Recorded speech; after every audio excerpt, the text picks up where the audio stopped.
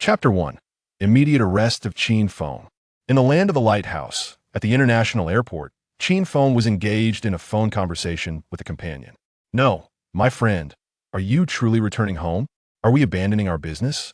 Are you giving up on earning money?" The incredulous voice of Li Wintao echoed from the other end of the line. Qin Feng sighed. "What is the point of this money? I'm going back. I have already amassed several million and intend to return to start a small venture. It has been years since I last set foot in my homeland. I long for the Dragon Country. Brother, I am utterly repulsed by the food here in the land of the lighthouse. No matter how profitable our business may be, I can no longer endure it." Qin Feng, a student who had been abroad for 6 years, had not returned home. Li Wintao fell silent after hearing the last remark. Damn, this reason was indeed irrefutable. He had initially intended to persuade Qin Feng to reconsider, to remain in the land of the lighthouse for another 2 years for the sake of financial gain, but now the words escaped him. "Very well, brother. I wish you the best of luck." Li Wintao offered his well wishes. "You should also return home. Haven't you had enough of the food abroad? Is Dragon Country's cuisine not enticing? Isn't it enough to tempt you?" Qin Feng urged Li Wintao. Li Wintao fell silent once more, and, after a long pause, he quietly replied, "I cannot go back. I cannot go back. My friend, your studying abroad was voluntary, mine was compelled. Given my father's situation back home, I have no means to return." Qin Feng sighed in silence as well. Every family has its own struggles. Was his studying abroad voluntary? Certainly not. Otherwise, he would not have been unable to return for 6 years. He would not have chosen to engage in such ventures with Li Wintao merely to make ends meet. "Never mind, brother, we will both have bright futures." With that, Qin Feng bid farewell to Li Wintao and ended the call. He proceeded to board the plane, officially embarking on his journey home. Meanwhile, as the flight Qin Feng was aboard had just exited the airspace of the land of the lighthouse. In the office of the Minister of the Bureau of Investigation, also known as Fable, the minister was being berated over the phone by the king of the lighthouse. "Damn it, you receive such a substantial budget each year, and yet your work has come to this? You have yet to uncover the information I requested? What is the situation with the batch of drones deployed to the battlefield? Why do those drones contain electronic components originally from our land of the lighthouse?" Listening to the king's furious tirade, the minister of Fable was drenched in sweat. He understood all too well the source of the king's ire. "Your Majesty, please grant us a little more time. We will surely ascertain the truth. We have investigated all import and export companies related to the drones, yet we have found no leads." The king, upon hearing this, became even more enraged. "No leads at all? Are you all fools?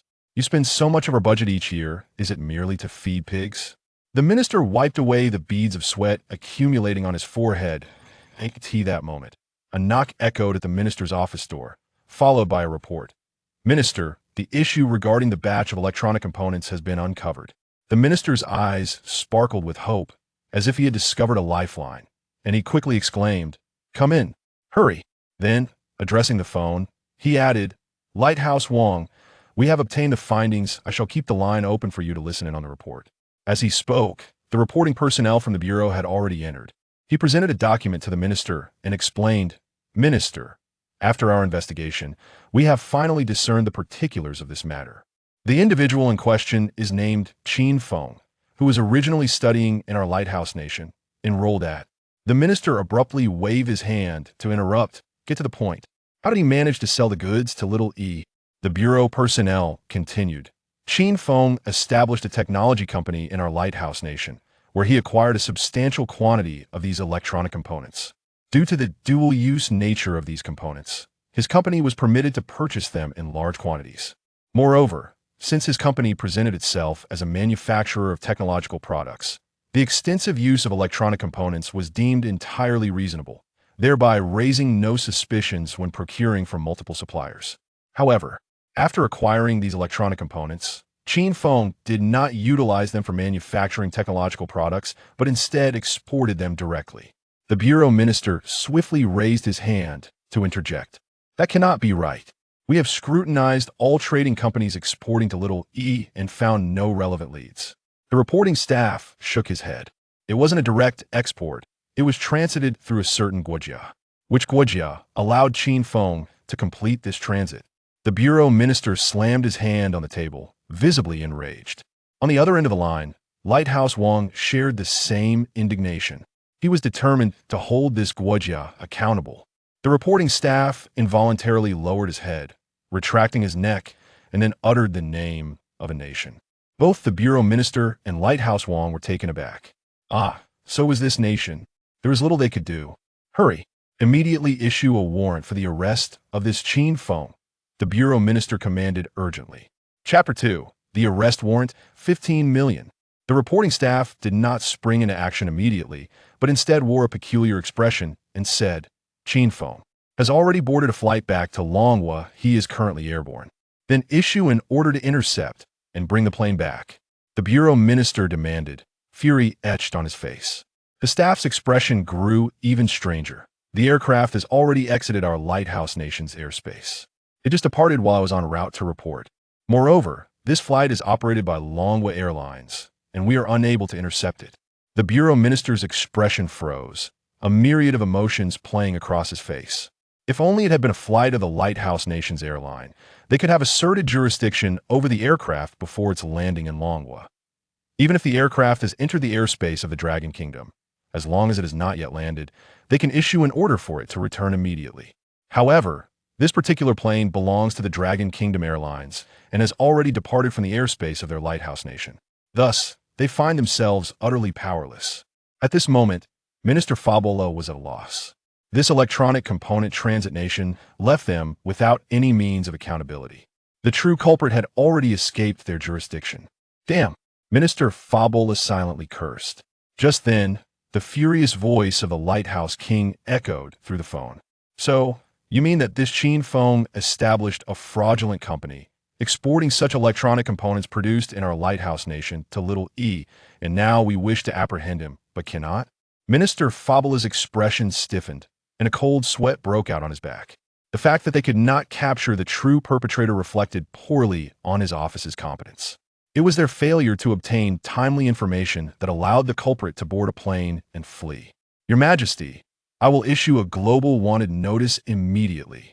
Even though Qin Feng has escaped our Lighthouse Nation and is beyond our jurisdiction, it matters not as long as the global wanted notice is issued.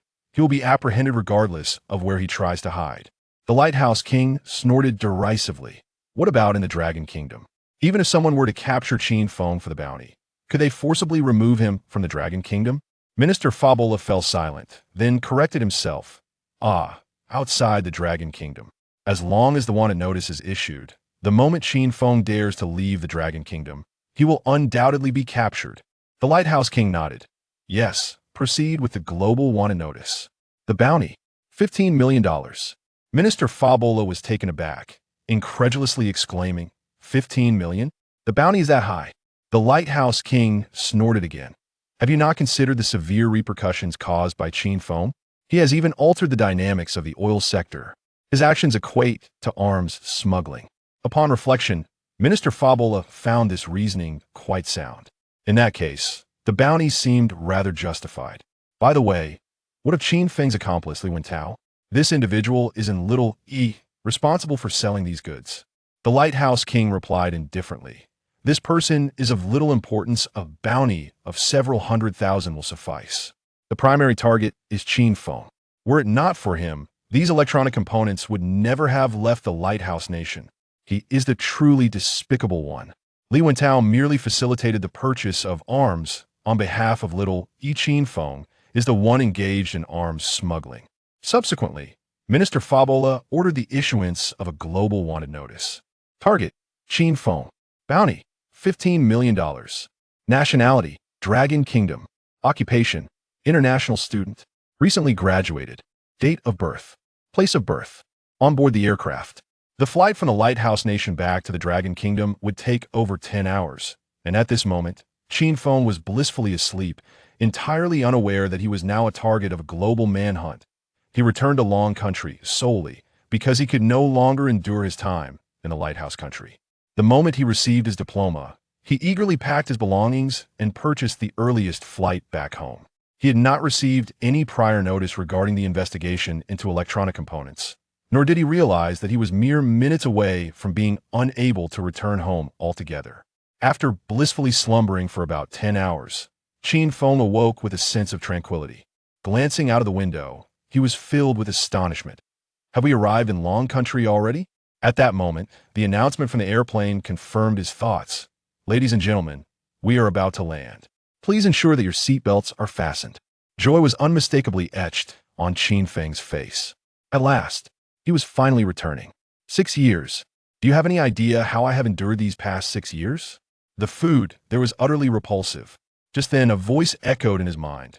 System binding in progress, 10, 20, 30. Qin Feng was momentarily taken aback. Then his mind erupted with fury. Damn it. I knew it nowadays.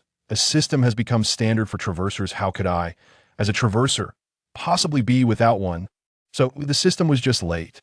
System, do you realize that you are 22 years late? A full 22 years. It is precisely your tardiness that condemned me to 6 years of repulsive food. The mere thought of that food pained Qin Feng deeply. Indeed, Qin Feng is a traverser, now 22 years old, having crossed into this parallel world. For the past 22 years. 6 years ago, he was still in high school, passionately entwined with his first love, when his father suddenly decided to send him to the Lighthouse Country for his studies. Despite his myriad of protests, he ultimately succumbed to his father's will and was compelled to spend 2 years in high school there, followed by university. During those 2 years, he was unable to return home even once. He thought university would grant him freedom, only to be met with even harsher news. His father declared that he could not return without a diploma. Moreover, under the guise of personal growth, his father insisted that for the 4 years of university, he would cover only tuition fees, while Qin Feng was expected to earn his own living expenses. The challenge of supporting oneself in the Lighthouse Country was monumental. Thus, throughout his 6 years as an overseas student, he had not experienced the lavish lifestyle often depicted online. He could only hear about the parties from others. Any spare time he had was devoted to part-time jobs for income. It wasn't until recently, during a conversation with a friend of Xiao Yi, Li Wentao, that he learned of a type of electronic component that could be traded normally in the Lighthouse Country, but was in high demand with Xiao Yi. Upon comparing price differences, they realized this business opportunity was exceedingly lucrative. The profit margins were astonishing. They decided to partner up, with Qin Feng purchasing in the Lighthouse Country and Li Wentao selling to Xiao Yi, sharing costs and splitting profits evenly. This venture indeed proved profitable within just 2 months. Qin Feng had earned over $2 million, measured in dollars. He regarded this as the most lucrative part-time job of his 4-year student life. However, unable to endure the oppressive atmosphere any longer and unwilling to further compromise his dignity, Qin Feng promptly purchased a plane ticket home immediately after receiving his diploma. It is fortunate for him that he was able to maintain his carefree demeanor. If only this system had arrived sooner, I wouldn't have had to be led around by that old man, he mused. Who knows, I might have even become a crooked-mouthed Dragon King, greeting everyone with a crooked smile. And then a throng of people would kneel, proclaiming, "We pay our respects to the Dragon King." With the system finally activated, Qin Feng felt a wave of relief wash over him. Yet he could not help but indulge in the whimsical narrative of the Dragon King from the novels he had read. However, the voice that resonated in his mind next swiftly extinguished his amusement. Chapter 3. I just took up a small part-time job. System binding progress, 100. Binding successful. Congratulations, host. You have bound to the wanted bounty system. The host is wanted and has a bounty placed on him by a large organization. This could be from any country internationally, or from gangs, companies, or even terrorist organizations, as long as they are recognized large organizations. Once the host is wanted and a bounty is placed, reward from the system will be granted based on the bounty amount. Loading worldview. Once completed, the system will establish the necessary bounty amount for the host to obtain rewards based on the host's worldview and circumstances. Loading progress. 1-2. 6. This system must be treating me like a cherry blossom, right? Qin Feng scoffed in disbelief. Being wanted for a bounty, and it has to be a recognized, large organization. This system must have mistakenly entered the wrong worldview, right? At this moment, isn't there a traveler from a martial arts or fantasy world bewildered by a wealthy system? Moreover, even in a martial arts or fantasy world, this system would still be worthless. Who would wish to be wanted for a bounty? Can one still survive? Isn't this just inviting hellish difficulty upon oneself? In the world of martial arts and fantasy, being wanted for a bounty is even more terrifying. Isn't it? A worthless system that cannot thrive in any worldview. Then again, in a martial arts or fantasy world, this system paired with a demon lord system would indeed be comfortable. What a pity. This system has arrived in my worldview, rendering it utterly useless. The surveillance cameras are more numerous than the stars in the sky. One commits a crime and is wanted, then swiftly lands in jail. He racked his brains, but could not conceive a way to remain at large while being wanted. Forget it. Let us treat this system as if it doesn't exist.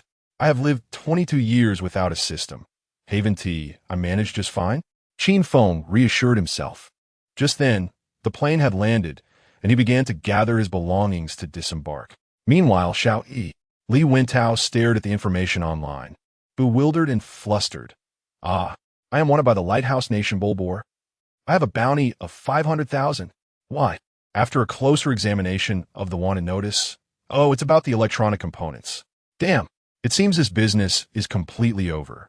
I had originally planned to make a trip to the Lighthouse Nation to procure goods and continue this venture.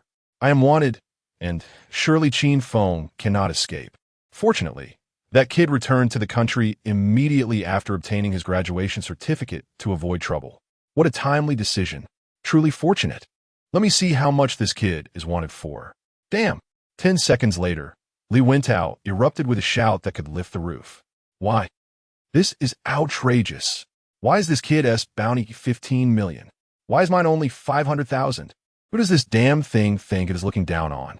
I am indeed a man who has witnessed the adventures of the Straw Hat King. In this moment, the anxiety and fear stemming from being wanted dissipated entirely, replaced by a fervent desire for comparison and a sense of defiance. No, I must call this brat and confront him, inquiring how he dares to possess a bounty so vastly superior to mine. Is it because his face is more prominent than mine, or his fur more lavish? Dialing the number, the line is disconnected. Calling again. Still, it remains unreachable. Has this fellow not yet deplaned? Well, I suppose I shall wait. When I say wait, it actually means a mere half-minute. Every 30 seconds, Li Wentao finds himself unable to resist the impulse, dialing once more. At the airport, a beautiful reporter from a television station is holding her phone aloft, conducting a live interview. Dear viewers, today we bring you to an international airport, where we shall inquire of those returning from abroad the reasons for their travels. Although the viewership is modest, the barrage of comments flows incessantly. What other reasons could there be? Most are undoubtedly here for tourism. Indeed, why has Shuei's live stream become increasingly tedious and monotonous? The content mirrors her name, water. Absolutely, it's growing duller by the day. Had it not been for Shuei's captivating appearance, I would have long ceased to watch. Shui, aren't you a professional journalist? Why do you persist in broadcasting such uninspiring content? It pales in comparison to outdoor streamers. Wang Shui, the stunning reporter in question, feels a pang of bitterness as she reads the comments.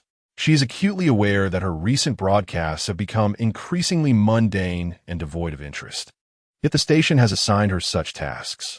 She yearns to be at the forefront of trending events, to interview notable figures. Yet the station does not grant her such opportunities. As a novice reporter, she possesses little choice in her assignments. The cameraman is even absent, leaving her to conduct interviews with passers-by while wielding her phone under the guise of allowing the audience to gain insight into everyday life. Everyday life. Does it truly require live streaming? Isn't everyone's daily existence already a representation of the common experience? Why would there be a need to broadcast it? Goodness, what foolish leadership. Although Wang Shui silently curses in her heart, she must don a facade of positivity and enthusiasm. Well then, without further ado, let us commence our interviews. Excuse me, may I trouble you for a moment? Yet, before she can finish her sentence, the individual breezes past her without a glance. Wang Shui, overlooked, maintains her smile. It seems that lady is rather busy. Let us move on to the next interview. Subsequently, she approaches 4 more individuals in hopes of interviewing them, only to be met with indifference as they pass her by. A sense of sadness and disappointment wells within her. While she has faced disregard during street interviews before, being rebuffed 5 consecutive times from the outset is a first. A sense of despondency lingered in her heart. Suddenly, she spotted a tall and handsome young man, seemingly of a similar age, and thought to herself, he must be a university student or perhaps a recent graduate. Individuals of this demographic are unlikely to disregard her. Thus, she approached him briskly and inquired, "Excuse me, may I ask if you have just returned from abroad?" The young man, known as Qin Feng, was momentarily taken aback upon seeing Wang Shui, for she bore a striking resemblance to a popular journalist from his previous life. "Indeed, I have just returned from the United States. My name is Qin Feng. May I have the pleasure of knowing your name?" "Oh, what?" Wang Shui was caught off guard by Qin Feng's familiar manner of conversation.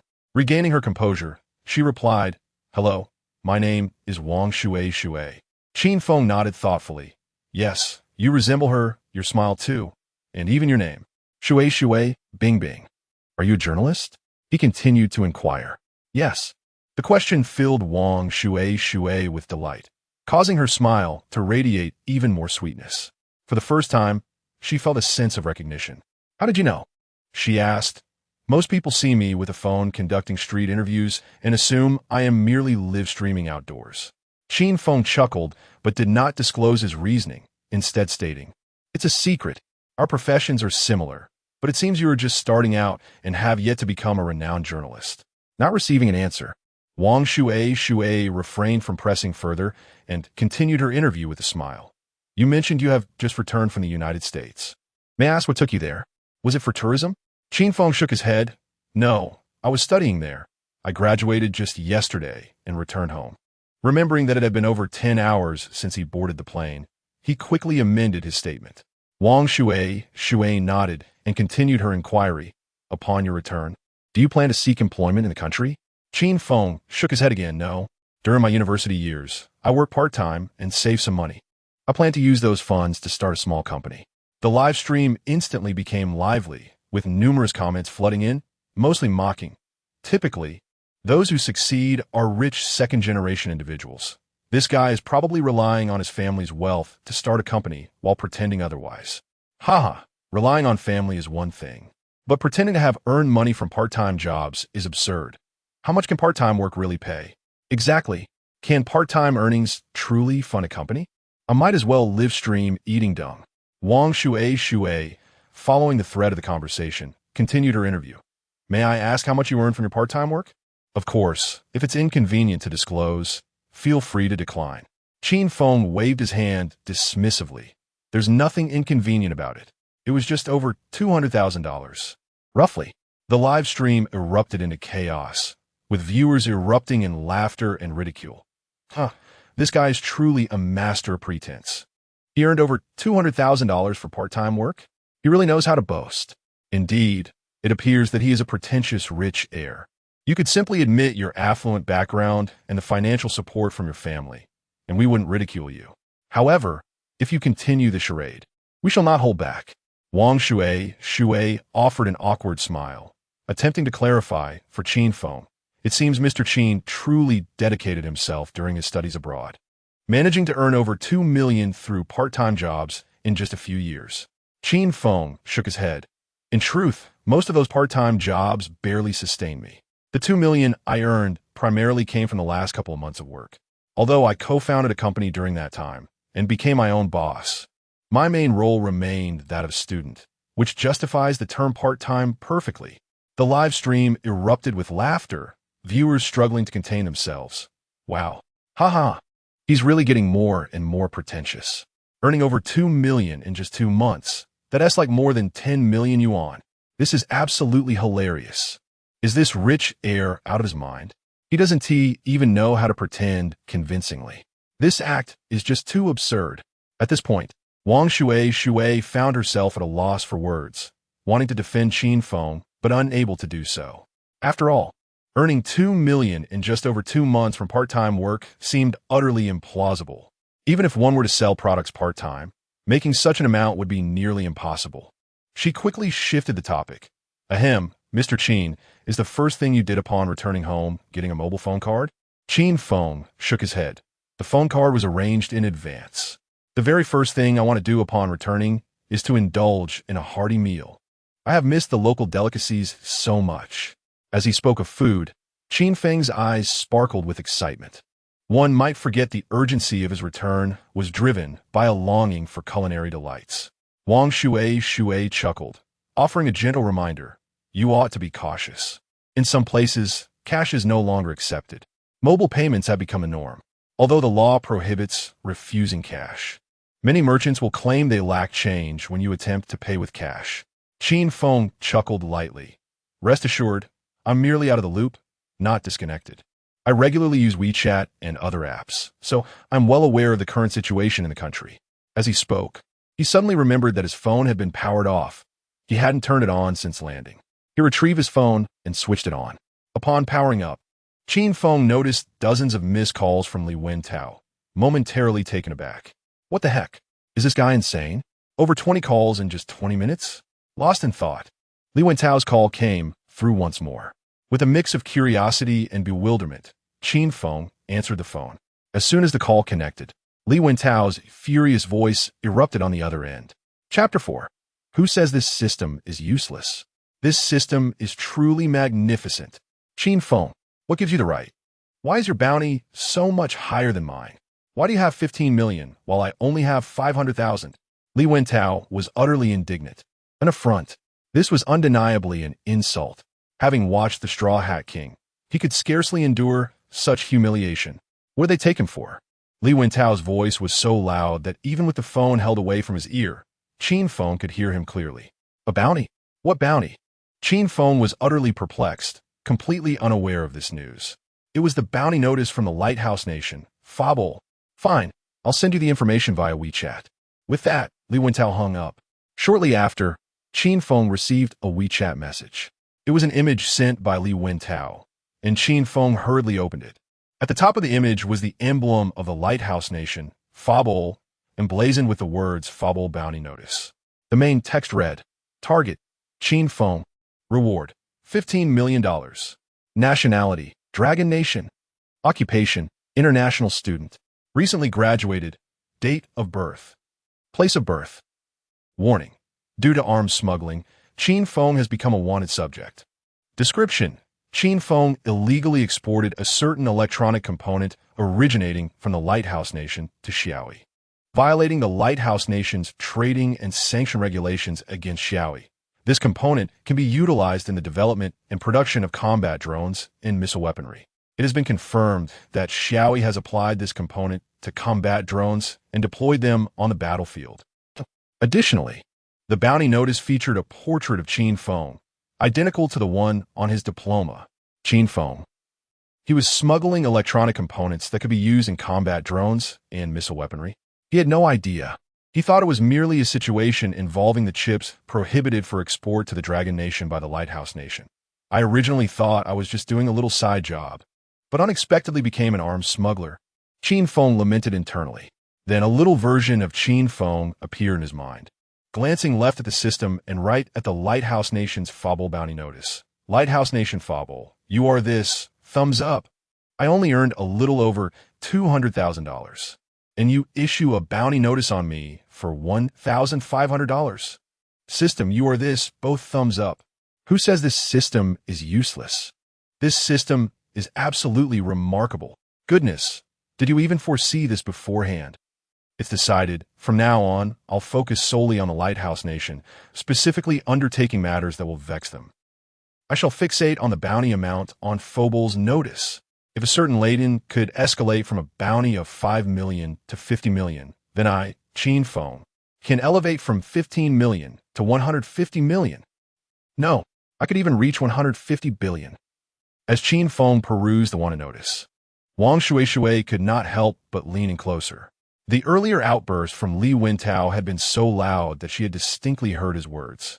She was not alone. The viewers in the live stream had also caught every syllable. The atmosphere in the live stream had reached a fever pitch. Wait, did I hear that correctly? The Lighthouse Nation has issued a warrant for him?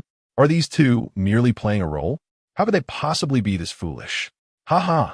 This pretentious, rich, second-generation's friend is equally ridiculous. It truly aligns with the saying, birds of a feather flock together. I initially thought the rich second-generation's claim of earning over $2 million in 2 months part-time was already absurd, but his friend outdid him in pretentiousness. And now he's being hunted by the Lighthouse Nation with a bounty of $15 million. Does he even comprehend the significance of that amount? What significance? Let me put it this way. When a certain Osama bin Laden was first wanted by the Lighthouse Nation, the bounty was merely $5 million. Ha ha ha ha. If that's the case, this rich second generation is truly comical. Wang Shui, upon first hearing the phone conversation, felt bewildered and perplexed. However, her confusion deepened when she saw the contents of the image. "Mr. Qin, may I let the live stream audience take a look?" she asked cautiously. She genuinely struggled to grasp the current situation and thought that perhaps the collective insight of the viewers would yield clarity. Qin Feng, unfazed, simply positioned his phone before the camera of Wang Shui's live stream. "Go ahead, what is there to hide? Being wanted by the Lighthouse Nation is hardly a disgrace," he declared with a hint of pride. He felt somewhat boastful, as he was safely within Longhua, beyond the reach of this warrant, which only served to enhance his image. As he showcased the notice on the live camera, Qin Feng's mind began to revel in the attention. However, the audience's reaction was far from what he anticipated. Instead of belief, they erupted into mockery. "Wow, 666. Did he even go so far as to Photoshop an image?" To be fair, this image does resemble the real deal. There's the Lighthouse Nation's emblem and the details of the warrant. This pretentious, rich, second-generation's friend has truly gone to great lengths for such a charade. It seems they frequently engage in these foolish yet ostentatious antics. Wang Shui, observing the barrage of comments in the live stream, nodded in realization. So the image had been doctored. It made sense. How could she possibly have interviewed someone on the Lighthouse Nation's wanted list?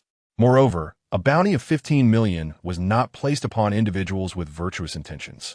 The man before her, Mr. Qin, appeared radiant and charming, utterly unconnected to such dark associations. "Haha, Mr. Qin, your friend is truly amusing. Do you often indulge in such jesting?" Wang Shui inquired cheerfully. However, as she spoke, Qin Feng's phone rang once more, and he failed to catch the essence of her words. It was a call from Li Wentao. Upon answering, Qin Feng was met with Li Wentao's furious voice. "Did you see it?" Qin Feng nodded. "Indeed, it was quite unexpected. I initially intended to engage in a minor side job, and now I find myself labeled a weapons smuggler, with a bounty placed on my head by Fable." Li Wentao, exasperated, retorted, "Who told you that? I merely wish to inquire why your bounty is so disproportionately high compared to mine. We are partners in this venture, sharing both costs and profits equally. Why is it that your bounty amounts to $15 million, while I only receive $500,000? Why am I left with a mere fraction of your reward?" Where did I falter? Qin Feng's lips twitched. The man's insatiable competitive spirit was maddening. Even in matters of bounty, he sought to compare. It was evident from his tone that he felt no fear regarding Fable's pursuit, only a sense of rivalry and indignation. "What is wrong?" Li Wentao continued, still in a state of agitation. Qin Feng chuckled, "But brother, have you considered that you are currently in Xiaoyi? If they truly placed a bounty of $15 million on your head, you wouldn't be pleased at all. Given your situation, if they did issue such a bounty, how long do you think you could survive? Unlike me, I am now safely within Longhua. As long as I remain here, even if Fable were to announce a bounty of $150 million, it would not concern me in the least." Li Wentao's expression faltered. I almost overlooked that. Damn, thank heavens they didn't set my bounty that high. Let them insult me if they wish. At least I'm not dead like you, right? Better to be alive than to have no life at all. By the way, you really are fortunate. Had you taken a later flight, you wouldn't have made it back to Longhua." Qin Feng, still reeling from the near miss, replied, "Who could argue otherwise?" I checked the timestamp on the wanted notice and calculated the flight time, realizing that Fable issued the bounty shortly after I had just exited the airspace of the Lighthouse Nation. It was fortunate that my insatiable appetite for Western food drove me back so hastily. Had it not been for that, I might not have returned in time. I must treat my mouth to a reward later." Li Wentao scoffed. "Oh, please, spare me your excuses. You're simply gluttonous, and now you want to treat your mouth? Meanwhile, in Wang Shue's livestream, the audience was thoroughly entertained. Huh, are these two really continuing their act? They sound so genuine. Have they rehearsed this before? Surprisingly, this rich second-generation fellow has a knack for acting, overshadowing the lesser-known young talents. Shue, hurry and distance yourself from this lunatic. Some individuals are actually fantasizing about being wanted. What kind of mindset is that? Are they foolish from studying abroad? At that moment, a particular comment captured everyone's attention. Holy crap. I just circumvented the firewall to browse the external network, and I can confirm. That warrant is indeed genuine. Chapter 5. Who engages in part-time work and can smuggle arms. The live stream room initially fell into a profound silence, which was soon shattered by an outburst of mocking laughter. Haha, my friend. If you were joking, I commend you for your wit. If you were serious, I must call it an extraordinary talent. Dude, have you also succumbed to madness? 666. Can it be that we have a mole in our live stream? The author of the comment continued to send messages. I speak the truth. The wanted notice for Fabol is easily accessible. As long as you can bypass the firewall and access the external network, you can effortlessly find it. If you're still uncertain about the authenticity of the information, you can visit Fabol's website where this wanted notice is also posted. Wang Shui gazed at this comment, lost in contemplation. She sensed that this user was entirely earnest and not jesting. Subsequently, she retrieved another mobile phone and commenced her search on the external network. As a journalist, possessing the ability to access foreign information via VPN was one of her fundamental skills. She adeptly entered the external network and accessed Fabol's website. Then, with a look of astonishment, she turned to the live stream. Viewers, this is indeed true. I have seen the wanted notice on Fabol's website, and the contents are identical to that image we just saw. The name of the wanted individual, the photograph. All the information is the same. As she spoke, she held her phone screen up to the live camera for the audience to see.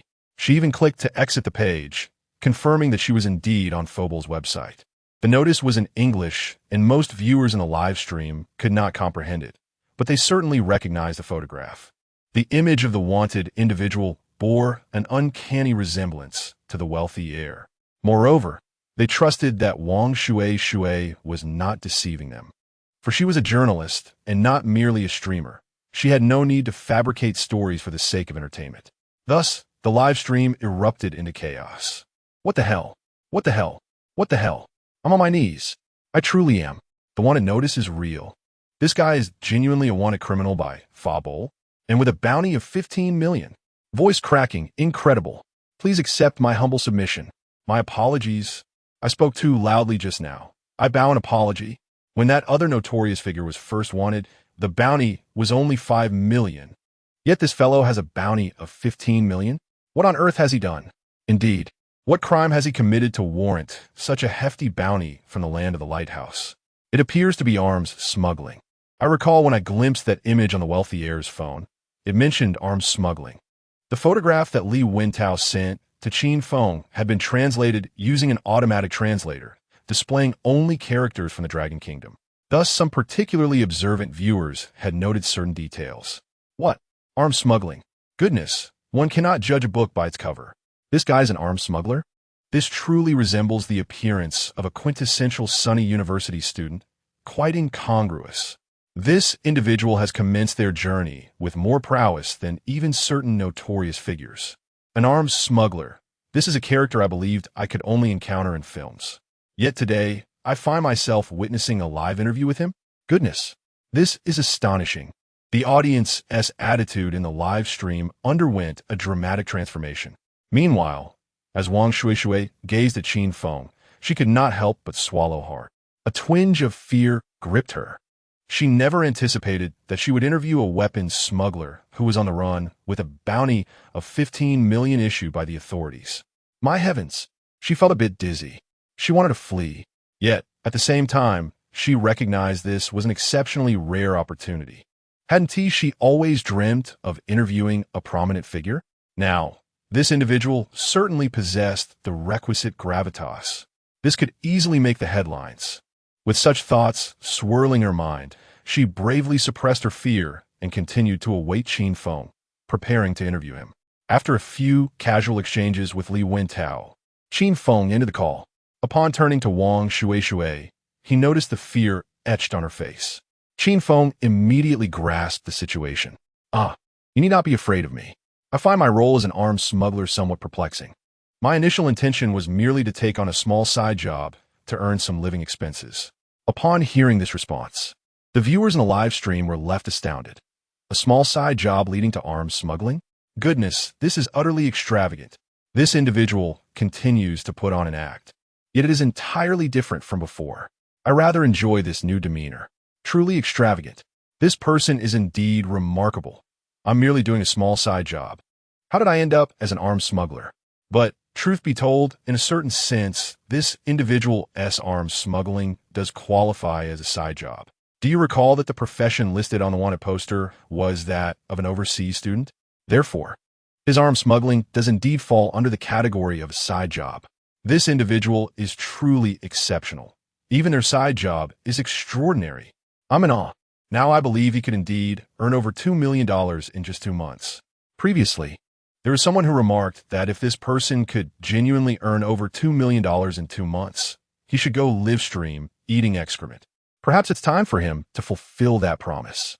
Wang Shui regarded Qin Feng with trepidation, exclaiming, "Who on earth can smuggle arms as a side job?" She did not perceive this as mere boasting. Rather, she felt it was a testament to Qin Feng's audacity. Chapter 6 has drawn the attention of the Longan department.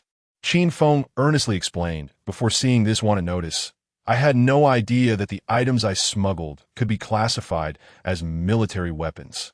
I merely smuggled a small quantity of electronic components, which are prohibited for export to Little E by Lighthouse Nation. However, given the Lighthouse Nation's nature, you are aware they are constantly imposing bans on this and that.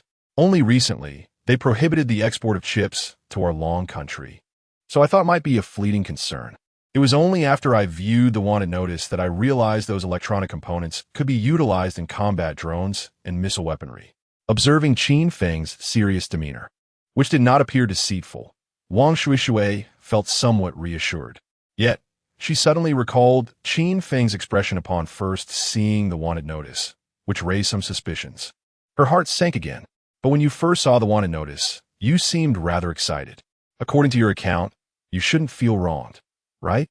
After all, your initial intention was merely to engage in a small side job, and now you find yourself branded as an arms smuggler and placed on a wanted list." Qin Feng chuckled. "Excited? Of course I was excited. I had just activated the wanted and bounty system, which I thought was of little use. And then the wanted notice from Fabol arrived. Isn't that a perfect coincidence? However, I certainly cannot divulge that reason. Don't you think it's pretty cool? Being wanted by Fabol for 15 million. Qin Feng provided a half-truth for his excitement. While he genuinely found it cool, it wasn't the true reason for his exhilaration. Wang Shui, however, clearly did not buy Qin Feng's explanation. Who, after all, remains unafraid when being sought after, instead feeling it to be quite cool. Nonetheless, many viewers in the live stream wholeheartedly agreed with Qin Feng's perspective. Wow, this is indeed incredibly cool. Wanted domestically, you're doomed. Prepare for a lengthy prison sentence. Wanted by Fabol, wow, this is just too cool. If I were wanted by Fabol, wouldn't my friends be envious? They'd have to call me dad. Ha! If I were wanted for 15 million by Fabol, I'd have to stick the wanted notice on my forehead while walking down the street. Being wanted by Fabol, is that a disgrace? No, it's an honor. Wang Shui found herself at a loss for words as she read the comments in the live stream. Well, it turns out that Qin Feng wasn't the only one with such thoughts. Many others shared this sentiment. Thus, there was no reason to doubt Qin Feng's assertion. However, she still harbored some concerns. Aren't you afraid? With such a high bounty, don't you worry for your safety? Qin Feng shrugged nonchalantly. This is long country. As long as I remain here, what do I have to fear from the Lighthouse Nation's wanted notice? Let them issue as many bounties as they please. Wang Shui was momentarily taken aback. Indeed, that makes sense. In the Dragon Kingdom, why fear the wanted notice from the Lighthouse Nation? The warrant issued by the Lighthouse Nation for Bofola may carry weight and instill fear abroad, but within the confines of the Dragon Kingdom, it is of little consequence. With this perspective, Wang Shui could fully empathize with Qin Feng. Can I still follow your live broadcast? Wang Shui inquired cautiously. Although some misunderstandings had been resolved, and she recognized that Qin Feng was not a conscious arms smuggler, she still believed he possessed significant value for investigative reporting. For instance, a man with a reward of 15 million for his capture by Bofola. What were his plans upon returning home? What actions would he undertake? These were all topics of interest. All potential headlines. Qin Feng nodded in agreement. No problem. The prospect of Wang Shui's live broadcasting was advantageous for him. After all, he intended to proactively increase the bounty placed on him by Bofola. Achieving this goal required more than mere solitude and hard work. Waiting for Bofola to uncover his whereabouts could take an indeterminate amount of time. However, with Wang Shui's live broadcast, the process could be expedited significantly. Thus, even if Wang Shui had not suggested following along, he would have contemplated initiating a live stream himself. Now, with a free camerawoman at hand, it was indeed convenient. Upon receiving Qin Feng's response, Wang Shui was elated and promptly asked, "Mr. Qin, what shall we do next?"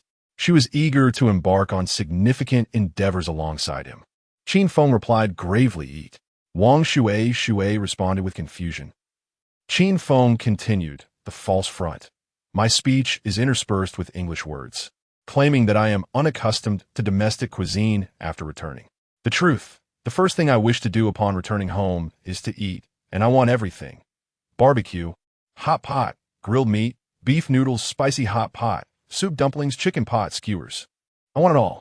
Oh, and from now on, you can simply call me by my name. There's no need for the formalities of Mr. Qin." Meanwhile, in the offices of the Dragon Kingdom's National Security Department, known as the Long Umbu, the Minister's office received a report. A citizen of our nation is wanted by the Lighthouse Nation, Bofola.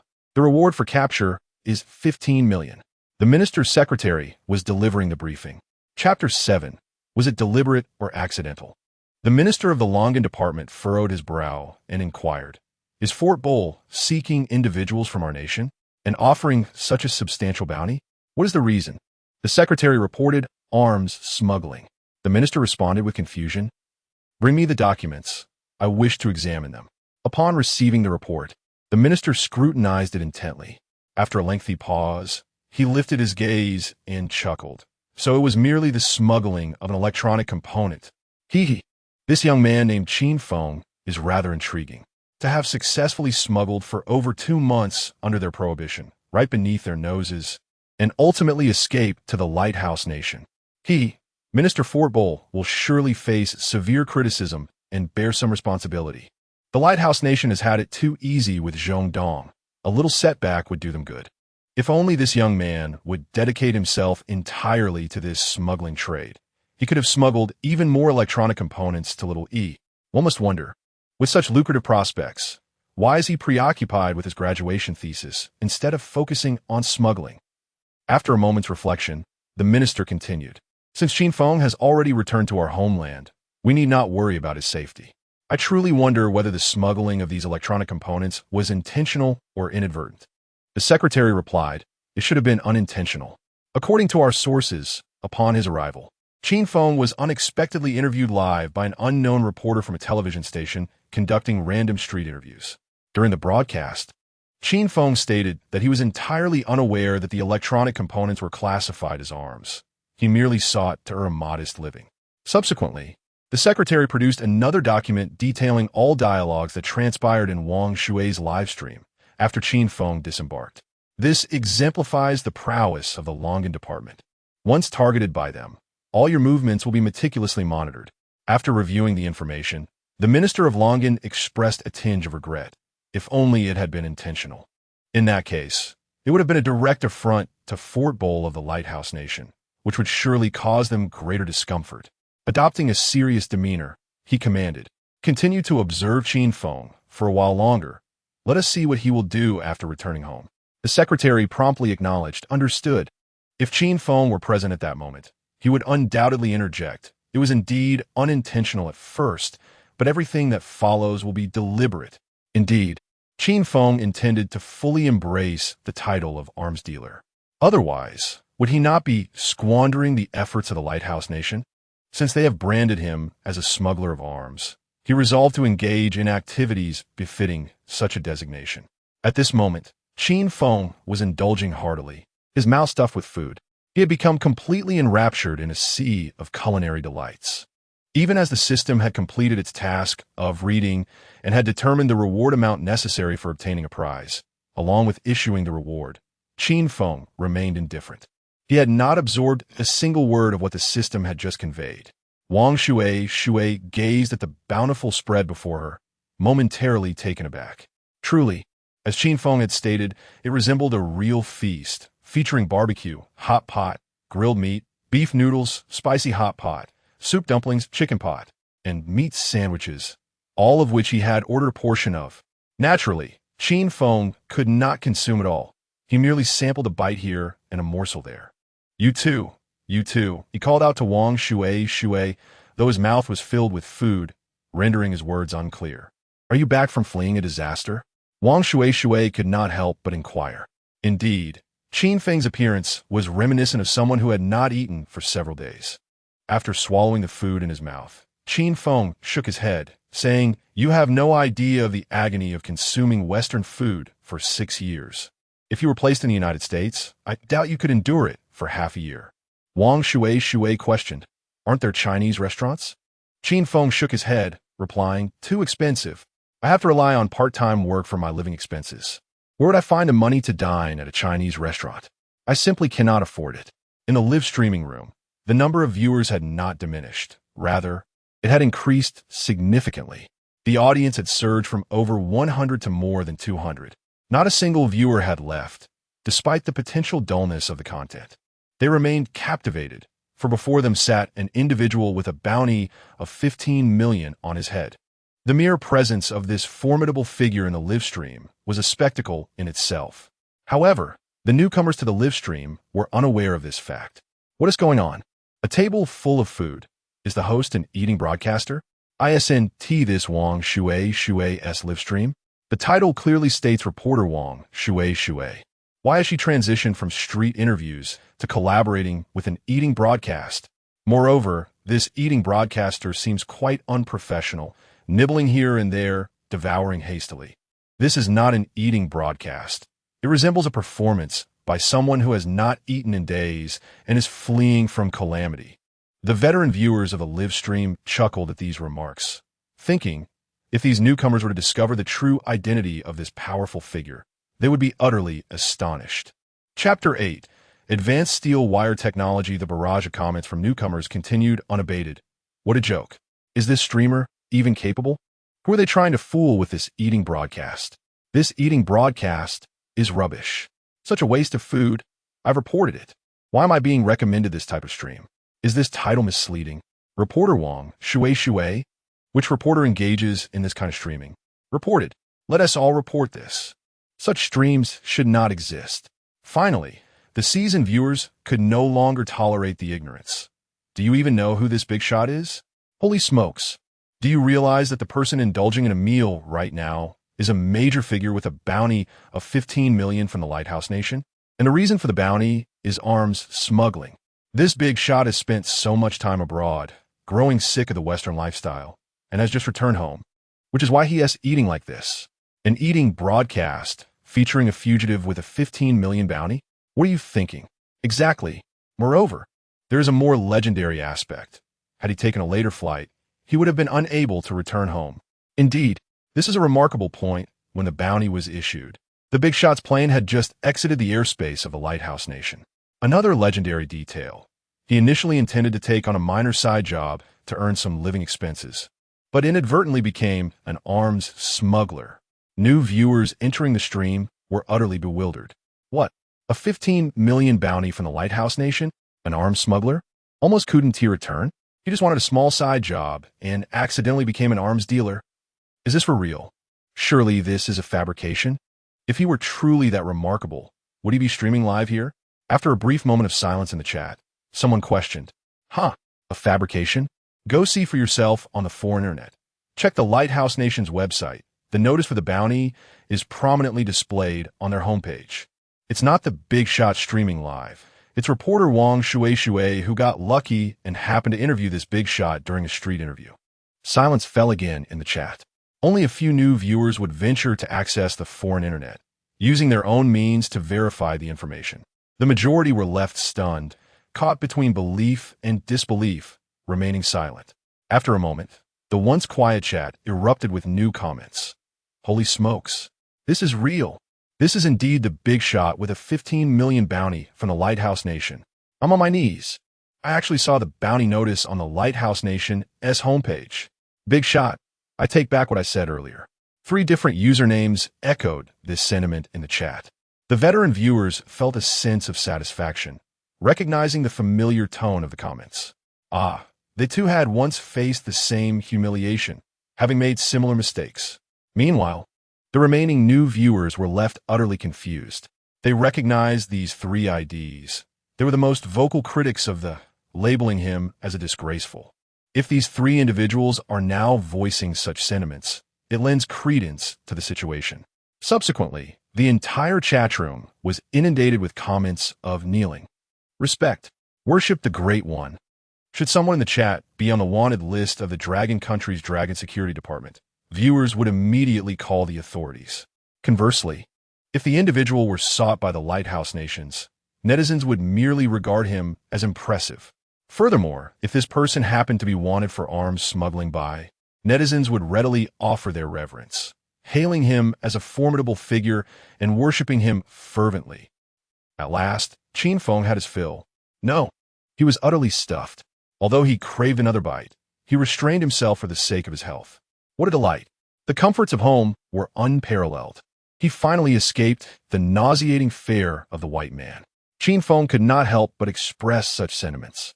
At this moment, he recalled that the system's worldview reading had been completed, seemingly establishing the bounty necessary for rewards, even specifying the rewards themselves. Thus, he called out to the system in his mind, "System, please repeat what you said after completing the worldview reading." Instantly, a cold mechanical voice echoed in his mind. Worldview reading completed. System has detected that the host is currently wanted by the Lighthouse Nations with a bounty of $15 million. In conjunction with the host's worldview, the system has formulated the reward conditions. A $10 million bounty will yield 1 reward. For instance, the host is currently wanted with a bounty of $15 million, granting 1 reward. Should the bounty increase by $5 million, raising it to $20 million, the host would be eligible for another reward. Current reward: Physique Enhancement Liquid, which can amplify the body's strength 10-fold. Note: no side effects. Advanced Steel Wire Technology. The reward has been deposited into the system's backpack and may be retrieved at any time. Chapter 9. Establishing a Factory. Before him, a luminous screen appeared, visible only to Qin Feng, inscribed with the words System Backpack. This ethereal display contained 2 compartments. One showcased an image of a green potion labeled Physique Enhancement Liquid, while the other depicted a book adorned with the image of steel wire, marked Advanced Steel Wire Technology. The voice of the system resonated. The host is not required to manually click.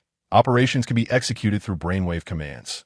Simply conjure the thought of selecting a specific item in your mind to initiate the action.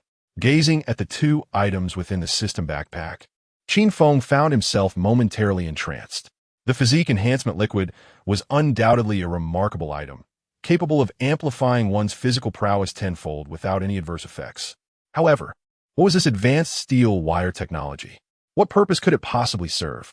As such thoughts traversed his mind, he mentally initiated a click on Advanced Steel Wire Technology displayed on the screen. Instantly, a virtual hand materialized, selecting the corresponding compartment, which swiftly unveiled new options: extract, view details. Qin Feng opted to view the details and subsequently retrieve his phone to investigate the parameters of the most cutting-edge steel wire technology currently available. After a thorough comparison, Qin Feng discovered that the advanced steel wire technology offered by the system surpassed the best steel wire technology in every conceivable aspect. Steel wires produced through this technology demonstrated enhanced hardness, toughness, tensile strength, fatigue resistance, and more, all while being manufactured at a lower cost. Further investigation into the steel wire market revealed a substantial demand across various sectors, including construction, machinery, power, and telecommunications. As he perused the introduction of advanced steel wire technology, he learned that this technology encompassed not only the manufacturing techniques for various types of steel wire, but also the production methods for steel cables.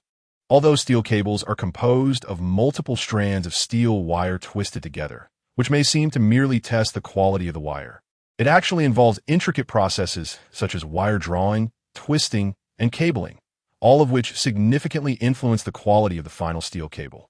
The application range of cables extends far beyond that of mere steel wires. For instance, cables are essential for the suspension of bridges and even find use on aircraft carriers, where they are known as aircraft carrier arrestor wires. At this moment, Qin Feng no longer deemed the system's reward questionable. On the contrary, it appeared exceedingly beneficial. Aspiring to establish a company, but uncertain of the direction to take, he realized that with this advanced steel wire technology, he could launch a steel wire and cable manufacturing enterprise, rapidly capturing market share with superior products. With a lucrative business as his foundation, he would possess the confidence to delve into the arms trade, thereby compelling the Lighthouse Nation to escalate the bounty on his head. An aircraft carrier arrestor wire can fetch over $1 million? Wow, this is incredibly lucrative. Gazing at the information on his phone, Qin Feng felt a surge of excitement. However, this exhilaration was fleeting as he quickly regained his composure. Despite his unwavering confidence in his wire technology and the superior quality of the cables he produced, he recognized that the procurement of aircraft carrier arrestor wires was not solely dependent on cable quality. Such acquisitions undoubtedly involve a multitude of considerations. All right, let's be on our way, Qin Feng remarked to Wang Shui. In her eyes, Qin Feng had merely been lost in thought, occasionally fiddling with his phone, before drifting back into contemplation. She too began to feel a tinge of boredom. Yet, upon sensing Qin Feng's newfound resolve, her spirits were instantly lifted. "What is our next destination?" she inquired. With a fire of ambition in his voice, Qin Feng declared, "We are starting a company." Wang Shui was momentarily taken aback, then exclaimed in delight, "Are we beginning now?" The audience in the live stream was equally exhilarated. What? Is this the initiation of the new company's planning? What is Qin Feng planning to do? What type of company is he intending to establish? Could it possibly be an arms business? Unthinkable. In Longhua, pursuing an arms trade is akin to courting disaster. Forget about the arms trade. Engaging in such a venture in Longhua would be tantamount to seeking one's own demise. I am genuinely curious. If the esteemed Qin Feng is not venturing into arms, what sort of company will he establish? By the way, as a journalist, you must possess a wealth of contacts. Do you happen to know of any steel or machinery manufacturing plants that are up for acquisition? Qin Feng inquired of Wang Shui. Starting from scratch to establish a new factory would be exceedingly time-consuming. Thus, he intended to pursue an acquisition instead. Upon hearing Qin Feng's initial question, Wang Shui's face flushed. Though she was a journalist, she was merely an intern assigned to street interviews, lacking the extensive network typically associated with seasoned reporters. However, when she heard his subsequent inquiry, her eyes sparkled with realization. Indeed, there are. Chapter 10. Acquiring the Lighthouse Steel Pipe Factory. Wang Shui immediately thought of her dear sister, Li Shuang. Li Shuang is the owner of a steel pipe factory. To be precise, her father was the proprietor of the factory. Unfortunately, her father passed away 3 months ago due to an unfortunate accident. As the only child, she took over the family business. However, recently, Li Shuang was deceived by someone, resulting in substantial financial loss. And she was even at the point of considering selling the factory to settle her debts. I have a friend who had just taken the reins of her family's steel pipe factory 3 months ago. Not long ago, she was tricked by her uncle, who colluded with outsiders, causing her to suffer significant losses. A few days ago, I heard her lamenting that she might have to sell the factory, but she was uncertain about whether to proceed with the sale now. Should I call her and ask? Qin Feng nodded. All right, please do call her. Consequently, Wang Shui picked up the phone and dialed her close friend Li Shuang's number. However, After several attempts, there was no answer. Wang Shui frowned. Could something have happened? She has never ignored my calls before. Moreover, she has been quite troubled lately, overwhelmed with numerous issues to address. As she spoke, Wang Shui grew increasingly concerned for Li Shishuang, fearing that she might be in distress or facing a predicament. Do you know her factory's address? Qin Feng inquired. I do. Wang Shui replied. All right, let's take a taxi to her factory first to see if she is there. If not, we can check her home. Wang Shui nodded in agreement. Yes. Thus, the two swiftly took a taxi to the Lighthouse steel pipe factory. At that moment, Li Shishuang was surrounded by about 20 workers. Pay us our wages. Hurry up with the wages. If you don't pay us soon, we'll start taking the equipment. Heartless boss, pay us now. In the center of the crowd, Li Shishuang appeared furious. Isn't it just the time for wage distribution today? Have I ever delayed your salaries? And yet, this is how you repay me? Look into your hearts and tell me, have I ever failed to pay you on time? Not only have I never withheld your wages, but the factory has also received substantial orders, and I intended to give you bonuses. Honestly, I have treated you well, Haven TI, and you respond to me in this manner just because the factory encountered a minor issue? Do you have any conscience? The workers were momentarily rendered speechless, unable to retort. The atmosphere grew quiet. However, someone soon spoke up again. I don't care about your reasons. It's wage day, and it's only right that we get paid for our work. So pay us. The 20 or so workers erupted in a clamor once more. Yes. Pay us. Pay us. If you don't pay us soon, we will start dismantling the machines. As they spoke, a few workers pretended to approach the machines with the intent to disassemble them. You dare. Li Shishuang trembled with anger, questioning whether their wages were worth even a fraction of a machine. If you dare to dismantle the machinery, I will call the police immediately. As I have stated, I am in the process of finding a buyer for the factory. Once a buyer is located and the funds are secured, I shall promptly disburse your wages. Upon hearing her words, the crowd fell silent. Yet their resolve to trouble Li Shishuang further remained unshaken. It was evident that their intentions extended beyond merely seeking wages. They were there to provoke discord. At that moment, a voice emerged from the outskirts of the crowd. My dear niece, since you intend to sell the factory, why not sell it to me? Upon recognizing the voice, the workers parted to allow the speaker to approach. Witnessing this scene, Li Shishuang became increasingly convinced that her uncle had incited this unrest among the workers. Glaring at her uncle, she clenched her teeth and declared, even if I were to agree to your price, I would never sell to you. The predicament she found herself in was a result of her uncle's scheming. He had exploited her prior trust, leading her into a trap, and now he was manipulating the workers to apply pressure, compelling her to sell the factory at a bargain price. How could she have once placed such faith in her uncle? Li Yuan Herunde grinned maliciously as he observed Li Shishuang. My dear niece, do not be so hasty in your words. Do you truly believe you can find a buyer in the near future? Buyers are not easily come by. Moreover, even if you manage to locate one, it will take time. You cannot expect to sell today and receive payment immediately. It matters not if you do not receive funds today, but the workers certainly will not tolerate being denied their wages. As he finished speaking, the 20 or so workers erupted in uproar once more, chanting for their pay. Yes. Pay us. Disburse wages. Heartless employer, do not think you can delay our salaries. If we do not receive our wages today, we will indeed dismantle the machines. Listening to the clamor surrounding her, Li Shishuang quietly shut her eyes, tears streaming down her cheeks. She was not a fragile individual. Following her father's death, she had bravely taken charge of the factory right after graduating from university. During that difficult time, she had to endure the pain of her father's passing while simultaneously attempting to manage the factory.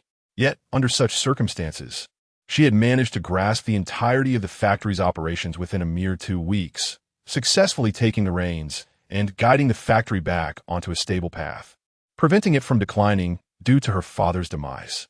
This was sufficient proof that she was not a mere decorative figure devoid of substance. However, at this moment, she truly felt overwhelmed. The loss of her father, her uncle's deceit, the looming threat of bankruptcy, and the betrayal from the workers weighed heavily upon her. Father, I truly cannot endure this any longer. What on earth should I do now? Li Shishuang thought despondently. Li Siyuan urged, Dear niece, do not be foolish. Sell it to me for 7 million. You can settle your debts and pay these workers' wages, and you will still have 3 to 4 million left. This amount will suffice for you and your mother to live comfortably. So why hesitate? Li Shishuang opened her eyes and scoffed. This factory is worth at least 14 million, if not more. You think 7 million is enough to buy it?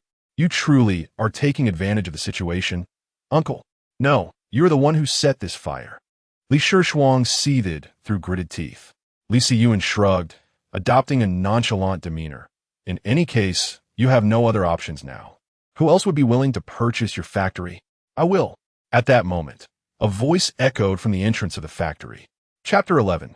Steel pipes, gas cylinders, mortars. Everyone turned their gaze towards the factory entrance. Under the watchful eyes of the crowd, Wang Shuishui and Qin Feng approached from the doorway. From Li Shifeng's perspective, the two figures emerging at the entrance seemed as though they had descended from the very light itself. Who are you? Li Siyuan felt a surge of anger, wishing to chase away these two who had disrupted his plans. Of course, we are the buyers of the factory, Qin Feng replied. At that moment, Li Shifeng finally discerned the identities of the newcomers. The instant she recognized Wang Shuishui, she rushed forward to embrace her. Shuishui. Meanwhile, the live broadcast room erupted with whispers. Wow, this young lady is stunning. No wonder she is Wang Shuishui's close friend.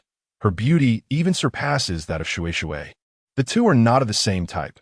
Shuishui is sweet, while this lady exudes an elegant charm. Isn't it inappropriate to discuss appearances at such a moment? This young lady has been bullied, and you're still focusing on looks? No, my friend. It seems you haven't grasped the situation. The formidable Qin Feng is about to acquire this factory. What is there to fear? Exactly.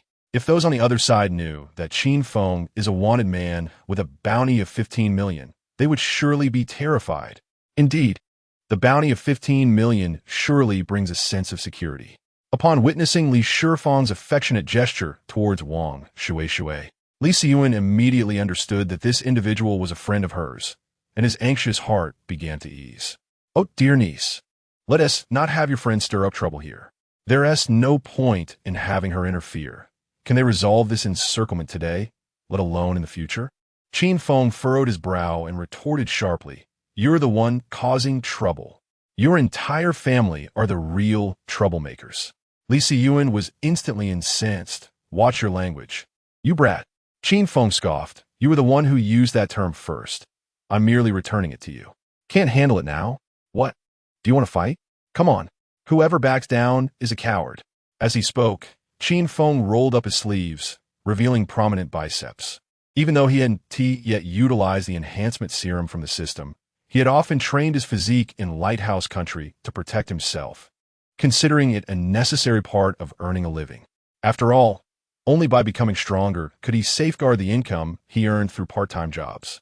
Upon seeing Qin Feng's muscular arms, Li Siyuan involuntarily took 2 steps back, muttering, I 1T stoop to your level. Yet, Qin Feng was unwilling to concede, retorting, A coward is a coward, no matter how eloquently they speak. Never mind, I have no desire to engage with you, for you are nothing but a troublemaker, and I fear becoming sullied by your antics. Your entire family is composed of troublemakers. In conclusion, Qin Feng felt compelled to add a remark. Li Siyuan was rendered speechless, his frustration palpable. The viewers in the live stream expressed their exhilaration. Wow, this is exhilarating. Qin Feng's rebuttal is utterly satisfying. Not a single concession made. He truly lives up to the reputation of being a man sought after by the authorities, unyielding as ever. This is how one should retaliate. With fervor. It must be Qin Feng. It's truly a delight to watch. This live stream is enjoyable. It 1T leave one feeling aggrieved. Li Siyuan, deterred from provoking Qin Feng further, redirected his attention towards Li Shishuang. I am here today with a contract. Hasten to sign the factory transfer agreement, and I shall transfer the funds to you on the spot. It is futile for your friends to meddle here. Can they unravel this predicament today and the next? Li Shishuang, I advise you to think carefully. This time, he even refrained from addressing her as niece, his tone decidedly frigid. In Li Siyuan's estimation, the purpose of Qin Feng's visit was merely to buy time for Li Shixiang, feigning interest in acquiring the factory to temporarily silence the workers. Li Shixiang, meanwhile, spoke to Wang Shui. Shui, I appreciate your good intentions, but my uncle is resolute in his desire to seize this factory. Even if you manage to delay for 2 days, it would be of little consequence. After all, I cannot find a genuine buyer within such a short span. However, I will not allow my uncle to benefit from this situation. Even if I have to sell everything in the factory for scrap, I will not sell it to him. Her words were laced with determination, embodying a spirit of better to be shattered than to be whole. Li Siyuan, upon hearing this, was infuriated.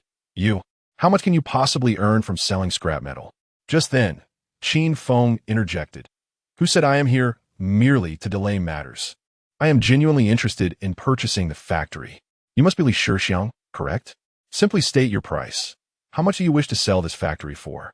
I can transfer the funds to you immediately. Qin Feng had little interest in their quarrel. He was eager to acquire the factory and commence production. Li Shixiang was taken aback. You truly wish to buy? At this moment, Wang Shui finally spoke. Shixiang, Qin Feng is not joking. He genuinely intends to acquire your factory. I was uncertain if you were willing to sell and was about to call you. Subsequently, Wang Shui recounted their urgent arrival. Li Shixiang, moved and elated, promptly addressed Qin Feng with utmost seriousness. Mr. Qin, under normal circumstances, this factory could be transferred for no less than 14 million. However, as you can see, my situation is dire. I urgently require funds to address various debts. Therefore, if you are sincerely interested in acquiring it, I am willing to sell it for 10 million. Qin Feng responded without hesitation. Very well, draft the contract. Once the contract is drafted, we can proceed to sign it, and I shall remit the payment to you immediately. The price indeed reflects a fortunate opportunity for him. Li Shixiang was equally astonished, for at this juncture, Qin Feng's acquisition of the factory felt like a stroke of divine intervention for her. Nevertheless, she suggested, Mr. Qin, would you like to first familiarize yourself with the factory's condition? After a moment of contemplation, Qin Feng nodded in agreement. Let us first ascertain the factory's status. In truth, it mattered little to him whether he gained this understanding or not, as he had no intention of utilizing the existing machinery. He was already prepared to dispose of some equipment and procure new machines. Yet, it seemed prudent to adhere to the necessary procedures. Subsequently, Li Shixiang guided Qin Feng through the factory, imparting relevant information. During her presentation, Qin Feng observed her profound knowledge of the factory, as she was well acquainted with the purpose of each production line and every machine. This indicated that she was not merely an office-bound individual, but someone who actively engaged on the production floor. The factory comprised 3 buildings, one of which served as a warehouse. Upon reaching the warehouse, Qin Feng was taken aback to discover it filled to the brim with steel pipes. A cursory glance revealed that the specifications of these pipes were remarkably uniform. These were, indeed, the unwanted steel pipes. As Li Shixiang addressed the situation regarding these pipes, her face flushed with embarrassment, for it was these very pipes that had ensnared her in a predicament. The company that had commissioned these pipes no longer required them, and due to their custom diameters, they were essentially unsellable. Hence, they were left languishing in the warehouse. However, Qin Feng gazed at the steel pipes, lost in contemplation. Why did the internal diameter of these pipes seem so reminiscent of the external diameter of a household gas cylinder? What could be concocted by combining gas cylinders with such pipes? The average person might respond, nothing at all. They are entirely unrelated. Yet, Qin Feng would assert, a mortar. Chapter 12. Sale to Zhongdong. The client who customized this batch of steel pipes hails from the oil district. Qin Feng gazed at Li Shixiang with an odd expression and inquired, no, it's actually a plumbing company within our province. Li Shixiang was momentarily taken aback, perplexed by Qin Feng's question, but she earnestly replied, the plumbing company's original statement was. As Li Shixiang elaborated, Qin Feng began to grasp the fundamental circumstances. It turned out that this company's order was secured by Li Shixiang's second uncle some time ago, recently. Li Siyuan had excitedly informed Li Shuang that he had negotiated a significant contract with a company engaged in the renovation of the underground water pipes in the city. However, due to the magnitude of the project, this company was unable to meet the demand for water pipes in a timely manner, prompting them to seek a steel pipe manufacturer for customized supplies. Li Siyuan claimed that his connection with the company's general manager facilitated this deal. Nonetheless, this batch of steel pipes required full prepayment. In the industry, prepayment is a common practice, yet full prepayment is relatively rare. This particular order necessitated complete prepayment. Thus, at first, Li Shuang declined, as the risk was too substantial. However, she was swayed by Li Siyuan's earnest persuasion, who argued that such opportunities were rare and that numerous steel pipe manufacturers yearned for similar contracts yet could not secure them. If not for his connections, he would not have obtained the order at all. Her uncle served as the factory's deputy manager, and when Li Shuang first took over the factory, he indeed provided substantial assistance. Furthermore, he had always maintained a good relationship with their family and treated her well, almost like a beloved daughter. Secondly, Li Shuan, akin to the trust she bestowed upon her father, placed her faith in him. Thus, under her uncle's persistent entreaties, she ultimately signed the contract. In fact, due to her profound trust in him, she signed a contract drafted by her uncle without meticulously reviewing it. Little did she anticipate that the contract harbored pitfalls. The stipulated penalty for breach of contract was 0. This meant that if, upon the delivery date, the plumbing company reneged on the order, they would not be obligated to pay any penalty. Therefore, within the designated time frame, the factory produced the agreed quantity of water pipes, but when the delivery date arrived, the plumbing company defaulted, claiming they no longer required the batch. Moreover, the pipe's diameter and specifications were customized, rendering them unsellable in the market, as no one wanted them. Ultimately, this batch of water pipes, for which they had fully prepaid, was left unsold and burdened upon them. To finance this batch, Li Shuang not only exhausted all the factory's funds, but also took out loans. Consequently, she found herself in a position where she was compelled to sell the factory. How foolish I have been! I not only placed too much trust in my uncle, but acted impulsively as well. The decision to accept this order was influenced not solely by my uncle's encouragement, but also by my own temptations. After all, the order was indeed substantial. Li Shuang remarked with a wry smile, her heart heavy with regret. She had even taken out a loan to ensure the continuation of production, a decision clouded by the allure of profit. She then spoke earnestly. I have thoroughly briefed you on the factory situation, including the machinery and production lines. I have also clarified my reasons for selling. Mr. Qin, what are your intentions? If you are indeed interested in acquiring this factory, I will draft the contract. Oh, and just to clarify, the previous debts are my personal liabilities, not the factory's. The only outstanding issue is the unpaid wages for the workers for 1 month. Apart from that, there are no other financial disputes. Rest assured, I will cover that month's wages. Qin Feng surveyed the warehouse filled with pipes and commented, there are no issues with the factory. Not only were there no issues, but he was exceedingly pleased. The acquisition price was reasonable, and he was left with a warehouse full of treasures. Initially, he had thought that most of the production lines would be unusable, but upon closer inspection, he realized that not a single line needed alteration. They were all operational and would serve his purposes well. He continued, by the way, I intend to hire you as the factory's general manager. Are you interested? As Li Shuang detailed the factory's operations, Qin Feng noted her extensive knowledge of each production line. Such expertise was precisely what he needed. Furthermore, on his way here, Wang Shui had provided him with an overview of Li Shuang's capabilities, revealing that under her stewardship, the factory had thrived, indicating her competence.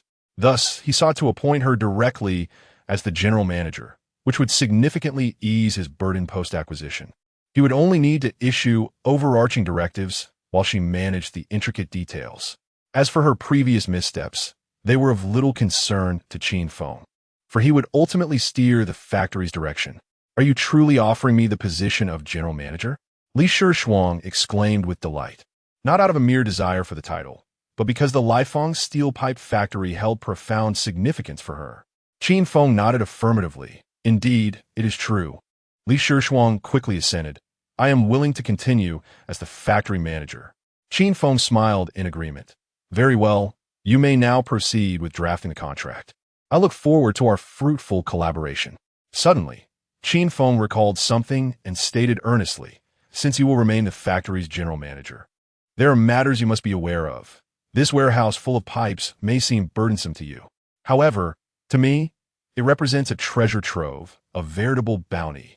I possess the means to sell this entire stock of pipes at a significantly higher price than what you had previously considered. When I manage to sell these troublesome pipes at a high price, do not harbor any feelings of jealousy. If you do, it would be prudent to decline the general manager's offer at this moment. Otherwise, should you later find yourself consumed by envy over this matter, affecting the company's growth, I shall not easily forgive you. Qin Feng spoke rather bluntly. After all, it is better to deliver harsh truths up front than to face uncomfortable situations later. Li Shuang was taken aback. What? These pipes can actually be sold? This shattered her previous understanding. She had attempted to market these pipes before, but the outcome was harsh. No one needed such specifications. Consequently, Li Shuang remarked earnestly, one cannot earn money beyond their understanding. This is a principle I have always believed in. If you can sell these particular pipes, it signifies that you possess the means and capability to do so. If you can earn money that lies beyond my comprehension, then that wealth rightfully belongs to you. I, Li Shuang, shall only admire you, with no feelings of resentment or jealousy, and certainly will not let it jeopardize the company's progress. Qin Feng nodded in agreement. That's good. Subsequently, with a smile, he extended his hand. Then let us wish for a pleasant collaboration. A pleasant collaboration, Li Shuang replied with a smile as they shook hands. After which she proceeded to draft the contract. While awaiting the contract's completion, Qin Feng video called Li Wintao, who was far away in Xiaoyi. Since this batch of pipes was not ordered by the petroleum building's clients, he would take the initiative to market them there. Chapter 13. The online community is stunned. Has Master Qin returned to the arms trade? When Qin Feng made his first video call to Li Wintao, no one answered. He then attempted again, murmuring softly as he waited. Could this kid have fallen into a trap? After all, Xiao Yi is Xiao Yi, and Long Country is Long Country. But then again, that kid's bounty is only 500,000. Given the current adversarial relationship with the Lighthouse Nation, it seems unlikely anyone would venture to Xiao Yi for that amount. Meanwhile, the live chat was bustling with activity. Does Qin Feng have a way to sell these pipes? How can he sell them? They seem nearly impossible to offload. I agree. Just look at the thickness of these steel pipes. The difference between the inner and outer diameters is absurd. What kind of household would use such thick pipes? This girl must have been thoroughly deceived. Perhaps she thought thicker pipes were necessary for underground water systems, but this is excessively thick. They could serve as cannon barrels. No wonder this warehouse's inventory requires the entire factory's funds and even loans. The material is just too genuine. What could the cost of this steel be?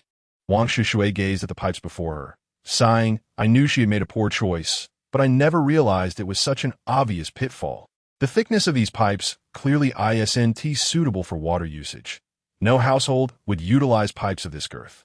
This thickness is several times greater than normal pipes. Qin Feng added, the human brain has a tendency to engage in self-deception. Once you've invested a certain amount of resources into something, even if you later recognize that something is amiss, your mind will rationalize it. When Li Shuang signed the contract, even if she sensed something was off about the thickness of the pipes, her subconscious would convince her that this thickness was intended to enhance quality and longevity. It's akin to individuals purchasing expensive cosmetics. Despite lacking any real effect, they will still believe their skin has become fairer and more refined. At that moment, Li Wintao finally answered the video call. On the screen, he was bare-chested, the lower half of his body off camera, but Qin Feng suspected he was likely unclothed. The background was littered with a chaotic mix of men's and women's clothing. What's going on? 2 calls in a row. Is something wrong? Li Wintao's voice came through, breathless, the camera shaking, mixed with a woman's voice. Qin Feng thought to himself, I must be foolish to have made a second call. Suddenly, the image on his phone jolted violently, and the woman's voice became increasingly desperate. Then, the screen settled again. Li Wintao appeared in a sage-like demeanor. What is wrong, my good brother? Why are you silent? Qin Feng sighed, deciding to treat the previous incident as though it had never occurred, as if he had failed to comprehend the situation moments ago. Ahem, my good brother. Allow me to show you something intriguing. With that, he turned the camera of his phone to face the warehouse. Do you see? I have just acquired a steel pipe factory, complete with an entire warehouse of pipes. Li Wentao looked at Qin Feng with a bewildered expression, as if questioning his sanity.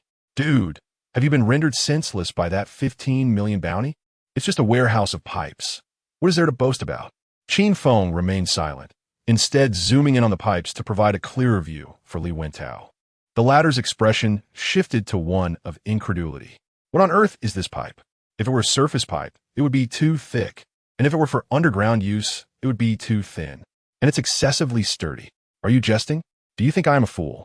Or have you been made a fool of? Qin Feng merely smiled, offering no explanation as he continued along his train of thought. Do you think that if we etched spiral lines onto the inner wall of this pipe, it would enhance the flow of water?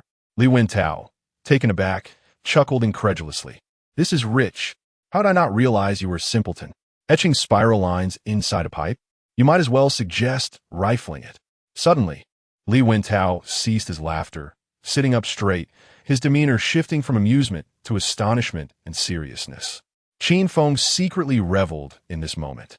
Recognizing that his close friend shared a similar mindset, a little guidance was all it took to steer him in the right direction. According to my thoughts, Qin Feng continued, these pipes should be cut to about 3 meters in length, entirely seamless. And for ease of transportation, we could attach a pair of wheels to each one. Quite interesting, wouldn't you agree? Oh, and another point of interest. The inner diameter of these pipes is remarkably similar to that of a gas cylinder. They would fit perfectly inside. How amusing. Mortar? Li Wentao's eyes lit up with understanding, his body jolting as if electrified, an overwhelming sensation coursing through him, raising goosebumps all over. And then, just like that, smack.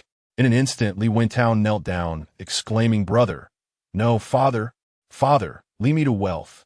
This mortar could sell like hotcakes at Xiao-Yi. We could make a fortune.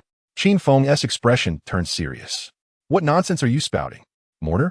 We're in the steel pipe business, selling water pipes and gas cylinders. While I cannot guarantee the quality of these gas cylinders, or that our anti-explosion technology is up to par, we are certainly in the legitimate business of selling gas cylinders. The mention of mortars pertains to the arms trade, and being situated in the Dragon Kingdom, how could I possibly engage in such business? Do not slander me.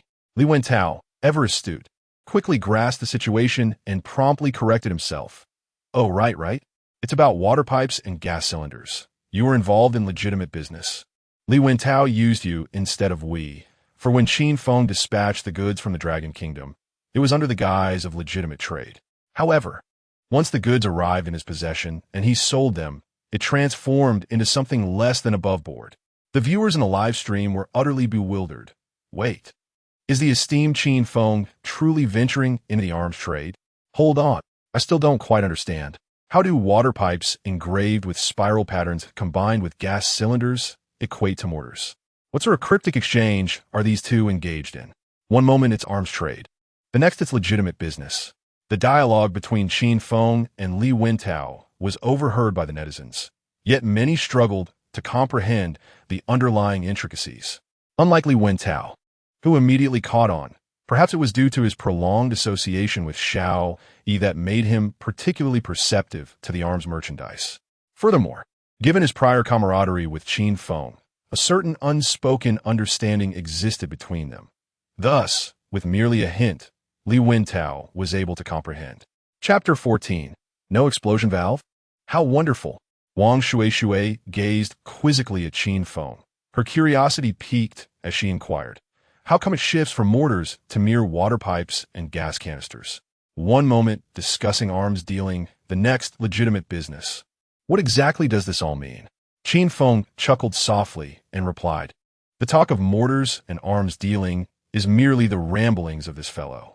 Who in Longwell would dare engage in arms trade? Pay no heed to his nonsensical chatter.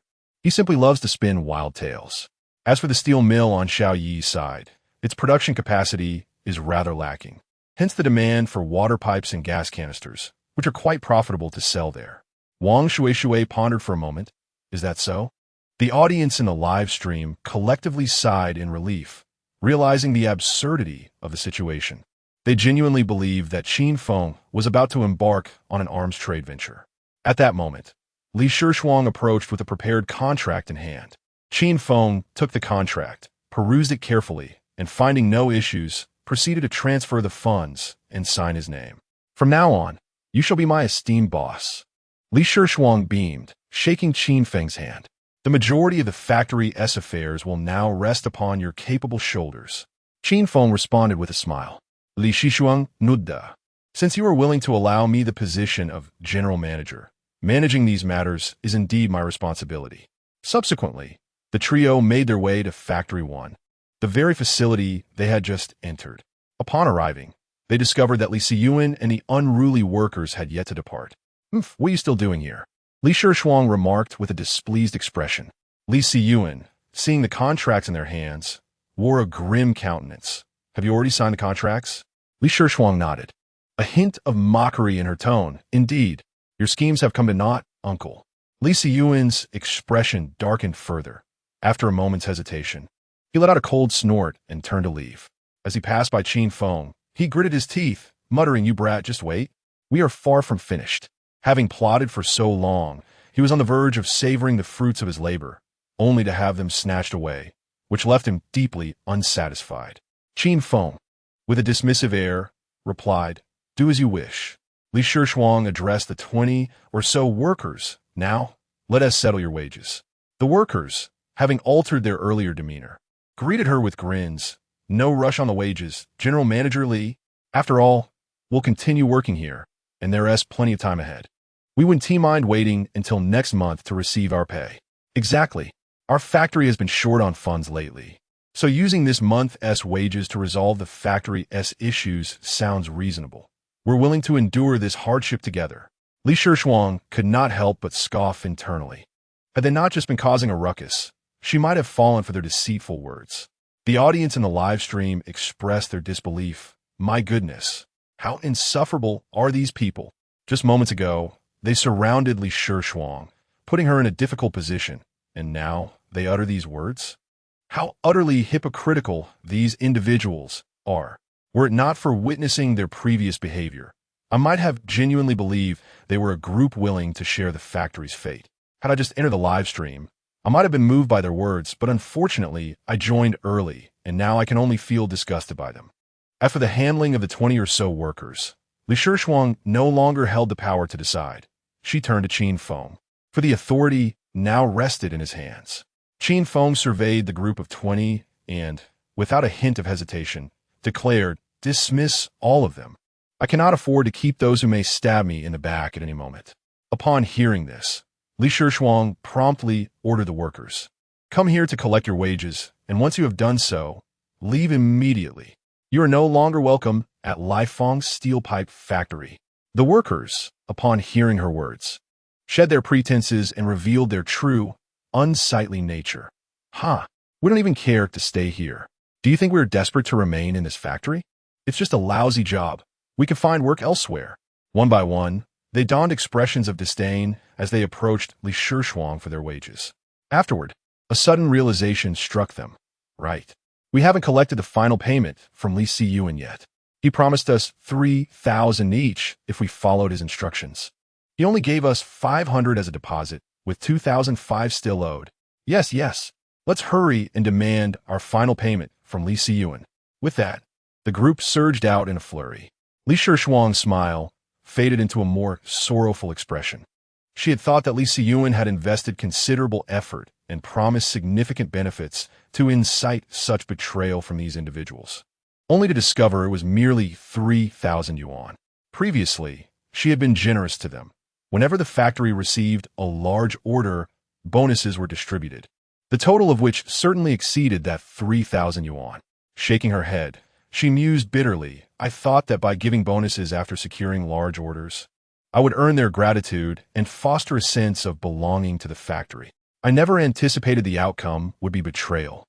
Qin Feng gently patted her shoulder, offering comfort. Issuing bonuses to stimulate their enthusiasm and encourage harder work undoubtedly has its merits. From the perspective of production efficiency, Your decision to reward them was certainly justified. Moreover, the factory surely has more than just these individuals, right? The remaining workers have not betrayed you over 3,000 yuan, have they? So why should you allow the actions of these 20 to overshadow your entire endeavor? Li Shishuang quickly regained her confidence. You're right. There are still over 30 who have not betrayed me. Why must I fixate on those 20-some individuals? Subsequently, Li Shishuang summoned the remaining 30-some workers and announced the change of ownership of the factory to Qin Feng. Qin Feng spoke a few brief words before allowing everyone to attend to their respective tasks. The crowd exchanged glances, pondering the notion of attending to their work. However, there was no work to be done. Li Shishuang, her cheeks flushed, remarked, ever since that incident, we have remained idle. It has now been a week of inactivity. Qin Feng nodded, realizing he had overlooked this matter. Given the factory's current state, it would indeed be problematic if it were still operating normally. Thus, he inquired of Li Shishuang, is the factory capable of producing gas cylinders? This question left Li Shishuang uncertain, prompting her to turn to an experienced worker. Master Li, is it feasible? Master Li pondered for a moment before responding. It is indeed possible, but we can only manufacture the body of the gas cylinder. The pressure relief valve must be sourced from a specialized factory. The pressure relief valve, also known as the safety valve, is the most critical component of the gas cylinder and the most technically demanding aspect. The cylindrical part refers to the large, rounded body, while the pressure relief valve pertains to the upper section. Upon hearing this, Qin Feng could hardly contain his delight. What he required was precisely a gas cylinder devoid of a safety device. He needed only the body. Chapter 15 Wang Shui was taken aback. Is it truly a mortar? Excellent. The primary task of the factory henceforth will be to manufacture the bodies of gas cylinders. Qin Feng decisively proclaimed. Li Shishuang appeared somewhat bewildered as she gazed at Qin Feng and advised, manufacturing gas cylinder bodies? Will they even sell? Over the past few years, natural gas has become increasingly prevalent, and the number of residents using gas cylinders has dwindled. Numerous factories dedicated to gas cylinder production have already shuttered. Qin Feng chuckled, reassuring her, do not worry, we will not be selling them domestically. They are intended for the Zhongdong region. A friend of mine in Shaoyi mentioned that the steel industry there is struggling and there is a shortage of water pipes and gas cylinders. I plan to sell our warehouse's water pipes to Shaoyi, and the gas cylinder bodies we are about to produce will also be dispatched there. My friend is responsible for the pressure relief valves, while I will solely focus on the production of the cylinder bodies. Li Shishuang nodded, as if grasping the situation. Ah, I see. As long as you have connections, it will be fine. Qin Feng continued, by the way, to adapt to the market demand there. Our gas cylinder bodies will require some modifications. Li Shishuang nodded in agreement. Indeed, the market demands of Shaoyi may differ somewhat from those domestically, and it is necessary to make alterations to meet their needs. However, Qin Feng's subsequent statement left her utterly perplexed. Our cylinder bodies must be made thinner. Additionally, we need to add 4 stabilizing legs, for supports because the soil in Shaoyi is predominantly sandy and uneven. Adding these supports will allow the cylinders to be anchored into the ground for stability. As he spoke, Qin Feng produced paper and a pen, sketching a rough outline of the supports. Li Shishuang found herself doubting her own understanding. Thinner cylinder bodies? And the addition of 4 supports. You mentioned that the area is mostly land or sand, and that supports are required for stability, which I can comprehend. However, the design you have drawn appears strangely familiar. Are you certain this is a support? The more I look at it, the more it resembles a rocket's tail fin. Her mind buzzed with confusion. At that moment, Qin Feng added, oh, and the gas cylinder bodies should not only be made of thinner material, but also contain some steel balls inside. Observing the expressions of those around him, all marked by confusion and bewilderment, Qin Feng offered a perfunctory explanation. Regardless, that is the market demand there. We must meet their requirements to boost sales. Li Shifang Shuja. Since Qin Feng asserted it, she decided to trust his judgment. As for the true reason behind it all, she felt it was not her place to inquire. Being a wise individual, she understood that some matters are best left unasked. If it was the market demand, then so be it. As for the workers, they had little to say. After all, they were merely there to earn their wages, and sales figures were not their concern. They would simply follow the boss's instructions. All right, everyone, let us commence our tasks. Master Li, you are responsible for fine-tuning the machinery, and you may allocate personnel as you see fit. Li Shuang handed Master Li the schematic for the gas cylinder support drawn by Qin Feng. Master Li nodded, then turned to prepare for the work ahead. At that moment, Qin Feng suddenly recalled something. Ah, yes. The batch of water pipes in the warehouse must all be engraved with spiral lines. This is also a market demand from Xiao Yi's side, as their personnel believe that engraving spiral lines can enhance water flow velocity.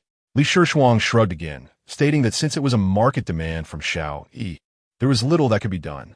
Master Wang, please come here to hear Qin's specific requirements. Li Shuang then called over another seasoned worker. Master Wang approached, addressed Qin Feng respectfully, and awaited his detailed instructions. Qin Feng took out his phone, as he too was uncertain about the specific standards for the barrel's rifling.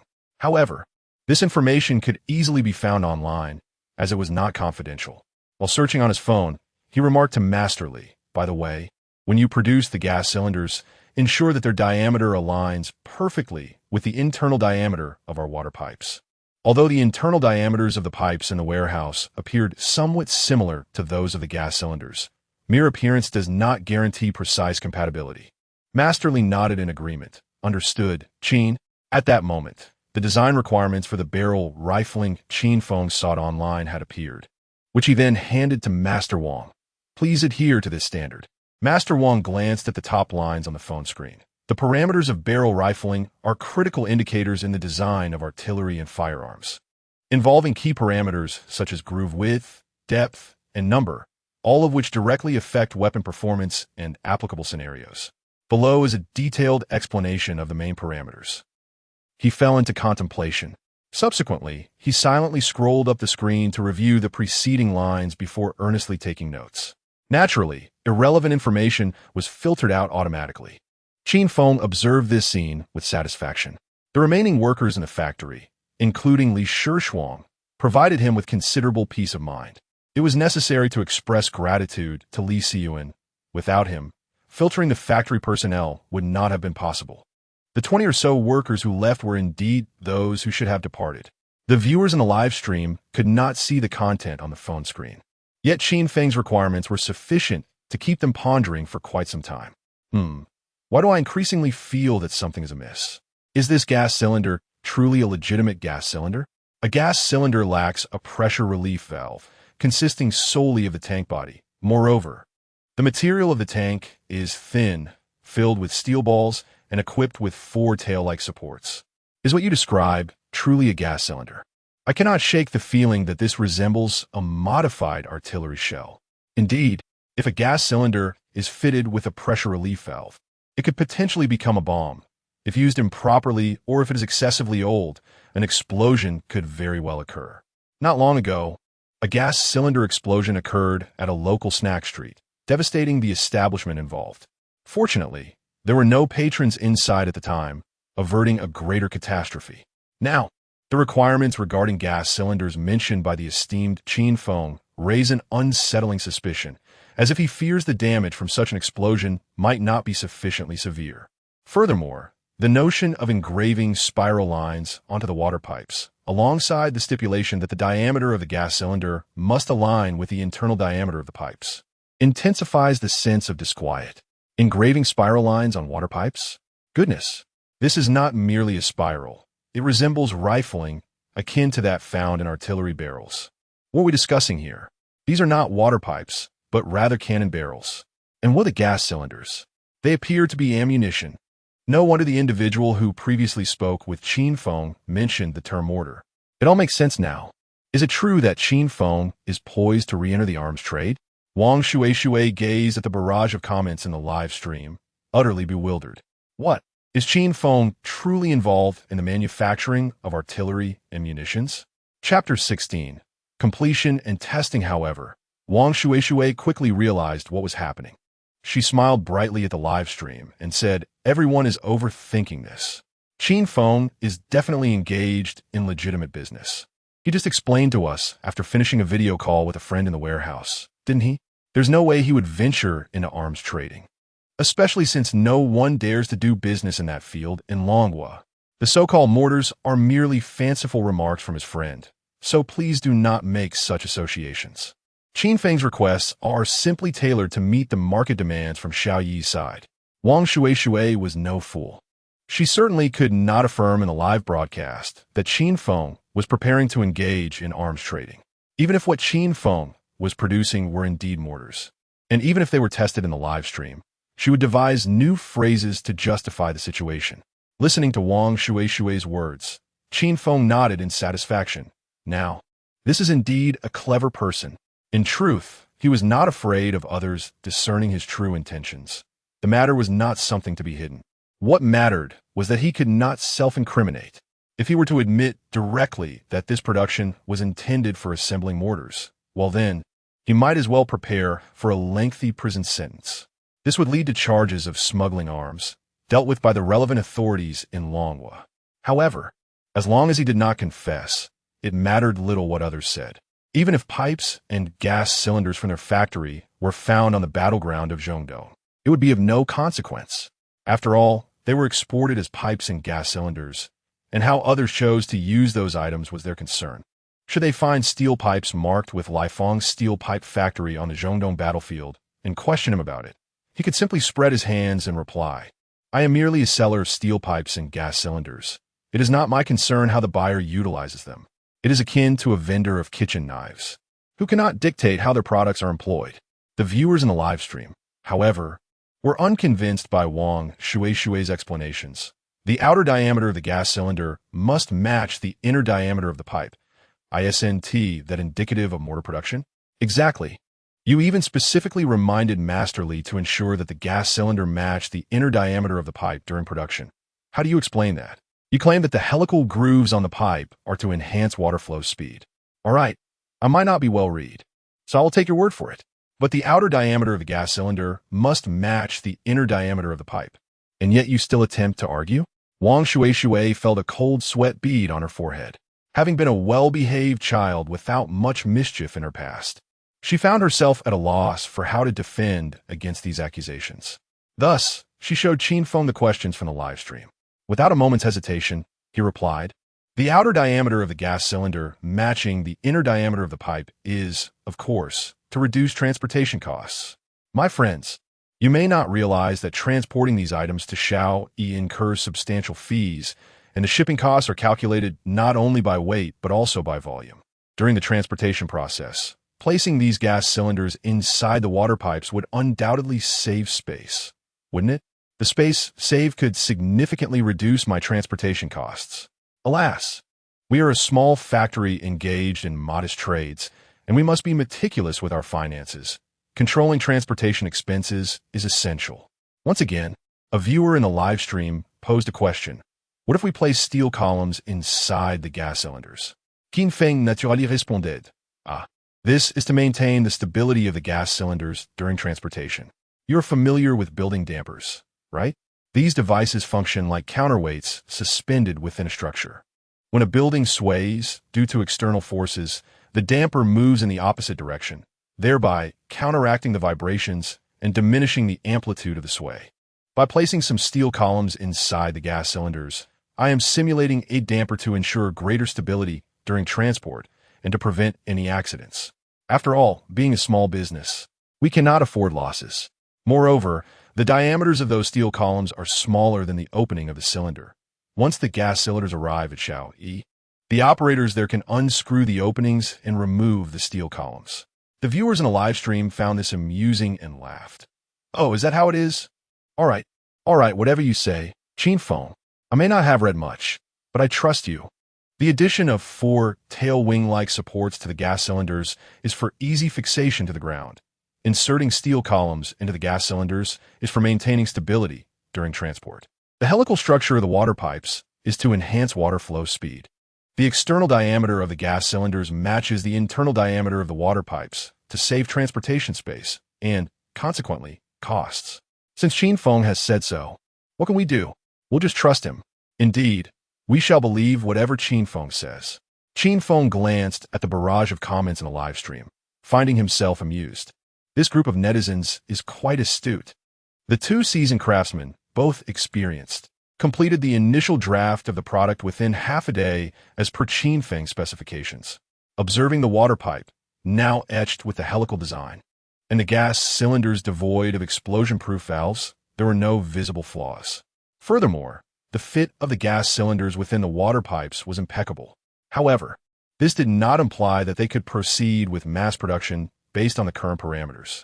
Testing was necessary to ascertain that the mortar combination functioned without issues. Yet, he could not conduct the tests himself, not to mention the difficulty of acquiring explosives. Even if he did manage to procure them, he could not engage in such activities, as it would be self-incrimination. Thus, Qin Feng reached out to Li Wentao via video call.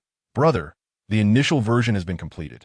He then directed the camera towards the 3-meter-long water pipe with its internal helical design, and subsequently towards the gas cylinder. "Behold, the gas canisters have been equipped with 4 such supports as per your request." Li Wentao, filled with excitement yet puzzled, thought to himself, "When did I make such a request? Oh, yes indeed, it was I who requested it." He quickly came to his senses and exclaimed, "Brother." "No, father. When can we commence mass production and have them transported?" Qin Feng replied, "Let us not rush into mass production just yet. This is merely a preliminary product that has yet to undergo testing. It is inconvenient for me to conduct the tests here. Therefore, I will send you 10 pipes and 20 gas canisters for you to test first. If all goes well, I will proceed with mass production based on these parameters." Li Wentao promptly responded, "Understood. No problem. Leave this matter to me." Meanwhile, the audience in the live stream wore expressions of knowing anticipation. "Do explain. I am eager to see how you will elucidate this, esteemed Qin Feng. Testing is required? How will it be tested? Will it involve loading gunpowder, inserting the gas canisters into the pipes, and then boom, boom, boom, for the test?" Chapter 17. The incident with Qin Feng went viral online. Qin Feng glanced at the barrage of comments and earnestly explained, "The gas cylinder body, specifically tailored for the Shaoyi market, must be transported there for testing. For instance, we need to ascertain whether these supports can secure the cylinder more firmly to the ground." The audience in the live stream wore expressions of complete agreement. "Ah, sure. Whatever you say, esteemed Qin Feng. So, testing the stability of the supports necessitates transporting them to Shaoyi, correct? No worries. We all know you're just putting on a show, but we trust you." Qin Feng smiled at the comments, then decided to refrain from further banter with the netizens. Instead, he instructed 2 craftsmen to produce 10 such water pipes and 20 gas cylinder bodies. He then messaged Li Wentao to place an order, as it was essential to complete the entire process. Once the first product was crafted, subsequent production proceeded swiftly. Within an hour, the 10 water pipes and 20 gas cylinders were ready. Qin Feng handed the order from Li Wentao to Li Shishuang, directing her to ship according to the specified address. Thereafter, he felt no need to oversee the matter further and took on the role of a detached manager, exiting the Li Feng steel pipe factory. Where to next? Qin Feng, Wang Shui inquired, having adopted the habit of addressing him as esteemed Qin Feng from the live stream. Qin Feng felt a wave of discomfort wash over him. He preferred to be called simply Qin Feng. Hearing someone in reality refer to him as esteemed Qin Feng felt rather odd. Wang Shui chuckled softly. "All right then, Qin Feng, where should we go now?" "To find a place to rent," Qin Feng replied. Suddenly, Wang Shui realized that since Qin Feng had landed, eaten, and come directly to the factory, he had yet to secure accommodation. She exclaimed softly, following Qin Feng to search for a place to stay. In the next 3 hours, they either viewed potential residences or were en route to them. However, none met Qin Feng's expectations. Checking the time, he noted it was already past 7 in the evening. He turned to Wang Shui and suggested, "Let us have dinner first, and we can discuss further after." Although he had eaten a substantial meal earlier, the busyness of the afternoon had left him feeling quite hungry. Wang Shui nodded eagerly. "Sounds good." In truth, she had been hungry for quite some time, but had hesitated to voice it. While dining, she hesitated for a moment before finally proposing, "If we still can't find a suitable place, why not stay at my place for now?" Qin Feng paused mid-bite, looking at her in confusion. Wang Shui quickly blushed and clarified, "My parents aren't home. They live away for work, and I'm the only one at home. I have a 4-bedroom, 2 living room apartment, with 2 empty rooms, so if you can't find a place, you're welcome to stay with me. Upon hearing this, Qin Feng suddenly understood. He initially believed that Wang Shui lived in a rented bedroom, and even invited him to stay for a while, which certainly led to much speculation. It is no wonder that Qin Feng thought this way. As a novice reporter at the television station, Wang Shui's routine tasks primarily involved live-streaming street interviews with her phone, which undoubtedly meant her salary was modest. If she were not a local, she would likely have no choice but to rent a small room. After pondering for a moment, Qin Feng nodded in agreement. That works. After their meal, the two continued their search but still failed to find a suitable place. Thus, Qin Feng had no choice but to temporarily reside at Wang Shui's home. Before returning, she turned off the live stream, not wanting to expose her address to the audience. As the stream ended, viewers lamented. What? Qin Feng is going to live at Wang Shui's? Is she living there alone? The sky is falling. Oh no! If this continues, they end up together, I fear I might lose Shui forever. Blushing at the comments, Wang Shui thought about how absurd the viewers' interpretations were. She invited Qin Feng to stay not only because he couldn't find a suitable place, but also to keep abreast of his latest developments for timely interviews. After shutting down the stream, she led Qin Feng to her community, stopping by a supermarket to pick up some daily necessities. Upon arriving at her home, Qin Feng assessed the situation and concluded, wealthy. The community was upscale, and although the apartment had 4 rooms and 2 living areas, it spanned over 600 square meters. This room, a guest room, was well equipped with a bed and new bedding. To ease any concerns Qin Feng might have, Wang Shui quickly added that everything was new. As Qin Feng stepped inside and surveyed the space, he nodded in approval. This was far superior to his residence in the Lighthouse Country. Though merely a guest room, it was spacious, even more so than many one-bedroom apartments outside. The facilities were comprehensive, complete with a sofa and coffee table. Subsequently, Wang Shui guided Qin Feng to familiarize him with the overall environment of the apartment. Meanwhile, the news of Qin Feng being wanted for $15 million by the FBI began to circulate online. A well-known blogger with millions of followers posted a new video, stating at the outset, "Family, something significant has recently occurred at the oil building. It is said that electronic components originating from the Lighthouse Country were discovered on a drone in the oil building battlefield." Some may wonder, isn't it just the discovery of Lighthouse-made electronic components on a drone? What's so special about that? Isn't it quite normal to find Lighthouse-made shells on the oil building battlefield? What you may not know, my friends, is that this drone, equipped with Lighthouse-made electronic components, is from the side of Shaoi. Some family members may be unaware that this electronic component has been banned by the Lighthouse Nation, which has even prompted several countries to jointly prohibit exports of such components to Little E. However, it is astonishing that drones deployed by Little E have been discovered to contain electronic components originating from the Lighthouse Nation. Does this not seem like a blatant affront to the Lighthouse Nation? What is truly happening here? Is it possible that the Lighthouse Nation publicly advocates for the ban on exports to Little E while secretly profiting from these transactions? In truth, this is not the case.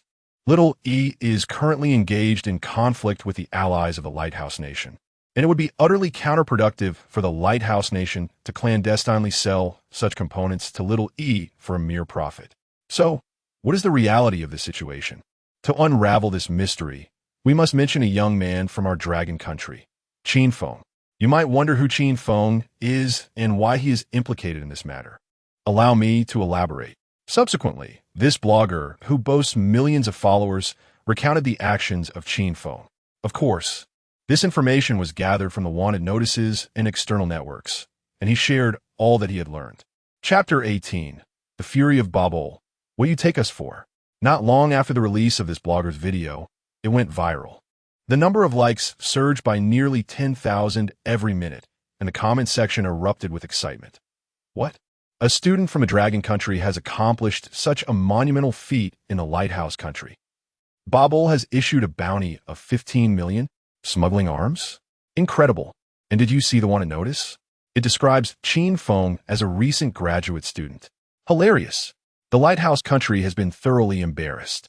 A student has restricted their export of electronic components to Shaoi, and large quantities have even been deployed to the battlefield. No wonder it was classified as arms smuggling.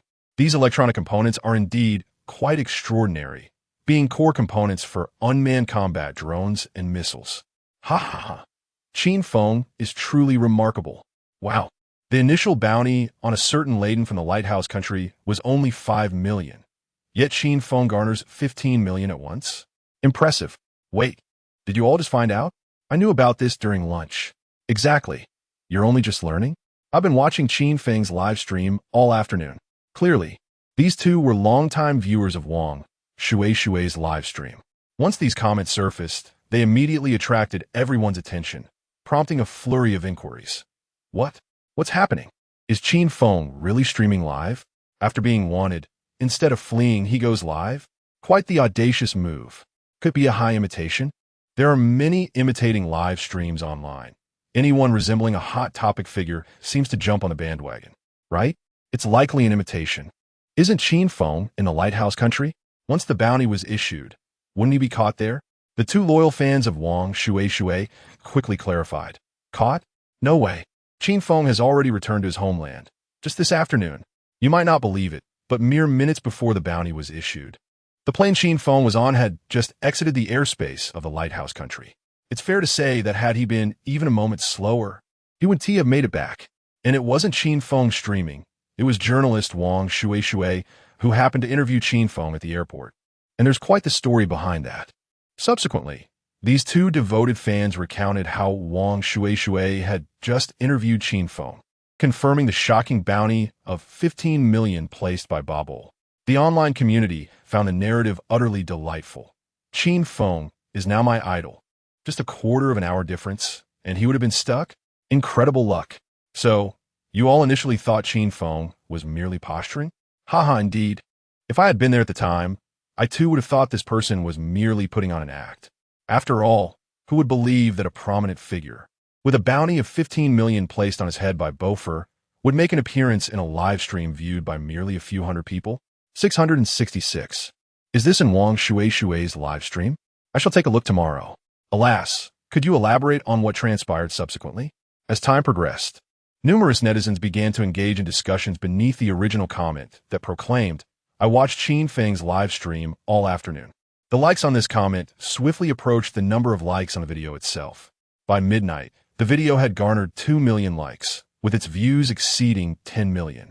Moreover, it was not only this one influential content creator who was producing videos about Qin Feng. A plethora of other creators, both large and small, were also sharing their takes on him.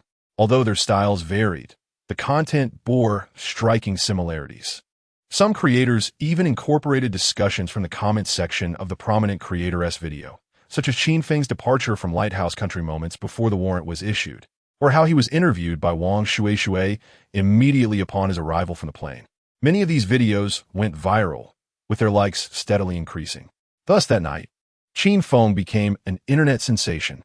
In the Long and Department Information Investigation section, Group 3, the follow-up investigation concerning Qin Feng was assigned to their team. A staff member reported to the team leader, Leader, the news of Qin Feng being wanted by Beaufort for 15 million has gone viral online. Should we suppress it? The group leader, after reviewing the report, chuckled and replied, No need. This incident is a blow to Beaufort's reputation in Lighthouse Country. Let it gain traction online. The staff member acknowledged the directive with a prompt, understood, and allowed the story to continue to develop online. In Lighthouse Country, at the Beaufort headquarters, the situation concerning Qin Feng was being closely monitored, especially since it was the Lighthouse King who had personally intervened and issued the warrant. The Minister of Beaufort insisted that any relevant updates about Qin Feng be reported directly to him. At that moment, a staff member was briefing him. Minister, the news of Qin Feng being wanted for 15 million has become a sensation on the Dragon Kingdom's internet. It is conservatively estimated that nearly 100 million people are aware of this matter. The Minister of Beaufort was elated. Excellent. What is the reaction among the Dragon Kingdom populace? Are many attempting to capture Qin Feng in exchange for the bounty? Although these individuals would not be able to extract Qin Feng from the Dragon Kingdom and could not truly hand him over for the reward, their pursuit would certainly cause him considerable distress and disrupt his peace. Furthermore, with nearly 100 million individuals already aware of the situation. It would not be long before half of the Dragon Kingdom's population learned of the warrant. This would undoubtedly complicate Qin Feng's movements within the country. For instance, upon his departure, others would immediately recognize him as a wanted criminal, leading them either to attempt to apprehend him or to avoid him altogether. Even in a supermarket, the cashier might refuse to sell him anything solely due to his status as a fugitive. After a brief moment of silence, the staff member timidly replied, "No." According to the reactions on the internet in Longhua, the netizens there actually find it quite impressive that we at Fabul have placed a bounty of 15 million. They now idolize Qin Feng, referring to him as Big Brother Qin Feng. Upon hearing this, the minister of Fabul was left utterly bewildered. What does this mean? What do these people from Longhua think of our wanted notice? It is a global bounty, after all. Just ask around. Those who have been heavily pursued by Fabul are typically in hiding. Even someone like Osama bin Laden had to lie low. Yet, here is Qin Feng, not only unscorned by the people of Longhua, but actually revered by many. Subsequently, the minister of Fabul, in a fit of rage, berated the netizens of Longhua and Qin Feng. Are they all out of their minds? Do they not comprehend the value of our wanted notice? If the netizens of Longhua were to hear the minister's final statement, they would undoubtedly retort, "Of course we understand." The following day, Qin Feng and Wang Shuishui set out to visit the factory. Upon reaching the entrance of their residential complex, the security guard, upon recognizing Qin Feng, immediately stood at attention and saluted, exclaiming, "Greetings, Big Brother Qin Feng." Qin Feng, taken aback, turned to Wang Shuishui and asked, "Is the security in your community always this respectful?" Saluting the residents, Wang Shuishui, equally bewildered, replied, "This has never happened before. Although our community's guards are diligent, they would never salute residents." Once they exited the complex, the duo planned to purchase some breakfast. However, upon arriving at the breakfast shop and placing their order, the owner caught a glimpse of Qin Feng. Wait, he looks somewhat familiar. Goodness, is this not Big Brother Qin Feng? The owner then eagerly pushed Qin Feng's phone aside as he attempted to pay, saying, "Big Brother Qin Feng, this meal is on me. Please do not pay. Otherwise, it will be a slap in my face." Qin Feng was once again left in a state of disbelief, as was Wang Shuishui. Nevertheless, the display of the value of the Fabul wanted notice continued unabated. Chapter 19. Admiral General, it would be splendid if the Dragon Nation possessed its own aircraft carrier to block the chains of fate.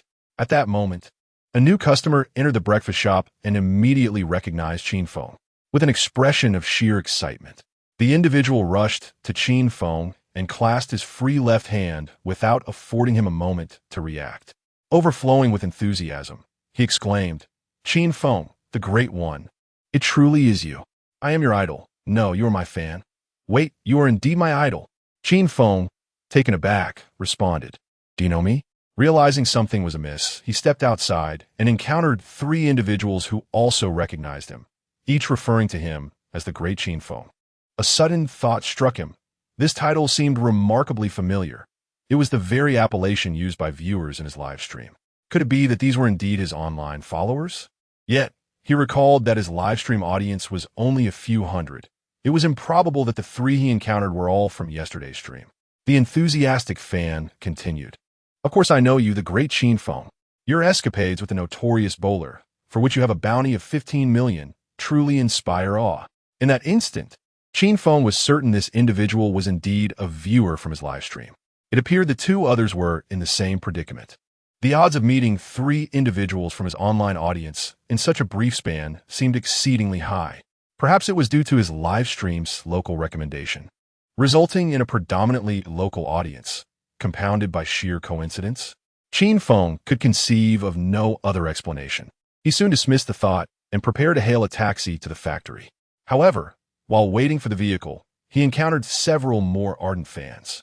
Once in the car, even the driver revealed himself to be a fan of Qin Feng, insisting on waiving the fare entirely.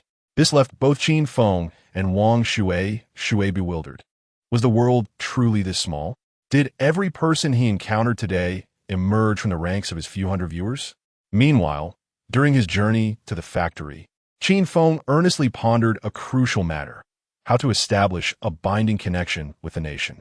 This concern was as paramount as the increasing bounty placed upon him by Bowler.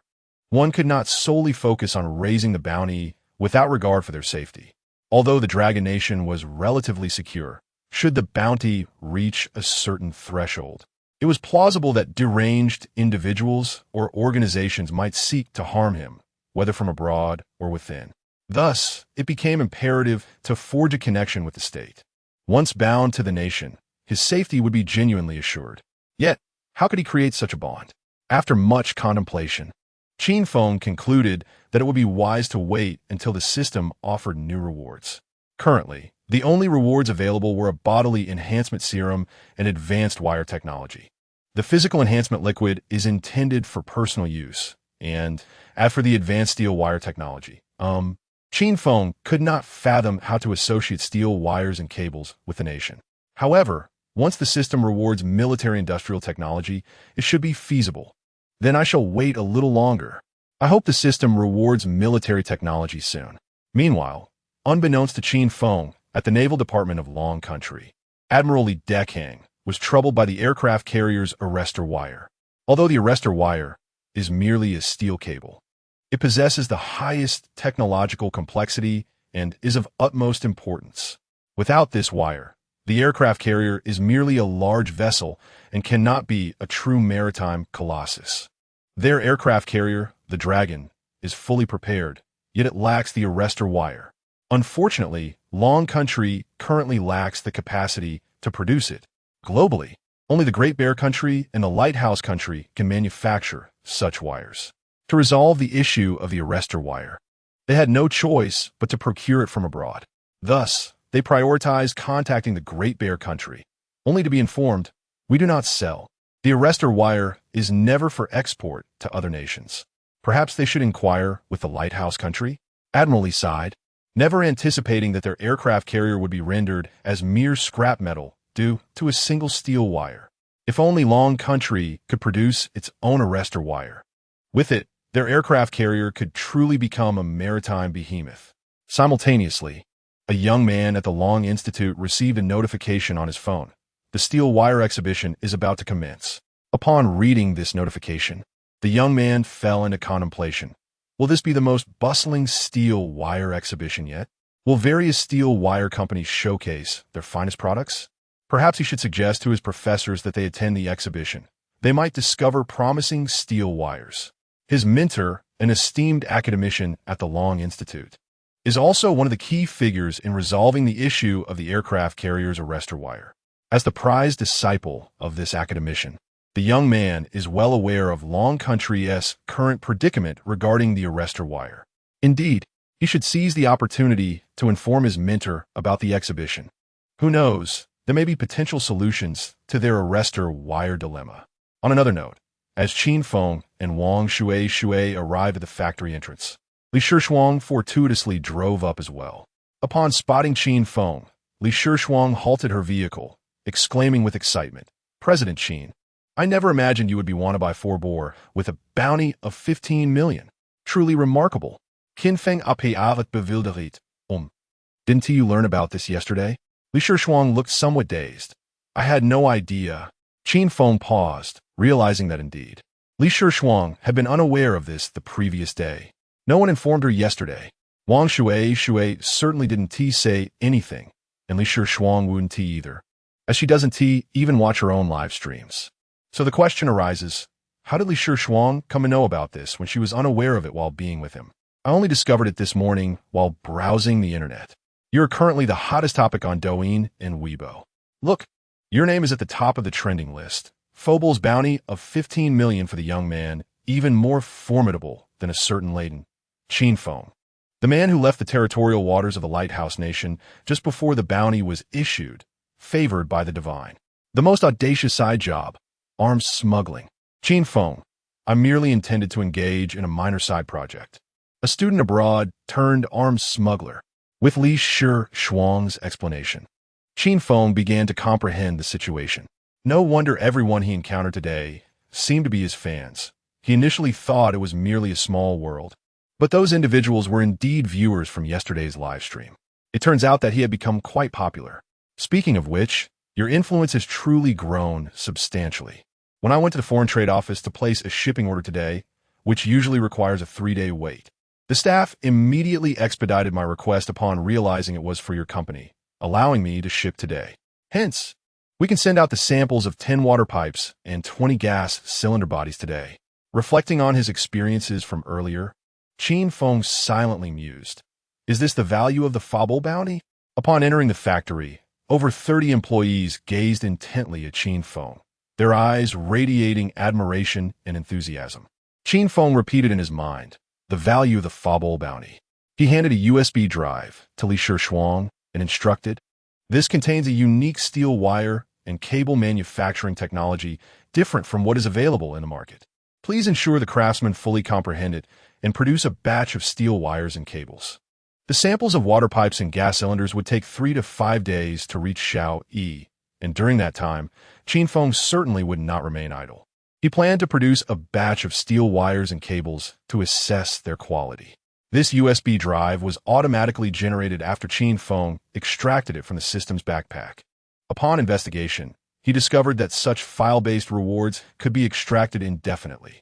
In other words, when Qin Feng finds himself in dire straits, he can rely on this infinite extraction to procure USB drives and subsequently sell them. This would serve as his safety net business. After receiving the USB drive, Li Shuang smiled and asked, "Is this manufacturing technology entirely different from what is available in the market? You're entrusting this to me without hesitation?" Qin Feng replied, "Trust those you employ and do not doubt them. In reality, it is the system that possesses a protective mechanism for technological information rewards, granting Qin Feng the right to reclaim the information. Not only can the system-generated USB drives retrieve information, but any data copied in any form, be it electronic, in print, or even handwritten, can be reclaimed by Qin Feng at will. Even information retained in one's memory can be extracted. After a night's sleep, it is quite reasonable for some memories to become hazy. Thus, Qin Feng harbors no fear of technological information leaks. However, Li Shuang remains unaware of this. She is touched by Qin Feng's trust and earnestly assures him, "I will certainly not betray your trust. You can leave these matters to me." She then adds, "By the way, in a few days, there will be a cable exhibition. This event is of national significance, held annually, featuring renowned domestic manufacturers of cables. Moreover, this year's exhibition promises to be even more extraordinary." Chapter 20. Qin Feng, capable of overpowering aircraft carrier arrestor cables. Qin Feng inquired with curiosity about the uniqueness of this year's exhibition. Li Shuang responded, "This year's exhibition will witness an escalation in competition among companies. Recently, a leader from a construction unit involved in a major bridge project was investigated and found to have engaged in misconduct during the bidding process for construction materials.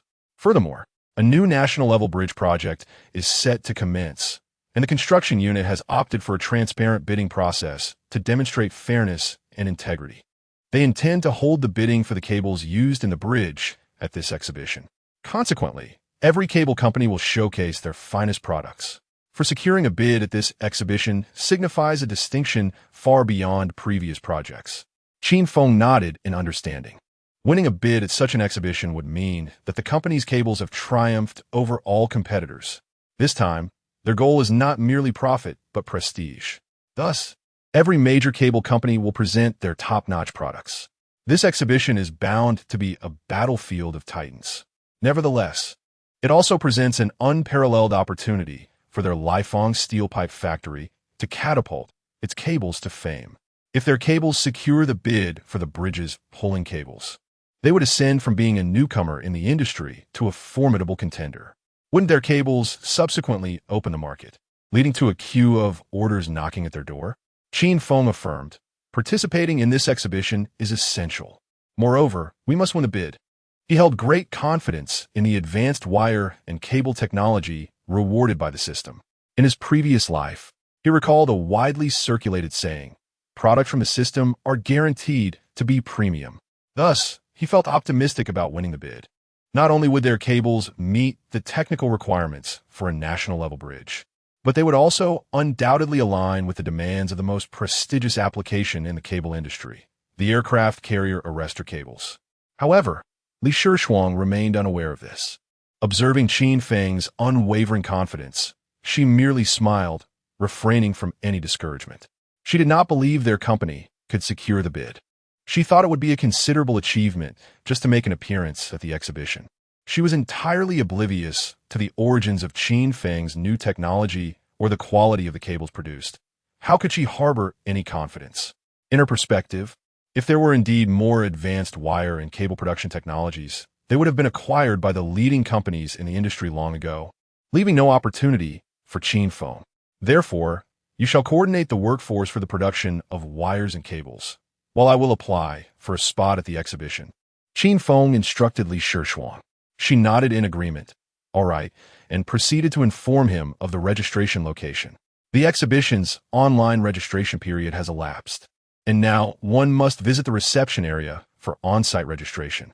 After noting down the address, Qin Feng turned to Wang Shui and inquired, "Are you going?" The exhibition is not being held in their city, but in Kyoto, necessitating travel by high-speed train or airplane. At that moment, Wang Shui was lost in thought, staring at her phone screen, completely oblivious to what Qin Feng had said. "Wang Shui?" Qin Feng called out again. She finally snapped back to reality. What is it?"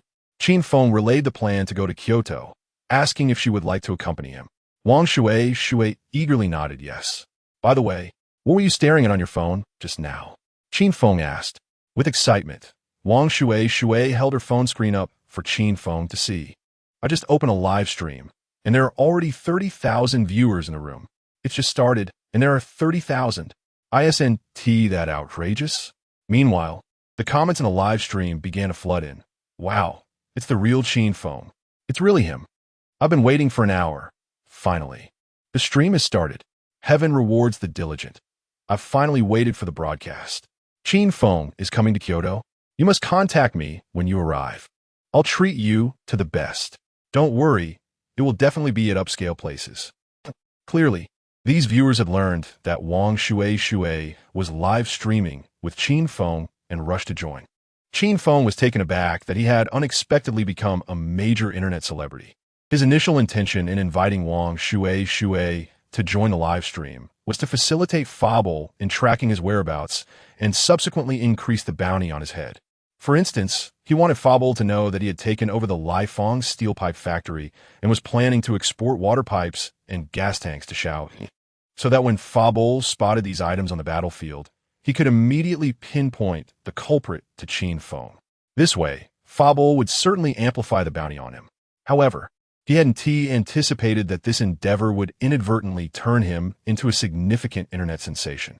He even contemplated that he could easily transition into a live streaming sales host. Yet, that did not align with his career trajectory, so he dismissed the thought for now. The two promptly booked the nearest flight to Kyoto. En route to Kyoto, Qin Feng encountered numerous enthusiastic fans, engaging in handshakes and taking photos. This attention left him feeling somewhat overwhelmed. However, upon reflection, he realized that he had just recently skyrocketed to fame online, and such fervor would eventually wane. After all, the adoration for internet celebrities tends to be fleeting. With this in mind, his concerns eased a bit. Upon arriving at the registration area of the exhibition, the staff recognized Qin Feng immediately, standing up to shake his hand. "Hello, Qin Feng. It's a pleasure to meet you. To be pursued by Fable with a bounty of 15 million and still travel so freely. I truly admire your courage." Qin Feng chuckled. "This is the merit of our mighty dragon country." The staff member shook his head. "No, what I meant to say is that I admire your audacity. You seem to take the Beaufort wanted notice quite lightly." Qin Feng mused inwardly. "How can I not take it seriously? I am acutely aware of the implications. I am exceedingly concerned about the Beaufort wanted notice and constantly ponder their increasing bounty on my head." He then articulated his purpose. "I am here to register for the cable exhibition." The staff member expressed his regret. "Mr. Qin, I'm afraid the exhibition slots have all been filled. Had you arrived 2 hours earlier, there would have been a space available. I would gladly assist you in securing a slot, but alas, I am merely a lowly staff member, powerless to effect change." Qin Feng nodded, No matter, I shall contemplate other solutions. He had initially hoped to seize a national-level bidding opportunity for bridge cables at this exhibition, which would catapult him to fame. However, he now found himself uncertain of even gaining entry to the event. Should he, perhaps, seek assistance from his unreliable father? If that old man intervened, resolving this predicament would be a trifling matter. Yet as soon as this thought emerged, Qin Feng dismissed it. That old man had cast him aside in the Lighthouse Nation for years, and he had been nursing this grievance for quite some time, even neglecting to make a single phone call upon his return. Moreover, after binding the system, Qin Feng envisioned surpassing that old man and presenting himself in a grand manner, relishing the opportunity to flaunt his success. Now, approaching him for help would mean compromising his own pride. He resolved to seek alternative avenues. Wang Shui, standing nearby, wore a distressed expression. She felt a pang of sympathy for Qin Feng's misfortunes. Just then, a comment caught her attention. "I can secure a slot for the cable exhibition." Wang Shui's eyes sparkled, and she quickly inquired, "One day, dear 8 times. Is that true?" The peculiar username struck her as odd, yet she brushed it aside, her focus solely on the promise of securing an exhibition slot. Meanwhile, the viewers in the live stream were amused. "Wow, that's impressive. 8 times a day. Aren't you afraid of passing out? With such a ridiculous name. You claim you can manage the exhibition slot? I don't believe it. One day, dear 8 times. Shui, tell Mr. Qin that I can indeed resolve the exhibition slot issue. He should wait in the reception area for a moment." Wang Shui hurriedly relayed this to Qin Feng. He was somewhat taken aback. Could someone in the live stream actually assist him? It wouldn't hurt to wait a bit longer. Approximately 10 minutes later, 2 men in suits approached briskly, one of whom spoke. "Are you Mr. Qin Feng?" Qin Feng nodded. "I am." "Greetings, I am Jiaming, the person in charge of this cable exhibition," the man introduced, extending his hand. Qin Feng shook it. "Pleased to meet you, Mr. Jia." Jiaming continued, "Mr. Qin, you require an exhibition slot, correct? No problem. Leave this matter to me." Subsequently, he whispered something to the person beside him, who nodded and stepped aside to make a phone call. Upon returning, he quietly conveyed some information to Jiaming, who nodded and smiled at Qin Feng, saying, "Mr. Qin, your booth is number 46. He then addressed the staff responsible for registration, instructing, "Quickly prepare the entrance pass for Mr. Qin." The staff hurried off to make the necessary arrangements. Jiaming smiled at Qin Feng, explaining, "As this entrance pass is a last-minute addition, it will take a few minutes to prepare. Please bear with us, Mr. Qin." Qin Feng nodded. "No problem at all. Thank you, Mr. Jia. How much is the booth fee? I would like to settle that now." Jiaming waved his hand dismissively. "No booth fee is required." "Nothing at all, Mr. Qin. I have other matters to attend to, but the staff will bring the entrance pass to you shortly." Qin Feng had initially intended to treat Jiaming to a meal as a token of gratitude, but given his statement, he refrained. However, Qin Feng understood that the true gratitude was owed to the individual in the live stream, known as One Day, 8 times. It seemed this person held a significant status, managing to secure him a booth in such a short time despite it being previously unavailable. Indeed, the weight of the Bafuel wanted notice was palpable. Were it not for the Bafuel warrant, this individual would not have extended their assistance. Who said being wanted by Bafuel was a misfortune? It was quite the opposite. Not only could he reap system rewards, but he could also gain support. One day, 8 times, thank you. Are you in Kyoto? I would like to treat you to a meal to express my gratitude. Qin Feng addressed the live stream. At that moment, the chat was abuzz with comments. Wait, can this guy actually pull it off? With such a ridiculous username, accomplishing such impressive feats?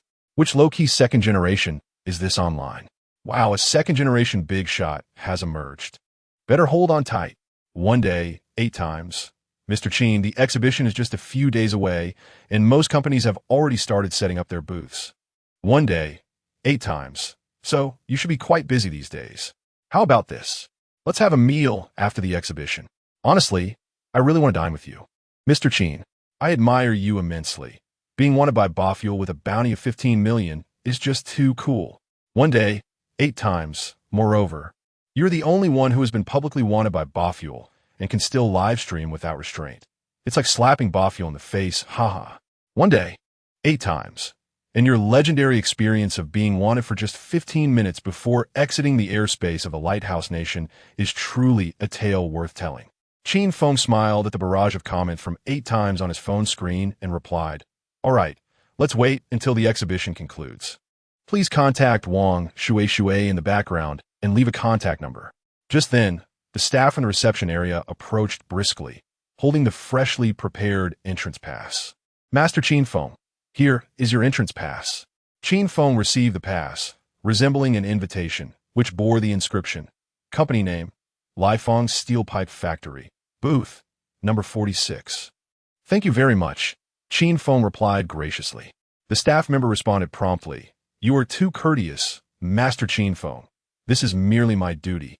I had intended to assist you earlier, but found myself powerless." Qin Feng nodded. "I understand. I appreciate your good intentions." This individual was merely a regular staff member and, naturally, could not facilitate a booth arrangement akin to what 8 times could offer. Subsequently, Qin Feng called Li Shishuang to inform her of the booth acquisition. Li Shishuang smiled and said, "I'm already aware. I am watching Wang Shui's live stream, so I was informed of the happenings there at the earliest opportunity. Regarding the production issues of wire and cable, I have already assigned a master to investigate. They have concluded that there are no issues in the operational procedures. Previously, when my father was in charge of the factory, there were attempts to expand the product line, aiming to produce wire, rebar, and cables, and even invested in machines necessary for wire production, such as drawing machines, flattening machines, and cold rolling mills. However, they underestimated the complexity, believing that even without the technical know-how, they could deduce the process through mere experimentation. In reality, my father had oversimplified the situation. The wire production process holds core technologies that cannot simply be derived from repeated trials. This lack of confidence in the competitive bidding for cables stemmed from the fact that the technological expertise held by larger factories was beyond the reach of ordinary enterprises. Qin Feng was well aware of what Li Shishuang mentioned. She had briefed him during the initial acquisition of the factory. "The factory matters no longer require my oversight. I should book a ticket to Kyoto now to arrange our booth," Li Shishuang continued. As the manager of the company, Li Shishuang clearly demonstrated her competence and responsibility, which reassured Qin Feng. "All right, you come here." Qin Feng nodded in agreement. Li Shishuang then inquired, "By the way, what standard of machinery will be used to test the performance of the cables? Low standard or medium standard? I'll contact the rental company while waiting at the airport, so that upon my arrival, I can set everything up immediately. The cable exhibition cannot merely involve displaying our cables. We need to arrange equipment capable of testing the maximum tensile strength, yield strength, fatigue performance, and deformation capacity under high temperatures. It is through such performance demonstrations that the quality of the cables can be showcased." Qin Feng frowned slightly and replied, "Why use low or medium standards? We should directly employ the highest standards. Remember, the highest standard. Different standard testing machines correspond to varying testing ranges, with the highest standard machines naturally possessing the broadest scope. If there existed testing machines of the caliber equivalent to an aircraft carrier's arrestor wire, Qin Feng would undoubtedly opt for such a level of testing apparatus. What are the technical requirements for an aircraft carrier's arrestor wire? What are its performance parameters? It remains unknown. However, it matters little, for our steel cable is undoubtedly capable of surpassing all steel cables in the world, including those of aircraft carriers." Chapter 21. The cunning Qin Feng leaves Bob Bull distressed. However, Li Shishuang felt that ordering the highest standard testing machine was somewhat extravagant. She did not believe that the steel cables they produced could be that impressive.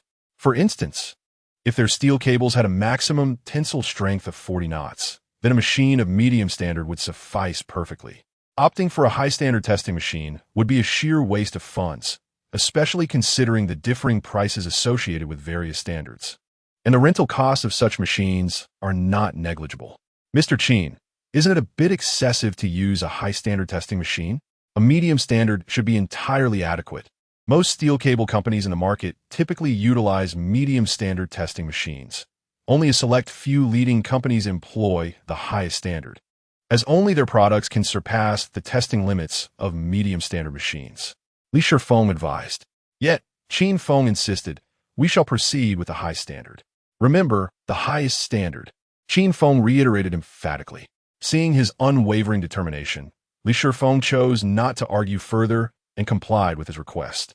In a live stream, the audience count had soared to over 300,000, a staggering increase from the mere 30,000 at the start of the broadcast. The influx of viewers continued unabated. Consequently, most were unaware that Qin Feng had commenced the production of steel wires and cables at the factory earlier that morning. They expressed their confusion in the chat. What's happening? Why is the esteemed Qin Feng attending a steel cable exhibition? Didn't he acquire a steel pipe factory? Indeed, he can't possibly bring steel pipes to a steel cable exhibition, can he? You don't know. This morning, Mr. Qin handed a USB drive to the former owner of Lighthouse Steel Pipe Factory, who is now the general manager, Li Shifeng. Mr. Qin mentioned it contained a novel technology for manufacturing steel wires and cables, distinct from anything available on the market. Moreover, Lighthouse Steel Pipe Factory previously had machines for producing steel wires. So, Lighthouse Steel Pipe Factory has begun manufacturing steel wires and cables. What? Is it even possible? Where did Mr. Qin acquire this new technology for manufacturing steel wires and cables? At that moment, Qin Feng glanced at the live stream screen and noticed this particular comment. Ordinarily, he would not feel compelled to respond, as the comment would soon be lost amidst a flurry of others, failing to capture widespread attention. However, the cunning Qin Feng suddenly conceived a mischievous idea. He cleared his throat and, assuming a mysterious demeanor, addressed the audience. I just saw a viewer curious about where I obtained this new technology. Let me share a little secret, but you must promise not to spread it. By making this statement in a live stream with over 300,000 viewers, Qin Feng's true intention was, in fact, to encourage them to disseminate the information widely. During my studies in the Lighthouse Country, I once participated in a visit to a steel cable manufacturing company organized by my professor. The cable manufacturing company in question is the most formidable in the United States, supplying the arrestor wires utilized on its aircraft carriers.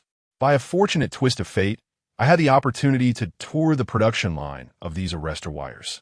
That very evening, upon returning from the company, I dreamt of an ancient sage imparting to me the secrets of wire and cable production techniques. Upon waking the next day, the knowledge remained vividly etched in my mind. Thus, I hastily opened my computer to document the techniques bestowed upon me by the sage. However, until now, I had not had the chance to validate the authenticity of this knowledge. The latter part of my account may appear far-fetched. Dreaming of a sage bestowing technical expertise does seem implausible. Yet, it is precisely this incredibility that lends a veneer of truth to the former part of my narrative, prompting speculation about its veracity. Indeed, the audience in the live stream began to conjecture. So Qin Feng fortuitously acquired the production techniques from that company, did he? I researched, and the company providing arrestor wires for U.S. aircraft carriers is Giant Cable Company, renowned for its unparalleled wire and cable manufacturing techniques. Could it be that Qin Feng's manufacturing technique differs from those available on the market, implying it is distinct from that of companies in the Dragon Kingdom? If he is utilizing the technology from Giant Cable Company, it must indeed be unique within the Dragon Kingdom. Certainly, Giant Cable Company would not readily disclose their technology to Qin Feng. They would guard such vital information closely. I can already envision a thrilling espionage film. Has Qin Feng dabbled in such enterprises? Is this a side gig of sorts? One amusing term, side gig, regarding the arms smuggling incident for which he was wanted. Qin Feng's own words were, I merely wish to engage in a small side gig so. Acquiring the core technology from Giant Cable Company was yet another of his side ventures. Was it hilarious? If that is the case, Qin Feng's side jobs in the United States must be extraordinarily impressive. Pray tell, what other side gigs do you have in the U.S., Qin Feng? Do you think Qin Feng has also pilfered the technology for arrestor wires? It is indeed the pinnacle of cable technology, is it not? In response to the myriad speculations swirling in the live stream, Qin Feng merely smiled, offering no explanation. While he had indeed visited Giant Cable Company, it was only a tour of their product display facility. He had never seen the production line. As for the arrestor wire production line, he had not been there either. In fact, He had been unaware of the existence of arrestor wires until after acquiring the so-called advanced wire technology and, subsequently, researching it online, only then realizing it was the zenith of cable technology. Yet, this detail holds little significance. As long as one has genuinely visited the giant cable company, it suffices. This is sufficient to arouse Bowler's suspicions. He would ponder, is it possible that the technology of the giant cable company has indeed been leaked? Could the technology for aircraft carrier mooring cables have also been compromised? At that moment, Bowler would be utterly distressed, feeling more discomfort than if he had ingested a fly. Meanwhile, Qin Feng remained oblivious to the fact that his spontaneous and fanciful remarks would not only sow seeds of doubt in Bowler's mind, causing him great distress, but could also lead to the cessation of production of the mooring cables for the Lighthouse nation's aircraft carriers. This would ultimately bestow upon him untold wealth in excess of 100 billion, as anticipated by Qin Feng in Bowler's ministerial office. A staff member was currently briefing him on Qin Feng's situation and his fanciful claims. Minister Bowler snorted dismissively, declaring impossible. The only entities capable of producing aircraft carrier mooring cables, aside from our Lighthouse nation's giant cable company, are limited to a single firm in the vast Bear Country. This underscores the exceptional technological prowess of the giant cable company, which has diligently safeguarded its production techniques. It is inconceivable that Qin Feng could have pilfered any production technology from this company. He then instructed, investigate whether Qin Feng has indeed visited this company. If he has never set foot in the giant cable company, it would indicate that he is entirely fabricating stories, merely a means to generate hype. In that case, we need not pay him any mind. The staff member promptly replied, upon my arrival to report, I dispatched someone to verify this matter. Just then, the internal phone of the staff member rang, and he quickly answered, Team Leader, we have found something. During his sophomore year, our department indeed organized a visit to the giant cable company. According to the visitor list, Qin Feng was among them. Qin Feng has visited the giant cable company. In an instant, both Minister Bowler and the reporting team leader's expressions turned vivid with astonishment, particularly for the team leader, who felt an overwhelming sense of pressure. The atmosphere seemed to solidify, and breathing became exceedingly arduous. After all, the minister was in a volatile state. He had just stated that if Qin Feng had not visited the giant cable company, there was no cause for concern, implying that Qin Feng was merely spinning tales. Yet, in the blink of an eye, his subordinate reported that Qin Feng had indeed visited. Did this not confirm that the technology for wire and cable production in Qin Feng's possession was derived from the giant cable company? Finally, Minister Bowler erupted in fury, bellowing, investigate, dig deeper. It is highly likely that Qin Feng acquired the technology for steel wires and cables from the giant cable company. However, the giant cable company guards its production techniques with great vigilance and would not easily allow them to be stolen. There must be a traitor within the giant cable company, someone who has leaked this information. Moreover, the individual capable of disclosing such confidential production techniques must hold a significant position within the company. Send someone to thoroughly investigate the Juso company from top to bottom. The team leader immediately trembled in response. Yes. After the team leader left, Minister Fabol continued to grind his teeth, murmuring, Juso company. It is to be hoped that the production technology has not been entirely compromised, but merely a few commonplace techniques for steel cable production. Otherwise, if Qin Feng manages to produce cables that meet the requirements for aircraft carrier arrestor wires, it would spell disaster. As Minister Fabol, he was acutely aware of the recent significant events involving the Lighthouse Nation. Currently, the Dragon Nation was negotiating with their navy, seeking to procure arrestor wires for their aircraft carrier. Although the Dragon Nation's long-number aircraft carrier was fully equipped and ready to set sail, one crucial issue remained unresolved: the arrestor wires. The significance of arrestor wires for an aircraft carrier cannot be overstated. Carrier-based aircraft typically land at speeds around 200 kilometers per hour, and due to their substantial weight, they possess considerable kinetic energy upon landing. Relying solely on a few hundred meters of deck space to decelerate to zero would be futile. The aircraft would simply plunge off the carrier and into the sea, becoming a meal for sharks. Thus, the necessity of arrestor wires becomes paramount. Typically, An aircraft carrier is equipped with 4 arrestor wires, evenly spaced across the deck. When a carrier-based aircraft lands, the tailhook catches one of the wires at random, enabling it to come to a complete stop within 3 seconds. Consequently, arrestor wires are often referred to as the lifeline of carrier-based aircraft. However, the technical requirements for manufacturing arrestor wires are exceedingly high. Only the Lighthouse Nation and the Great Bear Nation possess the capability to produce cables that meet these specifications. The Great Bear Nation has outright refused to sell to foreign entities, reserving its production solely for domestic use. Hence, if the Dragon Nation wishes to obtain arrestor wires, they can only procure them from the Lighthouse Nation. In light of this, the Lighthouse Nation intends to complicate matters for the Dragon Nation, seeking to gain certain advantages in the process. If the Dragon Nation were to develop the ability to produce cables that conform to the requirements for arrestor wires, would it not render our plans utterly futile? As such thoughts raced through his mind, beads of cold sweat began to form on Minister Fobal's forehead.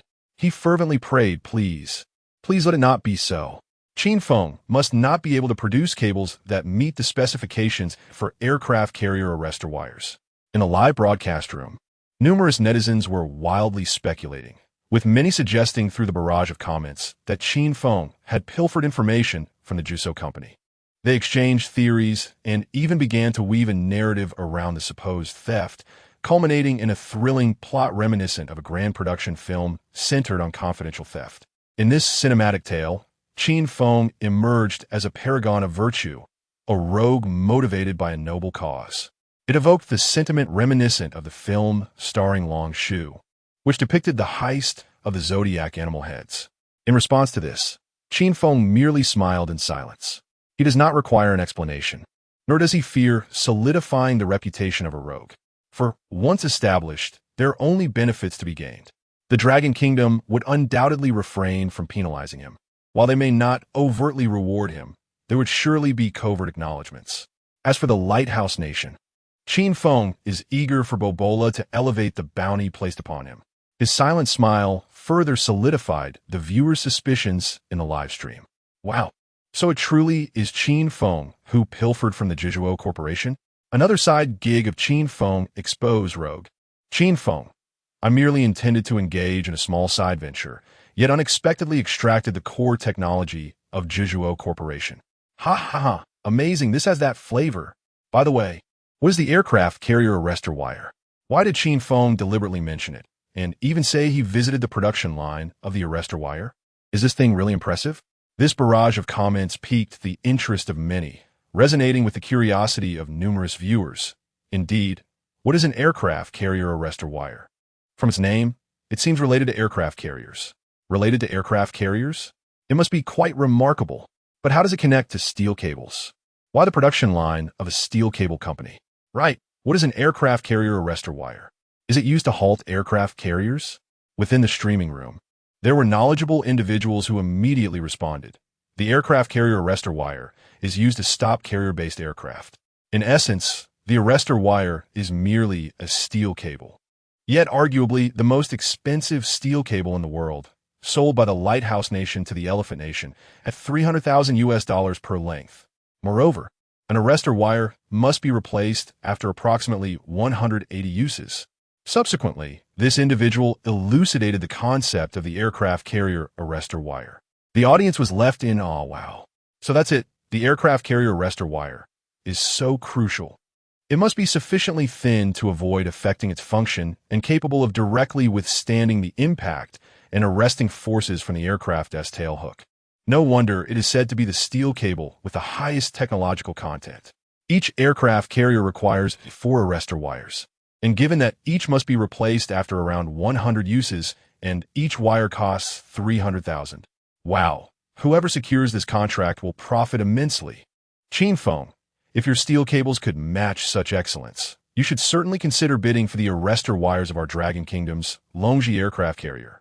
Indeed, Qin Feng, if you win the bid, that would be truly remarkable. However, is this item available for external bidding? I'm not sure, but it seems not. I haven't heard anything. The aircraft carrier arrestor wires will surely not be open for external bidding, so no need to ponder. The Longji is set to launch soon. and the arrestor wires must have been equipped long ago. Upon reading this final comment, Qin Feng found himself in complete agreement.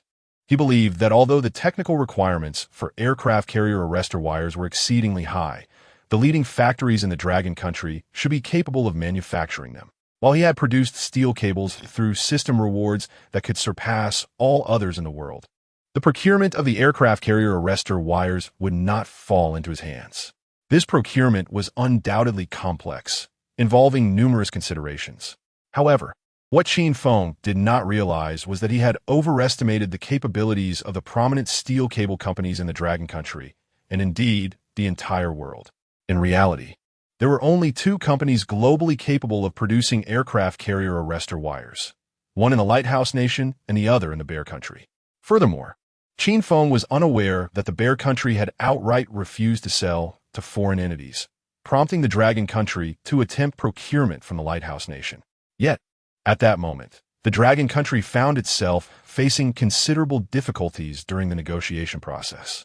Chapter 22. The Admiral, I must say, Qin Feng is indeed remarkable. In a conference room of the Naval Department of the Dragon Kingdom, Admiral Li Dekang sat alongside Feng Rusong, the Minister of Naval Procurement, Meng Guolong, an academician from the Dragon Science Institute, and several other distinguished figures, including the captain of the Longji aircraft carrier and the deputy minister of the Longan Department. They had convened specifically to address the issues surrounding the aircraft carrier's arrestor wires. The significance of these wires could not be overstated. Without a solution, the Longji would merely remain a large vessel incapable of recovering its carrier-based aircraft. Even if it were to set sail, it would merely serve as a floating target rather than a formidable presence at sea. However, the atmosphere in the conference room was decidedly tense.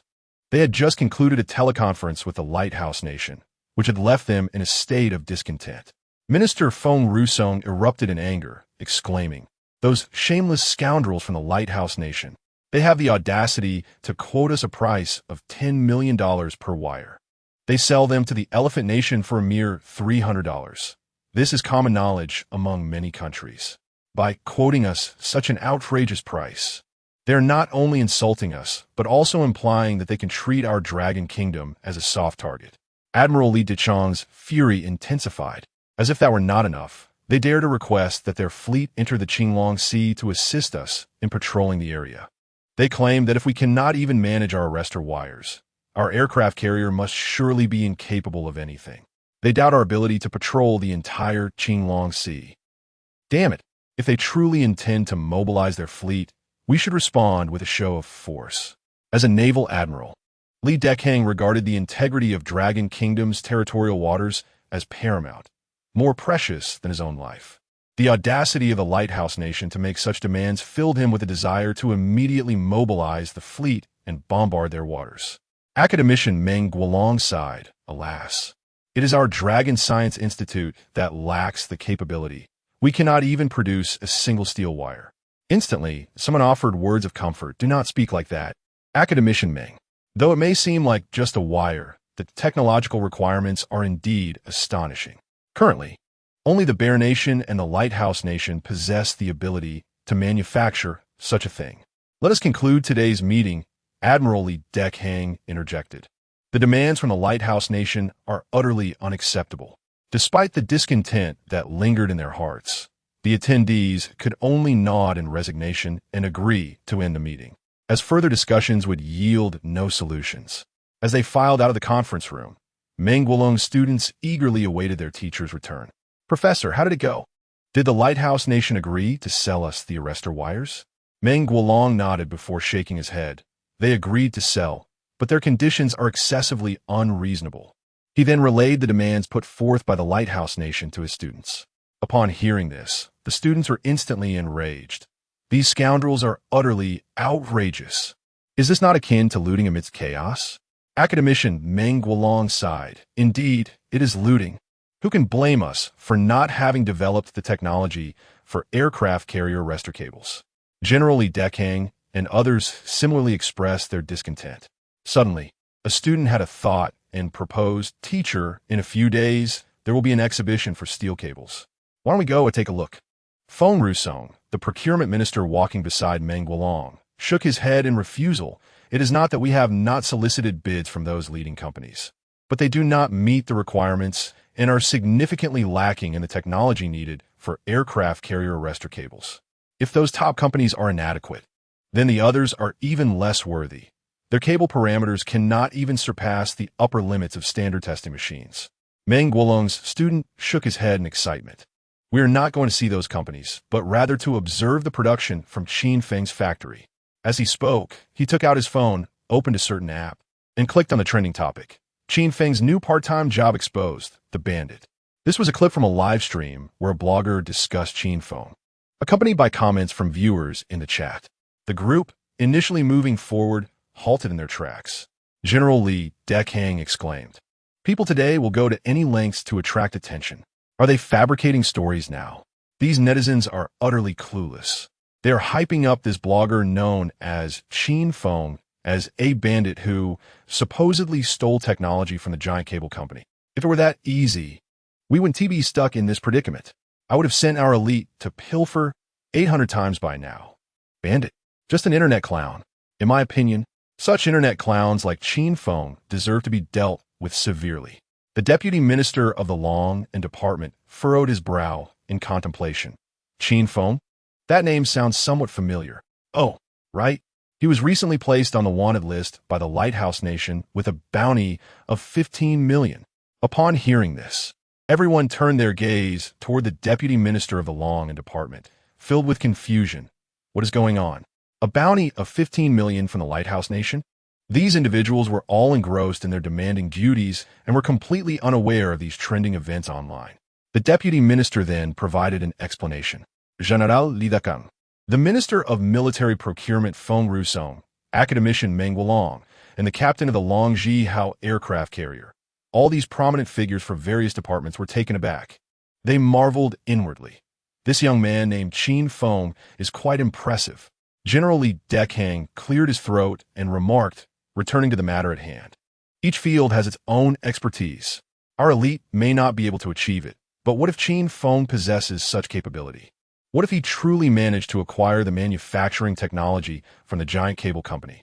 Li Dekang even felt that using the word steal was somewhat inappropriate and made an effort to rephrase his thoughts. In the hearts of Meng Guolong's students, there was a murmur of discontent. I understand what General Li's behavior signifies. It is a mere facade. At that moment, the deputy minister of Longan received an urgent phone call.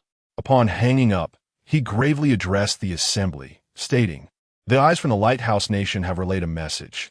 Minister Fabol is conducting a thorough investigation into the Juso company. It is said that Minister Fabol believes Qin Feng lacks the capability to pilfer the manufacturing technology from Juso. Rather, he suspects that someone within the company has leaked the technology to Qin Feng.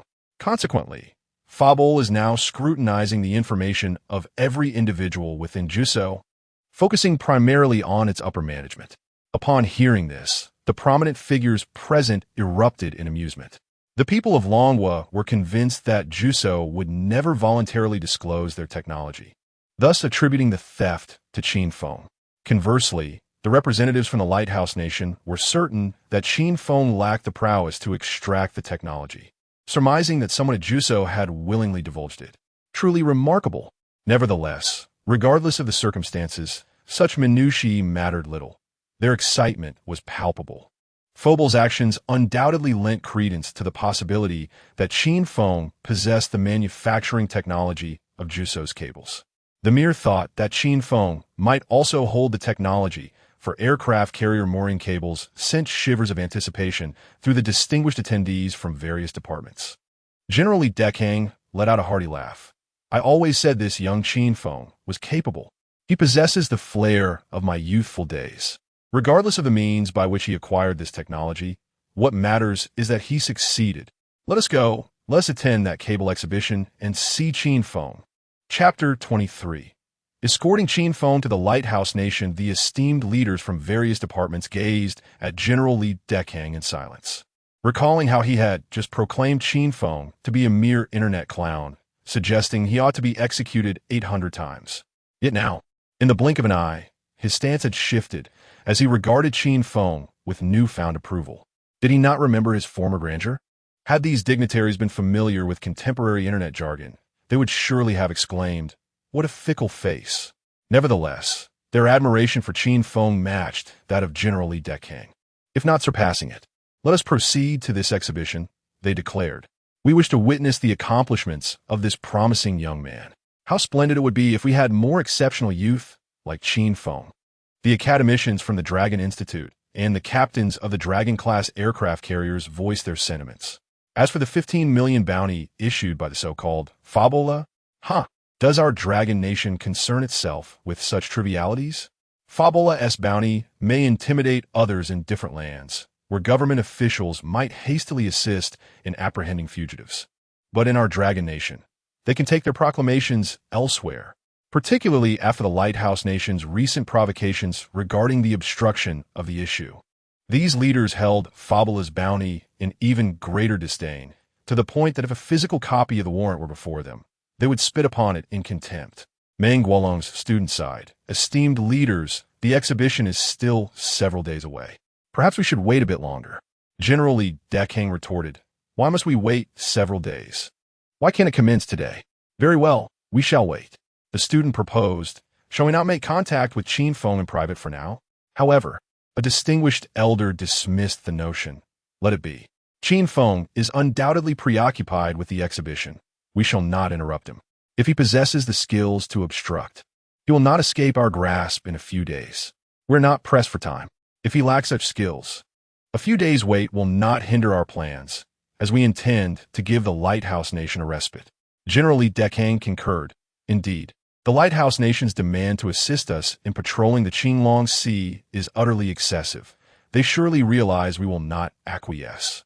This demand was likely proposed deliberately, anticipating that we might later consider a less outrageous condition, which we would typically refuse.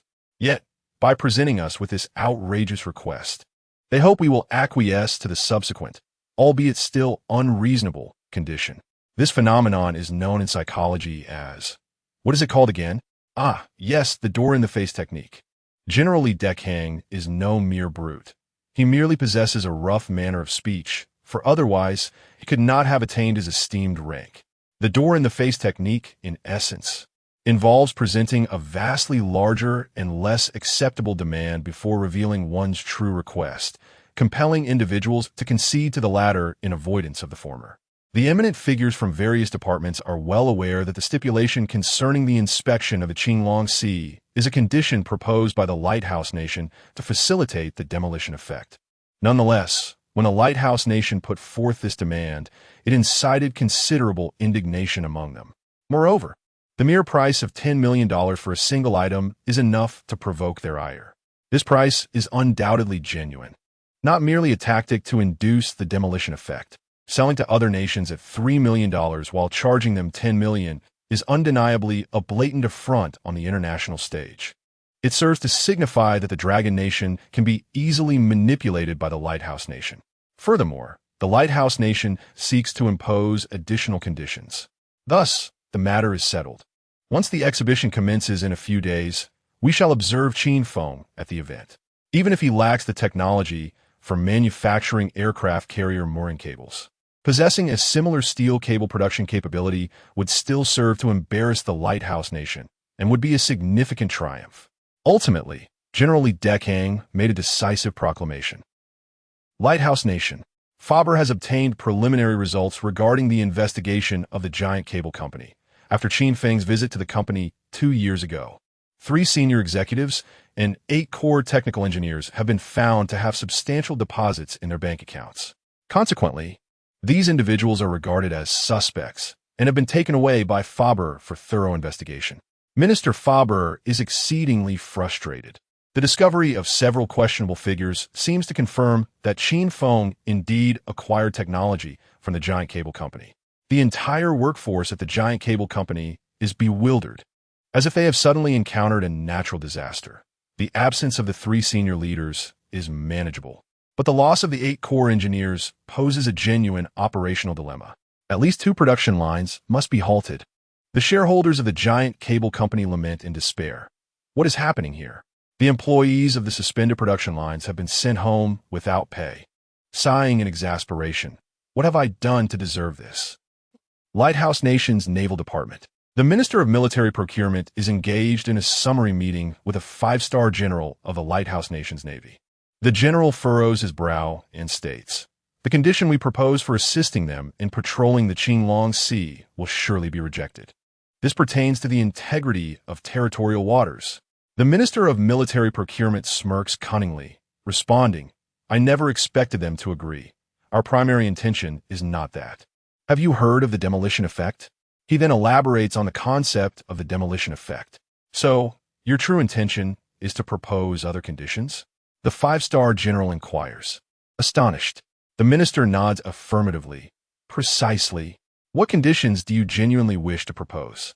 "Well, we have not yet considered that. It will be best for your naval department to deliberate on it and finalize the condition. After all, you are more capable of suggesting terms that would be advantageous for our Lighthouse Nation's Navy, which the Dragon Nation might ultimately accept." General Wuxing nodded and said, "Good."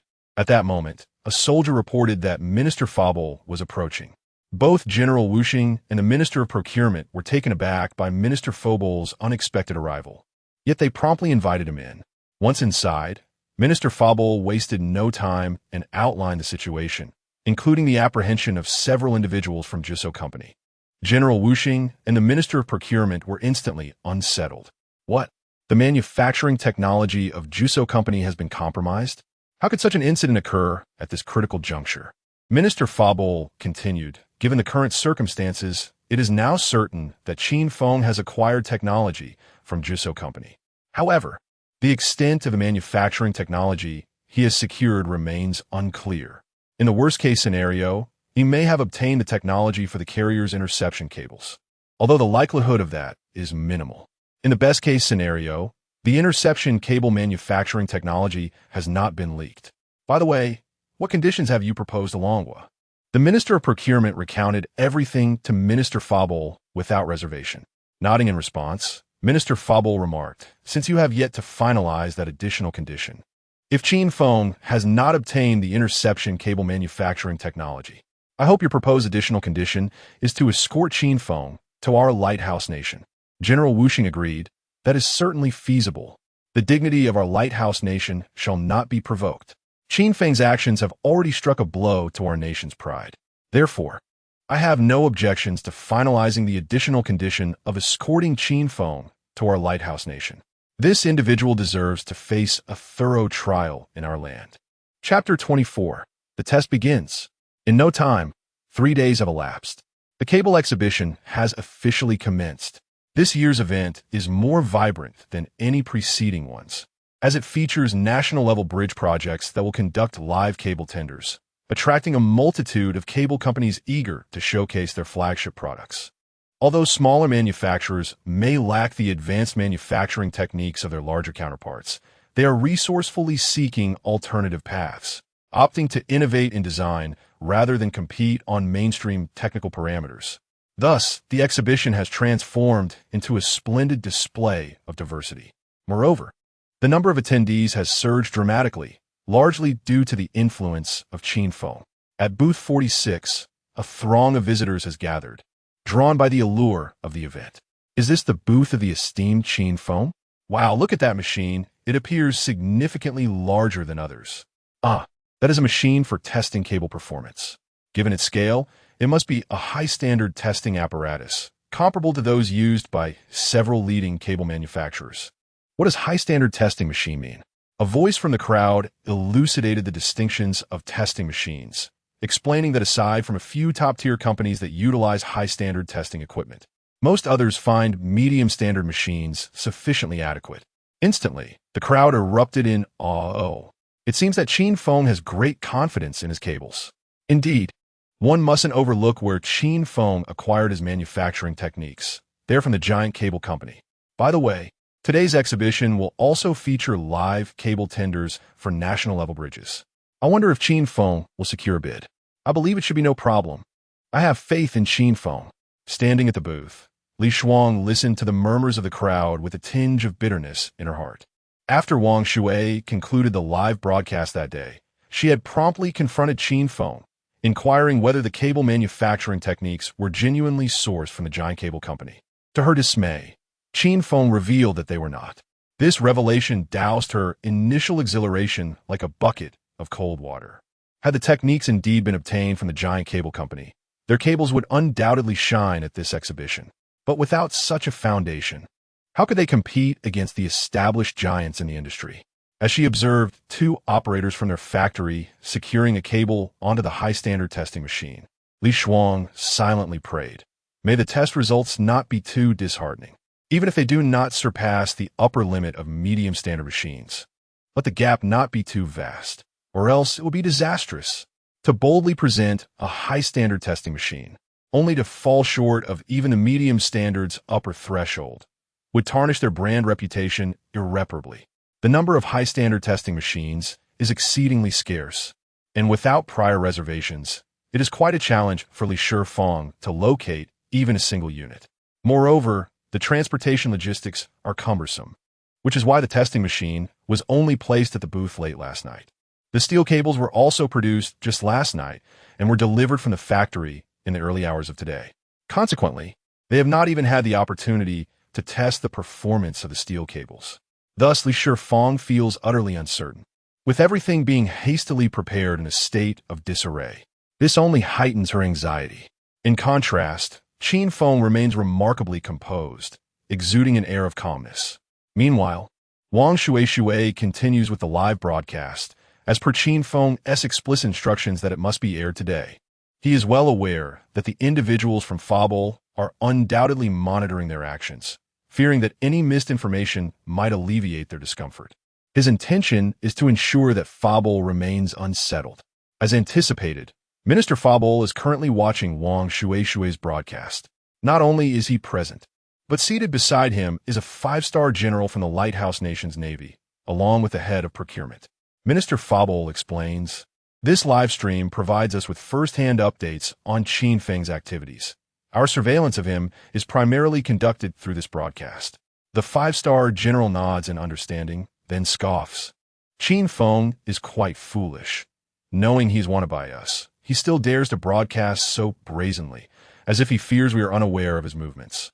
Minister Fable's face reddens. Whether Qin Feng is truly foolish is uncertain, but such behavior is undeniably a blatant provocation against Fable. Similarly, the influential figures monitoring Wang Shui's live broadcast to track Qin Feng's movements are not limited to those from the Lighthouse Nation.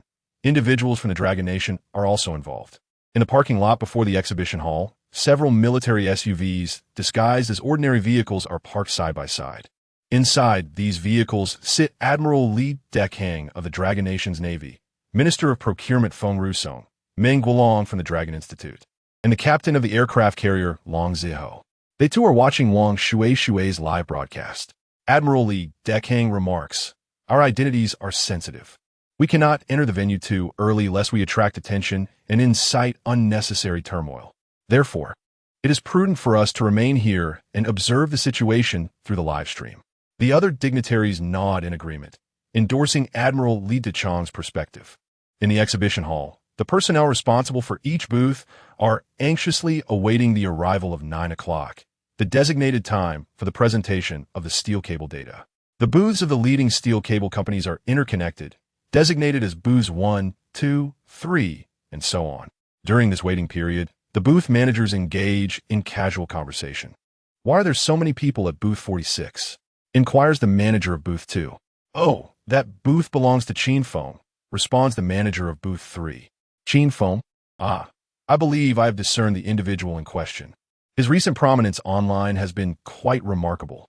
By the way, do you genuinely believe that his manufacturing techniques were acquired from the giant cable company? I am uncertain, yet I can't shake the feeling that he poses a potential threat. Just look at the cable testing machinery he employs. It adheres to high standards. The fact that he utilizes testing equipment of the same caliber as ours speaks volumes about his confidence. Personally, I suspect that Qin Feng may merely be a jester. How could the manufacturing technology of the giant cable company possibly be pilfered?" The manager of booth 4 scoffed. TSK. I too find it likely that he has merely cobbled together some cable manufacturing technology from who knows where, hoping to stake his claim in the cable industry. His actions are nothing but a marketing ploy, remarked the manager of booth 3, equally dismissive. With the sentiments of these two as a precursor, the remaining individuals expressed similar skepticism towards Qin Feng. Although they are competitors, they surprisingly found common ground against him. At that moment, someone interjected. Time is running short. It is already 8:59. Let us return to our respective booths. The parameter presentation is imminent. Meanwhile, at booth 46, preparations are complete.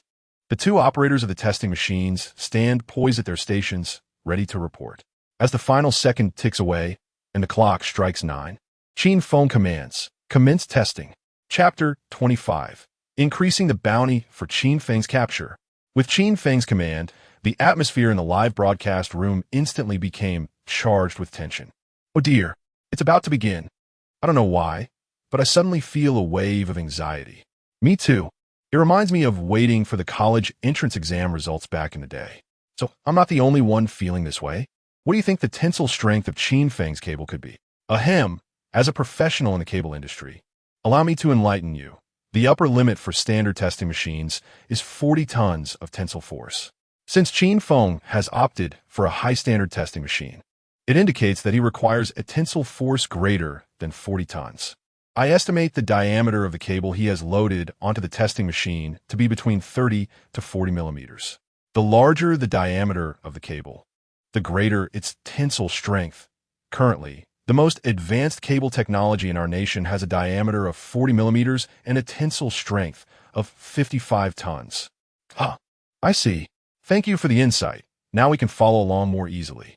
How much do you think Qin Feng's cable's tensile strength could reach? 50 tons? Let us be bold. I guess 60 tons. Wow. Aren't you being a bit timid? I'll guess 65 tons. That is quite audacious. How much does that exceed our nation's best cables? Let us be realistic. I feel that 55 to 60 tons would already be quite impressive. Stop arguing. The testing has commenced. Let us wait and see. In the Lighthouse Country, Minister Bobola felt his breath quicken involuntarily as he began to pray. May it not exceed 200,000 pounds. 200,000 pounds is approximately 90 tons, which is precisely the tensile strength of an aircraft carrier's arrestor cable. General Wu and the Minister of Procurement also fixed their eyes on the screen, silently praying, do not exceed 200,000 pounds. Do not exceed 200,000 pounds. Do not exceed 200,000 pounds. In the parking lot in front of the exhibition hall, Admiral Li Dekang and Lonka Institution's Meng Wulong were also breathing heavily. But their prayer was, it must exceed 90 tons. It must exceed 90 tons. After Qin Feng ordered the test to commence, the two operators began their work. As they proceeded, the testing machine first displayed the cable's diameter, 30 millimeters.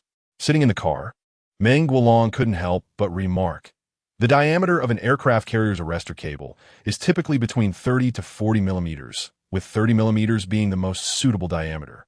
The tensile strength test began, and the machine started to exert force. 10 tons, 20 tons, 30 tons. However, after this point, the increments were by 1 ton at a time. 31 tons, 32 tons. Watching the data on the testing machine climb to 35 tons, Li Shuang's heart began to pray. It must exceed 40. It must exceed 40.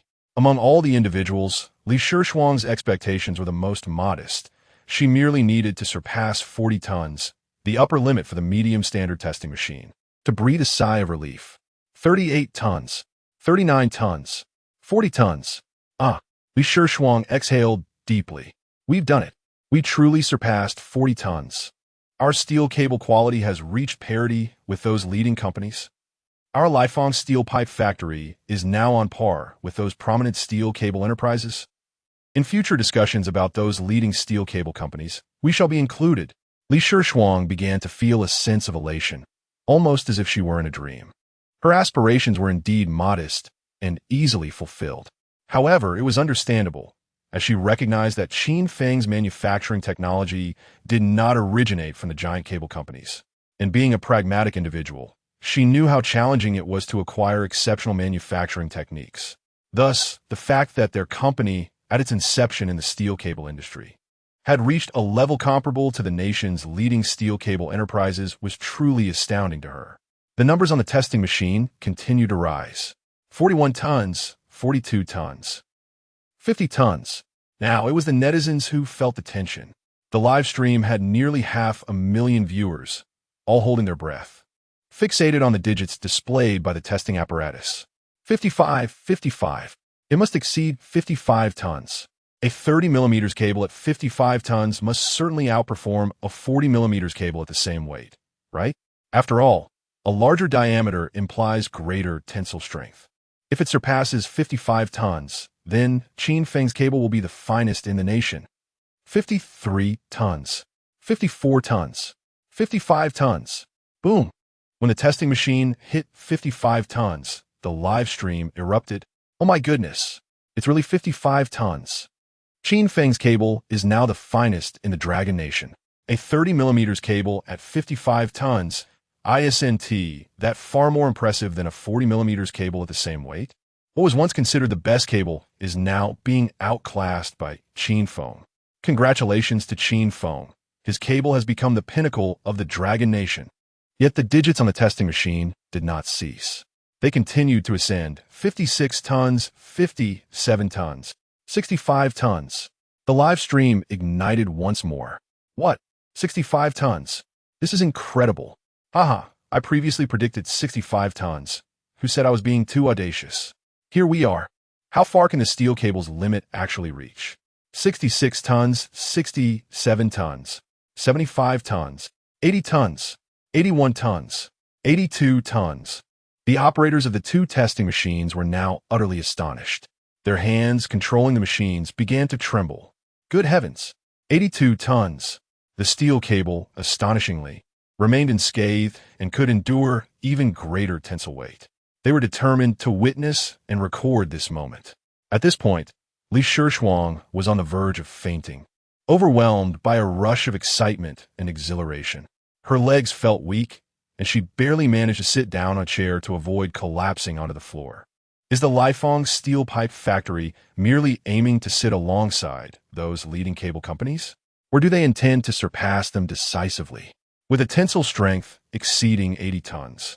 What claim do those so-called leading companies have to their title?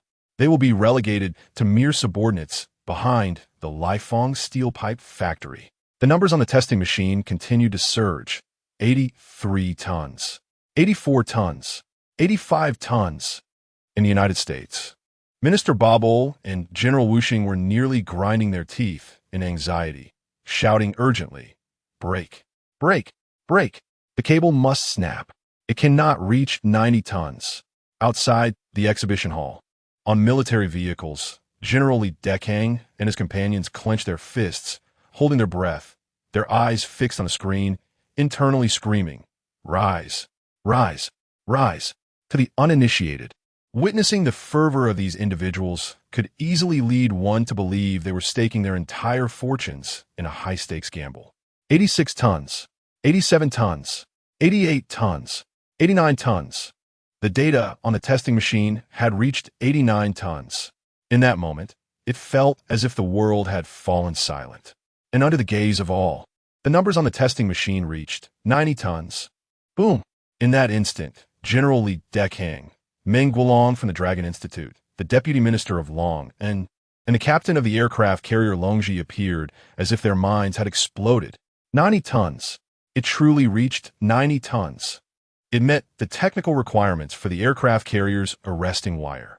The issue with their aircraft carrier's arresting wire was resolved. The Longji was no longer just an impressive but ineffective vessel. It would no longer serve as a mere moving target. The Longji could now become a true maritime behemoth. Ha ha ha.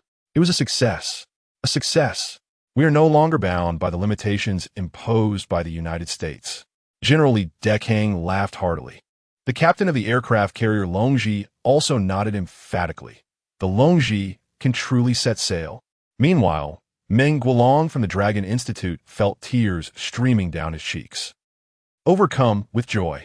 This was genuine, unrestrained joy. Meng Guolong's reaction was not exaggerated.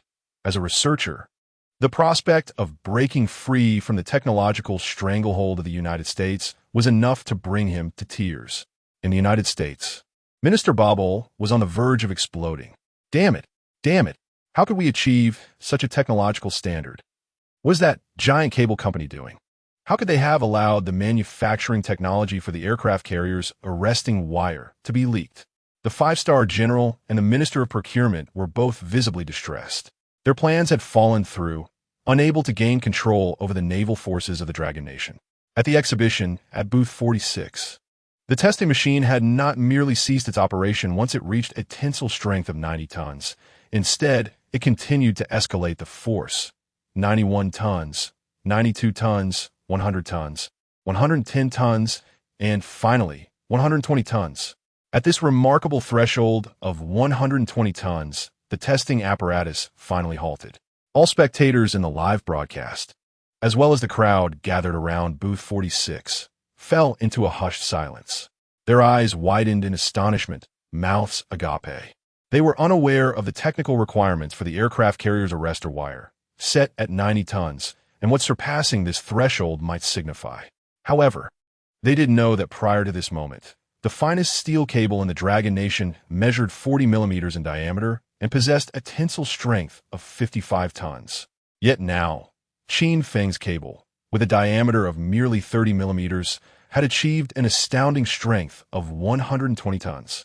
If this 30-millimeter cable could reach such heights, one could only imagine the tensile strength of a 40-millimeter cable would exceed 120 tons. In essence, this new cable was more than double the strength of the previously unrivaled steel cable. The so-called best cable in the nation paled in comparison to Qin Feng's creation. It was utterly insignificant, scarcely worthy of mention. Meanwhile, in the Lighthouse Nation, Minister Fabel was seething with rage. What is the tensile strength of the arrestor wire on our Navy's aircraft carriers? He demanded, his face darkening. 120 tons, replied the five-star general, his expression grim. The minimum technical requirement for the arrestor wire was 90 tons, yet the Lighthouse Nation's wire had already achieved a strength of 120 tons. Was this mere coincidence? Absolutely not. This could only indicate a leak in the technology of the giant cable company. Otherwise, there was no way Qin Feng's cable could also reach a tensile strength of 120 tons, Fabel bellowed. At that moment, 3 senior investigators from Fabel's team, tasked with probing into the giant cable company, arrived to report. Minister, we have preliminary findings. 1 executive and 3 core technical engineers show the highest suspicion. Their bank accounts received substantial transfers, and, indeed, the 3 engineers are responsible for the aircraft carrier's arrestor wire. Upon hearing this account, Minister Fabel was furious. Having already concluded that the technology leak stemmed from the giant cable company, he decisively ruled, these 4 individuals are the culprits. They shall be charged with treason and executed immediately. Proceed with special procedures. In this world, the authority of Fabel was immense.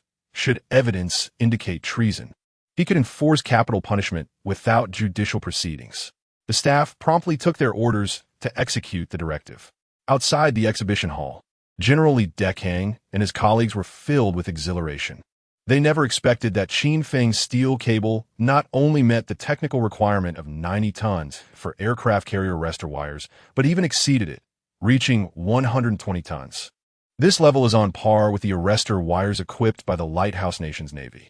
It is noteworthy that while the Lighthouse Nation possesses 120-ton arrestor wires, they only sell those rated at 100 tons. In other words, they have sold a $300 version to the Elephant Nation, along with their previous procurement requests, all of which were for 100-ton cables. Meanwhile, the Great Bear Nation's arrestor wires are rated at 110 tons. Remarkable. Truly remarkable. 120 tons. Qin Feng has evidently harnessed the most advanced manufacturing techniques from the giant cable company. This young man, Qin Feng, is indeed exceptional. General Li Dekang was beaming with delight, filled with admiration and praise for Qin Feng. Everyone else was so astonished that they overlooked a crucial detail. When the test reached 120 tons, it was merely the testing machine that stopped, not the cable that broke. This indicates that the maximum tensile strength of the cable has yet to be determined. Mr. Qin, The upper limit of this testing machine is 120 tons of tensile force. We have now reached its limit, but our cable has not yet reached its maximum. Should we announce this externally? The personnel responsible for operating the testing machine whispered to Qin Feng. After a moment of contemplation, Qin Feng replied, "Let us keep this under wraps for now." Although he was not entirely familiar with the data from various companies in the cable industry. Since 120 tons was the testing machine's limit, it seemed prudent to maintain discretion. Let us hold back the news. Perhaps it will give the Buddha puller a surprise. Qin Feng mused himself. As fate would have it, the outcome did not disappoint him.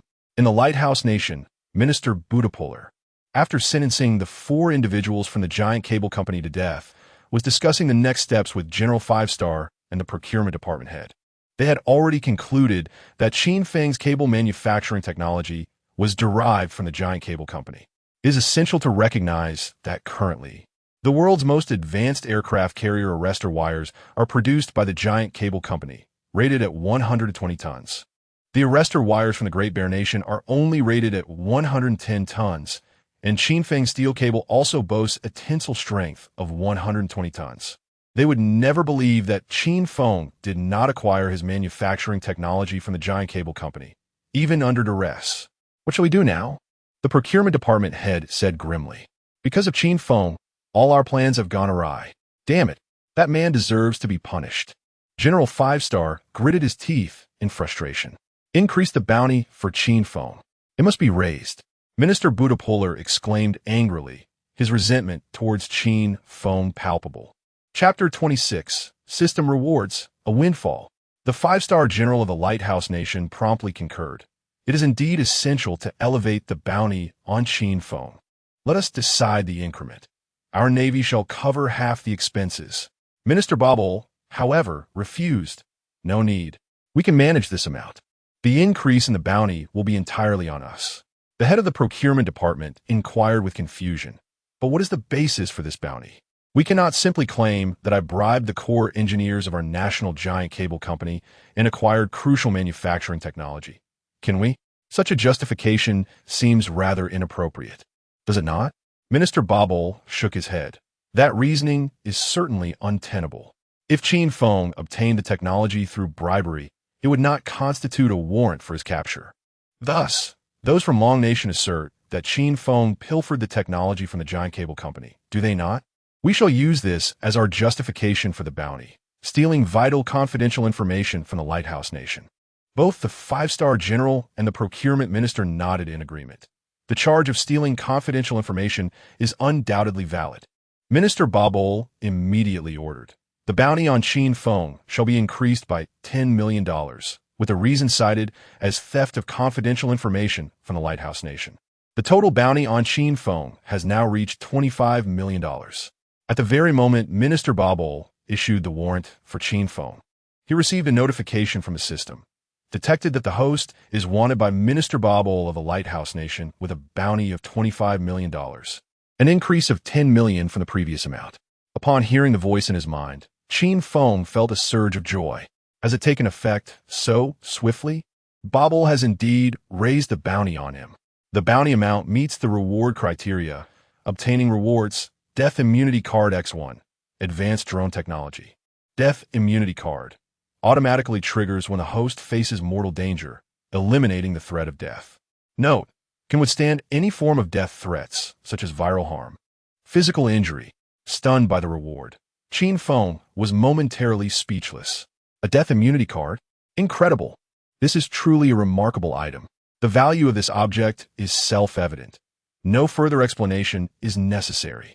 As for the advanced drone technology, it was immediately overlooked by Qin Feng in light of the death immunity card. He felt gratitude towards Minister Babel for the bounty. Although he was uncertain about the rationale behind this bounty, Qin Feng expressed his appreciation akin to a live streamer thanking a benefactor for a generous gift.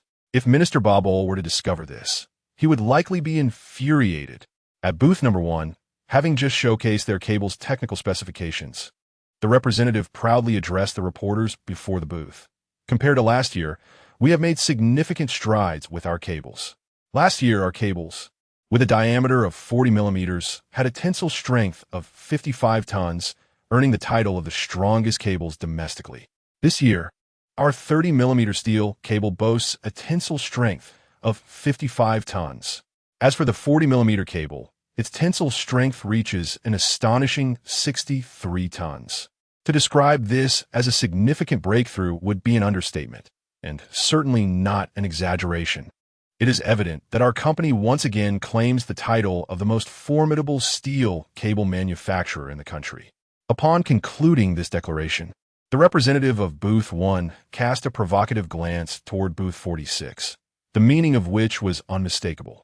At that moment, someone approached, exclaiming with excitement, "Qin Feng steel cable has a tensile strength of 120 tons. With a diameter of 30 millimeters, it possesses a tensile strength of 120 tons.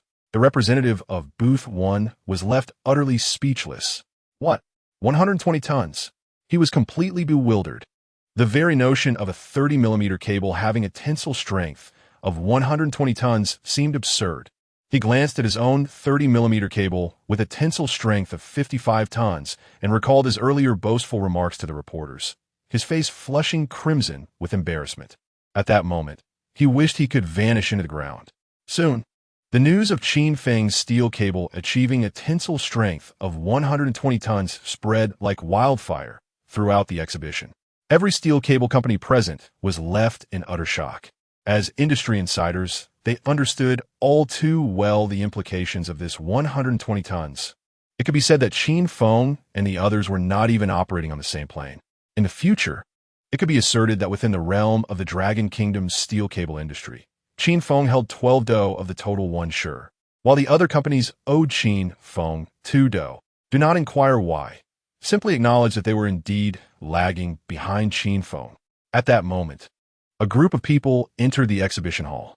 This group surrounded a portly middle-aged man, clearly the focal point of the gathering.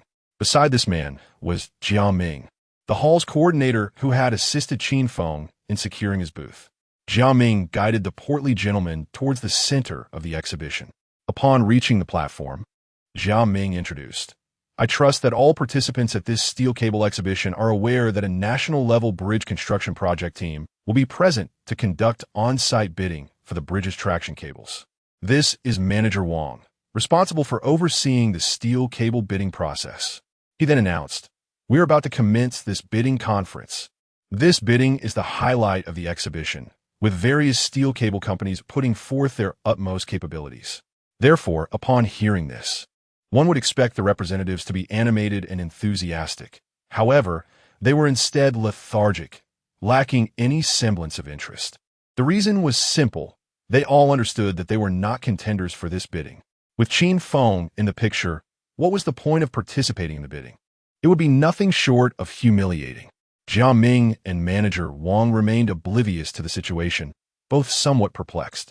Particularly Manager Wang, who was quite displeased. "Do you have no interest at all in this bidding?" A representative from the exhibition booth responded, "It's not that we are uninterested. Rather, we are aware of our lack of hope." Manager Wang felt a sense of relief in his heart, realizing it was not a matter of being undervalued. Ultimately, the outcome of the bidding remains uncertain. He welcomed everyone to actively participate in the tendering process. After all, several companies in the cable industry possess comparable capabilities, all being leading enterprises in the sector. Why is it that these few companies are not participating? Surely, you cannot lack confidence. He encouraged them to take the initiative, inspiring others to join the bidding. Moreover, you cannot lack faith in the other cable companies either. Perhaps it will be one of them that secures the bid. The final result is yet to be determined. Why concede defeat prematurely? His tone carried an air of superiority, as if inviting everyone to bid was a favor bestowed upon them. However, at this moment, the crowd had no time to dwell on such nuances. Someone interjected, "Qin Feng's cables have already reached a capacity of 120 tons. How can we compete with that? Let us not humiliate ourselves." Immediately, others echoed in agreement. "Indeed, although our factory is of moderate standing, I had previously considered participating in the bidding, thinking it would be a delightful experience. But now, I have completely abandoned that notion." Manager Wang listened to the murmurs within the crowd, feeling puzzled. "Qin Feng? Who is that? It sounds vaguely familiar." His assistant stepped forward and whispered something in his ear.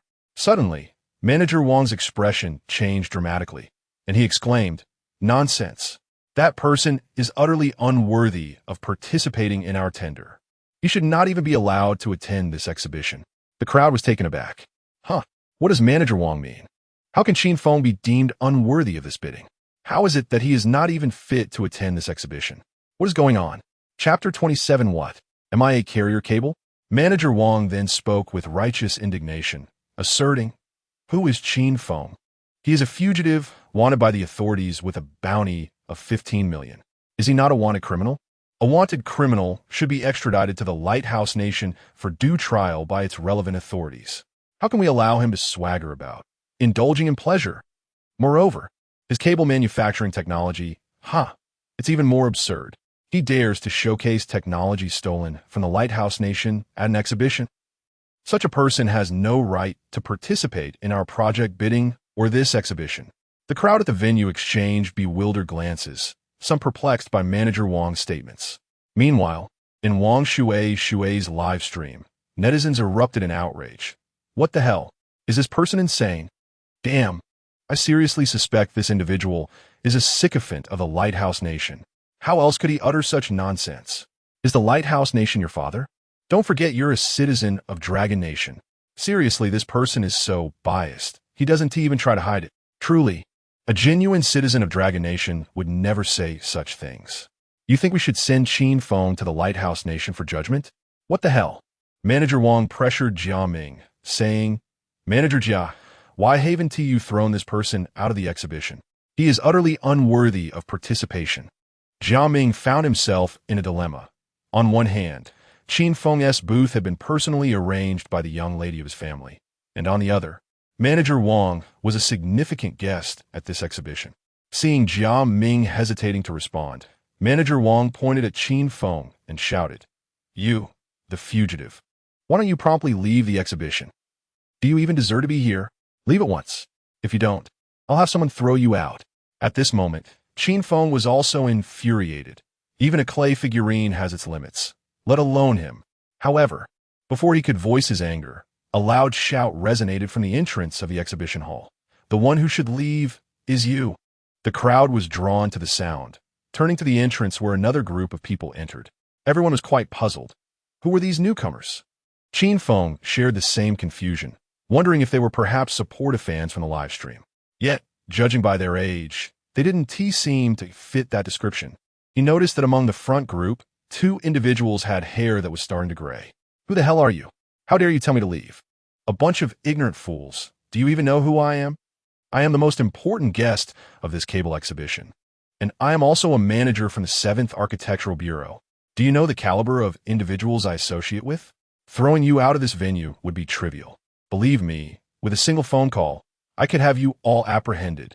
Manager Wang, accustomed to exerting his power, was incensed when someone shouted at him, immediately retaliating with a barrage of insults. He then pointed at the crowd and bellowed, "Who shouted just now? Step forward. It was I. What do you intend to do about it?" Li Deking glared at Manager Wang with a cold snort. Indeed, the individuals before him included the esteemed General Li Deking, Meng Guolong from Lonka Institute, the Deputy Minister of Longan Department, and the captain of the aircraft carrier Longji. Accompanying them were dozens of personnel from the Longan Department. After the tensile strength of Qin Feng's cable was confirmed to be 120 tons, they alighted from their vehicle and approached the exhibition hall. Overhearing Manager Wang's words as they reached the entrance, prompting Li Dechang's thunderous reprimand. Their intent was simple, to stand up for Qin Feng. Manager Wang sneered maliciously, "You don't think your age will spare you. Apologize at once. Otherwise, I will call and have you arrested. No matter your identity, you are finished today." Li Deking, intrigued, retorted, "No matter my identity?" Manager Wang, exuding confidence, replied, "Indeed, regardless of your identity. The people I drink with possess statuses that would terrify you. Your identity is of no consequence."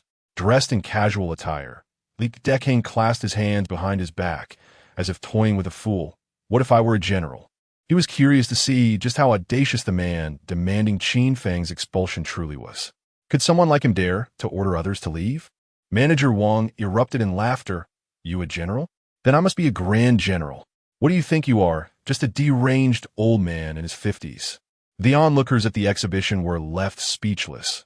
Had he claimed a more plausible identity, he might have intimidated Manager Wang. But to assert he was a general? Who could possibly believe that? At that moment, the Deputy Minister of Longyan stepped forward, presenting his credentials, and addressed Manager Wang sternly. Deputy Minister of Longyan, we suspect you of jeopardizing national security and colluding with foreign powers. You are hereby under arrest for investigation. His previous suggestion to deport Qin Feng to a foreign nation revealed his dubious loyalties. Such a character warranted scrutiny. Surely, issues would surface. The personnel behind him all displayed their Longyan department credentials. Thud!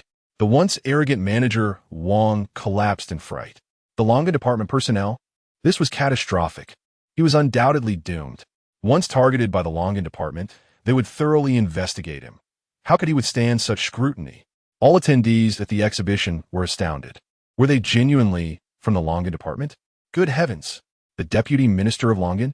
Did that mean the individual who spoke earlier truly was a general? My word! A general graced our exhibition? What would they possibly want? Upon hearing the murmurs, the already paralyzed Manager Wang was utterly terrified and lost control of himself. Had I just spoken disrespectfully to a general? I am doomed. I truly am. Two personnel from the Longyan department, regardless of his protests, unceremoniously dragged him away. What awaits Manager Wang is an investigation by the Long Kingdom that is deemed terrifying beyond measure. Yet at this moment, Manager Wang remains oblivious to the true reason for his abduction. It is not merely his insolence towards the general that has led to this predicament. Although Oldly possesses a fiery temper, he is not so petty. The real issue lies in Wang's attitude toward Qin Feng. This is something that the powerful figures like Oldly cannot tolerate. Once he becomes aware of this, he will be consumed by regret, wishing he could turn back time. However, by then, it will be too late. He is destined to face dire consequences. Of course, that is a tale for another time. As Manager Wang was taken away, the live stream erupted in applause and laughter. Ha ha! Manager Wang has truly met his comeuppance. Just moments ago, he disrespectfully told Qin Feng to leave, and now he has faced the repercussions of his arrogance. What a delight! It is utterly satisfying to see Manager Wang apprehended by the Longyan department. Manager Wang is finished. He is utterly doomed. The Longyan department will uncover everything about him. Is this instant karma? A swifter form of retribution than we could have imagined. The attendees of the exhibition, however, fell into a hushed silence, too stunned to utter a sound. They could not fathom why a general and members of the Longyan department had arrived at their exhibition. Was it merely to apprehend Manager Wang? No, that could not be the case.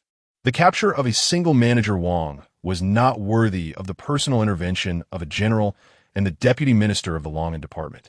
As the crowd buzzed with confusion and trepidation, General Li Dekang and the deputy minister of the Longyan department, all bearing serious expressions, moved purposefully toward booth 46. The crowd gasped in unison. Could it be that they are here to apprehend Qin Feng? The previously jubilant audience in the live stream began to panic. Oh no, they can't possibly be here to arrest the esteemed Qin Feng, can they? After all, Qin Feng has a bounty of 15 million placed on him by Buddha Polar. What? This is disastrous. I thought the bounty from Buddha Polar would have no impact on our Long Kingdom. Yet now the Longyan department is after Qin Feng? At this moment, Qin Feng's heart raced with anxiety. What is happening? Could these individuals truly be here to arrest me? How do I resolve this? Escaping is certainly futile. Perhaps I should surrender the advanced drone technology one just acquired? I cannot ascertain whether they would even find it valuable. Being targeted by the Longyan department is undeniably alarming. While he could retort to Buddha Polar's bounty with, "Please increase the reward amount," being pursued by the Longyan department signifies genuine peril. The exhibition hall was suddenly engulfed in an atmosphere of extreme tension.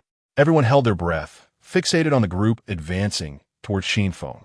As Li Dekang and his companions approached Qin Feng, their serious expressions suddenly transformed into smiles, adorned with admiration and praise. Li Dekang patted Qin Feng on the shoulder and exclaimed, "Young man, you have done remarkably well. Truly impressive for your youth. You possess the flair reminiscent of my own prime." The deputy minister of Longin and others likewise smiled and gave a thumbs up, declaring, "Well done. This is splendid." The crowd was once again taken aback. How had the situation reversed so dramatically? Were they not here to apprehend Qin Feng, yet they were now extolling him? The viewers in the live stream were in shock, exclaiming, What is happening? Arrest Manager Wang. Praise Qin Feng. Huh. Why do I suddenly feel these two events are connected? Indeed, I recall that when these individuals first arrived at the exhibition hall, they shouted, "Shouldn't it be you who should leave?" Were they not defending Qin Feng? So, did the general and the deputy minister of Longin come specifically for Qin Feng? What? They came here for Qin Feng? What is going on? At that moment, Qin Feng was equally bewildered, struggling to comprehend the situation. Just moments ago, he had been anxious that these individuals intended to apprehend him, and now they were lavishing him with praise. It felt as though his heart had embarked on a roller coaster ride, plummeting down only to surge back up again.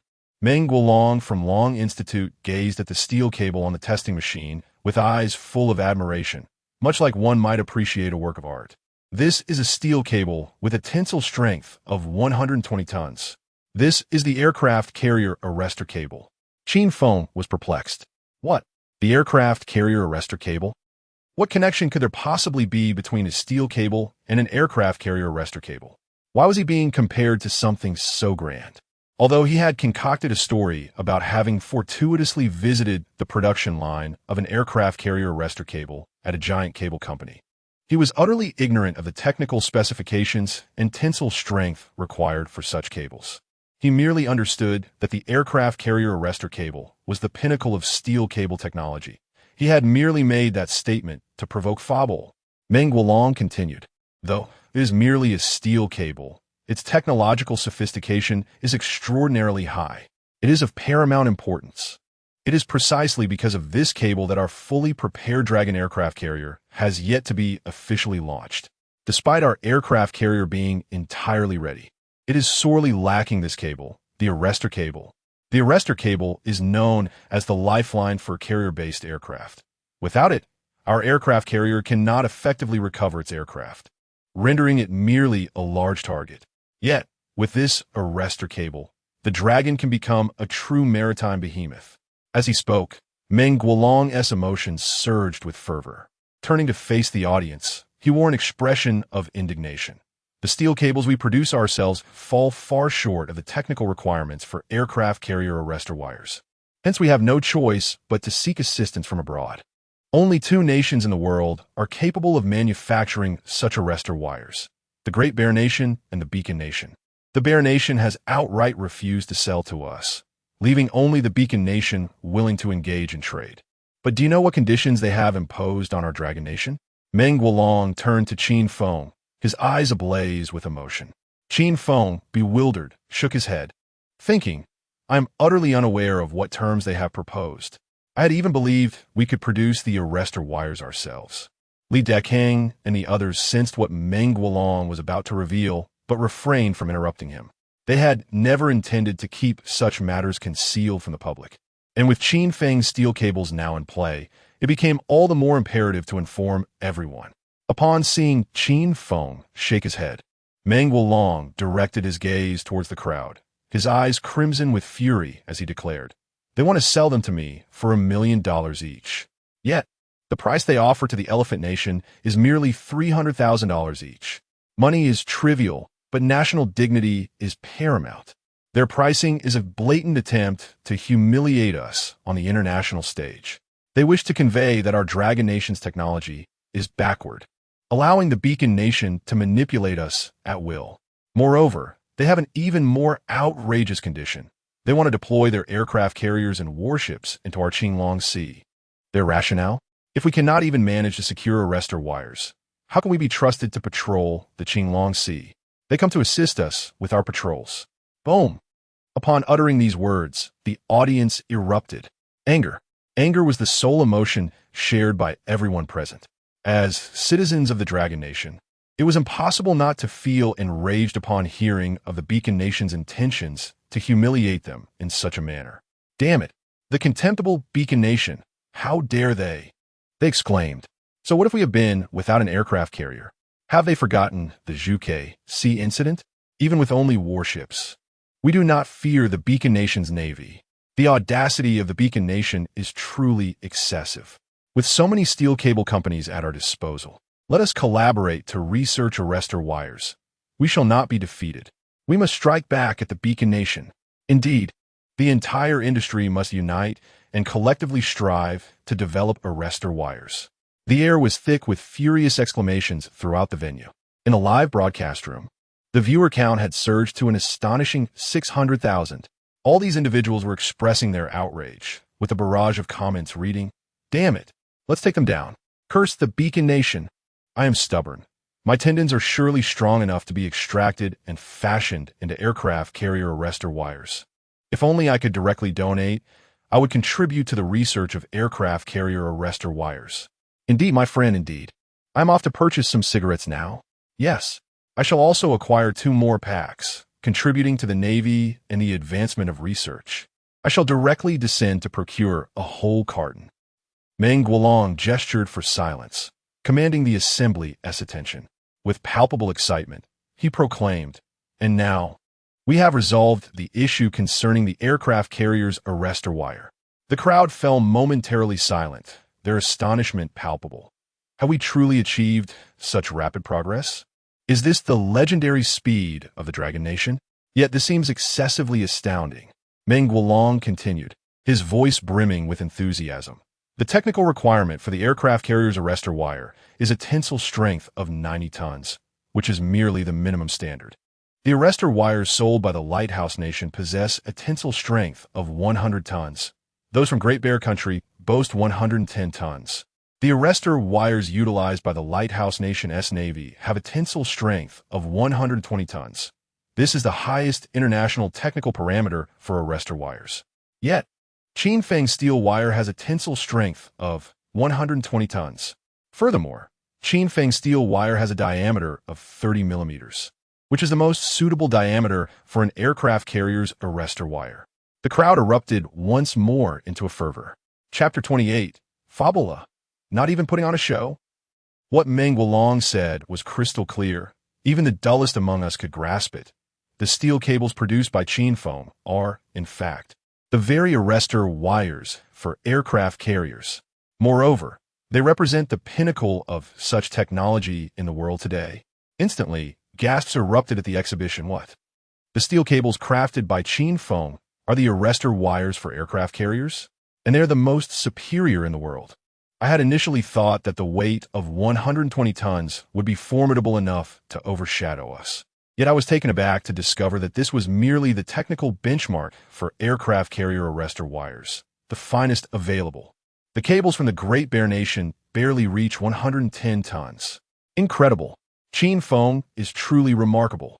The figure of 120 tons not only signifies a monumental leap for our nation's steel cable industry, with Qin Feng monopolizing a significant share, but it also implies that our Dragon's Call aircraft carrier can genuinely become a maritime behemoth. It means we shall no longer be at the mercy of the Lighthouse Nation regarding arrestor wires. It represents our nation's dignity, preserved on the international stage. Qin Feng has safeguarded our national pride, thwarting the Lighthouse Nation's schemes to revel in our misfortune. All right, I now concede that Qin Feng is indeed a touch more handsome than I. Initially, I felt a twinge of jealousy, even disdain, believing his manufacturing techniques to be dubious. But now, all that remains in my heart is admiration for him. In a live stream, the barrage of comments was relentless, rivaling the earlier outpouring of anger. Wow, Qin Feng is amazing. Qin Feng is the most handsome. I admit, Qin Feng is indeed more handsome than I. That is undeniably handsome. Wow, this is truly exhilarating. While the Lighthouse Nation was still trying to make things difficult for us, Qin Feng unveiled the arrestor wires for aircraft carriers. Ha ha, this is better than any fiction. General Shang and the personnel from Long'an were specifically seeking out Qin Feng. So that's the reason they were looking for him. Everything makes sense now. If Manager Wang knew the true reason for his investigation, he would surely regret it. Indeed, the true adversary he provoked was not General Shang, but Qin Feng. With 120 tons, wow. Did Qin Feng really extract the most advanced technology from the giant cable company? Did he uncover their secrets? This is true heroism. A national hero. Qin Feng's part-time job has elevated him to legendary status. In the exhibition hall, someone led the charge with a resounding shout, Qin Feng. This call pierced through the excited clamor, akin to the first domino being toppled, instantly triggering a massive chain reaction. In the blink of an eye, the entire array of dominoes was toppled. Consequently, the exhibition hall erupted with fervent cheers. A resounding chorus of voices echoed, Qin Feng, Qin Feng, Qin Feng, infused with excitement, admiration, and reverence. Initially bewildered, Qin Feng, whose mind was consumed by a singular thought, "What? I produced an aircraft carrier arrestor wire?" was abruptly awakened by the thunderous acclaim. In a frenzied internal monologue, he lamented, "Oh dear, please stop shouting, it's becoming rather awkward." The dazed Qin Feng soon transformed into an embarrassed figure, contemplating a hasty escape through the floor. Just imagine, with everyone fervently calling your name. You would likely feel the same discomfort. Qin Feng hastily gestured for silence, his heart pleading in agony. "Dear friends, please, I implore you to stop. No more shouting. I'm about to sink into the cracks of the earth. Surely, I must have accomplished something worthy. Yet, why am I still being punished and tormented?" At that moment, Wang Shuishui excitedly showed him her phone streaming the live feed, filled with messages proclaiming, "Qin Feng the Great. Qin Feng the Great." Qin Feng felt a wave of despair. "Wang Shuishui, are you here to add insult to injury? Please, hold the phone further away. I cannot bear to see those words on the screen. Thank you." Finally, the fervent cheers subsided. The crowd, still buzzing with enthusiasm, felt as though their applause had barely begun, while Qin Feng perceived the experience as having spanned 2 centuries. It was excruciating, utterly excruciating. General Li Dekang and his comrades beamed at Qin Feng, their eyes filled with appreciation and affection, akin to the fondness an elder holds for a cherished younger relative. "Greetings, Qin Feng. Allow me to formally introduce myself. I am Guodong, Deputy Minister of the Long Department. This is General Li Dekang of the Navy. This is Academician Meng Guolong from the Long Institute. This is Feng Rusong, Minister of Military Procurement. And this is the captain of the Long Ziho aircraft carrier." As Deputy Minister and Guodong continued his introductions, Qin Feng was increasingly astounded. He could hardly believe that these individuals were all esteemed figures. The viewers in the live stream were equally astonished. Goodness, these individuals are truly formidable. Indeed, I thought there were only 2 prominent figures, the general and the deputy minister, but it turns out this entire group is comprised of heavyweights. The Minister of Military Procurement, the captain of the Long Ziho aircraft carrier, an academician from the Long Institute. My word, I wouldn't even have the privilege to meet any one of them in ordinary circumstances. Not just you, but even the most distinguished individuals in your city would find it challenging to meet these people. Yet here they are, collectively seeking out Qin Feng. Moreover, they approach him of their own accord. Incredible, truly incredible. No wonder he is revered as the great Qin Feng. Now, Qin Feng can undoubtedly be regarded as a prominent figure. With the introduction by Guodong, Qin Feng shook hands with each individual, although taken aback by their esteemed identities. He remained composed and dignified, exhibiting neither servility nor arrogance, which only served to heighten the admiration of these influential individuals for him. After the introductions, General Li Dekang patted Qin Feng on the shoulder and said, "Well done. You have truly worked hard. This cable manufacturing technology is not easily acquired." In Li Dechang's perspective, regardless of whether Qin Feng had obtained the technology through underhanded means from the giant cable company, or, as some internet users suggested, through theft, it was undoubtedly a formidable achievement. If it were not so, the Navy or the Long Department would have secured it long ago. Their inability to do so. Yet Qin Feng's success clearly indicated the immense effort and sacrifice he had invested. The other influential figures also regarded Qin Feng with sympathetic eyes, nodding in agreement. Meanwhile, in the Lighthouse Nation, Minister Babol was infuriated upon witnessing this scene, leaping up and pointing at the screen, exclaiming in rage, "Are they not even pretending anymore? What does that general from Dragon Nation mean by his words? What do these individuals mean? His fury reached a boiling point. Minister Babol was truly livid. In contrast, Qin Feng felt a tinge of guilt as he rubbed his nose. The acquisition of this technology was not particularly challenging. He had been inexplicably targeted for a bounty and had unwittingly bound himself to a wanted reward system, receiving accolades that were not sought after. Everything had come to him without effort, almost serendipitously. Initially, he was unaware that the Dragon Nation's aircraft carrier had been thwarted, nor did he realize that the Dragon's pride had almost become a floating target. He merely aimed to carve out a niche in the cable industry and earn a modest profit. What was this situation? A stroke of luck? And who was the MVP in this scenario? It appeared there was no MVP at all. At that moment, the head of the procurement department looked at Qin Feng with hopeful eyes and inquired, "Qin Feng, what is the production capacity of your cables? How many can you sell to us? Would 100 be feasible?" Chapter 29. Qin Feng strikes gold. Minister Babol is infuriated. It is no wonder that the head of the procurement department cautiously posed this question, for the production of steel cables with such technical specifications is no trivial task.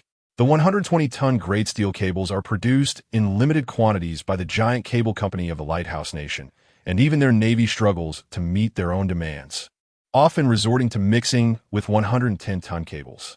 Thus, the procurement head believed that requesting 100 cables would pose a considerable challenge for Qin Feng. Regrettably, even as he spoke, he realized that it was already remarkable for Qin Feng to obtain a manufacturing technology, and now he was placing additional burdens upon him.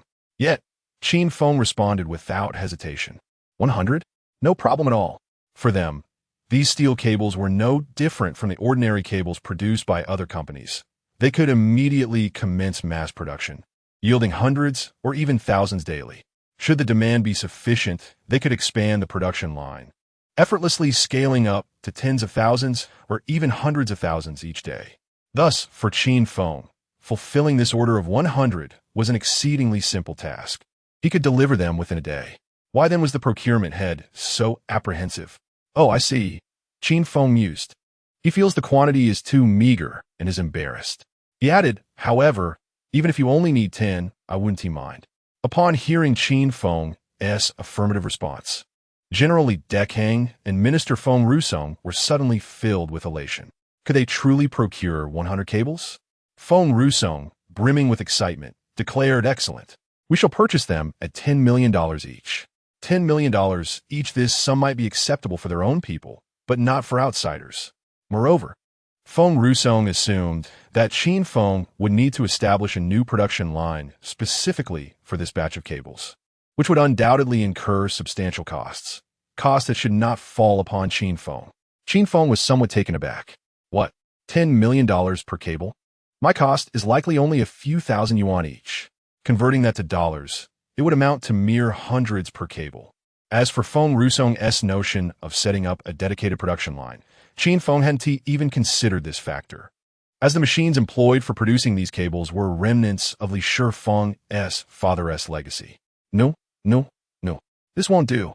Qin Feng quickly shook his head in refusal. $10 million per cable was far too exorbitant.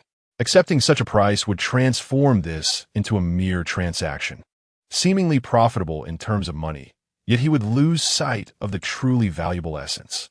Feng Rusong, Li Dekang, and Meng Guolong's expressions darkened as they thought so. Qin Feng is merely a profit-driven merchant after all, seeking to capitalize on this opportunity to earn more. Their gazes towards Qin Feng lost their previous admiration and indulgence. Would they increase the price to $12 million each? If necessary, they would raise it further. It was preferable to endure the humiliation from the Lighthouse Nation. Qin Feng stated earnestly, "No. What I mean is, I'm not asking for any money. This is a gift for you. The cost of this item is so minimal, just a few thousand Dragon Kingdom coins for one. And what would 100 be? More importantly, have you ever heard the saying, the most expensive things are those that are free? I am giving away a batch of aircraft carrier mooring ropes, which cost no more than several 100,000 Dragon Kingdom coins. Yet the goodwill I gain from the countries is immeasurable. It cannot be quantified by mere money." At this point, it was Feng Rusong and Li Dekang who were left astonished. "What? It's not that the price was too low. It's that he intends to give it to us for free." Is Qin Feng not pursuing profit? but rather acting out of great righteousness? How could we have thought so poorly of him just moments ago? Shameful.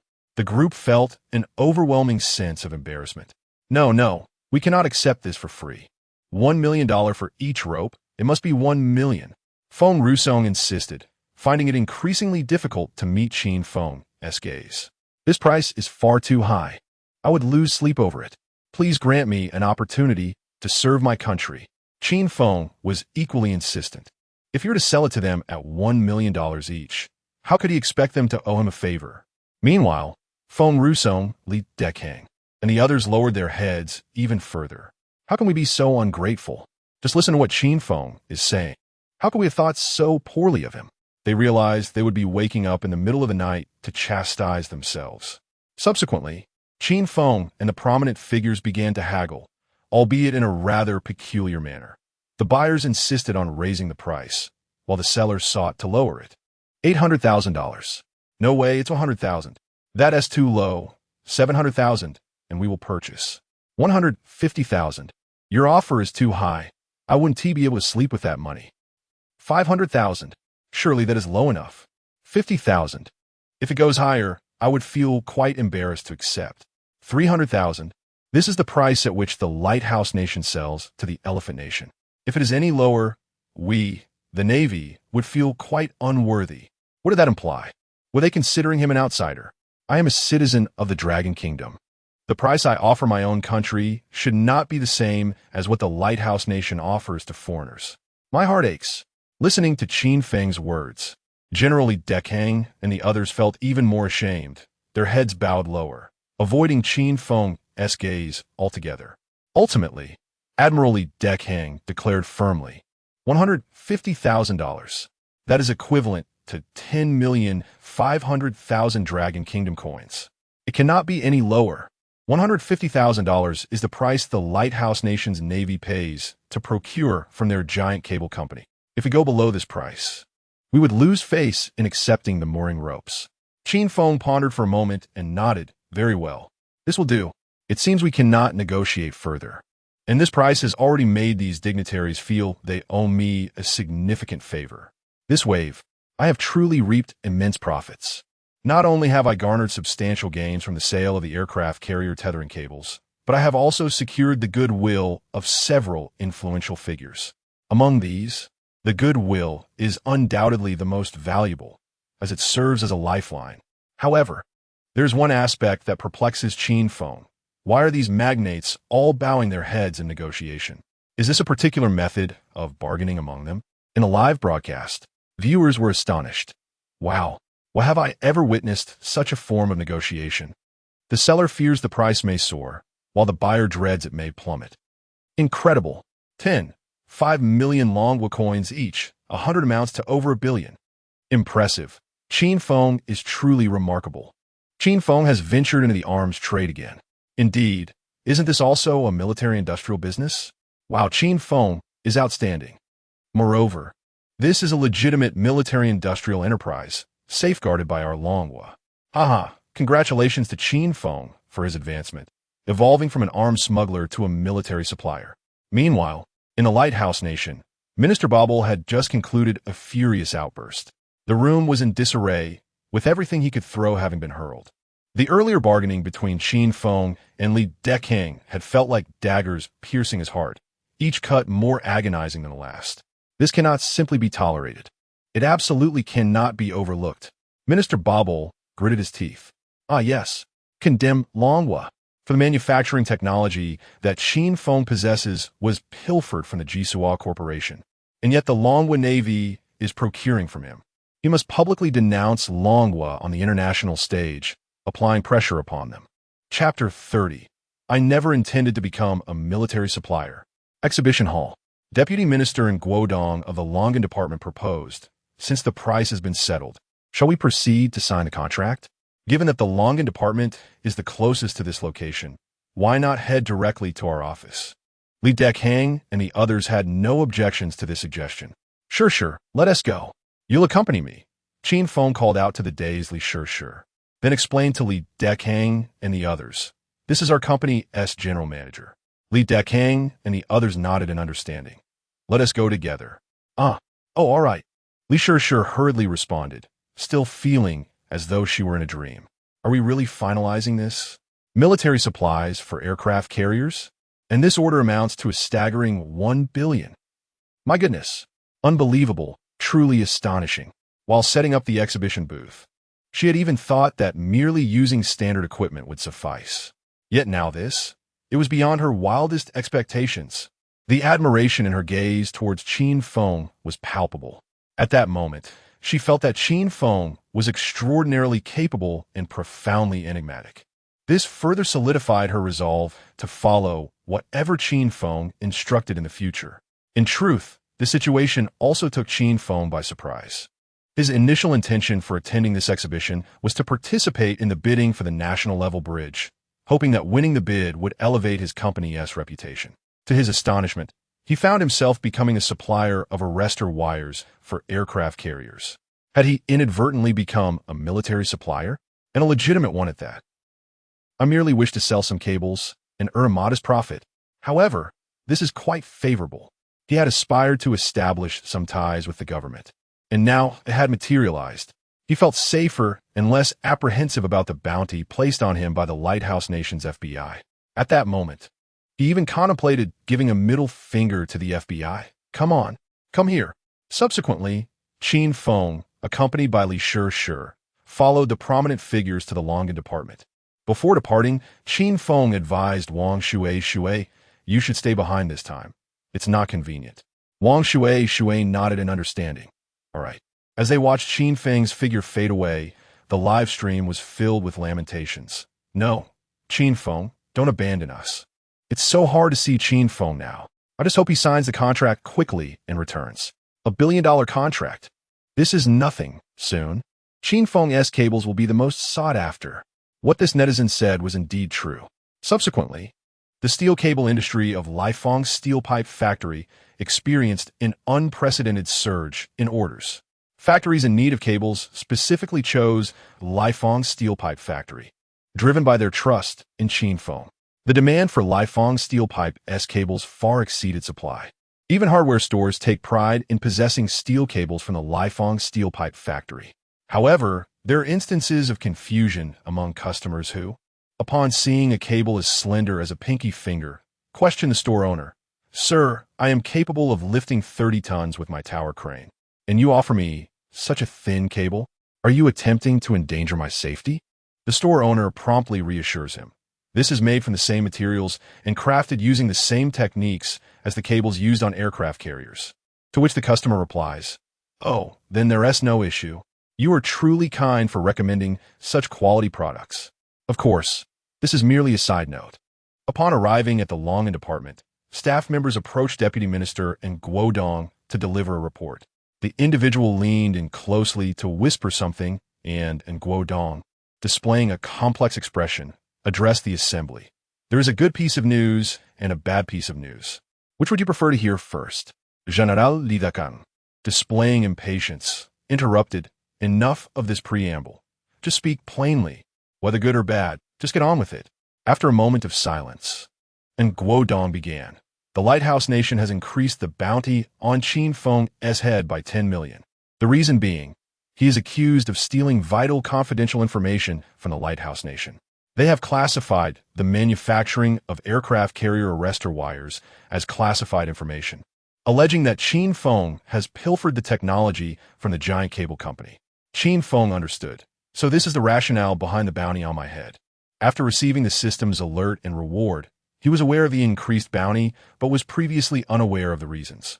Now that the good news is out, what is the bad news? He pondered, curiosity piqued. Meanwhile, General Li Dechang's temper flared, and he erupted in anger. Damn those Lighthouse Nation scoundrels. They previously claimed it was impossible for Qin Feng to have stolen core technology from the giant cable company, suggesting instead that someone within the company leaked it. Yet now they have shifted their narrative and have the audacity to place a bounty on Qin Feng. Once the Longzi aircraft carrier is launched, we shall certainly patrol their waters. The captain of the Longzi aircraft carrier nodded in agreement, equally furious. Indeed, observing the reactions of these two, Qin Feng noted that not only they, but also Meng Guolong from the Dragon Academy, wore expressions of indignation. It dawned on him, so this is what they referred to as the bad news. Well then, this is not merely a good and a bad piece of news. It is in fact two pieces of good news. A double blessing. At this juncture, Deputy Minister in Guodong even attempted to comfort Qin Feng, saying, "Rest assured, Qin Feng, the bounty issued by the Lighthouse Nation cannot reach us here in the Dragon Nation. As long as you remain in our territory, no matter how high the bounty rises, your safety will remain assured." Others also spoke words of comfort, particularly General Li Dekang, who confidently patted his chest and assured, "Rest easy, Qin Feng. Your safety is guaranteed by me, Li. Should they dare approach, I shall unleash the might of our warships upon them." Qin Feng nodded in acknowledgement. "I believe you." He then inquired, "What are the remaining piece of news? The good one. What is it?" And Guodong smiled and responded, "A senior executive and 3 core technical engineers from Juso Company have been executed by the law. Moreover, upon verification, it has been confirmed that those 3 engineers were involved in the production of the aircraft carrier arresting wires for Juso Company. The production line for these wires will undoubtedly face repercussions. The extent of the impact remains uncertain." Upon hearing this, smiles spread across the faces of the crowd. At that moment, another staff member approached and reported something to Nguodong. After listening, and furrowed his brow and addressed everyone. "The situation with the Lighthouse Nation is exceedingly treacherous. They have openly declared internationally that Qin Feng has stolen their technology for manufacturing aircraft carrier arresting wires. Furthermore, they accuse our Dragon Nation of harboring their wanted criminals and of procuring arresting wires produced using stolen technology. They condemn us on the international stage." As Nguodong elaborated, the expressions of those present grew increasingly grim. "Shameless. The Lighthouse Nation is utterly disgraceful, resorting to such tactics, the scoundrels. At the next diplomatic conference, our diplomats will undoubtedly be harassed by multiple foreign journalists on this issue. Not only that, but this condemnation will tarnish our nation's credibility internationally. The repercussions will be significant." Li Dekang and others vented their outrage towards the Lighthouse Nation. Meanwhile, Qin Feng timidly interjected, "Isn't the crux of their condemnation the allegation that I stole their technology for manufacturing arresting wires? If my manufacturing techniques were not pilfered from them, then their claims would hold no validity, would they? Wouldn't all these issues be resolved effortlessly?" Chapter 31.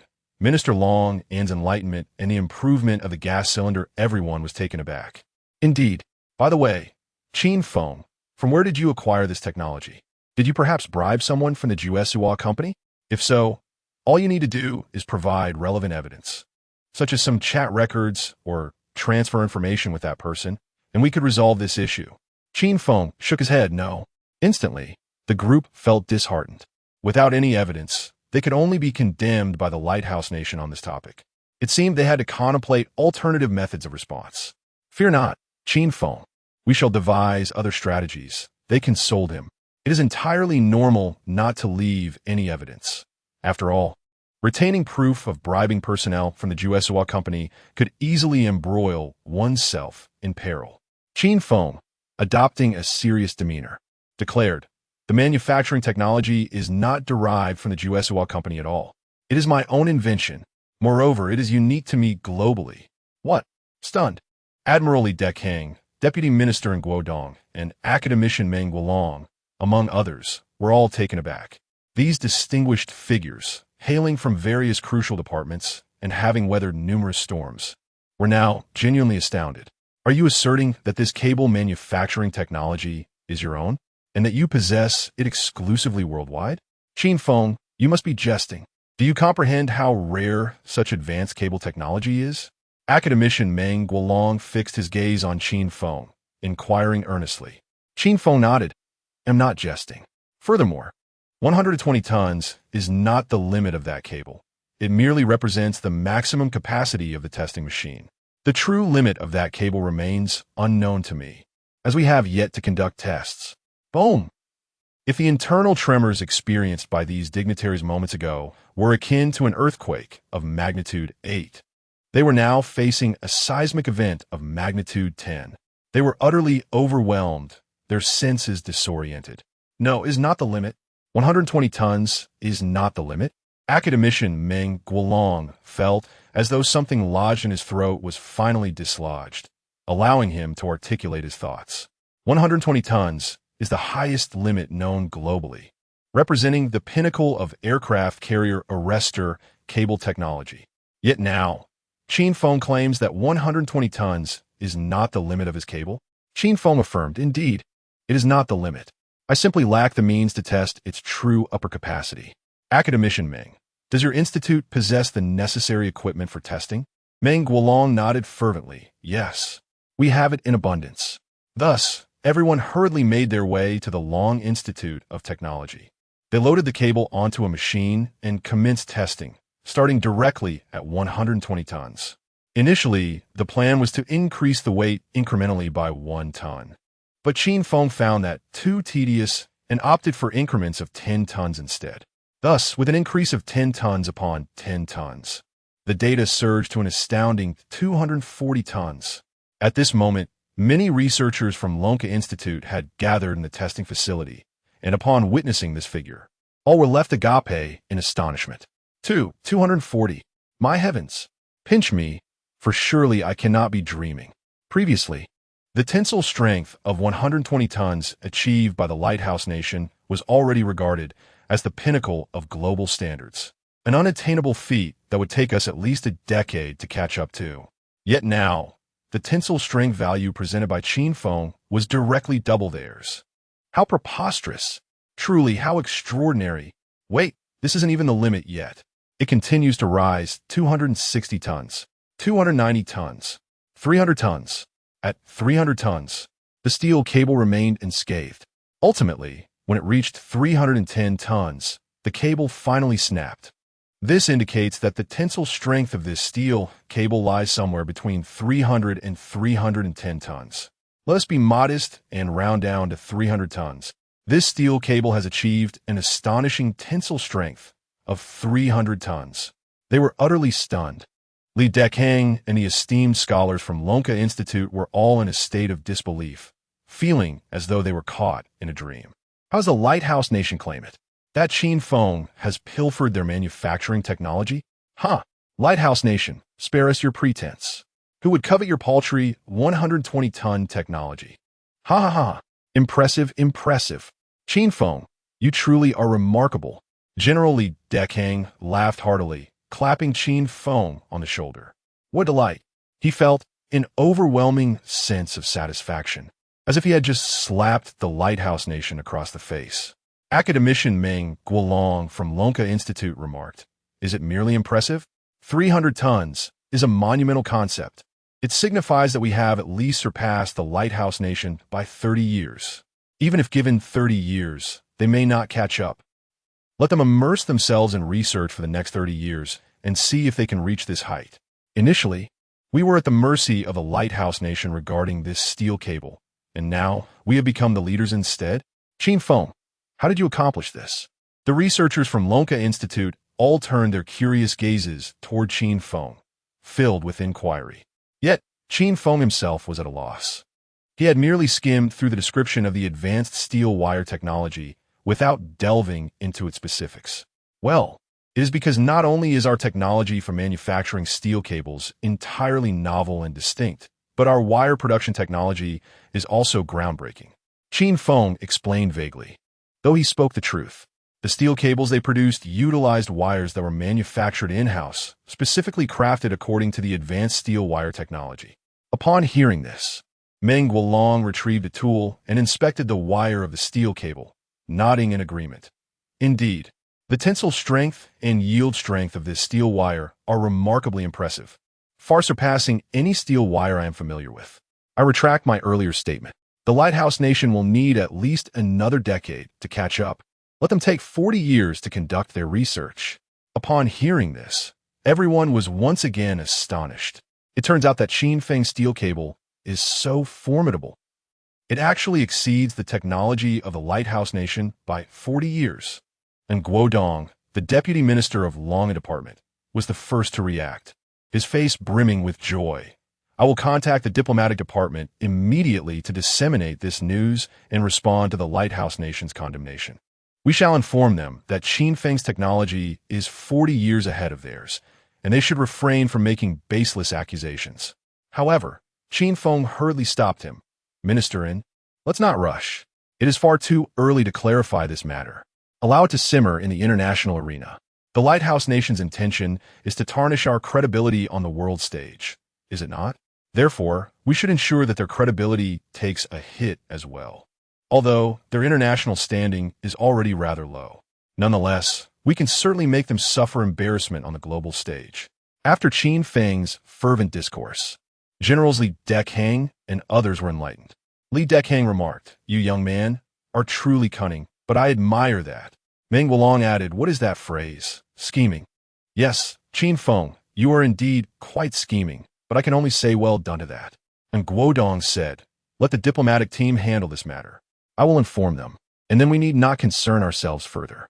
Come, let us return to finalize the contract. I've already had it printed and it awaits in my office." Thus, they hurried back to the Longan department. However, when the time came to sign the contract, Li Dekang and his team had a change of heart. They realized that the price of $150 per unit was simply untenable. They would need to increase the cost. With a tensile strength of 120 tons, they could still muster the audacity to procure at $150, but now with a tensile strength of 300 tons, they felt too embarrassed to continue at that price. They did not possess such audacity. Consequently, both parties resumed their negotiations. $200,000, equating to 14 million Long Kingdom currency per unit. Qin Feng stated that he could not lower the price any further. If it were any less, it would truly be embarrassing for them to make a purchase. With a tensile strength of 300 tons, each unit could serve them for an extended period. Acquiring 100 units could very well suffice for decades. Although the tensile strength of the aircraft carrier's restraining cable had only doubled, the number of uses increased by much more than double. The number of uses could multiply by dozens or even hundreds of times. In other words, while a 120-ton aircraft carrier's arrestor wire must be replaced after just a few hundred uses, Qin Feng's 300-ton variant can endure thousands, even tens of thousands of uses without necessitating a change. Observing the unwavering determination of Li Dekang and his associates, Qin Feng reluctantly conceded, "Very well. Let us settle on 14 million Longwa coins per wire." Consequently, this billion-dollar contract escalated to a staggering 14 billion. Remarkably, Li Dekang and his cadre felt they had secured an immense bargain from Qin Feng, as though they owed him a tremendous favor. After the contract was signed, the dignitaries insisted on treating Qin Feng to lunch. Unable to decline their invitation, he acquiesced. Since they were currently at the Longan Department headquarters, Ong Guodong called upon Minister Quang Jinghua to join them. Minister Quang, General Li Dekang, and Purchasing Department Head Feng Rusong were all well acquainted, greeting each other with ease. Then Quang Jinghua turned to Qin Feng, commending, "I am aware of all your endeavors." "Well done." He then shifted the conversation, inquiring, regarding the batch of water pipes and gas cylinder bodies intended for Zhongdong. Was that design intentional or accidental? A cold sweat instantly trickled down Qin Feng's brow. "Oh no, the Longan Department Minister is questioning me directly." Minister, what do you mean by intentional or accidental? I do not comprehend your words. I merely produce designs that align with the client's specifications. Beyond that, I know nothing." He resolved to feign ignorance initially, planning to confess if necessary. After all, the esteemed figures like Li Dekang were present. The minister would not dare to act against him. However, Quang Jinghua's subsequent remarks took Qin Feng by surprise. "That response is quite commendable." Quang nodded in approval. Qin Feng understood. "This is a signal to me. Inform me that from now on, regardless of who inquires, I must firmly assert, I am merely a vendor of water pipes and gas cylinders, with designs tailored to client requests. Beyond that, I possess no knowledge. Even if the Lighthouse Nation discovers gas cylinders and cannon tubes marked with Lighthouse Steel Pipe Factory on the Zhongdong battlefield, I must maintain I solely sell gas cylinders and water pipes. How clients utilize them is of no concern to me. It is akin to a kitchen knife manufacturer being responsible solely for the knives, indifferent to their usage by customers. Qin Feng was somewhat astonished by Quang Jinghua's attitude. He recognized that the minister understood his true intentions, yet offered no warning, instead suggesting how he should proceed. What are you talking about? Intentional or accidental? Why do you speak such nonsensical words upon your arrival? Li Dekang expressed his discontent. Quang Jinghui chuckled lightly. No matter, let us not dwell on this. By the way, old Li, there is one matter I find perplexing. If a cannon tube is rifled, does it still require the addition of a tail fin to the projectile? Li Dekang, with a disdainful expression, remarked, at the very least, you are a soldier by training. How could you be so oblivious to this? If the cannon barrel is rifled, then the projectile certainly does not require a tail fin. Conversely, if the barrel is smoothbore, the projectile must be fitted with a tail fin. This is known as a smoothbore cannon. Its advantages include a high initial velocity and formidable armor-piercing capability, while its drawbacks manifest as diminished accuracy at longer ranges. On the other hand, a rifled barrel without a tail fin is termed a rifled cannon. Its strengths lie in extended range and superior accuracy, yet it suffers from a notably shorter barrel lifespan. Quang Zhenghua chuckled heartily. I had completely forgotten all this until you reminded me. Li Dekang furrowed his brow, sensing something peculiar about him today. First, he spoke nonsensically to Qin Feng, then posed bewildering questions. Qin Feng, come, have some vegetables, and ignore him. Qin Feng nodded eagerly, though he was internally astonished. Quang Zhenghua was indeed imparting wisdom. Previously, he had been unaware of these distinctions. His batch of water pipes was rifled, while the gas canisters had tail fins. It turns out that rifling and tail fins cannot be utilized concurrently. After lunch, Qin Feng prepared to return to find Li Shuang and Wang Shui. During the meal, Li Shuang had not joined them, as dining with such a distinguished group was overwhelming. Thus, after signing the contract, she had sought out Wang Shui instead. Since Qin Feng indicated he had pressing matters, Li Dekang and the others did not insist he stay, but instead sent someone to escort him. On the way, he received a message from Li Wentao, who was far away in the Smuggling country. Qin Feng, I have received the water pipes and gas canisters. Upon receipt, I immediately prepared them for testing. However, the results were quite poor.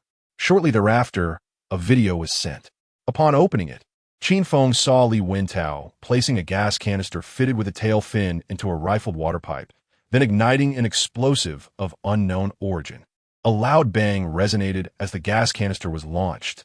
However, its flight was erratic, wobbling in the air before descending shortly thereafter, followed by a resounding explosion. The power is adequate, but the trajectory is chaotic, failing to head towards the intended target, and the range is excessively short. We have failed. It seems the transformation of water pipes and gas canisters into artillery is not feasible. Recalling Quang Zhenhua's insights, Qin Feng promptly typed a response to Li Wentao. Remove the tail fin from the gas canister and attempt it once more. Chapter 32. Whose beautiful young lady is this? The driver responsible for transporting Qin Feng, upon hearing the thunderous explosions emanating from Qin Feng's phone, chose to feign ignorance. The vehicle belonged to the Longin department, and the driver was also affiliated with them. He understood precisely what information warranted attention and what should be disregarded. Meanwhile, Li Shifeng and Wang Shui were engaged in casual conversation. During their chat, Li Shifeng informed Wang Shui about the alteration of the contract amount from 1 billion to 14 billion, but she only mentioned this change in passing. Wang Shui, intrigued, inquired, why has the contract amount increased again? Is it due to an increase in the quantity of aircraft carrier arrestor wires? Li Shifeng shook her head. No. It is the unit price of the aircraft carrier arrestor wires that has risen. This revelation piqued Wang Shui's curiosity even further. After all, how could a price that had only recently been finalized suddenly increase? The viewers in a live stream were equally abuzz with speculation. What? What is going on? Why has the price gone up again? Could it be that Qin Feng thought the price was too low and decided to raise it? Nonsense.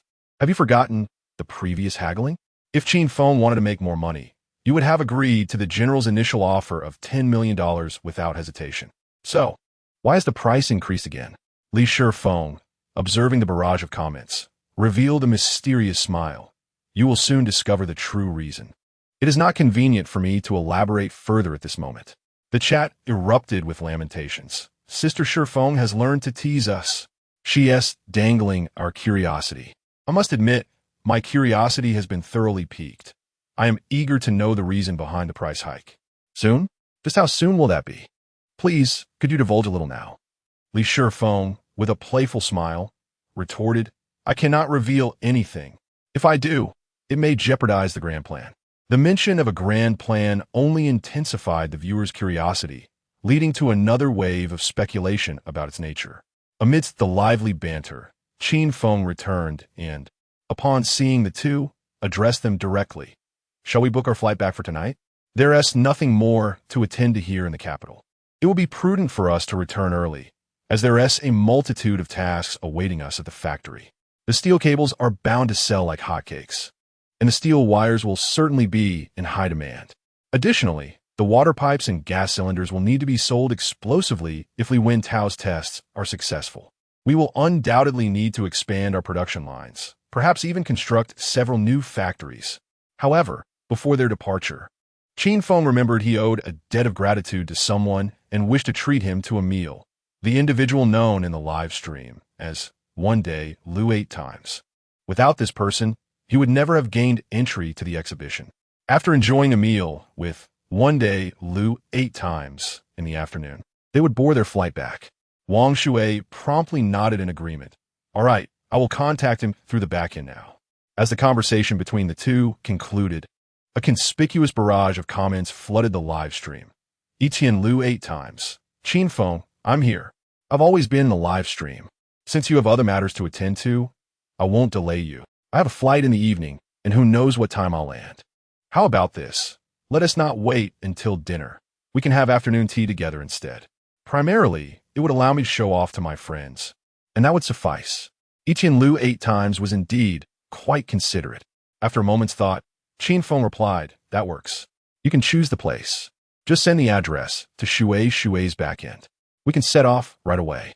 Within a minute, Wang Shui received the address from 8 times, along with the room number of the restaurant. Clearly, within that brief span, this individual had already secured the reservation. Consequently, Qin Feng promptly set off with Li Shuang and Wang Shui. The restaurant was not far from their location, and the journey was smooth without any traffic. In just over 10 minutes, they arrived at their destination. Upon seeing the name of the restaurant, some viewers in the live stream could hardly contain their excitement. Wow, Etienne Lu 8 times chose such an expensive place? This is a Michelin 3-star restaurant. Even a simple meal could cost 2,000 to 3,000 per person. What? It's that expensive. Are they sprinkling gold dust on their dishes or wrapping them in gold leaf? Is this for real? A simple meal costs 2,000 to 3,000 per person? Indeed, I'm a native of Beijing, and I assure you, this restaurant is regarded as one of the priciest in the city. Wow, is Etienne Lu 8 times planning to fleece Qin Feng?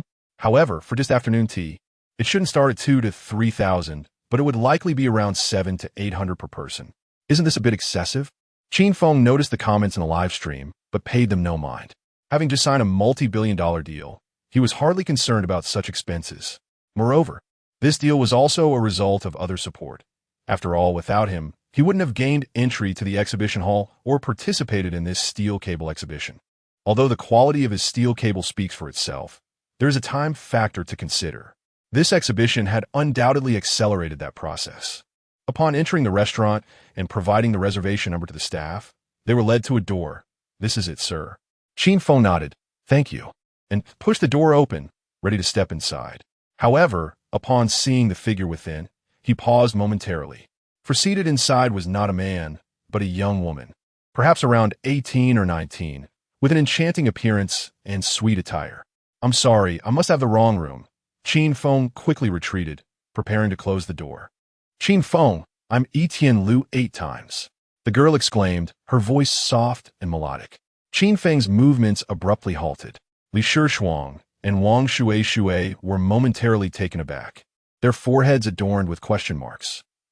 Whose sweet, charming girl is it that goes by the online moniker One Day Dear 8 times? The viewers in the live stream were equally astonished, and those who had previously deemed One Day Dear 8 times excessive for choosing such a restaurant quickly reversed their opinions. On the other hand, What is wrong with a beautiful girl enjoying afternoon tea at a 3-star Michelin restaurant? Indeed, her background must be extraordinary.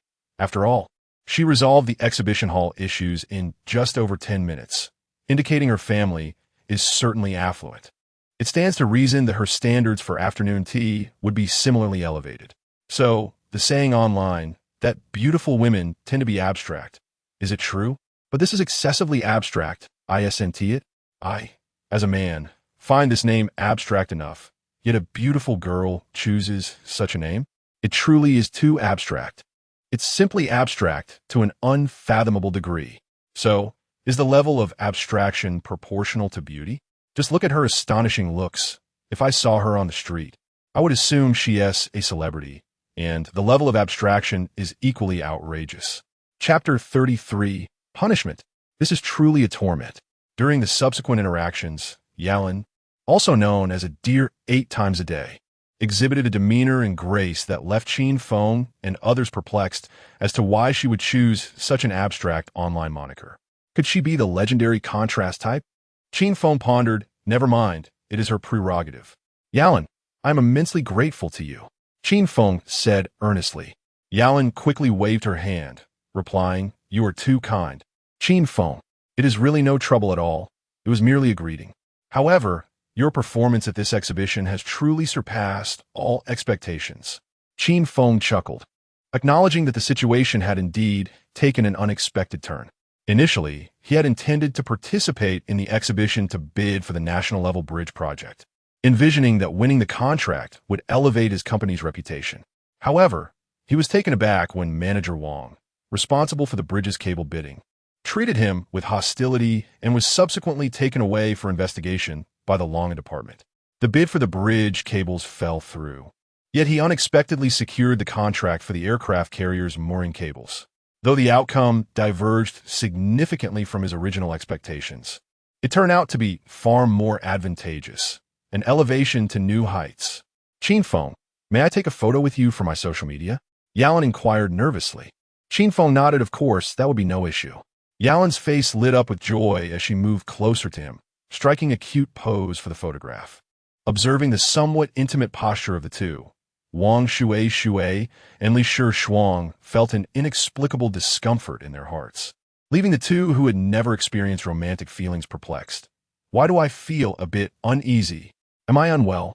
After the photo session, Yuan returned to her seat, and the discomfort in Wang Shui and Li Shuang dissipated, further solidifying their thoughts.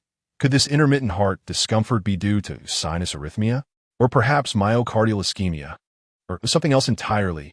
At that moment, Qin Feng's phone rang, signaling a video call from Wei Xian. Upon checking, it was indeed Li Wentao. As soon as he answered, he was greeted by Li Wentao's excited exclamation, Qin Feng, no dad, we did it. We truly succeeded. Just as you instructed, I removed the tail wing from a gas canister, and it worked. He then switched the camera to the rear, revealing a 3-meter-long cannon barrel, precisely the rifle pipe that Qin Feng had sent him. At that moment, the pipe had been equipped with a firing mechanism and mounted on a carriage with wheels. It is also possible that the original artillery barrel was dismantled, followed by modifications to the dimensions of the various components, after which they assembled the tubing. Ignite! Li Wentao instructed a nearby individual, who promptly ignited the cannon's fuse. With a resounding bang, a substantial projectile was launched from the barrel. Upon closer inspection, it was clearly a gas cylinder devoid of an explosion-proof valve. The cylinder sped away with remarkable velocity, vanishing in the blink of an eye, leaving only a black in its wake. Moments later, a thunderous roar echoed from afar, akin to a clap of thunder. Subsequently, a voice crackled through Li Wentao's intercom. The landing point is within the target area. Li Wentao immediately repositioned the camera, and on Qin Feng's phone screen, his exuberant face reappeared, followed by his ecstatic exclamation. It worked. It truly worked. This collaboration is indeed feasible. We are destined for wealth. Qin Feng felt a surge of excitement as well, though he maintained a composure that contrasted sharply with Li Wentao's exuberance. After all, he had just secured a contract worth 14 billion. Now we possess wealth. Steady now. Observe your own giddiness. Qin Feng remarked with a visage of maturity and poise. All right, I understand. Place your order, and I shall arrange for the shipment. With that, he ended the video call. Far away, Li Wintao stared at his phone, lost in contemplation. Something feels amiss. Is this truly Qin Feng? He was not like this before. During our smuggling of electronic components, he was overjoyed after earning over $200,000 from the first deal, laughing incessantly like a giddy goose. The second deal netted him over $500,000, and he was so ecstatic he practically soared into the air. Now, with this venture promising conservative profits in the millions, even billions, why does he appear so unfazed? Li Wintao pondered, diving deeper into his thoughts. Could it be that my perspective has not kept pace with the evolution of our business? After a moment of reflection, an expression of enlightenment crossed his face. I understand. We are embarking on grand enterprises henceforth, potentially evolving into a major arms dealer. Therefore, we must cultivate an air of distinction. From this day forward, I shall refine my sophistication. I too shall embody the steadiness of Qin Feng. No, rather, the composure. Meanwhile, after Qin Feng ended the video call, Wang Shui and the others regarded him with curiosity. Qin Feng, what transpired? It sounded as though a gorilla was laughing just now. Li Shuang inquired, perplexed. Before the gorilla's laughter, I distinctly heard Li Wintao's voice. Wang Shui mused, furrowing his brow in thought. Li Bento, that name rings a bell. Who is he? Li Shuang asked, intrigued. It is indeed an order placed for purchasing pipes and gas cylinders from that individual in the Smuggling nation, as Wang Shui reminded. Li Shuang suddenly realized. I see now. I thought that name sounded somewhat familiar. Have the pipes and gas cylinders arrived? Qin Feng nodded in affirmation. Yes, he has received the goods. It seems he is quite thrilled, anticipating a lucrative sale in the Smuggling nation. At that moment, the majority of the audience in the live stream appeared perplexed. Pipes and gas cylinders? Is Master Qin Feng really planning to sell these to the Smuggling nation? But why are the dealers there so exuberant, exclaiming, "We succeeded, and we're going to make a fortune"? Is selling pipes and gas cylinders really that profitable? Could it be that there's a shortage of pipe and gas cylinder manufacturers over there? Are these items particularly scarce in the Smuggling nation? By the way, does Master Qin Feng's factory sell gas cylinders domestically? I need to replace my old gas cylinder, and if they're available here, I would opt for one from Master Qin Feng's factory. Yes, I could procure pipes from Master Qin Feng's factory for the building I am constructing. Immediately, some original fans, those who had first tuned into Wang Shui's live stream featuring Qin Feng, commented, "You intend to buy Master Qin Feng's gas cylinders and pipes in Long Nation? How outrageous! This is simply too absurd." Chapter 34. The gas cylinder is a hot commodity. Upon reading this barrage of comments, the 50,000 fans in the live stream instantly erupted in anger, fervently typing their disdain. What do you mean by that? What do you mean by saying that purchasing the gas cylinders and pipes from the esteemed Qin Feng in the Dragon Kingdom is criminal? Will I be imprisoned for merely buying them? What kind of absurdity is this? Is someone trying to undermine Qin Feng? I shall make a purchase. I am going downstairs right now to buy the pipes and gas cylinders produced by Qin Feng's factory. Let them try to arrest me. Exactly. I too shall buy. Do you think we will be intimidated? We will all buy, and then let us see what pretext they would use to apprehend us. Some individuals are truly lacking in common sense. Just as Qin Feng resolved our aircraft carrier tethering issue and brought us glory, there are those who seek to sabotage his business. What are they plotting? Wang Shui, observing the escalating tension in the live chat filled with vitriolic comments, hastily attempted to calm the crowd. Everyone, please refrain from acting impulsively. Perhaps that fan meant well. Wang Shui was acutely aware of what Qin Feng was actually selling. Those were not mere pipes and gas cylinders. They were clearly cannon barrels and ammunition, though it was not something she could openly articulate. It did not mean she was oblivious to the truth. The audience of over 50,000 fans remained unconvinced. Shui, what's wrong with you? Why are you defending that person? Shui, I understand you are a journalist and must be mindful of your influence, but you need not concern yourself with this matter. We can handle it ourselves. Shui, just pretend you didn't see it. We must ensure that person is thoroughly criticized today. I've already privately messaged that individual to express my anger, Everyone else should do the same. What is their username? I'll send them a message too. Their username is soaring height at 90,000 miles. Everyone, let us not mistake the identity and harm the wrong person. I've already sent a message of reproach. As if they could soar to 90,000 miles. They would struggle to reach 9 millimeters. Wang Shui covered her eyes, overwhelmed by the barrage of comments. So there are some truths that cannot be spoken aloud in the live stream, and thus she found herself at a loss for words. Meanwhile, the original fan who had drawn such ire from the netizens remained unfazed, even amused. Calmly, he typed a few lines in the live chat, soaring high to 90,000 miles. The inner diameter of the pipes produced by Qin Feng's factory is comparable to that of the gas cylinders, and they're quite thick, soaring high to 90,000 miles. Moreover, the inner walls of the pipes are engraved with spiral lines, soaring high to 90,000 miles. As for the gas cylinders, they lack a blast valve, and the material of the tank has been intentionally thinned, soaring high to 90,000 miles. Additionally, the gas cylinder's body is equipped with steel balls, and the base is fitted with 4 supports resembling tail fins. The livestream suddenly fell into a deep silence, as many viewers pondered the cryptic lines displayed before them. There was an unsettling feeling that lingered, but they could not quite pinpoint its source. Yet, a few defiant fans bombarded the chat with comments like, "So what? Why can't we buy it then? Isn't it just a peculiar shape? I could just use it as a decoration." At that moment, someone in the chat interjected, "Are there spiral lines etched inside the water pipe? Could it be that you are referring to rifling? If the water pipe has spiral lines and is thick, wait, does that mean it's a cannon barrel? And that gas canister, why does it seem designed for an explosion? Moreover, the inner diameter of the water pipe aligns closely with the outer diameter of the gas canister. Good heavens! A mortar?" The atmosphere in the live stream became utterly still. The more than 500,000 fans were left bewildered. The water pipe was not merely a water pipe, but a cannon barrel. The gas canister was not just a gas canister, but an artillery shell. Purchasing them together amounted to acquiring a mortar. No wonder the host had deemed this contraption perilous in the realm of Lighthouse Country.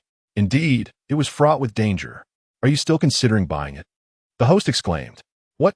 Are you planning to play here comes the little shell in your spare time?"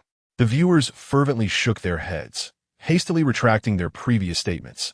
"No more buying? I was wrong, brother. I admit my mistake. Brother, I was a bit too loud earlier. Forgive me. 9,000 miles. You must soar high. I truly erred, brother. I was indeed too loud. Brother, 9,000 miles. I can't retract my private message. Just consider it a slip of the tongue. Don't hold it against me." The fervor with which these fans had earlier criticized was matched only by their earnest apologies now. Observing their messages, the host found it amusing and replied, "I didn't take it to heart. You need not dwell on it." In response, many expressed their admiration for 9,000 miles' composure. Then, a realization struck. No wonder I heard the sound of a launch and a booming explosion while watching Lord Qin Feng's video. So that's how it is.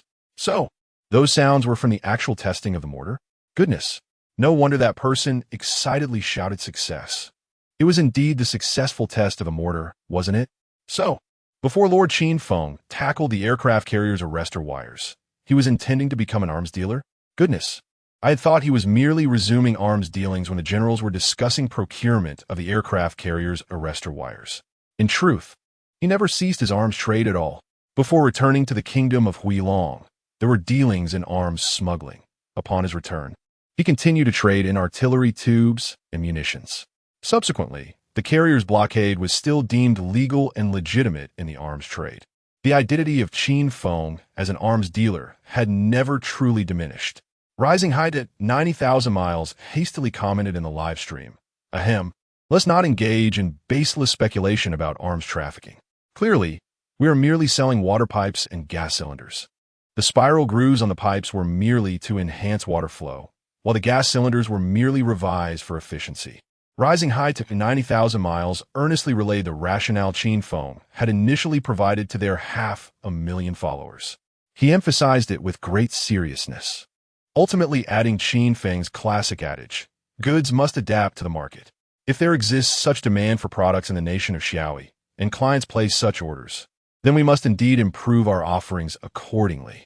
Yet, some viewers remained unconvinced, persistently inquiring, "How do you explain the sound of explosions?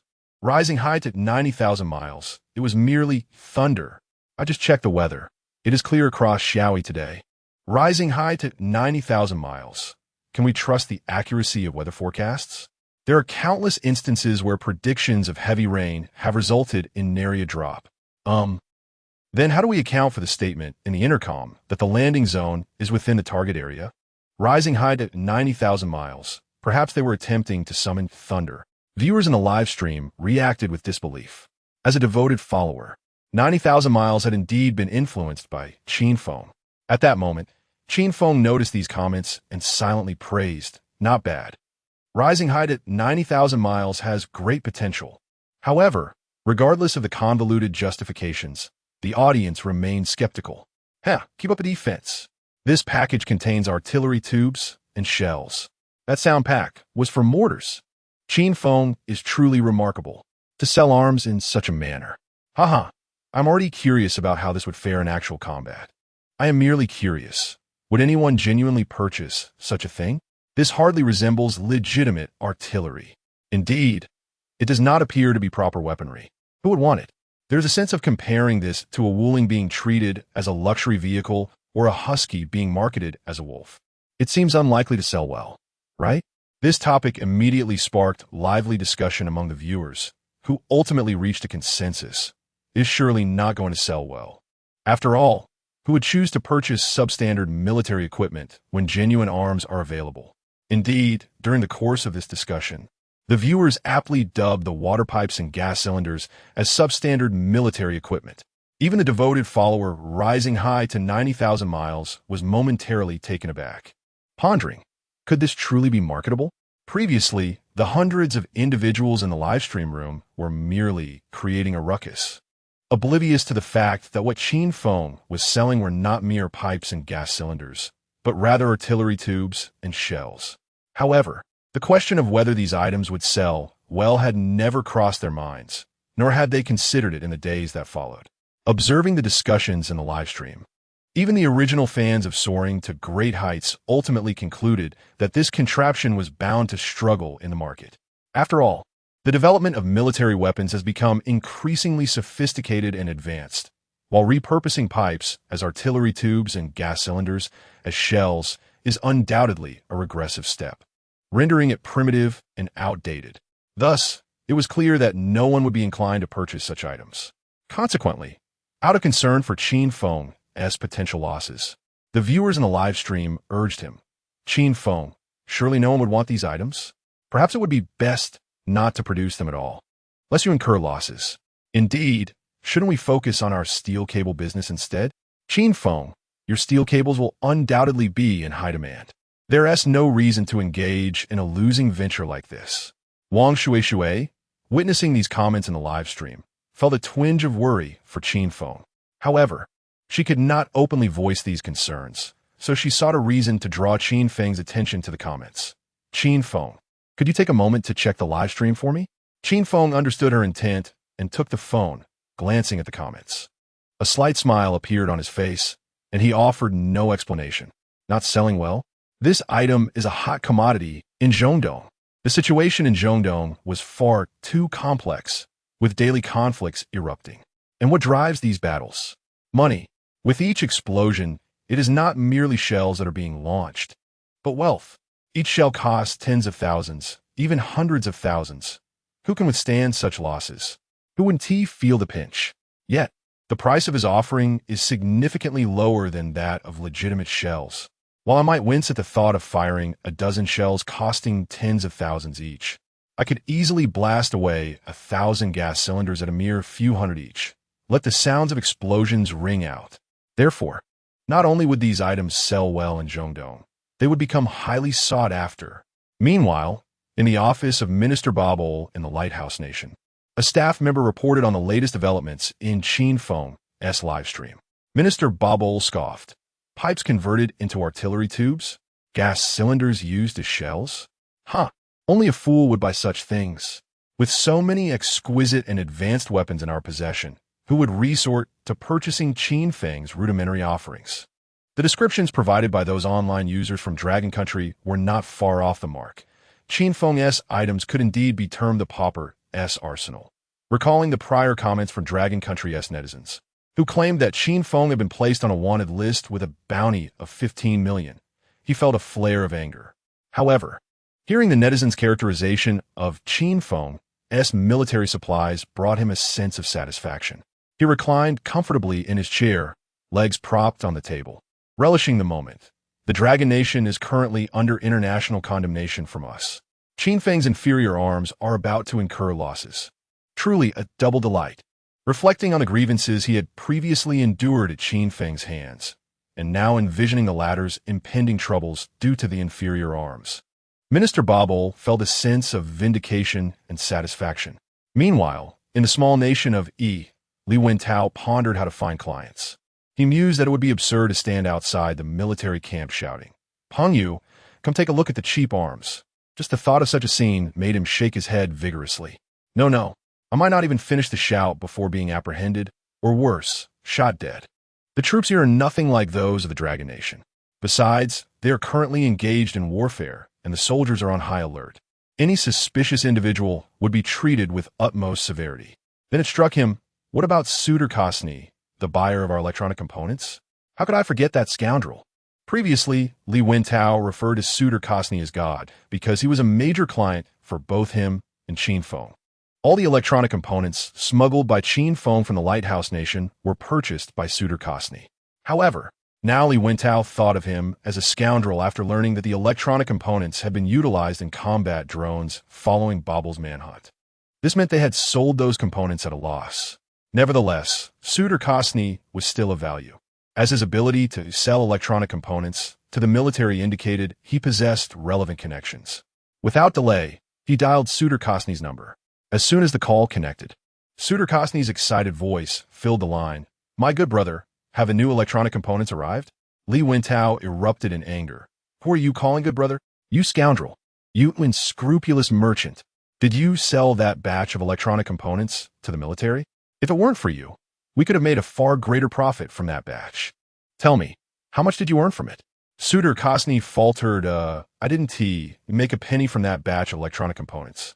Our military budget is tight, and we could only purchase at that price. Otherwise, I could have offered you more. Realizing Suitor Kosny had inadvertently revealed too much, Li Wentao began to piece together his identity. This makes things easier, he thought, and then got straight to the point. I have high-quality arms at reasonable prices. Would you be interested? Chapter 35. You truly are a sleepyhead delivering pillows. The latter half of the previous chapter has been supplemented with new content. Readers who find the beginning of this chapter awkward may revisit the previous chapter for context. Upon hearing the news, Suitor Kosny instantly perked up and inquired, "What's going on?" Li Wentao contemplated for a moment, realizing that he could not adequately convey the situation over the phone, so he replied, "Let us discuss in detail in person." He subsequently provided an address. Suitor Kosny promptly responded, "All right, we shall head over at once." He was unwilling to waste any time on this matter. After hanging up, Li Wentao reflected on the insights he had gleaned from his recent video call with Qin Feng, becoming increasingly troubled by thoughts of elegance. I must certainly pay attention to my elegance. How can I cultivate an air of sophistication later? Meanwhile, on Qin Feng's side, after concluding his conversation with Li Wentao, he prepared to wrap up the afternoon tea gathering within a matter of minutes. Although an exquisite array of pastries had been ordered, the group had hardly touched any of it, as they had recently enjoyed lunch and were not hungry. Li Shuang gazed at the untouched delicacies and felt a twinge of regret. Shall we take them to go? Wang Shui pondered the expense of the treats, realizing they must have cost several thousand yuan, and felt it would be a shame to let Qin Feng's money go to waste, thus immediately concurred. We must take them to go. They summoned a server to package the pastries, and as Qin Feng prepared to settle the bill, Yalan quickly pushed Qin Feng's phone back towards him, saying, "Mr. Qin, you needn't pay." Qin Feng assumed that Yalan intended to cover the bill herself and frowned. "I had originally planned to treat you to express my gratitude. We barely had a proper meal. Just indulge in afternoon tea. If you insist on paying, I would feel even more uncomfortable." However, Yalan clarified, "Not at all. This restaurant is one of my family's properties, so we do not need to pay." "This is also part of your family's business? Well, in that case, it's no issue." During the meal, Yalan explained to Qin Feng how she had resolved the issues surrounding the exhibition booth for the steel cable showcase. In truth, it was not particularly complicated. The exhibition hall being utilized belonged to Yalan's family, or rather, the hotel housing the exhibition hall was owned by her family. Wang Shui and Li Shuang, holding the packaged pastries, felt uncertain about their next move. Should we still take these home? Since it's not Qin Feng paying, would it be inappropriate for them to take the pastries? But if we were to leave them behind now, wouldn't that seem rather rude? Yalan, noticing their discomfort, immediately stepped in to ease the tension. Sister Shui, Sister Shuang, I truly regret that you couldn't sample the pastries from my family's restaurant this time. You absolutely must take these home to enjoy. When you next visit Kyoto, let us choose a suitable time to come back together. Wang Shui and Li Shuang quickly nodded and smiled, affirming, absolutely indeed. In the live streaming room, netizens expressed their astonishment. So this restaurant is associated with abstract, beautiful girls? Wow, she is truly a wealthy lady. This restaurant boasts 3 Michelin stars and is among the priciest in Kyoto. The hotel housing the exhibition hall is also one of the largest in Kyoto. That hotel belongs to her family, as does this restaurant. She is indeed a genuine second-generation rich. I thought she chose this restaurant to treat the esteemed Qin Feng. It seems I'm misunderstood. After bidding farewell to Yalan, the trio headed to the airport to board their flight home. On the plane, Qin Feng recalled that he had yet to use the physical enhancement liquid awarded by the system during its initial reward. Thus, he excused himself to the restroom and retrieved the physical enhancement liquid from the system's backpack. A bottle slightly larger than an oral solution appeared in Qin Feng's hand, containing a transparent liquid. He opened the cap and drank it in one gulp, finding it tasteless, akin to plain water. However, he soon felt a transformation within his body. He could distinctly sense his physical strength amplifying from the inside out. It was not merely an increase in muscle mass or strength. Rather, the capabilities of all his organs and body parts were being enhanced. This augmentation was not instantaneous, but rather a gradual process. After approximately 5 or 6 minutes, the sensation of continuous enhancement subsided. Clenching his fist, Qin Feng felt as though he could effortlessly strike down a bull with a single blow. He then performed a few simple jumps and handled objects, astonished to discover that he could immediately control his newfound strength without any discomfort typically associated with sudden enhancement. It felt as if he had always possessed such strength. Clearly, the system's assertion of having no side effects held true. There was no adjustment period due to abrupt enhancement. A product of the system must indeed be of exceptional quality. He mused, recalling the adage of a web novelist from his past life. If possible, he would want to reward those authors right now. He wondered how many he could take on at this moment. The system had indicated that this enhancement liquid could increase his strength tenfold. However, a tenfold increase did not imply he could only confront 10 individuals, but rather many more. He felt confident that he could easily handle a dozen or even 20 adult men. If he were still in the Lighthouse Nation, he might have had the opportunity to test himself against a small group of opponents, provided they did not draw their weapons. However, now in Dragon Country, such testing opportunities were virtually non-existent. Upon returning to his seat, Wang Shui, sitting beside Qin Feng, glanced at him, sensing some change, yet unable to pinpoint it. After scrutinizing him for a while, without uncovering the source of the alteration, she decided to let it be. The flight duration was short, and soon, the airplane descended. After exiting the airport, the three prepared to return to the factory for a visit, hailing a taxi to take them back. The journey was uneventful, with no traffic congestion to hinder their path. However, just as the trio alighted from the vehicle and proceeded towards the factory, an unforeseen situation unfolded. Approximately 20 individuals suddenly emerged from the sides of the road. Each of these individuals bore a menacing appearance. Some sported long yellow hair that obscured one eye, while others rolled up their sleeves to reveal tattoos adorning their arms. It was evident that these individuals were not of good character. Upon their abrupt entrance, they positioned themselves directly in front of Qin Feng and his companions, glaring at them with malevolent expressions. Li Shuang and Wang Shui were taken aback, yet they endeavored to suppress their trepidation and shouted, "What do you intend to do? The factory lies just ahead, and there are dozens of workers inside. Do you believe I cannot summon them with a single call? Malasia de Aniesa. You might intimidate others, but do you think you can frighten me? A middle-aged man approached, revealing himself to be Li Siyuan, the very uncle who had schemed to frame Li Shishuang and seize the factory. As he drew near, he continued, "Do not assume that I am unaware. The workers are situated deeper within the premises, and your cries will not reach them." He then turned his attention to Qin Feng. A fierce expression etched upon his face.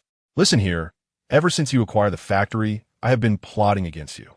For 3 days, I have awaited this moment. And today, I shall ensure you receive a thorough lesson." Upon hearing this, Qin Feng felt a surge of exhilaration. I was just pondering how to test my mettle. And here you are, presenting me with a perfect opportunity. You truly are a fortuitous messenger. He mused, recalling that this was not the first time Li Siyuan had unwittingly aided him. The initial instance had been during the acquisition of the factory, had it not been for Li Siyuan's treacherous machinations against Li Shishuang. Qin Feng would not have secured the acquisition so effortlessly. Li Siyuan indeed proves to be a most helpful individual, Qin Feng reflected, resolving to extend his gratitude toward this helpful soul by delivering him a few extra blows during their impending confrontation.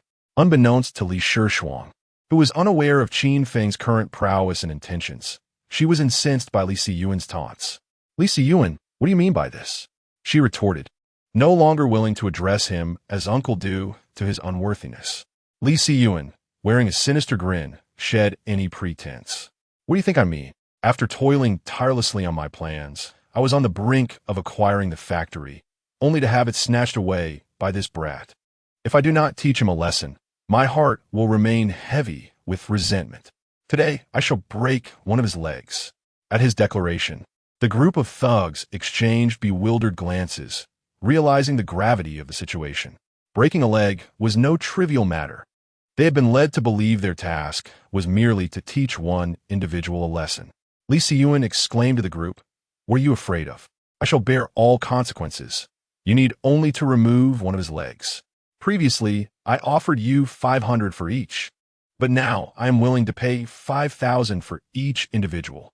To the one who exerts the most effort, I shall grant a reward of 10,000. Upon hearing this, the small-time thugs felt a surge of excitement. Such a high price. They were eager to proceed. After all, they would not have to bear the repercussions and could earn such substantial sums of money. The men looked at Qin Feng with the hungry eyes of wolves eyeing their prey. This made Li Shishuang and Wang Shuishui uneasy, as it dawned on them that these individuals intended to dismember Qin Feng. The viewers in the live stream were even more alarmed. After disembarking from a plane, Wang Shuishui immediately resumed the broadcast. "What the hell? Are they really going to remove a leg from the esteemed Qin Feng? What should we do? There are at least 20 of them, right? This is disastrous. It seems that Qin Feng is doomed. Damn, the leader is incredibly audacious. In this society governed by law, he dares to harm another? Run. Qin Feng, you must escape quickly. If it were just 1 or 2 individuals, Qin Feng might stand a chance, but with around 20, how can he contend with them? He must flee at once. Hurry and run. If he can get away, there is still hope. He must not let them catch up. Can he truly escape? With so many of them, surely some are faster than Qin Feng. If even one manages to catch up, he will be trapped. It's over. This time it's really over." Chapter 36. The collapse of Li Siyuan. Qin Feng, a figure of remarkable prowess, found himself in a dire situation as the Dragon's information reconnaissance team, responsible for monitoring his movements, became frantic. The team leader and all personnel were in a state of urgency. Qin Feng's current status was leagues apart from what it once was, having recently resolved a significant issue regarding the Dragon Country's aircraft carrier blockade. He was rightfully hailed as a hero. Yet now, he faced a group of a dozen ruffians who threatened to break his leg. The team leader slammed his fists on the table and declared, "Quickly contact the local police department and the armed forces," urging them to rush to Qin Feng's aid. It was imperative that nothing happened to him. A subordinate promptly responded, "Understood." The leader's eyes fixated on the screen, burning with anxiety as he silently urged, "Run, Qin Feng, run. Just make it until help arrives without being caught." Meanwhile, Wang Shishui glanced over her shoulder, discovering no one was behind them. She whispered urgently to Qin Feng. We must flee at once. This scene was witnessed by Yuan, who sneered, thinking of escaping? Do you believe you can outrun us? He then commanded, go. Break his leg. The group of ruffians surged forward. However, Qin Feng merely smiled faintly, positioning Li Shixuang and Wang Shuishui behind him, to shield them from the impending conflict. He charged towards a mob. This action left Li Shixuang and Wang Shuishui in shock, exclaiming, Qin Feng, don't go. The live stream echoed their concern. Qin Feng, don't be foolish. You should be fleeing, not confronting them. This is it. If they merely intended to teach him a lesson, it would be one thing. But they are here to break his leg. The members of the dragon were equally distressed, wondering why Qin Feng was not escaping. Then, an astonishing scene unfolded that left everyone in disbelief. Qin Feng's fist connected with the face of the foremost ruffian, who felt as if struck by a vehicle, collapsing into unconsciousness. Yet Qin Feng did not relent. He plunged into the throng, delivering blow after blow, swiftly incapacitating all 20 ruffians. Each of them fell with a single punch. Li Yuan, however, received a couple of extra punches for good measure. Li Shixuang, Wang Shuishui, the livestream audience, and members of the dragon were all left in stunned silence. What has transpired? How could they all have fallen? Did Qin Feng truly take down each one with a single punch? Was this a dream? As Qin Feng surveyed the thugs sprawled on the ground, he mused to himself, I have truly underestimated my own capabilities. After a tenfold enhancement, I can knock one down with a single punch. How could I not handle a group of 20 or so? If this were to occur in a narrow alleyway or at a checkpoint, I could single-handedly hold the line against a multitude. Perhaps not a multitude. I would eventually exhaust myself. Qin Feng approached Li Shixuang and Wang Shui, who were staring in bewilderment. He waved his hand before them, asking, what has happened to you two? They jolted back to reality, incredulously exclaiming, Did you take them all down? All 20? With just one punch each? Qin Feng nonchalantly replied, well, during my studies in the Lighthouse Nation, I frequently encountered muggings. To protect the hard-earned money I had, I practiced a bit. He had indeed trained, albeit merely to build muscle, instilling a sense of caution in those who might dare to rob him. Li Shixuang and Wang Shui accepted Qin Feng's explanation, showering him with praise. You are truly remarkable. In the live stream, viewers echoed their astonishment. Wow, Qin Feng is absolutely incredible. Who did Qin Feng train with? It couldn't have been a world champion, could it? To knock someone out with one punch? Surely that requires a champion. Incredible. If Qin Feng weren't a weapons dealer, he could easily win championships as a boxer. Qin Feng, you are amazing. Truly amazing. Within the Dragon and Department's intelligence and reconnaissance team, the members were initially taken aback by Qin Feng's formidable combat prowess, then collectively exhaled in relief. The team leader, still shaken, remarked, Thank goodness Qin Feng is unharmed. Otherwise, there would have been severe repercussions. He then turned to one of the members, Soldier King. Could you achieve such feats? The Soldier King was a moniker for a member of their reconnaissance team, earned during his time in the military when he won a national individual combat competition, thus becoming the champion of that year. He nodded, then shook his head, stating, In my prime, the year I earned the title of Soldier King, I could handle 12 opponents without issue. However, it was by no means this effortless. Even at my peak, I would not stand a chance against Qin Feng. Just look at how he can knock someone out with a single punch. The force behind his strikes must be astounding. I dare say even a boxing champion would struggle against him. Upon hearing this, the members of the intelligence reconnaissance team were left in shock. What? Even a boxing champion would falter? A boxing champion is a professional fighter whose training primarily focuses on enhancing punching power. If even a champion's strength pales in comparison to Qin Feng's, then how extraordinary must Qin Feng's power truly be? Soldier King, you must be mistaken. A bespectacled man directly expressed, I specialize in network information searches. There is no hiding place for anyone online when it comes to my expertise.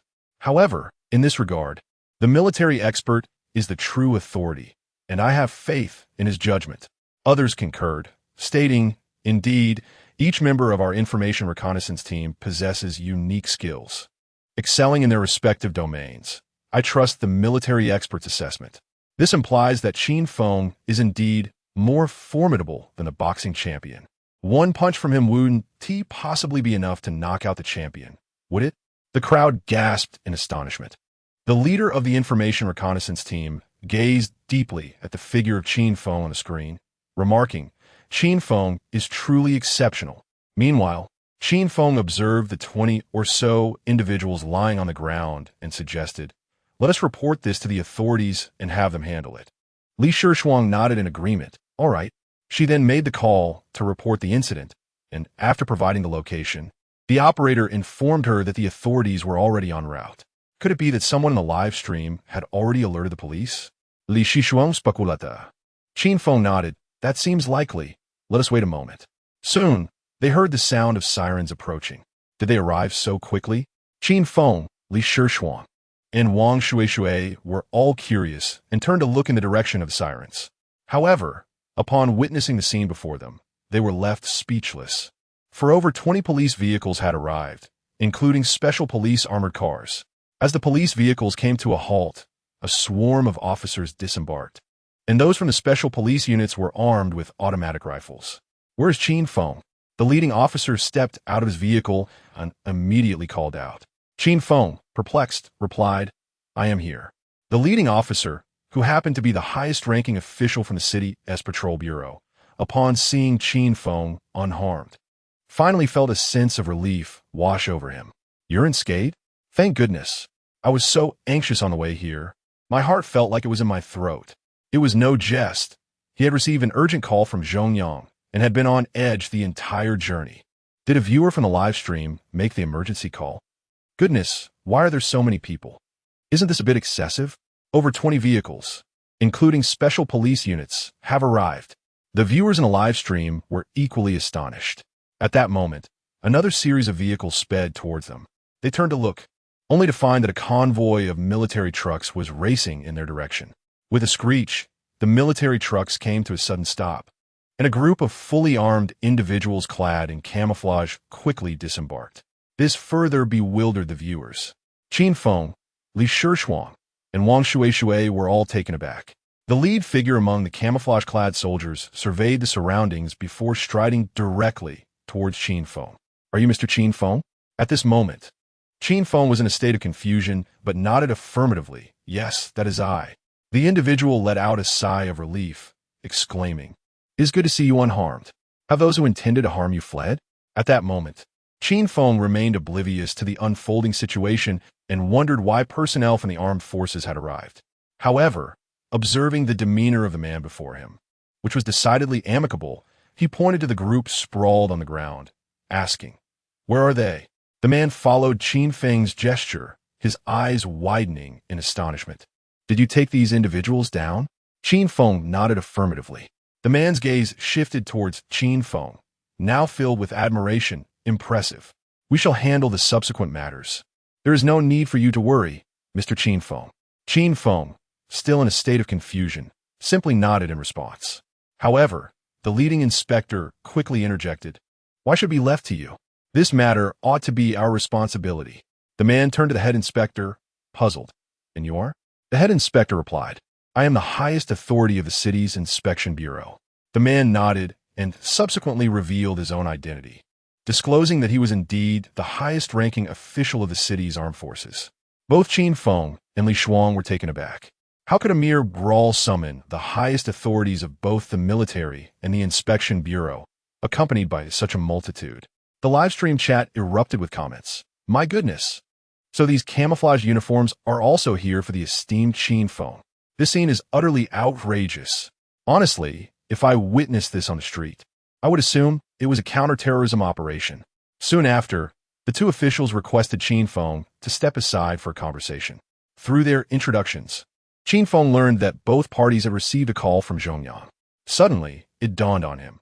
The personnel from Longan must have been monitoring his movements closely. Upon observing a group of thugs preparing to assault him, they promptly dispatched these representatives to ensure his safety. The highest-ranking official in camouflage addressed the head inspector. "Indeed, it is more appropriate for your bureau to take charge of this matter, so we shall entrust the subsequent affairs to you." The head inspector nodded in agreement. "Very well." Subsequently, He approached Li Siyuan alongside Qin Feng, inquiring, "Is this the mastermind?" Qin Feng affirmed, "Yes." "Revive him," commanded the head inspector. Immediately, an inspector approached with a spray, administering it to Li Siyuan, who surprisingly awoke almost instantly. Upon regaining consciousness, the first person he saw was Qin Feng, and he immediately seethed. "You brat. I will not let this go. You have assaulted me, and I will report you to the authorities." Li Siyuan intended to alter his strategy. Qin Feng, amused, gestured towards the head inspector beside him. "The inspector is right here. Go ahead and report him." Upon turning to look, Li Siyuan saw the inspector and instantly broke into tears, pleading, "Inspector, you must take my side. This man has assaulted me. Just look at my face. He did this to me." The head inspector scoffed, "Spare us the theatrics. You have conspired with others to perpetrate malicious acts of violence against Qin Feng, which constitutes the offenses of gathering for the purpose of fighting and provoking disturbances. Furthermore, you have claimed an intention to sever a leg from Qin Feng, thereby raising suspicions of organized crime. Consequently, we are compelled to detain you, and you shall face legal judgment." Upon hearing this, Li Siyuan ceased his pretense. However, he merely smirked, thinking nonchalantly, "It's of no consequence. I'll just reach out to some friends, and I will emerge unscathed." At that moment, he remained unaware of the gravity of the situation, mistakenly believing that Qin Feng had merely alerted the authorities first. He thought that, with a few connections, he would be free by evening. However, when he was apprehended by the patrol and beheld the scene before him, he was utterly dumbfounded. What is happening? Why such a grand display? Why are there over 20 police vehicles and numerous military trucks, and so many fully armed special patrol officers in camouflage? At that moment, the highest-ranking officer in camouflage addressed Qin Feng, stating, "Mr. Qin, if there is nothing further, I shall withdraw my personnel." The commander of the patrol, observing that all the delinquents had been detained by his team, also said to Qin Feng, "Mr. Qin, we too shall take our leave. Rest assured, the law will not let these individuals escape." Qin Feng nodded, pondering whether this meant that all matters would be dealt with severely. Li Siyuan recognized the insignia on the shoulders of these two men, and a wave of shock surged through him. Why had these individuals been mobilized? Reflecting on their words and demeanor towards Qin Feng, Li Siyuan grasped the full extent of the situation. These men were here to apprehend him, and it was all due to Qin Feng. "Qin Feng, I was wrong. I was wrong. Please forgive me. Spare me. I truly understand my mistakes. Whatever you require for compensation, I shall comply. Sure, Shuang, for the sake of our blood ties, plead with Qin Feng on my behalf. I implore you, as your uncle." Li Siyuan hastily begged for mercy, but no one paid him any heed. The two officers escorting him forcefully shoved him into a vehicle and shut the door. He was shattered. Li Siyuan was utterly devastated. His fate was sealed. Why? Why was this happening? What was Qin Feng's true identity to warrant such an operation? Li Siyuan muttered to himself, struggling to comprehend the situation. A nearby officer scoffed, "It's evident you haven't been online today, or your internet speed is abysmal. Had you been surfing the web on 5G, you would understand." Li Siyuan was perplexed. What did internet access have to do with anything? The officer then recounted the events that transpired at the cable exhibition that morning, leaving Li Siyuan utterly speechless. He was now in a state of complete despair. There was no hope left. His fate was truly sealed. Chapter 37. Quality Assurance? This is a wanted notice. Once the inspectors and troops had departed, Qin Feng turned to Li Shuang and Wang Shui and said, "Let us return to the factory."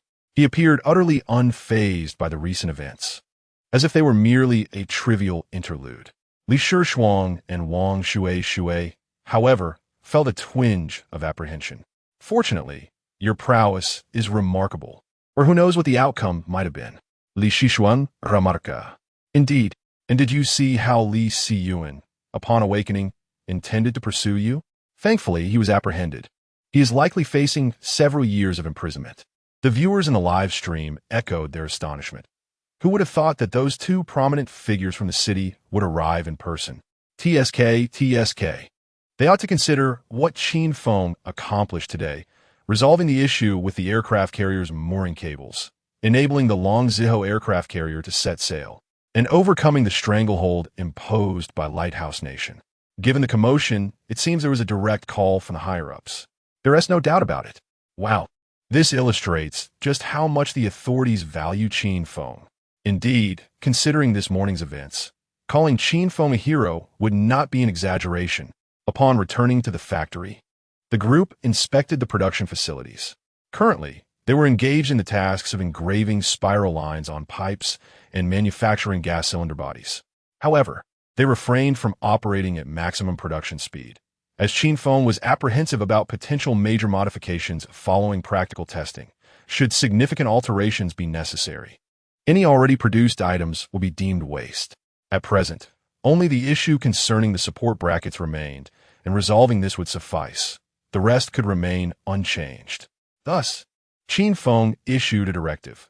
Let us fully unleash the production lines for engraving spiral lines on pipes and manufacturing gas cylinder bodies. By the way, the 4 support brackets at the rear of the gas cylinder can be eliminated, and there is no need to install them during production. After a moment of contemplation, Qin Feng added, "We must recruit more personnel. We need to hire immediately and expand the production lines. The current production speed and volume of the gas cylinder line are still insufficient. We must enhance them. We shall improve the production line as needed, acquire new machinery, and take any necessary actions. Do not hesitate to spend money. Our sole objective now is to increase both production speed and volume. By the way, let us have the workers put in extra shifts recently, keeping production continuous at night, and provide them with additional overtime pay and bonuses. Although the aircraft carrier's mooring cables have yet to be delivered, the procurement department has already transferred 500 million Longwa currency as a deposit to us.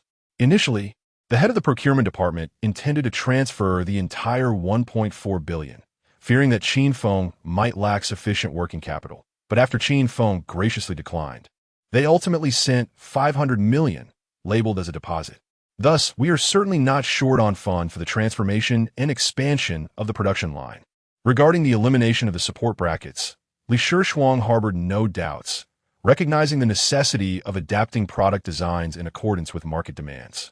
Qin Feng's insistence on increasing production speed and volume left some puzzled. "Qin Feng, we haven't received any orders from a small kingdom yet, and we are unaware of their demand. If we hastily ramp up production, we risk flooding the market with goods." Li Shuang thought of her past experiences and felt compelled to advise Qin Feng. However, Qin Feng merely smiled and reassured her, "Rest assured, the orders will arrive shortly. If all goes well, we should receive them tonight."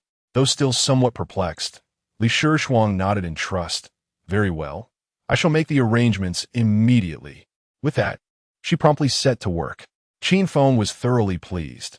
It must be said that Li Shuang was indeed a competent general manager, adept at addressing various matters with finesse and thoroughness. More importantly, she exhibited a commendable level of execution. Even when she harbored doubts or misunderstandings about his directives, she diligently carried them out. In the live stream, viewers chimed in with their thoughts. Wait, is Qin Feng not only holding onto his budget arms, but also increasing production? Is he not afraid of losses? Exactly. How can this budget arms sell? Why is Qin Feng so stubborn? This will surely lead to significant losses. Not necessarily.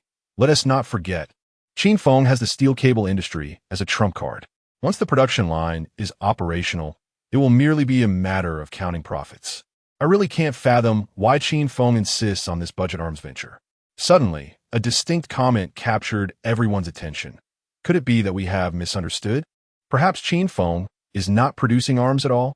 Look, he has removed the support for the gas canister, which we previously referred to as the tail wing. Without the tail wing, it may not be a shell after all. The viewers began to see reason. So that is how it is. Could it be that we misjudged Qin Feng? He simply wants to produce gas canisters, but the design requirements of the small kingdom differ from ours. Just then, another comment surged forth. No way. I just checked and learned that rifling and tail wings cannot be used simultaneously. A smoothbore cannon does not have rifling, while a rifle cannon does not have a tail wing. Qin Feng is aiming to create a rifle cannon. The viewers were momentarily taken aback, then exclaimed, "So removing the tail wing only solidifies the suspicion that Qin Feng is indeed dealing in arms? Goodness, This undeniably points to Qin Feng selling arms. Let us continue discussing whether the budget arms will incur losses. Thus, the viewers resumed their debate in the live stream regarding the potential financial pitfalls of the budget arms. Ultimately, everyone maintained their original judgment. It was certain that losses would ensue. The products produced were essentially unsellable, and now expanding the production line was nothing but sheer waste of funds. Increasing production merely exacerbated the financial hemorrhage. However, witnessing how they could not sway the esteemed Qin Feng, everyone resigned themselves to the situation, silently sighing and expressing that once Qin Feng incurred significant losses, he would come to realize their good intentions and the depth of their concern. Meanwhile, in the small nation of Li Wentao's contact, suitor Kashani, had arrived at the address provided by Li Wentao. This was indeed the room. Suitor Kashani remarked to his companion, who exuded an aura of ruthlessness and warfare, indicating that his identity was far from ordinary. Upon knocking, a low voice from within beckoned. "Enter." Suitor Kashani was momentarily taken aback, as the tone was unlike what he was accustomed to during his conversations with Li Wentao. Nevertheless, he dismissed the thought and pushed the door open. As the door creaked ajar, both Suitor Kashani and his companion frowned, straining to assess the surroundings within the dimly lit room. After a brief interval of about 10 seconds, their eyes gradually adjusted to the low light, allowing them to discern their environment. The room was remarkably clean, physically speaking, consisting solely of a table and a chair, with nothing else present. The chair, positioned behind the table, was occupied by a man. Suitor Kashani closed the door and, alongside his companion, approached the table. With no spare chairs available, they were left to stand before it. The dimness of the room rendered it difficult for them to make out the features of the man seated in the chair. "Li Wentao?" Suitor Kashani inquired uncertainly. The man on the chair did not respond, but instead spoke in a low tone. "You stood at the door for over 10 seconds before entering my room. Do you hold me in disdain? If this is your attitude, you may as well leave." Suitor Kashani felt somewhat exasperated. "My friend, perhaps you should consider just how dim your room truly is." However, recalling the purpose of his visit, he patiently clarified, "Of course not. We just came from a well-lit area, and our eyes needed a moment to adjust before we could see the room clearly." The man in the chair slowly nodded, murmuring, "Very well, I shall forgive you. Now what brings you here?" Suitor Kashani continued with patience, "We are, of course, here to purchase the high-quality and reasonably priced arms you mentioned. Was it not you who invited me to discuss this further over the phone? I have come promptly. By the way, my companion here has expertise in arms dealing, and ultimately, the decision to purchase rests with him." His companion immediately interjected, "Where are those arms located? Let us examine the nature of the armaments at hand." The man seated calmly remarked, "My friend, you have yet to offer an apology for the previous matters, nor have you exchanged any pleasantries with me before directly inquiring about the weapons. Your rudeness is truly remarkable." Suitor Kashani furrowed his brow in confusion. "Previous matters? Are you referring to the low acquisition cost of the electronic components? Yet, I have already explained that due to budget constraints, we are unable to offer a higher price. Moreover, the price we proposed is quite reasonable in the market," he added. "Never mind. For the sake of procuring quality armaments at a fair price, I shall apologize first." However, just as he prepared to express his contrition, his companion, filled with ire, exclaimed, "If you continue this charade, I will end you." With that, he drew his pistol from his waist. It is no wonder he was so incensed. He had just come from the front lines, where their situation was dire, suffering repeated setbacks against the enemy, with the battle lines constantly retreating. Suitor Kashani's mere mention of cost-effective armaments compelled him to abandon his command and rush over. Indeed, if there were truly affordable weapons available for bulk procurement, it could fundamentally alter the dynamics of the battlefield. Much like the last batch of electronic components, after acquiring them, they were immediately deployed in combat drones, resulting in a notable shift in battlefield conditions, transforming their previous disadvantage into a subtle advantage. Yet now, this individual continued to waste his time with frivolities, which was utterly intolerable. Every moment on the battlefield is of utmost importance. The man seated, known as Li Wentao, was taken aback by the gun pointed at him and hastily uttered, "I apologize." I was wrong. I shall take you to see the armaments immediately. If you find a room too dim, I will turn on the lights right away. His tone was rapid and laced with panic, a stark contrast to his earlier demeanor. Upon hearing this, Suda Kaksani's companion lowered his weapon and said, "First, turn on the lights." Li Wentao hurriedly rose to illuminate the room. As he did so, he could not help but think, something is amiss. This is not how it was portrayed in the video. Why aren't they adhering to the script? After concluding his call with Suda Kaksani, Li Wentao had pondered how to elevate his stature. In a burst of inspiration, he searched online and stumbled upon a scene from a film that he deemed impressively sophisticated, leading him to decide to mimic it. However, the reality was far removed from the cinematic portrayal. Once the lights were switched on, the room instantly brightened, allowing both parties to see one another clearly. Upon glimpsing his companion, Li Wentao felt a shiver run down his spine, thinking, had I seen your true nature earlier, I would have refrained from this performance. The aura of violence and gunpowder is overwhelmingly intense. Upon recognizing Li Wentao, the companion let out a derisive snort. This individual is so pretentious, comical like a jester, I harbor no expectations regarding his munitions. Affordable yet high quality. I find it hard to believe. I possess no confidence in their quality assurance whatsoever. Kazan, I shall take my leave.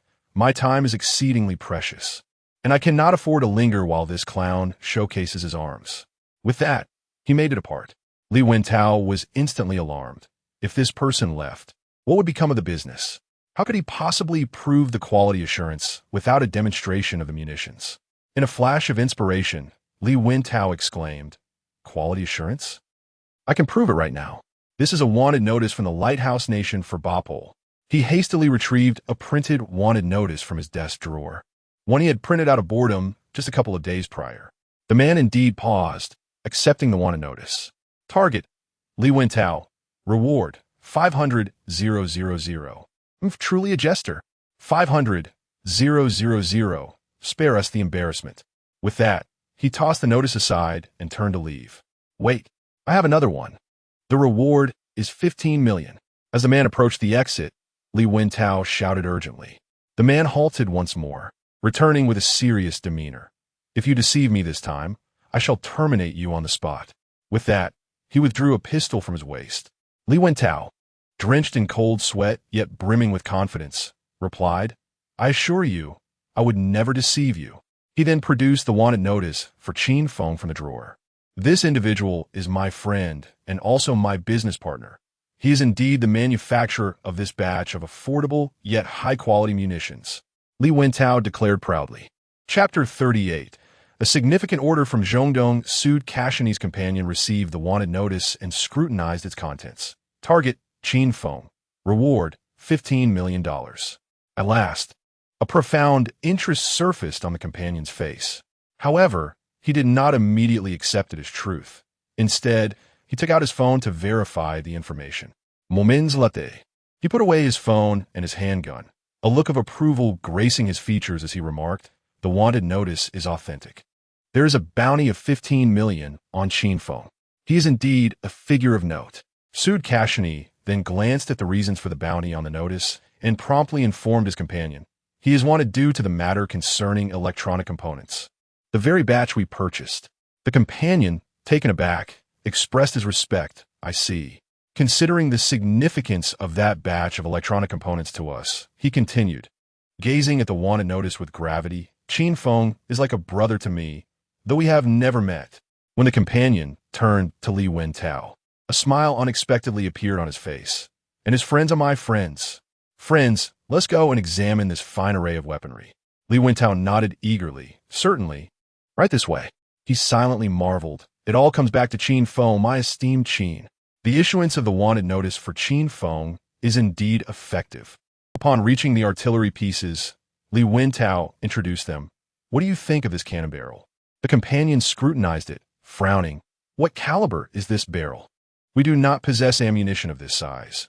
Therefore, this barrel is of no use to us. Moreover, is it not a bit too thin? A normal barrel can fire hundreds of rounds. Yet this one can manage at most 50. Li Wentao chuckled. As for the ammunition, we have suitable shells. And regarding the firing count, you shall soon find it inconsequential. With that, Li Wentao grasped a corner of an oilcloth and dramatically lifted it, revealing a gas canister underneath. This is the ammunition. Its outer diameter matches the inner diameter of the barrel splendidly. The companion's expression soured further. Is war a child's play? How can one present such scrap as weaponry? Very well. In light of Qin Feng's reputation, I shall overlook this waste of my time, but consider this a warning. Should you waste my time with such rubbish again, I may not kill you, yet you shall face repercussions. As the companion prepared to leave, Li Wentao called out loudly, "Cannon barrels for $1,000, gas canisters for $300, and we have ample supply." The companion halted abruptly, turning around with astonishment etched on his face. "What did you say the price was?" Li Wentao grinned, confident that this price would resonate with him, even compelling any country in the oil-rich region of Dong. "Cannon barrels, $1,000. Gas canisters, $300. The companion hurried back to Li Wentao, a serious expression on his face. "Is it true?" Li Wentao nodded. "Of course." At this moment, the companion was genuinely excited. There was no other reason. The price was indeed irresistible. Although rifle barrels had a longer range, they also suffered greater wear and tear. Typically, after a few hundred shots, a replacement was necessary. A single barrel could cost tens of thousands or even hundreds of thousands of dollars. Shells, too, could range from tens of thousands to hundreds of thousands of dollars. But now, a barrel for a mere $1,000 and a gas canister for $300. What a staggering difference! How could he not be overwhelmed with desire? As for the fact that the barrels were not as robust, and the number of shots would not reach that of standard barrel. So what? What a difference in price. The number of shots was merely halved. Did that even matter? When the barrel was finally worn out, he would still assert, it wasn't that the shooting frequency was insufficient, but rather that they had not maintained it properly. However, he harbored some doubts about the effectiveness of the gas canisters. How powerful were they? Li Wentao chuckled again. "I can show you right now." 10 minutes later, the test concluded. The companion gazed excitedly at the barrel and gas canister before him, murmuring, "Treasure. This is truly a valuable find." Li Wentao silently ridiculed. Indeed, foreigners cannot escape the law of true value. Just a moment ago, they called it junk. Now it has transformed into a prized possession. "Place the order." "Let us place the order now," the companion exclaimed. 1,000 barrels to start, and 1,000,000 gas canisters. Su de Cashani, responsible for the procurement, nodded eagerly, indicating there would be no problem. Li Wentao was suddenly taken aback. He anticipated such a large first order. 1,000 barrels amounted to $10 million. 1,000,000 gas canisters represented $300 million. Li Wentao felt a wave of dizziness, overwhelmed by excitement and exhilaration. What is the production capacity of Qin Feng's factory? How long will it take to produce these? The companion continued to inquire. Li Wentao quickly responded, "Let me clarify. Qin Feng sells pipes and gas canisters. These items belong to the category of everyday necessities. The spiral grooves in the pipes are merely designed to enhance water flow, and the steel balls in the gas canisters are for ensuring transport stability. We will need to remove those ourselves upon receipt." Furthermore, after earnestly explaining, Li Wentao continued, "His factory is a steel pipe factory, a legitimate producer of everyday steel products such as pipes and gas canisters, not a military factory. Qin Feng is a law-abiding citizen in the Dragon Country. The pipes and gas canisters sold to us are simply being repurposed for other uses. Qin Feng himself is entirely unaware. He is just an ordinary merchant responsible for selling pipes and gas canisters." The companions and Sutta Kashani are not foolish, with Li Wentao's words reaching this point. They naturally comprehend the implications. The two nodded eagerly, affirming their understanding. Qin Feng is merely an ordinary merchant dealing in pipes and gas cylinders, and his factory is just a commonplace steel pipe manufacturing facility. Therefore, how is the output of Qin Feng's steel pipe factory? How long does it take to produce such quantities? Li Wentao replied without hesitation, "It should take no more than a few days." Qin Feng's factory is quite large, equipped with numerous production lines, and boasts a high level of productivity.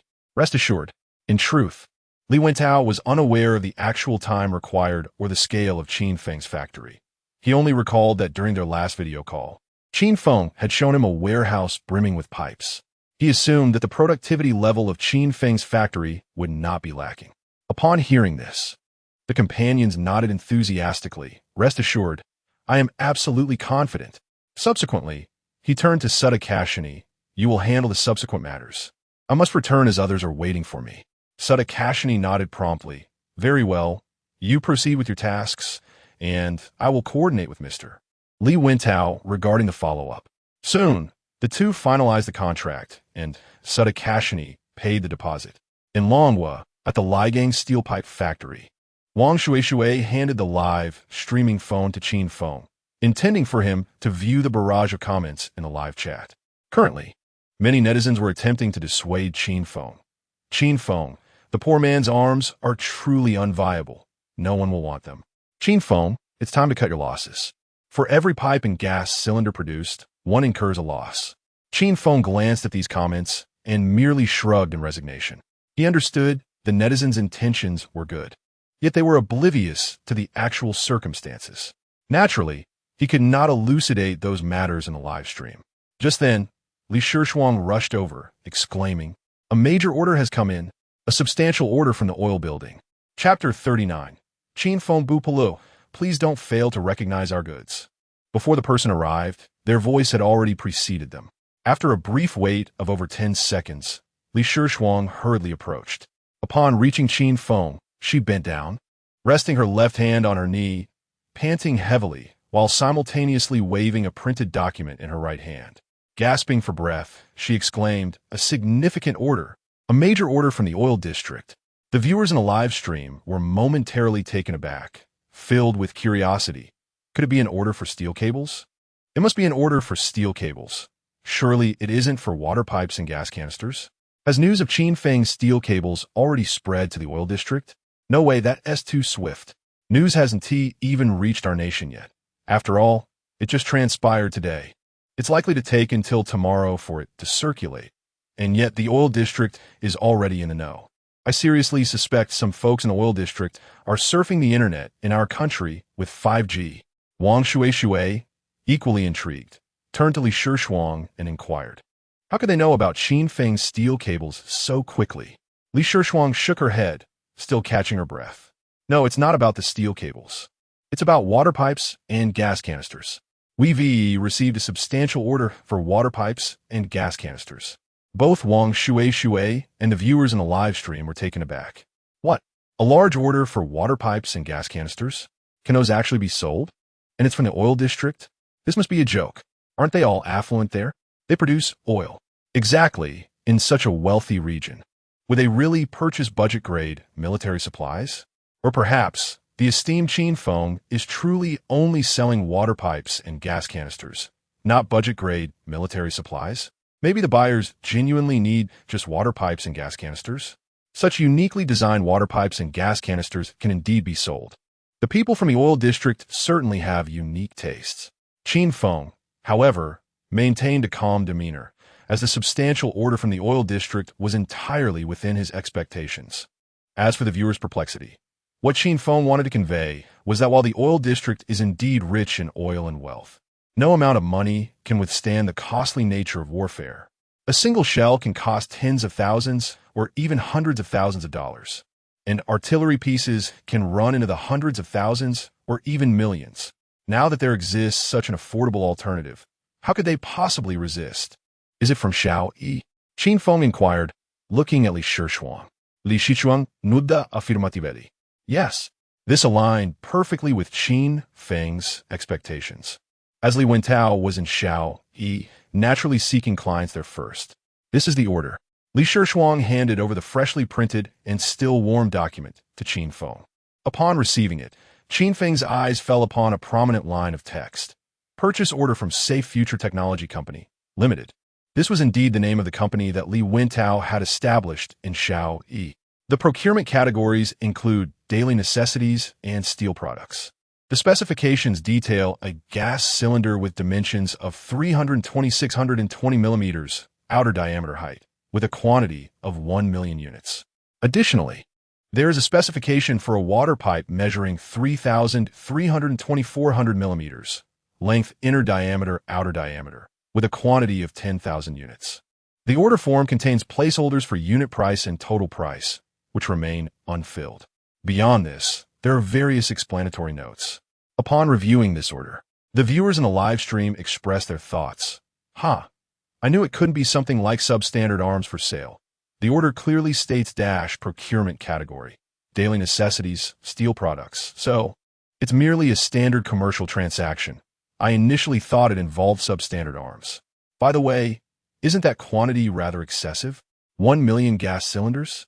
Indeed, 1 million gas cylinders is quite a lot. No wonder Li Shishuang is so excited. This is indeed a substantial order. Qin Feng retrieved a pen and filled in the empty sections for unit price and total price on the order form, writing $300 and $300 million, followed by $1,000 and $10 million. He also completed other information, understanding that this was a formal procurement order requiring record-keeping for accounting and tax purposes. It is imperative to clarify that these exported water pipes and gas cylinders were accurately classified as legitimate products.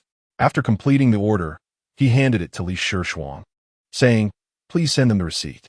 At that moment, Li Shishuang appeared somewhat bewildered as she stared at the order totaling $310 million and asked in confusion, "Qin Feng, did you make a mistake in the pricing? Or perhaps in a unit? A gas cylinder only costs a little over 100 Dragon Kingdom coins here. $300 is almost 3 times that price, and considering the exchange rate of 7 to 1, 20 times the price? And the water pipes are nearly 30 times. Qin Feng replied earnestly, "There's no mistake. That is indeed the price." This was the rate previously agreed upon with Li Wentao, ensuring a significant profit margin while facilitating high sales volume. Li Shishuang was left further astonished. At that moment, Wang Shui began to piece together the situation. She swiftly pulled Li Shishuang aside to a location where the live stream audience could not overhear, leaning in to whisper something in her ear. After absorbing this information, Li Shishuang's eyes widened in disbelief. "Really? Is this a cannon barrel and ammunition?" she inquired, lowering her voice in shock. Having never witnessed Wang Shui's live stream, she was unaware of the implications. Wang Shui raised an eyebrow. "It's just what the viewers are joking about. In reality, we are selling legitimate water pipes and gas cylinders." Li Shishuang instantly understood and affirmed. Yes, we are selling legitimate water pipes and gas cylinders. We are indeed proper merchants. We are not illegal arms dealers." Upon recalling the batch of aircraft carrier mooring ropes, Li Shishuang altered her tone. She mused inwardly. This business is remarkably lucrative. This deal alone amounts to $310 million, which translates to over 2 billion yuan. It is even more profitable than the batch of aircraft carrier mooring ropes. At that moment, Qin Feng picked up the live-streaming phone left by Wang Shui, gazing at the bustling chat room with a sense of amusement. "What? Selling at this price? This is undoubtedly the beggar's version of military supplies." "Absolutely. Which household would sell water pipes and gas tanks at such exorbitant prices? Goodness, I never anticipated that our esteemed Qin Feng would indeed be selling military supplies. And we have experienced several twists in this saga. Wait, are people genuinely purchasing this beggar's version of military supplies?" Qin Feng chuckled and clarified, "Everyone, please refrain from making baseless claims. We are conducting legitimate business here. The selling price is merely reflective of the transportation costs involved." He then turned to the departing Li Shishuang and called out, "For the exported water pipes and gas tanks, do not forget to imprint our Lighthouse Steel Pipe Factory logo and lettering." He added silently to himself, "For heaven's sake, please do not fail to recognize the water pipes and gas tanks from our Lighthouse Steel Pipe Factory. If you find water pipes and gas tanks marked with Lighthouse Steel Pipe Factory on the battlefield of the oil block, make sure to promptly increase the bounty on my head." Chapter 40. The transport vehicle laden with ammunition. As Li Shishuang was departing, her steps suddenly halted, a wave of confusion washing over her. Shouldn't we be minimizing evidence in our endeavors? Why is there even the inscription of our Lighthouse Steel Pipe Factory on it? Are we so anxious that others on the battlefield might not recognize the gas canisters as products of our factory? Yet, despite her doubts, she proceeded without hesitation. She had come to understand a fundamental truth, though she might not grasp the reasoning behind Qin Feng's decisions at present. Executing them with diligence was undoubtedly the right course of action. The lack of understanding stemmed from her own limitations, not from any flaw in Qin Feng's judgment. Without delay, she set to work. Printing the Lighthouse steel pipe factory insignia on the pipes and gas canisters was hardly a challenge. Most of the products previously sold by their factory bore the same mark, and they were well versed in such procedures. By now, it was past 10 in the evening. However, the Lighthouse steel pipe factory remained ablaze with light, workers toiling diligently, fully engaged in their tasks. Initially, when Li Shuang informed the workers about the need for overtime, their reactions were somewhat reluctant. However, upon learning that they would receive triple pay for their extra hours, along with bonuses at the month's end, proportional to their overtime, those workers quickly adopted a different demeanor. Overtime? I relish the idea. In truth, it was not merely the allure of triple pay and bonuses that motivated them. Many found little reason to return home early, preferring instead to remain in the factory a while longer. How fortuitous! I've been having a spat with my wife lately, so returning home is the last thing I desire. The factory shall be my home from now on. I shall rise each day to work. The moment these sentiments were voiced, other workers regarded him with astonishment. It was rather embarrassing to admit that one stayed for reasons beyond the enticing pay and bonuses. Nevertheless, despite the fervor and enthusiasm with which the workers approached their overtime, Li Shuang felt it was still insufficient. The volume of orders was simply too vast. At their current output, how long would it take to produce 1 million gas canisters? In that moment, she recognized the brilliance of Qin Feng's prior directives regarding recruitment, production line expansion, and improvements. Once again, she realized the inability to promptly comprehend Qin Feng's decisions was a reflection of her own limitations, not a fault in his judgment. That night, she tirelessly contacted machinery manufacturers and devised a plan for recruitment and production line expansion. In the following 2 days, the Lighthouse steel pipe factory underwent a significant transformation. 3 large workshops were converted into production facilities, and even those initially designated as warehouses were repurposed for manufacturing. Given that products were dispatched on the same day they were produced, the need for a warehouse had diminished. Yet, even this was not enough. The production rate of gas canisters remained woefully inadequate. There exists a production line for steel cables, yet remains utterly unexpanded.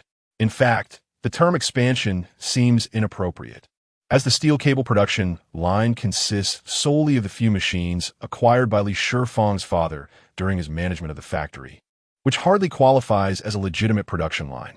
In recent days, orders for the steel cable business have begun to flow in, and it is certain that there will be an explosion of demand, rivaling even that of gas cylinders.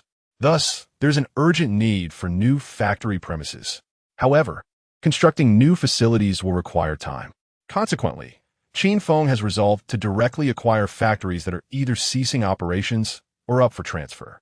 Upon hearing Qin Feng's intentions, Li Shuang immediately stated, "I shall inquire right away whether there are any factories in our industrial park that are planning to close or transfer."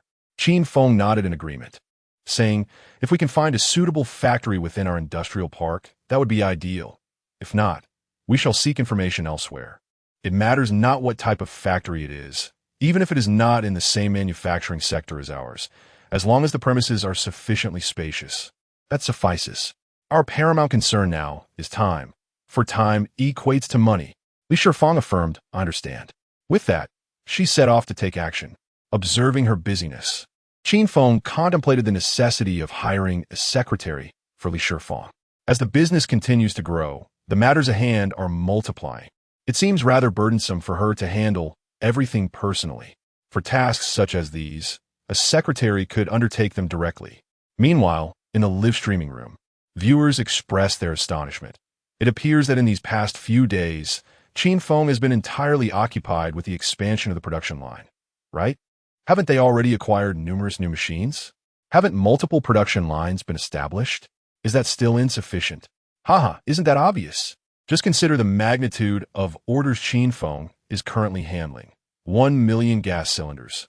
By the way, is it financially prudent to acquire any type of factory for the sake of expansion? Won't that lead to losses?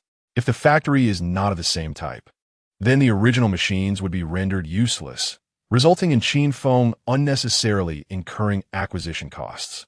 The machines can always be sold as secondhand, but that will certainly incur some depreciation. Haha, you all are rather short-sighted. Have you not considered what is truly valuable for Qin Feng at this moment? Time. The sooner Qin Feng completes the production line, the sooner profits can be realized. When the machines start operating, gold will flow abundantly. The profits will far exceed these petty sums. No wonder I am ill-suited for business. I always get caught up in trifles, obsessing over small amounts, and end up losing sight of the bigger picture. Before long, Li Shifeng returned with news. As all the factories are within the same industrial park, gathering information was not particularly challenging. Qin Feng, I have good news. Upon inquiry, I discovered that there are actually 3 factories in our industrial park that are available for transfer. To be precise, there is 1 manufacturing factory and 2 warehouses. Among them, the manufacturer is a kitchenware producer. Their production line is of no use to us. Should we acquire it, most of their machinery would require replacement. The 2 warehouses, on the other hand, belong to companies that specialize in storage and logistics services. Their inventory has already been cleared, leaving behind only vacant premises. Qin Feng was somewhat astonished. These 2 warehouses are indeed a perfect fit. We shall secure those 2 warehouses immediately. Now, let us proceed to inspect the kitchenware manufacturing facility. Li Shifeng nodded and led Qin Feng towards the kitchenware factory, with Wang Shui hastily following suit. The factory was not far from their own. After a brief walk of about 10 minutes, they arrived. However, upon reaching the entrance, the trio was momentarily taken aback. A transport truck was parked at the factory's entrance, and 2 individuals were engaged in a heated argument in front of it. From snippets of conversation, it became apparent that the truck was there to return goods. Yet, this revelation was not what left the 3 in shock. What truly astonished them was the realization that the transport truck was filled with ammunition. Chapter 41. Pressure cooker? Landmine? Thermos? Bomb? What is happening? Is this a military factory? Wang Shui was utterly bewildered. Li Shifeng also wore a puzzled expression, exclaiming, "This shouldn't be the case." They said it was a kitchenware manufacturing plant. Moreover, a military factory could never be situated in our industrial park. Qin Feng, however, displayed remarkable audacity, boldly stepping forward to scrutinize the surroundings, even reaching out to touch the objects. He then chuckled. So it turns out to be a thermos. Li Shifeng and Wang Shui simultaneously breathed a sigh of relief, only to be left speechless as they remarked, "Whose thermos is designed like this?" Indeed, who would craft a thermos resembling a small shell? The viewers in the live stream, initially taken aback, transitioned to amusement. Wow, this is absolutely hilarious. I must admit, I genuinely thought it was a transport truck loaded with shells. Look at this design. It bears an uncanny resemblance to a shell, albeit smaller. This manufacturer is quite the comedian for turning a thermos into such a shape. I truly wonder where they found this ingenious designer. Honestly, I can't process a return. I've already dispatched your order. Why can't I return it? You assured me that this thermos design would sell well, which is why I stocked so many. Yet, 3 months have passed, and I've only sold 10. When will I sell the rest of this shipment? I demand a return. To be frank, it's not that I wish to deny you a return. It's simply that I lack the means to do so. Our factory's accounts are entirely depleted. How can I process a return? We're even beginning to transfer ownership of the factory. I don't care. I just want my return. The 2 individuals in front of the transport truck continued their argument. At this moment, Qin Feng and his companions caught onto a crucial keyword in their conversation: thermos. It became undeniably clear.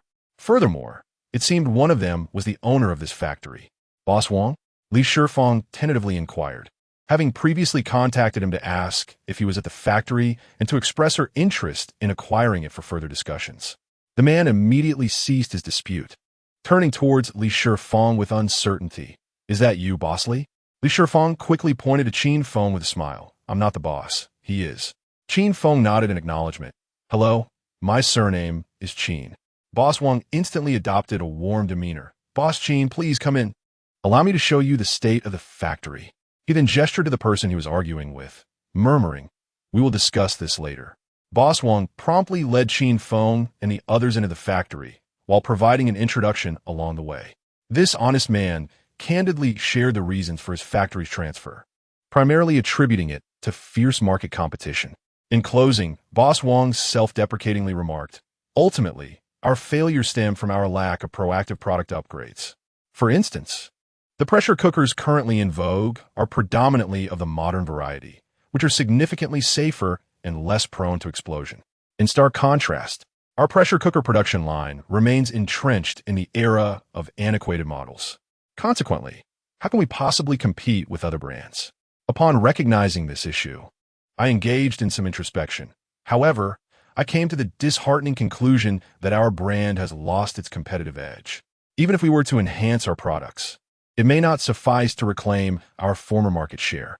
Thus, I resolved to explore alternative avenues, such as venturing into the insulated cup business.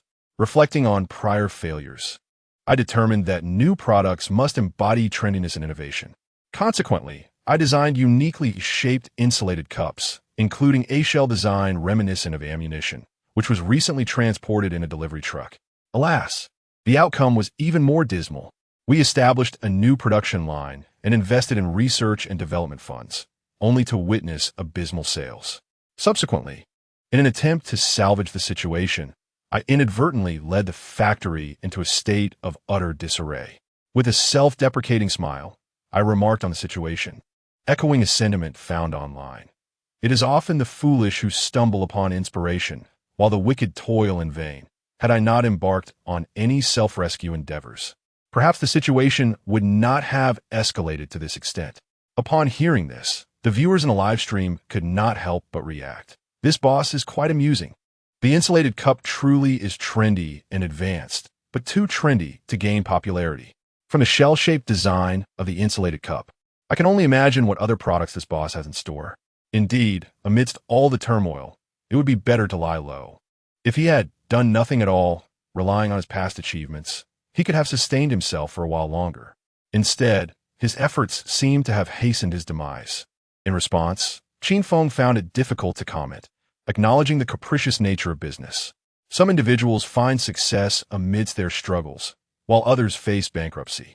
As Boss Wang guided Qin Feng through the factory, he gained insight into its scale. This factory comprises 3 buildings, each larger than their own steel pipe factory. One of these buildings has been designated as a warehouse. Upon arriving at the warehouse, Boss Wang pointed to a collection of shell-insulated cups and stated, "These are the shell-shaped insulated cups we have on hand, in addition to dinosaur head-shaped cups, winter melon-shaped cups, and cabbage-shaped cups."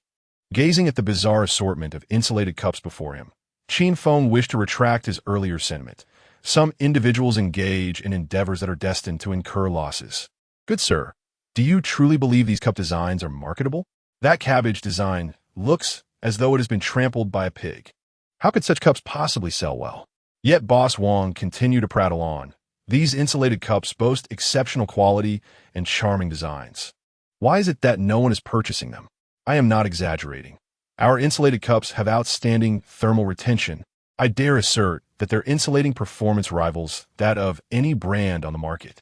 In the initial stages of research and development in this area, a considerable amount of funds was invested. Qin Feng felt a sense of helplessness. With such a design, even if the thermal insulation is exceptional, it would still be unmarketable. Wait a moment. The insulation is no worse than any brand of thermos? It's quite effective. In other words, the sealing effect is excellent. Suddenly, a thought struck Qin Feng. I'll believe it or not, there are indeed people who would want this. Those from the oil district would certainly be interested. If we substitute the water intended for the thermos with something else, then this device transforms into a bomb. The individuals from the oil district were not inexperienced in crafting explosives and shells. It posed no challenge for them. Their only limitation lay in the production of exterior casings, as industrial manufacturing facilities would be among the first to suffer bombardment at the onset of conflict. Thus, they had to procure their weaponry externally. However, if a suitable and cost-effective casing were to become available, it would sell as well as gas canisters. Qin Feng's mind was set ablaze with ideas, and he pondered if there were any other possibilities. Oh, right. What about the old-fashioned pressure cookers you mentioned they're unsafe? Precisely. That is exactly what we need. This contraption could easily be modified into a landmine. The idea of the pressure cooker came from a comment made by a reader in the comment section, prompting the author to research online and discover that besides pressure cookers, thermoses were also viable options, hence their inclusion. This post serves as a collection of ideas. All readers are welcome to leave comments.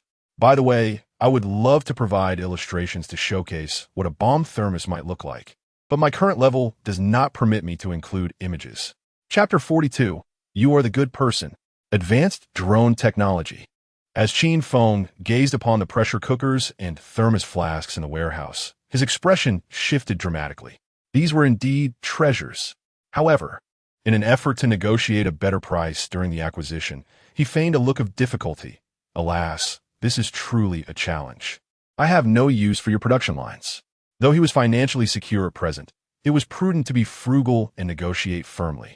Upon hearing this, Boss Wang immediately suggested, Mr. Qin, perhaps you could reconsider? Qin Feng clicked his tongue, replying, that largely depends on the price you are willing to offer, Mr. Wang.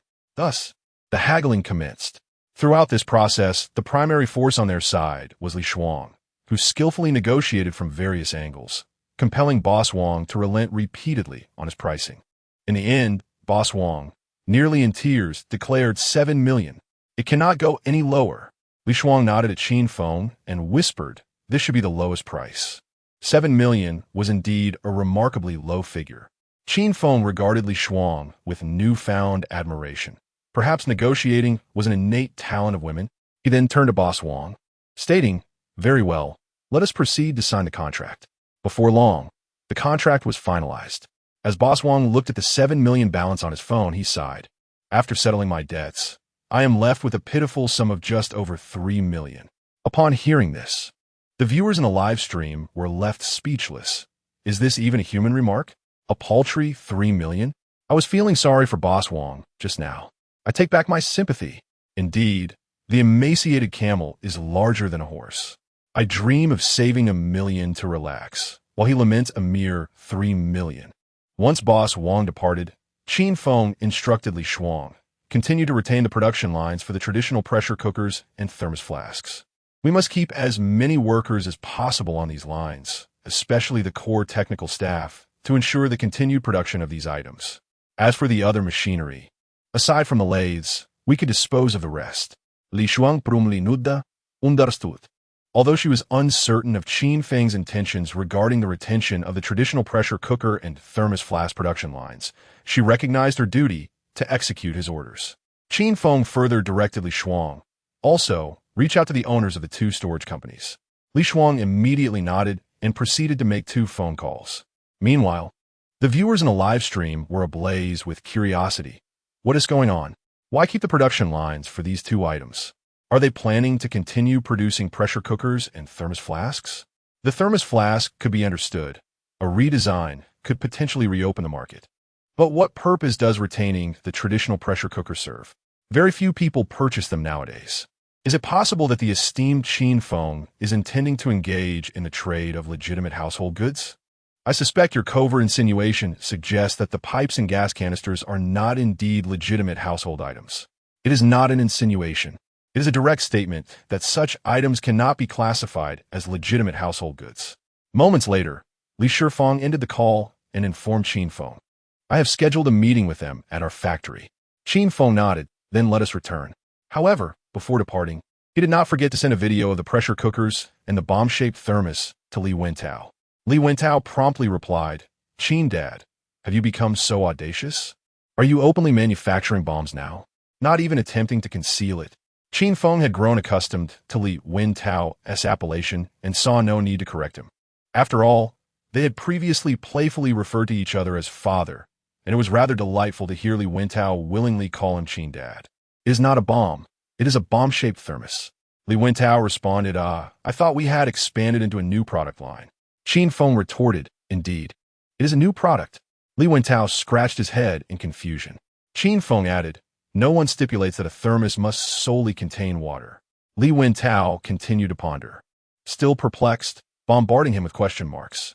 Yet, Qin Feng did not respond, for he had just arrived at the entrance of the kitchenware factory, observing that the transport truck laden with bomb-shaped thermoses had yet to depart. Boss Wang was entangled in a dispute with another individual. I have told you, returns are not permitted. How can you be so unreasonable? Why can't I return them? Hurry and process my return. The other party retorted. You have had these for 3 months. How can you return them? Besides, what do you need these for now? Qin Feng quickly interjected to the person seeking a return. I will handle the return. This was no return. It was akin to handing over money. He could easily sell these thermoses at 20 times the profit to the oil district. The individual looked at Qin Feng with curiosity, and Boss Wang hurriedly clarified. This is Boss Qin. He has just acquired my factory. Since he claims he can process the return, you should expedite your return with him. With that, he seized the opportunity to slip away. The person seeking a return promptly approached Qin Feng. Boss Qin, are you truly willing to process my return? Qin Feng nodded. Of course, for every bomb-shaped thermos you have, I will facilitate the return. The individual expressed profound gratitude. What a kind-hearted person you are. I have no stock left, but I know a few others who have accumulated a considerable number of bomb-shaped thermoses and wish to return them. Perhaps you could. Qin Feng responded cheerfully. Send them over. I will accept all returns. The individual was elated and exclaimed, What a generous person. You are truly a great benefactor. Qin Feng mused inwardly. You are the true benefactor. Meanwhile, Boss Wang, having taken a few steps away, scoffed at Qin Feng's actions, thinking, if you had that much money, why didn't you offer me more when acquiring my factory? Now you are pretending to be a good Samaritan. Qin Feng remained oblivious to Boss Wang's intentions. Had he been aware, his irritation would have dissipated, replaced instead by a cheerfulness that would exclaim, You too are a good person. Moreover, he would have acknowledged that Boss Wang was an even greater benefactor. While others merely bestowed upon him a modest sum, Boss Wang had gifted him an entire money-printing assembly line. This was akin to someone returning goods, offering Qin Feng a few fish, while Boss Wang presented him with a fishing rod, an automatic one, no less. As for addressing the matter of returns, it was unnecessary for Qin Feng and his associates to intervene. Li Shishuang delegated the task to 2 individuals, who then proceeded back to the Lighthouse steel pipe factory to await the 2 warehouse proprietors. While waiting for them, Qin Feng observed the steady stream of gas cylinders and water pipes being loaded onto transport trucks. Feeling a profound sense of optimism regarding the future, his anticipated bounty from the bounty hunter Bobola was drawing near. He found himself eagerly awaiting the day when Bobola would discover gas cylinders marked with Lighthouse Steel Pipe Factory on the battlefield of the oil district. That day would not only mark an increase in the bounty on his head, but also a day of substantial rewards from the system. Speaking of system rewards, Qin Feng suddenly recalled. He had a system reward tucked away in his system backpack. Previously, he had received a death immunity card and an advanced drone technology. However, during that time, his focus had been solely on the death immunity card, causing him to overlook the advanced drone technology.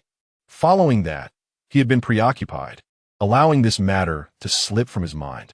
Consequently, Qin Feng began to operate the system backpack interface via thought waves, seeking to examine the details of the advanced drone technology. Earlier modifications included 1. The cancellation of the factory shares intended for Li Shishuang. Chapters 11 and 12 have undergone significant alterations. Interested parties may revisit. 2. The addition of advanced technology information leak protection, enabling Qin Feng to retrieve any advanced technology information disseminated externally in any form. Chapter 19. No need to revisit.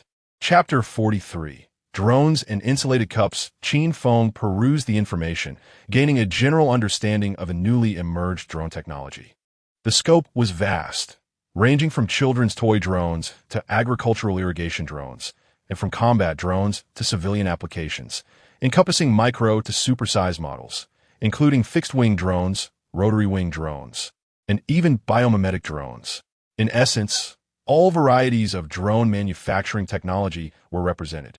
Subsequently, Qin Feng searched for the current state of the civilian drone market worldwide. Although he had traversed time since his infancy, he had not paid attention to the evolution of drones over the years. Ignorance breeds curiosity upon investigation. He realized that the development of civilian drones in this world lagged behind that of his previous life. For instance, he recalled that in his former existence, drones had already been employed in agriculture for seeding, fertilizing, and even irrigation. Yet, in this realm, agricultural drones had yet to be developed. Not to mention, well-known drone brands like DJI were non-existent here.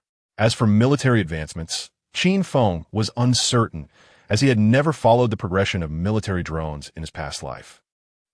This market is a veritable blue ocean, he mused.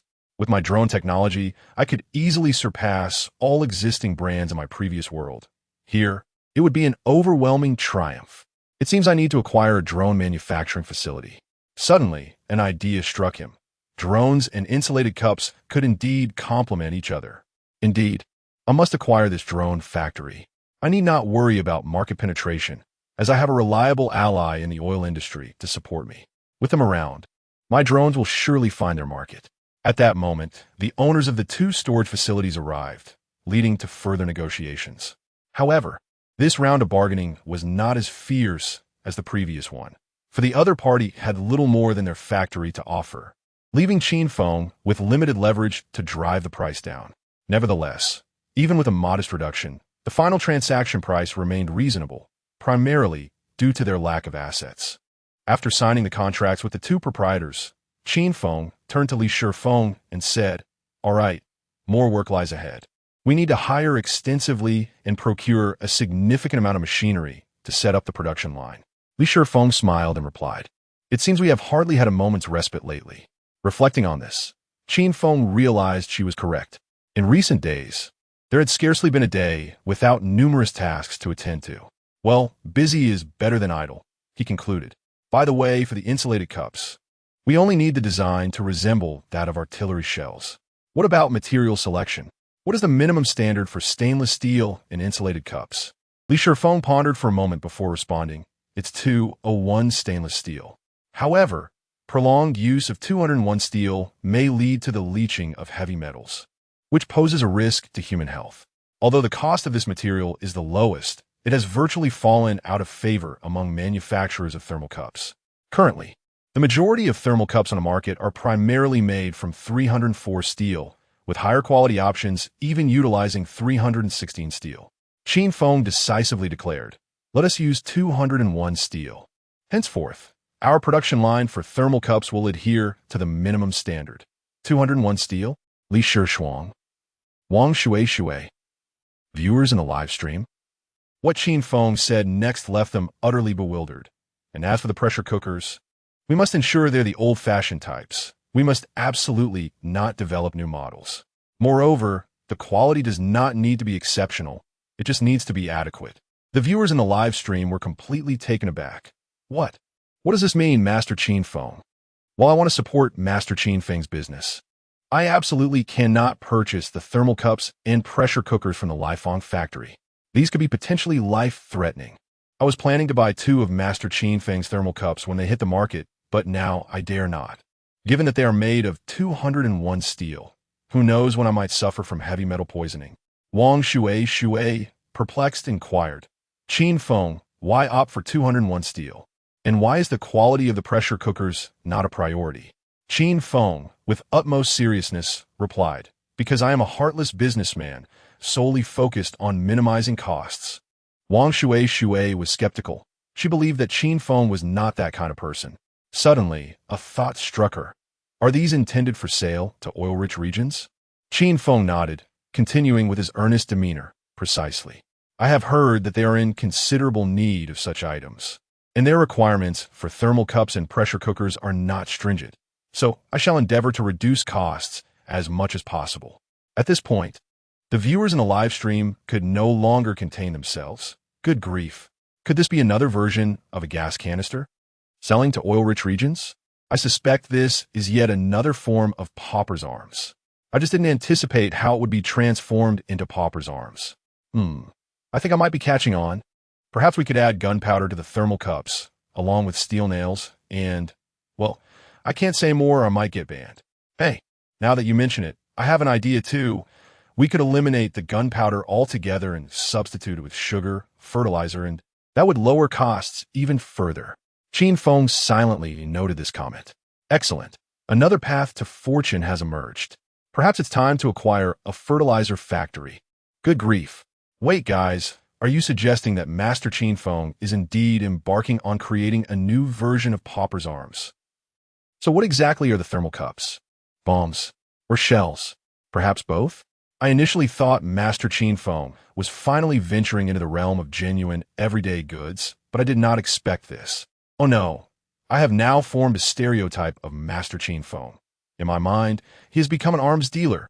In the future, when he embarks on new ventures, my initial thought will inevitably be impoverished weaponry. What about the pressure cooker? Brothers, how do we handle the pressure cooker? A pressure cooker? That's even simpler. Pressure cookers inherently possess the risk of explosion. If one were to press down on the vent valve, the pressure within would rapidly escalate, resulting in an explosion. If you were to place some steel nails and other similar items inside, wouldn't that effectively be a landmine? Goodness, so that is how it is. A pressure cooker is a landmine, a thermos is a shell, or perhaps a bomb. Goodness. Qin Feng, observing the barrage of comments, solemnly declared, "You mustn't speak nonsensically. I am, after all, a legitimate businessman. Though my ethics may be somewhat questionable. As I prioritize profit over quality, I still conduct myself as a bona fide merchant, selling only proper household goods, not what you all suggest. However, how individuals choose to utilize their purchases is beyond my knowledge. As I always say, one must steadfastly assert one's identity as a legitimate businessman. Yet, when it comes time to provide clues to Fabula, I must ensure they have the necessary information, lest they fail to identify their own circumstances. Li Shuang. Remember to emblazon our Lighthouse Steel Pipe Factory logo on both the thermos and pressure cooker. Li Shuang nodded, understood. Although still perplexed by Qin Feng's decision, she continued to comply. At that moment, a call from Li Wentao came through. His opening remark was, "Qin Dad, I get it. I've finally figured out how the thermos is used." Qin Feng found himself speechless. Your insight this time is somewhat lacking. Arriving at this conclusion after the viewers in the live stream, Li Wentao's next question was, "Are there any other calibers?" The viewers in the live stream erupted with laughter. Caliber? Are you referring to Caliber? Chapter 44. The launch of the aircraft carrier. With Qin Feng as a special guest, Qin Feng maintained a serious demeanor as he cleared his throat over the phone. What caliber? I don't understand. Is that how they categorize thermos cup capacities over there? In our Dragon Country, we simply refer to it in milliliters. Or if you have specific requirements regarding diameter and height, customization is certainly an option. Li Wentao quickly realized, all right, you see, having been in Little E for so long, I've almost forgotten how to express myself in the language of the Dragon Country. When I mentioned caliber, I was referring to the diameter of the thermos cup. Qin Feng clicked his tongue, the way you phrase things. As a businessman, I certainly adapt my products to meet customer demands. As long as it is lawful, any customization requests from customers can be accommodated. Li Wentao sighed in relief. Then I feel reassured. By the way, Qin Dad, how do you use the pressure cooker? Qin Feng replied, perhaps you should spend less time with women. It seems to have dulled your wits. Last time you were so sharp, and now you seem rather clueless. Feeling guilty, Li Wentao acknowledged that he had indeed been preoccupied with women lately. Could it be that this led to his mental fog? Perhaps he should ask Qin Dad to send him some 6 flavor Remania pills along with the shipment. Upon making this request, Qin Feng paused momentarily before responding with a curt 6 and promptly ended the call. He had no desire to continue conversing with such a fool. After hanging up, Qin Feng turned to Li Shuang to discuss serious matters. I'm considering acquiring a drone company. Do you have any connections in that field to inquire about any companies that might be willing to transfer ownership? This query placed Li Shuang in a bind, as this industry was entirely unrelated to their own. She genuinely lacked any connections in that domain. Observing her adorably confused shake of the head, Qin Feng nodded. Then I will ask someone else. Li Shuang was puzzled by Qin Feng's sudden interest in acquiring a drone company, but ultimately chose not to inquire further. A multitude of questions swirled in her mind, yet they all coalesced into one thought. Qin Feng must have his reasons. She trusted him. After some contemplation, Qin Feng decided to call the wealthy young lady from Kyoto, Yilan, the one he had met during their previous dinner, to see if she had any leads on drone companies for sale. They had exchanged contact information during that meal. Once the call connected, Qin Feng stated his request, and Yilan responded without hesitation, "No problem, I will inquire about it." Qin Feng nodded, feeling reassured. This affluent young lady from Kyoto likely possessed the necessary connections. The following afternoon, a convoy of military off-road vehicles, accompanied by several military transport trucks and trucks laden with fully armed soldiers in camouflage uniforms, arrived at the Lighthouse steel pipe factory. Their purpose was to collect the aircraft carrier arrestor wires. At noon, Qin Feng had just received a call confirming the delivery of the 100 arrestor wires, and by afternoon, the team had arrived. In truth, the delivery could have been made earlier, but Qin Feng, with his ulterior motives, deliberately delayed it for a few days. Among the visitors were two familiar faces, the head of the procurement department, Feng Rusong, and Captain He Wenhe of the Longji aircraft carrier. "Qin Feng, it's a pleasure to see you again," He Wenhe greeted. "General Li is quite occupied and couldn't make it, but he asked me to extend his regards." Qin Feng replied with a smile, "General Li is too kind. The arrestor wires are prepared and ready for you. You may not know, but our workers have been working tirelessly around the clock, with shifts running 24 hours a day, nearly causing the machines to overheat, all in a bid to expedite the production of these arrestor wires." Upon hearing this, both Feng Rusong and He Wenhe felt a wave of emotion and guilt wash over them. Their guilt stemmed from recalling the initial quotation when they offered a price of $10 million, only to be rejected by Qin Feng. At that moment, they had perceived him as a greedy businessman looking to exploit the state for profit, a stark contrast to the reality of the situation. In honesty, Feng Rusong's sleep quality had deteriorated in recent days, frequently waking in the middle of the night, regretting his previous assumptions about Qin Feng.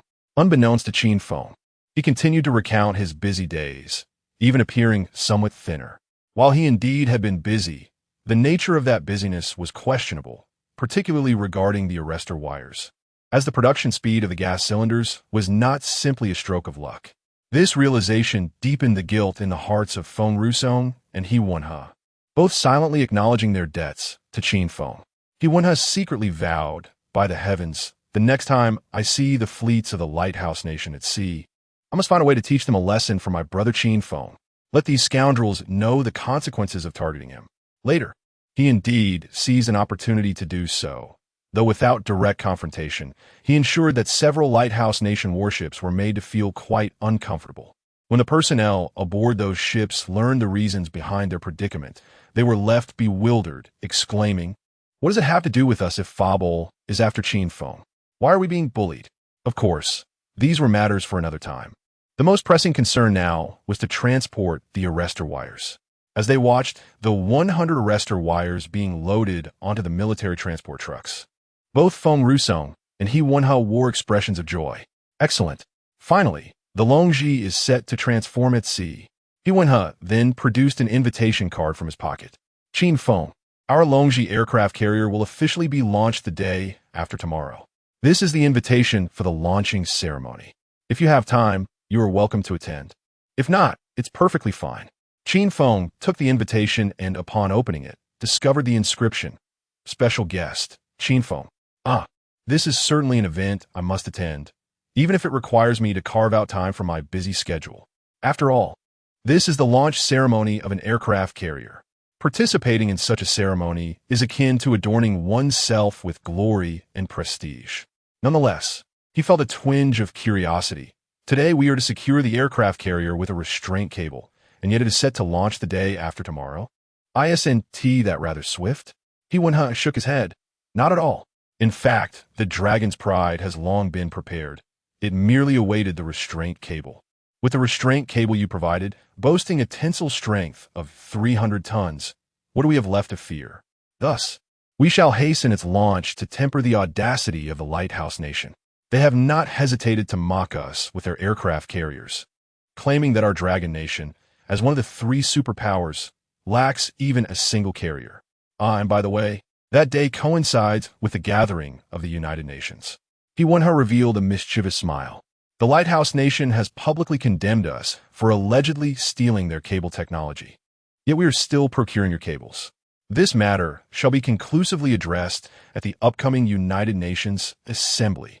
We shall deliver a resounding slap to their face. Chapter 45. The life-saving token granted to Qin Feng by the nation. Had it not been for Yuan's reminder, Qin Feng might have completely forgotten about this matter. He had been extraordinarily busy lately, leaving many concerns behind, including the advanced drone technology awarded by the system, which he had only remembered yesterday. He quickly recalled the origins of this affair. At the cable exhibition, due to the limitations of the machinery, the tensile strength of his cable demonstration was recorded at 120 tons, identical to that of the aircraft carrier arrestor wires from the Lighthouse Nation. This further solidified the Lighthouse Nation's conviction that he had acquired the aircraft carrier arrestor wire manufacturing technology from the giant cable company. Fulber believed that he had bribed personnel from the giant cable company to obtain this technology, resulting in the execution of a senior management member and 3 core engineers from the company. Externally, however, it was claimed that he had stolen this information, leading Fulber to raise the bounty on him due to allegations of theft of Lighthouse Nation's confidential information. Subsequently, the Lighthouse Nation condemned Long Nation internationally for procuring cables manufactured using this illicitly obtained technology, aiming to tarnish Long Nation's reputation on the global stage. Yet he, along with General Shang and other prominent figures, conducted experiments at the Long Institute of Technology, revealing the actual tensile strength of his cable, 300 tons. This far exceeded that of the Lighthouse Nation, enough to set them back by 40 years. At that moment, Deputy Minister in Guodong of the Long and Department sought to use the 300-ton testing video to counter the Lighthouse Nation's condemnation, but he was stopped from doing so. After halting Deputy Minister in S clarification, my proposal was, since the matter had not yet gained significant international traction, we should allow it to fester and garner attention from various countries before clarifying it, thereby causing the Lighthouse Nation to suffer greater embarrassment on the international stage. Now that this issue has nearly reached a boiling point, Qin Feng inquired with curiosity. Yuan nodded and smiled. Indeed, this matter has become a hot topic in international news. We are preparing to formally address it at the upcoming United Nations conference. Qin Feng nodded with a smile. Excellent. I did not expect that we would choose to clarify this matter at the United Nations conference. It will certainly put the representatives of the Lighthouse Nation in a difficult position. Initially, Qin Feng thought a statement from the Foreign News Department would suffice, but it seemed these leaders were more cunning than he had imagined, opting for a revelation at the United Nations conference. However, this approach is even more delightful. Once the aircraft carrier arrestor wires were fully loaded, and after bidding farewell to Feng Rusong and Yuan, Qin Feng informed Li Shishuang and Wang Shui that he would be attending the launch ceremony of the Dragon aircraft carrier the day after tomorrow. During his conversation with the two leaders, he had not brought along Li Shishuang and Wang Shui, as it was inappropriate.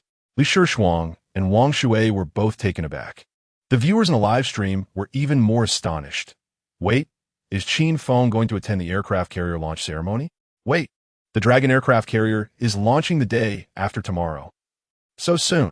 Does this mean we can follow the live stream of the launching ceremony? Well, this particular live stream is definitely out of the question.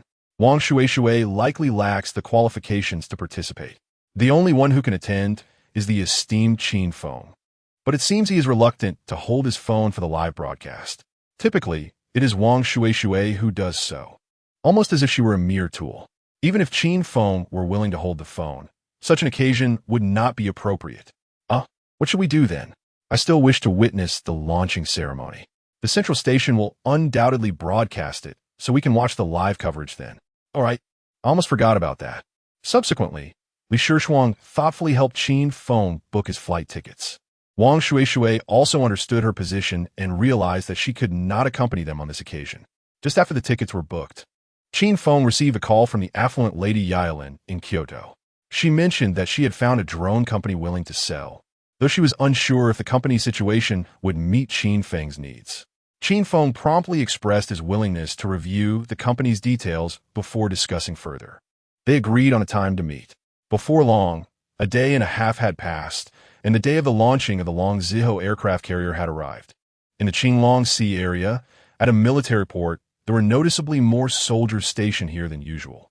As they approached the port from a considerable distance, individuals began checking the identities of those heading towards the harbor. Qin Feng arrived in a military off-road vehicle, one arranged for him by Yuan. Yet he still had to undergo scrutiny. After several rounds of checks, Qin Feng finally stood before an immense structure, the Long Ziho aircraft carrier. At this moment, the dry dock where the Long Ziho was stationed had been flooded, ready to open the dock gates and allow the carrier to enter the sea and transform. Qin Feng, you have arrived. As he reached this colossal vessel, Qin Feng spotted several familiar faces, including General Li Dekang, Meng Guolong from the Dragon Institute, and Captain He Wenhe of the Long Ziho. They all greeted him warmly, and Qin Feng quickly returned their smiles. Qin Feng, let me introduce you to Li Dekang, then introduced Qin Feng to a dozen or so high-ranking officers adorned with stars on their shoulders. Qin Feng greeted each one in turn, and these esteemed officers praised him. So you are Qin Feng? Truly remarkable for one so young. Indeed, a fine son of the Dragon Nation. After exchanging pleasantries, Li Dekang pointed to a makeshift podium and said, "Come, let us head to the podium. The ceremony is about to commence. However, you need not worry. Our ceremony is not overly elaborate. Captain He Wenhe will deliver a few words, and we simply need to stand behind him without the need for any speeches." Qin Feng was taken aback. "I will be standing in line with you all?" He was acutely aware of his esteemed position as an invited guest. Yet he had not anticipated standing alongside such distinguished individuals. Was he truly held in such high regard?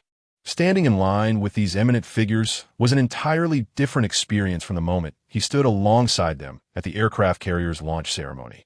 Li Dekang, however, earnestly remarked, "Do not underestimate your contribution to the aircraft carrier's launch."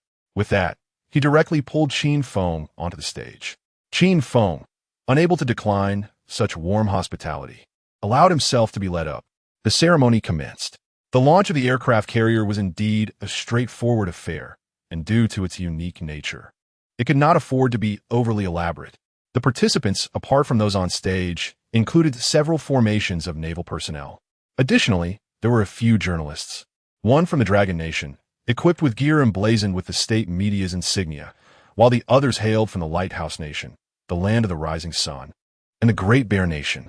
The foreign journalists were restricted in their filming capabilities, only permitted to capture the podium, while the Dragon Nation's reporter enjoyed marginally greater freedom, albeit still confined to fixed angles. Qin Feng recalled encountering one of the foreign journalists during the identity verification process on the way here. That individual was treated far less favorably, with their eyes covered and subjected to a thorough inspection, presumably to prevent any unauthorized observations, given the military port's sensitive nature. The ceremony included military personnel, several journalists, and a few esteemed researchers from the Dragon Science Institute. Apart from Qin Feng, no other identities were present, highlighting his uniqueness. At this moment, the Central Media's live broadcast had already attracted millions of viewers. After all, this was the launch ceremony of the Dragon's Call, and there was but one channel to witness the live event. Look, isn't that the esteemed Qin Feng standing at the podium? Wow, Qin Feng is actually in this position? He's on stage, not in the audience? Incredible. This is genuinely remarkable. What impressive standing. Qin Feng truly commands respect by standing here at the aircraft carrier's launch ceremony. Do you see the elderly man beside Qin Feng, bearing the stars? Is he not the general who claimed to be a general at the last cable exhibition? He was in civilian attire then. It is indeed him. So he truly is a general. Qin Feng? Who is he? You all seem quite familiar with him. Not familiar? You don't browse the internet? Or are you still on 2G? How do you not know Qin Feng by now? Immediately, others in the live stream began to enlighten him, though the more he listened, the more bewildered he became. Why is he associated with a fugitive from the FBI, the owner of a steel factory, a makeshift arms manufacturer, and a supplier for aircraft carrier arresting wires? What is his true identity? Could it be possible that all these identities belong to him? Wait, does Qin Feng possess so many identities? Is he truly that formidable? Today marks the occasion. On the podium, Captain He Wenhe, commanding the aircraft carrier, has commenced his speech. The audience in the live broadcast room has fallen into a hushed reverence, attentively watching the stream. Captain He's address is not intricate. He simply reflects on the evolution of the Dragon Nation's navy, candidly stating that it is the weakest among the three military branches. He then emphasizes a pivotal point: the Dragon-class aircraft carrier. With the advent of this carrier, the capabilities of the Dragon Nation's navy are poised for substantial enhancement. In conclusion, he extends a few words of gratitude, acknowledging groups collectively, with only a select few individuals receiving specific commendation, among whom is Qin Feng. Upon hearing his name, Qin Feng is momentarily taken aback. It is essential to recognize that receiving such direct acknowledgement in this context carries significant weight. This explicitly conveys a message from certain factions. Qin Feng has made remarkable contributions to the nation and is regarded as a hero. This is akin to the state bestowing upon him a figurative, life-preserving talisman. Should he encounter any missteps in the future, he may be treated leniently, or perhaps even absolved of punishment entirely. Previously, during negotiations with prominent figures like Li Dekang regarding the aircraft carrier's blockade, he had intended to leverage their indebtedness to him as a form of protection, albeit an implicit and uncertain one. If these influential individuals were to disregard this favor when the time came, he would find himself powerless.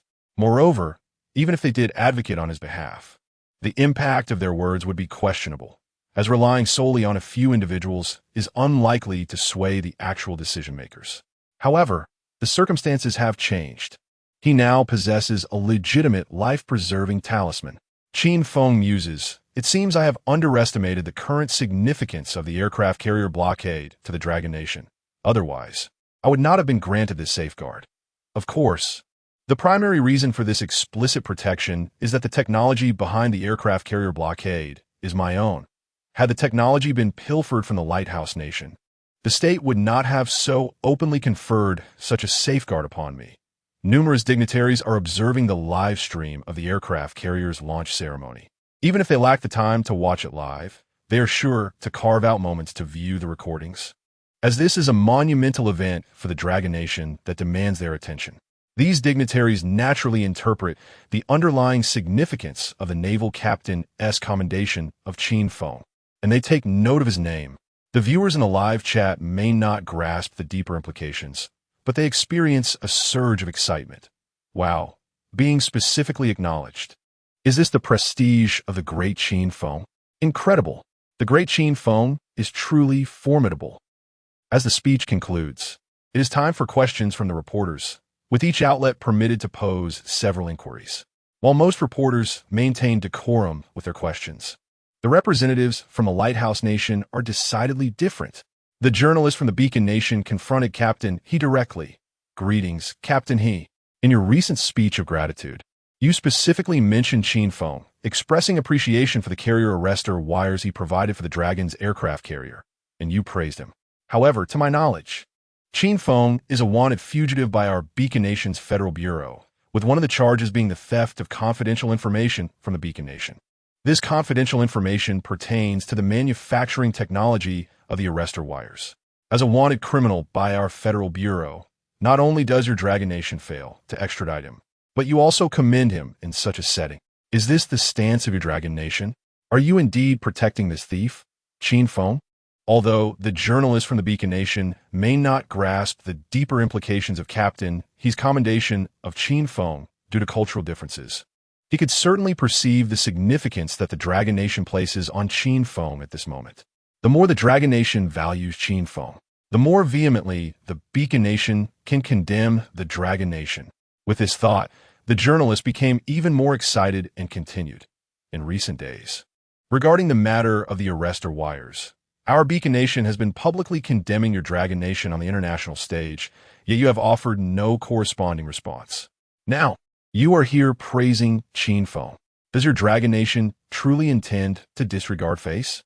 It is surprising that you still claim to be a grand nation, a land of propriety, yet behave so shamelessly." The latter part of this chapter has been revised. For those readers who have already finished this chapter but find themselves not at the end, feel free to flip back and revisit it. Chapter 46. The Precarious Encounter with Qin Feng. You are unworthy. Upon the utterance of this journalist's statement, the live broadcast erupted into chaos.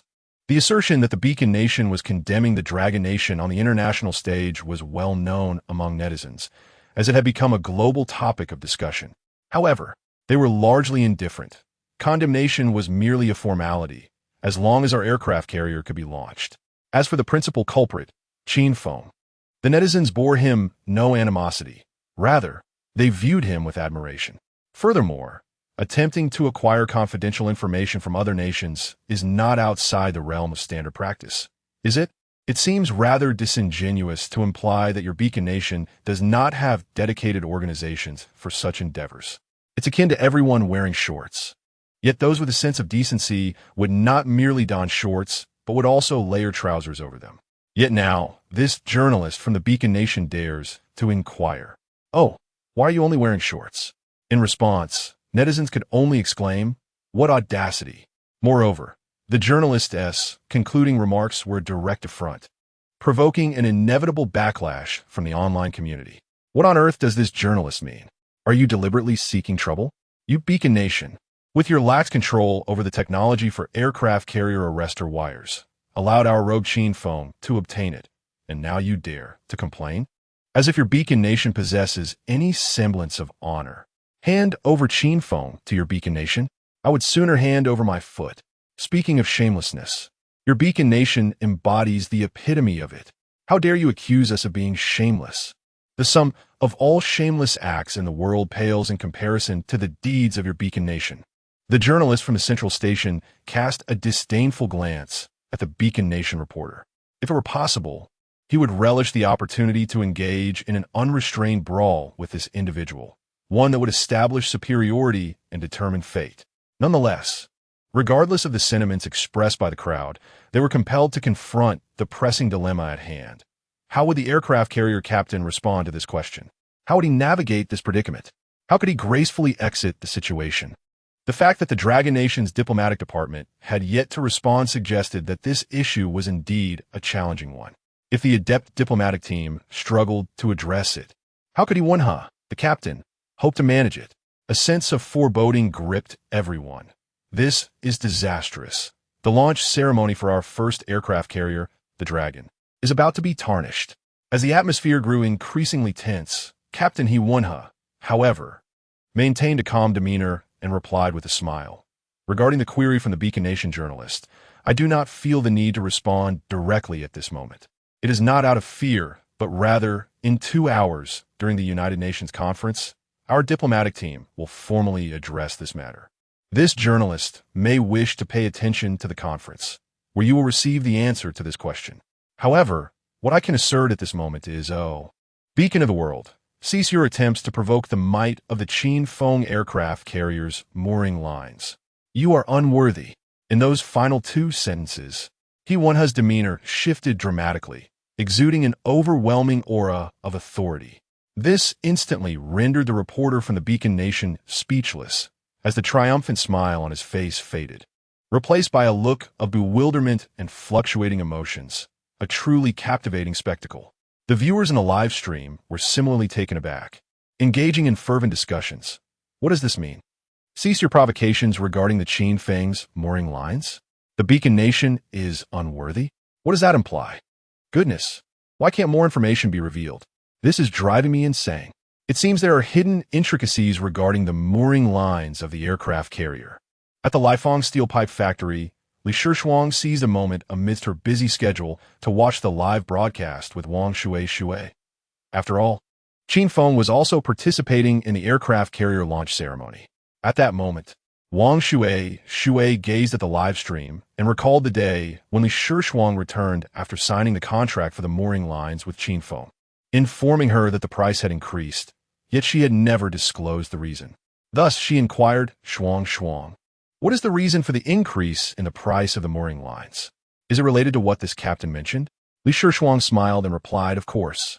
You are not live streaming now, and this captain has stated that in 2 hours, our Dragon Nation's diplomatic delegation will formally address this issue at the United Nations conference. Therefore, I can quietly reveal the true reason to you.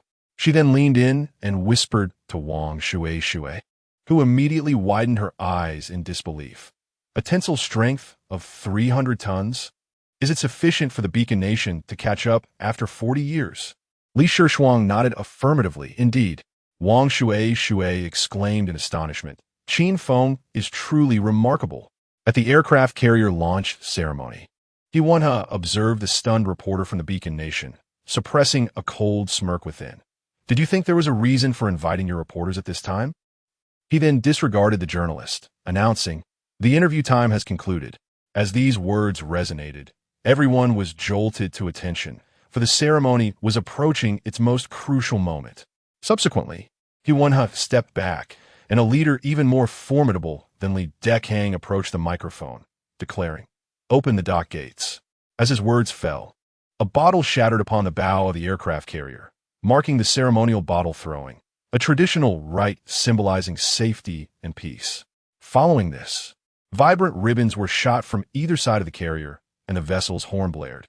The dock gates swung open, and the aircraft carrier sailed into the sea. The live stream erupted into a frenzy. "Oh my goodness! The aircraft carrier has entered the sea. Our carrier has finally made its debut. Long's pride is magnificent. To be honest, we owe this to the impressive mooring lines crafted by Qin Feng. Without them, Long's pride would still be languishing in the dry dock, uncertain of when it would set sail. Indeed, what does the captain mean by the Lighthouse Nation's ploy to provoke the Dragon Country's aircraft carrier blockade? It feels as though there are claws scratching inside my heart, causing immense discomfort. Alas, let us wait and see the United Nations meeting in 2 hours. Meanwhile, at the United Nations building, representatives from the Lighthouse Nation are preparing their speeches for the conference. The representative of the Lighthouse Nation states, "Our recent condemnation of the Dragon Country has gained significant traction internationally. Today, let us deliver a final blow to the Dragon Country at this United Nations Assembly." Deputy Representative One exclaims, "For days, we have denounced the Dragon Country, and they have shown no capacity for retaliation. It feels utterly exhilarating. How long has it been since we experienced this sensation?" Deputy Representative Two adds, "We owe our gratitude to Minister Fabel for his brilliant idea. He informed us that we could leverage this situation to condemn the Dragon Country." The representative's assistant reports, "I heard that yesterday, the Dragon Country's delegation moved in a large box. We are uncertain of its contents. Could it pose a threat to us?" The representatives of the Lighthouse Nation, along with Deputy Representatives 1 and 2, respond confidently. It matters not. Regardless of what they have prepared, there is absolutely no chance of a comeback. Chapter 47. Minister Fabula faces a dilemma. The delegation from the Dragon Nation and the United Federation inquired of the relevant personnel. Are the steel cables prepared by Qin Feng, along with the testing machinery, ready? The staff nodded affirmatively. Everything is in order. The representative from the Dragon Nation responded with a nod. Excellent. Today, we shall put an end to the buffoonery of the Lighthouse Nation. The deputy representative chuckled. Has the Lighthouse Nation not realized one crucial fact? Their condemnation of us is rapidly gaining traction internationally, even faster than previous incidents. If they were to investigate, they would discover our subtle orchestration behind the scenes. The Dragon Nation representative remarked, "I suspect the individuals from the Lighthouse Nation are so caught up in their recent triumphs that they have lost touch with reality, thinking only of pursuing victory without considering the repercussions." The others nodded in agreement, well aware of the arrogance and self-importance of those from the Lighthouse Nation. The representative's assistant, envisioning the events to unfold in today's meeting, couldn't help but smile. The Lighthouse Nation is about to suffer a significant setback. The representatives from the Lighthouse Nation would face a humiliating moment in front of many other nations. Given their lofty demeanor, it remains to be seen how they will cope with such disgrace. The deputy representative laughed. "Honestly, we have never engaged in such a battle before. It feels reminiscent of a plot from a novel where the underdog triumphs over the mighty. And now, we are approaching the moment of devouring the tiger." The Dragon Nation representative added earnestly, "This is all thanks to Qin Feng.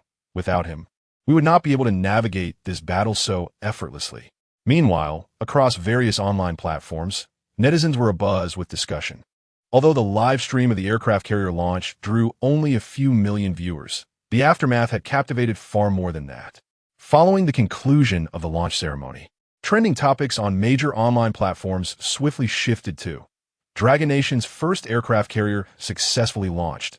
During the launch ceremony, a Lighthouse Nation journalist provoked questions.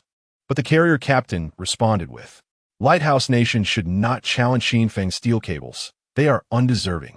What is the real story here? The untold stories of Qin Feng and the steel cables. What will transpire at the United Federation Conference? Thus, as long as netizen surfing speed was not excessively slow, they were generally well informed of these developments. Coupled with everyone's innate curiosity, have you heard about Qin Feng's steel cables today? The information spread even more rapidly. In a remarkably short time, a multitude of netizens became aware of and engaged in discussions about this matter, which quickly transformed into the hottest topic across the internet. Only 2 hours left. Why does it feel so agonizing? So what exactly happened with Qin Feng steel cables? Why did the carrier captain make such a statement? I suddenly recalled that on the day of the exhibition, after signing the contract with the esteemed Qin Feng, Li Shuang returned ahead of him. At that time, she mentioned that the unit price of the aircraft carrier arrestor wire had increased. Do you think there's a connection? I realized it must be because the arrestor wire was developed independently by Qin Feng. The state deemed the research and development costs excessively high, thus raising the price for Qin Feng. Indeed, this is highly plausible. This assertion swiftly gained traction online. Upon encountering this claim, many were taken aback, yet soon found it somewhat reasonable. More crucially, state media even shared this assertion, merely posting a screenshot of the comment along with the caption, "Stay tuned for today's United Nations conference." In the eyes of netizens, this seemed to signify official endorsement. Consequently, they exclaimed, "So our aircraft carrier arrestor wire was developed by Qin Feng? Wow, Qin Feng is truly remarkable. I understand now. During the United Nations conference, in just over an hour, our representative will affirm that our aircraft carrier arrestor wire was indeed developed by Qin Feng." Ha ha ha. You are truly amusing. Do you believe you can develop an arrestor wire with comparable tensile strength? How laughable. IP. Lighthouse Nation. The emergence of this comment immediately captured countless attentions. What does this mean? Why does it feel so off? Is this person not from Dragon Nation? Look at their IP. It's from Lighthouse Nation. Damn, why is a Lighthouse Nation dog barking here? Soon after, a plethora of accounts from Lighthouse Nation began to flood a certain platform in Dragon Nation. It turned out that a reporter from Lighthouse Nation, right after the aircraft carrier's launching ceremony, promptly transmitted the interview content back to his news platform, the largest in Lighthouse Nation, NNC. Upon reviewing the interview, NNC's chief operating officer sensed the explosive potential of the topic and swiftly published it as the headline news. NNC's front page feature, given their local influence and dissemination speed, garnered considerable attention in a short time. Consequently, some Lighthouse Nation netizens came across this interview news. Infuriated by the remarks of the Dragon Nation captain and the comments from Dragon Nation netizens, they reacted vehemently. Just as the Dragon Nation representative stated, these individuals from Lighthouse Nation are proud and arrogant. How could they endure being deemed unworthy? Thus, they began registering accounts on Dragon Nation's platform, eager to reclaim some face before the United Nations conference. Huh, do you Dragon Nation folks lack self-awareness? Do you truly believe you can develop an arrestor wire with a tensile strength of 120 tons? Such fanciful thinking. IP. Lighthouse Nation. What does that even mean? What are you implying? What does it mean? It simply signifies disdain for you. The Dragon Kingdom is undeniably inferior, far below our Lighthouse Nation. You cannot possibly develop a carrier arrestor system that matches our level. If you were to create such a system independently, I would be astounded. The audacity to steal our carrier arrestor technology, utilize it on your own carriers, and then display such shamelessness is beyond comprehension. Furthermore, how dare you claim that we, the Lighthouse Nation, are unworthy of confronting your so-called Qin Feng? We could easily outclass Qin Feng by several streets. What is Qin Feng, after all? Merely a thief. And yet you assert that we do not deserve to engage with him? The notion that Qin Feng developed this technology independently is utterly preposterous. Upon witnessing these remarks, Netizens from the Dragon Kingdom were enraged and began to retaliate vocally. Consequently, a fierce battle erupted on a certain online platform, as Dragon Kingdom netizens refused to tolerate such provocations. A torrent of invectives filled the exchanges. Although the number of Lighthouse Nation netizens involved was relatively small, numbering only in the hundreds to thousands, the platform was predominantly populated by Dragon Kingdom users. In reality, a single spittle from each Dragon Kingdom netizen could easily overwhelm these Lighthouse Nation users. Thus, within mere minutes, the Lighthouse Nation netizens were left speechless and defeated. In a Lighthouse Nation, the CEO and COO of NNC observed that the interview report garnered a remarkably positive response and significant attention. They exchanged glances, both eyes sparkling with excitement. The COO remarked, "I believe we have the opportunity to create a sensational news story." The CEO concurred, stating, "Indeed, our ongoing condemnation of the Dragon Kingdom has already stirred considerable interest internationally.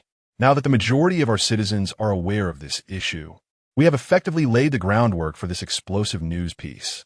The comments made by the Dragon Kingdom's carrier captain are bound to incite widespread dissatisfaction among our netizens, igniting their emotions.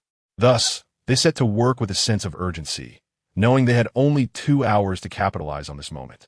They channeled all of NNC's news resources, various platforms, and promotional avenues into amplifying this interview report, determined to elevate its prominence.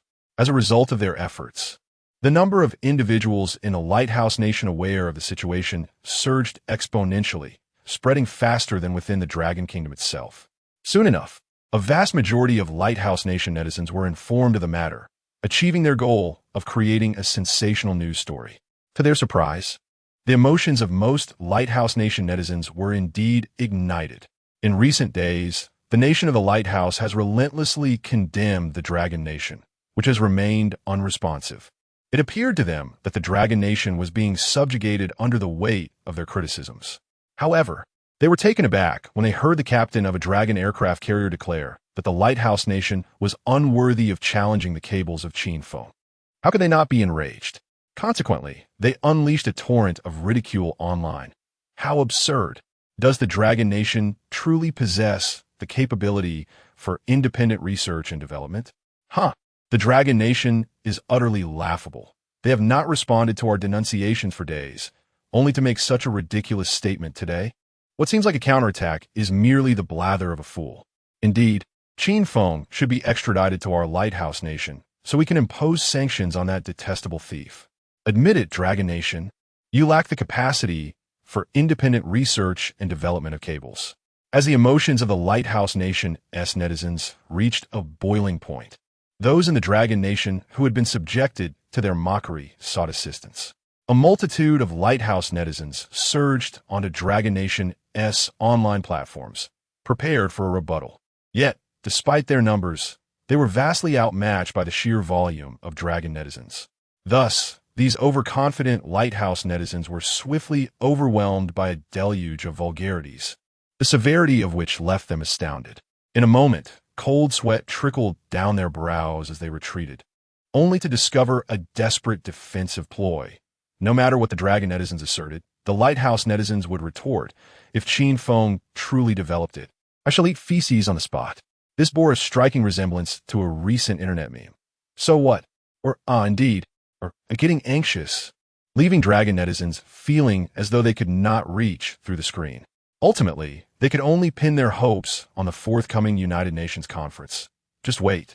I have recorded all your IDs. When it is proven that Qin Feng developed it independently, prepare to eat feces. This matter, of course, reached the representatives of the Lighthouse Nation who were preparing for the upcoming conference. However, the haughty Lighthouse representative, upon hearing this, merely scoffed, dismissing it as nonsense, an absurd resistance. Indeed, this sentiment, upon returning to the Lighthouse Nation, only bolstered the confidence of its netizens. They eagerly proclaimed, "We shall await the upcoming United Nations conference to witness how the Dragon Nation continues to embarrass itself." Minister Babel went so far as to publicly declare, Qin Feng's self-developed aircraft carrier cable? These dragon people truly have vivid imaginations. If Qin Feng could develop a 120-ton aircraft carrier cable, I would directly consume 120 tons of feces. Minister Babel was exceedingly confident that the aircraft carrier cable could not have been developed by Qin Feng. With 4 key figures from the cable company executed, how could the cable possibly be attributed to Qin Feng? Babel's statements only served to amplify the unfettered confidence of the Lighthouse Nation's netizens, so much so that they felt capable of soaring to the heavens. Consequently, those who did not venture onto the Dragon Kingdom's network flocked to the Lighthouse Nation's online platforms, echoing sentiments such as, if Qin Feng developed it himself, I would gladly consume excrement. In a mechanical factory in the Lighthouse Nation, 2 individuals were engaged in disparaging remarks. Ward Gill remarked, can the Dragon Kingdom truly develop a 120-ton aircraft carrier arrestor wire? Huh, they must be dreaming. Wamajul chimed in, indeed. What is this nonsense about Qin Feng's self-developed aircraft carrier arrestor wire? Have they lost their minds? By the way, isn't Qin Feng the name of someone from our class? Surely it can't be the same person? Ward Gill interjected, wait a moment, I'll check the Foboler official website. There might be a wanted notice for this Qin Feng. 2 minutes later, Ward Gill exclaimed in astonishment, it really is the Qin Feng from our class. Wamajul leaned in to take a look and scoffed. It's that Dragon Kingdom monkey. If he can develop an aircraft carrier arrestor wire, I would gladly consume 240 tons of excrement. He then promptly posted online, I am a university classmate of Qin Feng. He is nothing but garbage. If he can manufacture an aircraft carrier arrestor wire, I will eat 240 tons of excrement. He had previously suffered humiliation at the hands of Qin Feng. Specifically, he attempted to bully Qin Feng, but ended up getting soundly beaten, which left him harboring resentment. His post quickly gained traction online, further inflating the already overconfident Lighthouse Nation netizens, who became increasingly brash, claiming, if it's said by a classmate of Qin Feng, we cannot help but believe it. If the aircraft carrier arrestor wire is self-developed by the Dragon Kingdom, I would eat 2 tons of excrement. I would consume 3 tons. Thus, the Lighthouse Nation netizens, who initially made light of consuming excrement, began to join this new trend, adding a weight specification before their outrageous claims. Before long, the time for the commencement of the Joint Nations Conference arrived. Both the Central Station of the Dragon Kingdom and the NNC of the Lighthouse Nation initiated live broadcasts of the conference. The viewership in both online rooms soared into the millions. This matter had escalated, either through active or passive means, to such an extent. Both sides no longer perceived this as a mere quarrel. It had evolved into a matter of national honor and dignity. Both parties eagerly awaited the impending Joint Nations Conference to determine the final outcome. Chapter 48. The ambitions of the Lighthouse Nation observing the fervor of the news trending behind the scenes and the number of viewers in the live broadcast room. The CEO exclaimed excitedly, we have truly created a sensational story. The Chief Operating Officer mirrored this enthusiasm. The buzz surrounding this is no less than that of the Lighthouse Kingdom's electoral transition. The CEO replied, indeed. By the way, I have heard through internal channels that Minister Fabola has executed 4 key personnel from the giant cable company, 1 senior manager and 3 core technical engineers. Minister Fabola believes these 4 individuals were responsible for leaking the technology for the aircraft carrier's mooring cables to Qin Feng.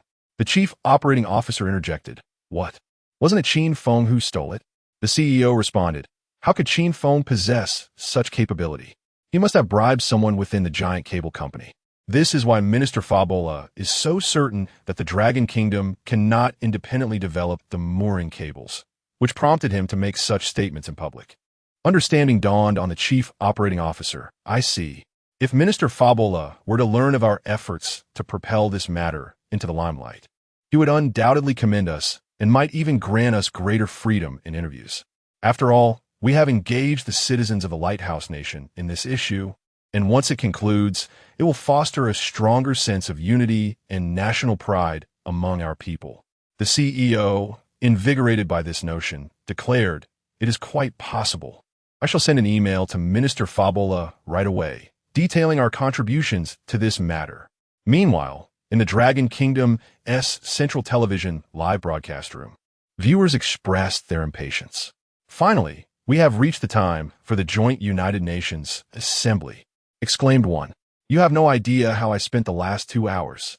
Another lamented, "My keyboard is almost smoking from my furious typing," cursing the netizens of the Lighthouse Nation.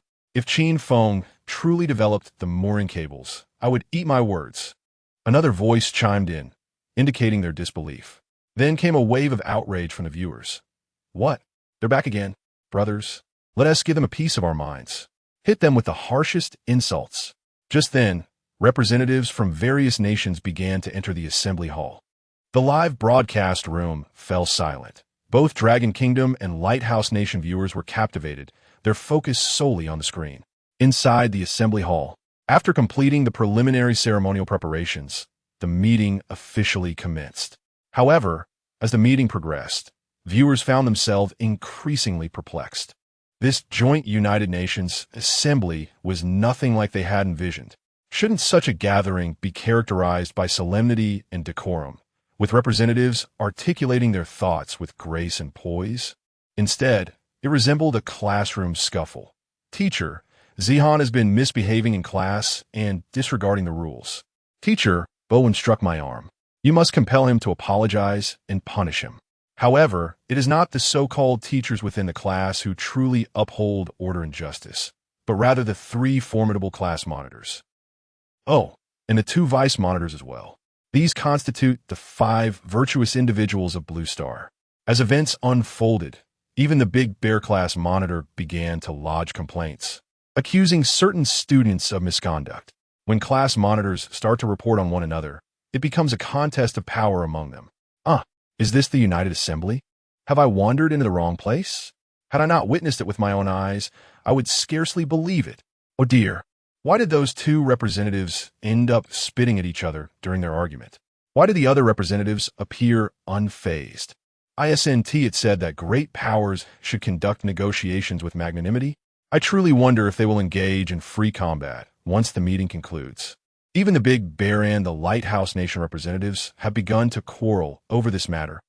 It seems that only our Dragon Nation representatives have maintained their composure and steadiness.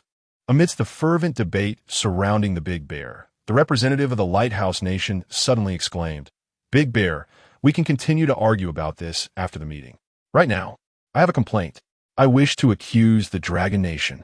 A wave of astonishment swept through the United Assembly, quickly followed by an eerie silence. The motives behind the Lighthouse Nation's grievance against the Dragon Nation were all too clear to the representatives present. Recently, the Lighthouse Nation's denunciations of the Dragon Nation have become the hottest topic in international discourse. It is well known by all. The minions of the Lighthouse Nation were secretly delighted. Our leader is about to confront the Dragon Nation head-on. The Dragon Nation is bound to suffer a great loss, and our leader will undoubtedly seize this opportunity to gain advantages. I wonder what benefits our leader will manage to extract. Meanwhile, the representatives aligned with the Dragon Nation were filled with trepidation. Oh no, how will our great leader respond to the Lighthouse Nation's provocation? Our great leader has been silent in response to the Lighthouse Nation's accusations these past few days. It seems he has no means to counterattack. Little did we expect that the Lighthouse Nation would not only issue condemnations in the media, but also confront us face-to-face at the United Assembly, clearly seeking to gain an upper hand. Without a counterattack, even if we wish to offer assistance, we find ourselves powerless. Even the representative of the Big Bear cast an apologetic glance towards the Dragon Nation representative, clearly conveying, "My apologies, brother. I am unable to assist you this time." In that moment, the United Assembly was rife with tension, as each nation's representatives harbored their own thoughts. Meanwhile, the viewers in the live stream held their breath, hearts racing, eyes glued to the screen. The representative of the Lighthouse Nation surveyed the room, greatly pleased with the reactions he had elicited. Subsequently, he pointed at the representatives of the Dragon Nation and exclaimed, "Dragon Nation, you are utterly shameless, stealing our confidential information and then sheltering this thief. Such conduct is truly despicable. Recently, you formed a trade mutual assistance group with dozens of classmates, did you not? Yet, with your character, you are entirely unworthy of leading this group. Virtue must correspond with position. You possess no credibility. I propose that you withdraw from this group, allowing me to take the helm." A wave of astonishment swept through the audience once more.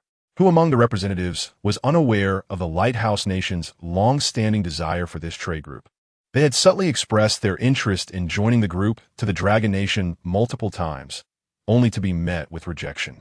Who would have imagined that today they would audaciously seek the position of group leader? Their appetite is indeed quite insatiable. Chapter 49. Who claims it is merely 120 tons? The representative of the Dragon Kingdom remained as steadfast as a mountain, seated calmly, with a playful smile adorning his face. Stealing your confidential information? Who has stolen it? What classified information has been taken? Queried the representative of the Lighthouse Nation. Our fugitive, Qin Feng, has pilfered the manufacturing technology for the aircraft carrier arrestor cables from our giant cable company. This technology is deemed a vital secret in our nation, asserted the representative of the Lighthouse Nation. The Dragon Kingdom representative continued with a bemused expression. What evidence do you possess? The Lighthouse representative replied, during a live broadcast. Qin Feng himself acknowledged that he visited the production line of our giant cable company, and by sheer coincidence, he toured the manufacturing line for the aircraft carrier arrestor cables. That very evening, he acquired the technology for these cables. Does this not indicate the theft of our proprietary manufacturing process? With utmost seriousness, the Dragon representative retorted, do not slander. Qin Feng explicitly stated that he dreamt of an ancient sage imparting this manufacturing knowledge to him. Nowhere did he claim to have stolen it from your company. The representative from the Lighthouse Nation was momentarily speechless, then continued, yet your citizens online have admitted as much. They are proclaiming that Qin Feng is a rogue who has stolen our aircraft carrier arrestor cable technology. The Dragon representative chuckled. Ah, those are merely children engaging in playful banter online. Our youth delight in jesting. For instance, they even claim that Sakura Nation is merely a city of ours. Would you accept that as truth? The Lighthouse representative, now exasperated, found himself at a loss for words, pondering, why has Dragon Kingdom not responded to our accusations in days? Why allow us to condemn them so freely? However, realizing the gravity of the situation, he pressed on.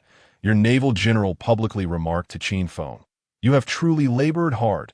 This cable manufacturing technology was not easily obtained, which clearly implies that Qin Feng's acquisition of this technology was a challenging feat. The Dragon representative maintained his composure. You see, the representative from the Lighthouse Nation is merely prone to wild imaginings. Perhaps a consultation with a psychologist would be beneficial, as there seems to be a hint of persecution complex. Our naval general simply meant to commend Qin Feng for his arduous efforts in developing the aircraft carrier arrestor cables.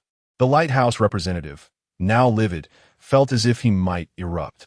How can the parameters of our aircraft carrier arrestor cables possibly match? Surely the tensile strength cannot be 120 tons. The strength of the cables from the Great Bear Nation is only 110 tons. Yet you claim yours are already at 120 tons? Identical to ours? Isn't this a remarkable coincidence? The representative from the Bear Nation was taken aback, feeling a twinge of annoyance towards the representative from the Lighthouse Nation. You may argue and debate all you want, but what does it mean when you step on my toes? Yet he cast a suspicious glance towards the representative from the Dragon Kingdom. Indeed, it's rather peculiar that the newly developed technology jumped straight to 120 tons, bypassing the intermediate stages of 90 tons and 110 tons. Directly matching the Lighthouse Nation's 120 tons, is it not? After all, research and development is a process of gradual refinement. Typically, there is an initial breakthrough, such as the tensile strength of cables finally exceeding 90 tons, resulting in cables suitable for aircraft carrier arrestor wires, followed by a slow progression of improvement in tensile strength. For instance, the tensile strength of arrestor wires in Bear Nation has been painstakingly enhanced from 100 tons to 110 tons over 7 or 8 years. How is it possible that they could not even produce cables meeting the minimum tensile strength requirement for aircraft carrier arrestor wires, which is 90 tons, and then suddenly develop the world's most advanced 120-ton cables? During the United Nations conference, representatives from other countries also turned their attention towards the Dragon Kingdom.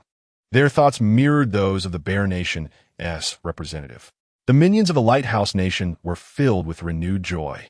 The explanation provided by the Dragon Kingdom's representative had left the representatives of the Lighthouse Nation at a disadvantage, causing them to feel a twinge of concern for their leader. Meanwhile, the representatives aligned with the Dragon Kingdom felt a tightening in their chests, worrying. How will our elder brother wriggle out of this? Explain himself? Observing the unfolding situation, the representative from the Lighthouse Nation felt a surge of satisfaction. They resolved to press on. You claim it was developed independently by Qin Feng, but can you provide evidence of your independent research? If you can present evidence, such as your research logs or records, we will concede. The representative from the Dragon Kingdom chuckled lightly. If you were to see such documents, wouldn't that mean we would be revealing a portion of our technology? Upon hearing this, the representative from the Lighthouse Nation felt even more elated, for the Dragon Kingdom's response implied their inability to provide proof. They could now seize upon this point and continue to challenge. You can't provide it? Without evidence. Your aircraft carrier arrestor wire technology must have been pilfered from us. After all, it's far too coincidental to jump straight to a 120-ton capability. It is worth noting that prior to this, only our Lighthouse Nation possessed the manufacturing technology for aircraft carrier arrestor wires with a tensile strength of 120 tons. At the United Nations Assembly, the representatives once again focused their gaze on the Dragon Kingdom's representative. However, everyone felt that at this juncture, the representative from the Dragon Kingdom was left with no recourse. If they could not provide proof, they would inevitably be led by the narrative crafted by the representative of the Lighthouse Nation. In the live broadcast studio, numerous netizens expressed their anxiety. What is happening? They can't provide evidence of their independent research? Oh no, what are we going to do? Without evidence of independent research, asserting that our development is solely ours is futile. After all, the statements made by representatives of the Lighthouse Nation hold significant merit, and the international community tends to lean towards their perspective. What are we to do? I previously asserted that the aircraft carrier arrestor wire is a product of Qin Feng's independent research. How absurd. The IP. Lighthouse Nation. How ridiculous. Silence. I curse you. In the NNC live broadcast room, laughter erupts as we proclaim our victory. The Dragon Nation has suffered a crushing defeat. I always said, how could that yellow-skinned monkey from the Dragon Nation possibly possess the capability to develop an aircraft carrier arrestor wire? At that moment, during the United Nations meeting, the representative of the Dragon Nation, who had remained composed, slowly rose to his feet. As he stood, the entire Dragon Nation delegation followed suit. With an expression of pride, the representative addressed the microphone with utmost seriousness, who claimed that our aircraft carrier arrestor wire weighs only 120 tons. His voice resonated powerfully, echoing throughout the United Nations Assembly Hall as if striking at the very hearts of everyone present. Chapter 50. The Great Gamble of the Great Powers. Lighthouse Nation, you have lost. In the Grand Hall of the United Nations, a brief silence was swiftly shattered by a cacophony of voices from representatives of various nations. The atmosphere was rife with confusion and incredulity. What does this mean? What is the representative of Dragon Nation implying? Could it be that they possess more than 120 tons? Impossible, for 120 tons embodies the pinnacle of manufacturing technology from our blue planet, a domain where Lighthouse Nation has always excelled, even surpassing the capabilities of the Great Bear Nation. Dragon Nation had previously struggled to produce even a 90-ton class. How could they possibly exceed 120 tons? Indeed, if they could achieve 110 tons, it would already be an impressive feat. The representative of Lighthouse Nation was momentarily taken aback, but soon erupted into laughter, a mocking grin spreading across his face. Are you suggesting that your aircraft carrier arrestor wire can withstand a tensile strength exceeding 120 tons? The members of the Dragon Nation delegation, however, wore expressions of solemnity. One representative responded with utmost seriousness. Precisely. Our arrestor wire, developed by Qin Feng, boasts a tensile strength of over 300 tons. Upon hearing this, the laughter from the Lighthouse Nation representative grew more derisive. He boldly declared, "You have truly lost your minds.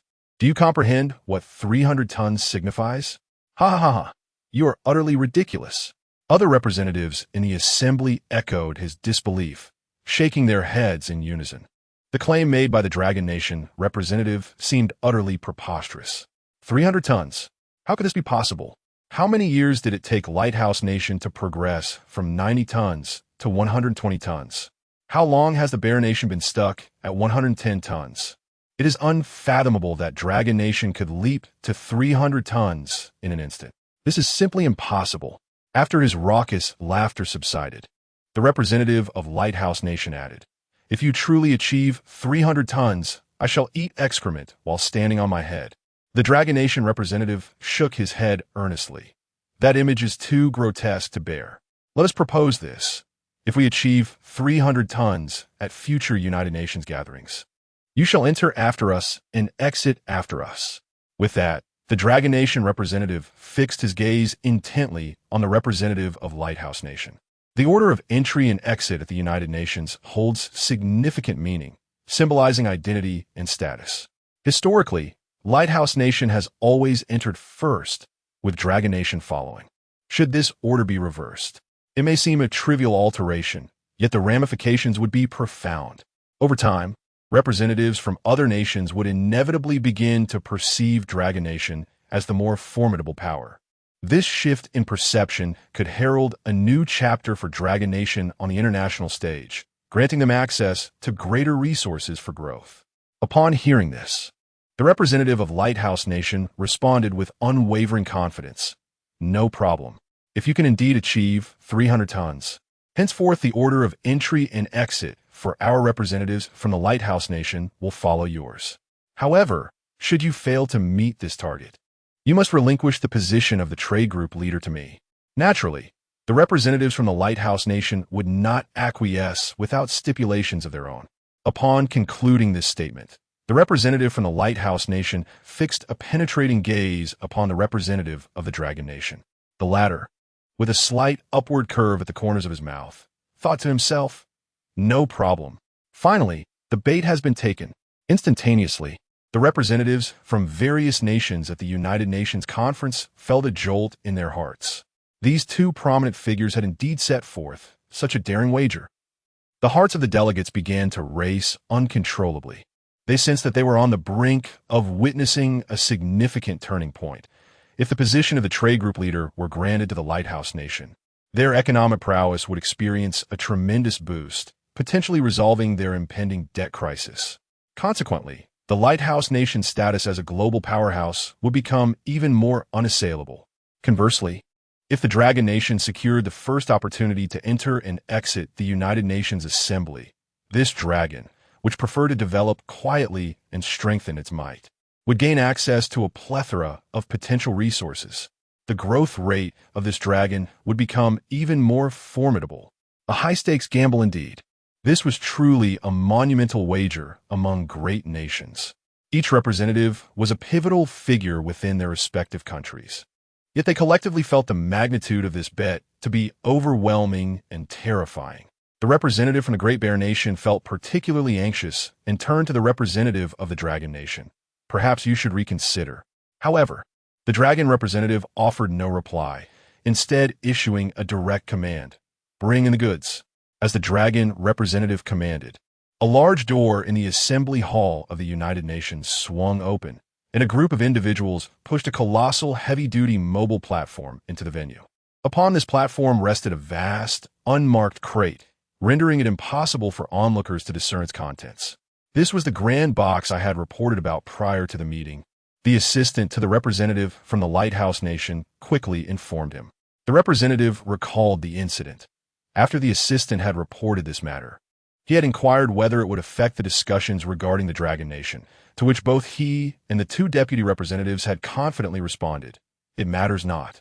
Regardless of what they have prepared, there is absolutely no chance for a turnaround." Taking a deep breath to maintain his composure, the representative from the Lighthouse Nation reassured himself, "It is of no consequence. We shall continue to observe." At the United Nations Conference, the representatives from various nations stared in bewilderment at the enormous crate. Once the crate was positioned in the center of the hall, the Dragon representative commanded, "Open the crate." With that directive, The Dragon Nation's personnel promptly unsealed the box. Immediately, a massive machine emerged before the astonished assembly. The Dragon representative elucidated. This is a machine capable of testing the tensile strength of steel cables, and it has been airlifted directly from the Dragon Institute, transported in secrecy for a specific purpose. Prior to this moment, the contents of the mysterious box were known only to a select few, and its purpose was to culminate in this very instant.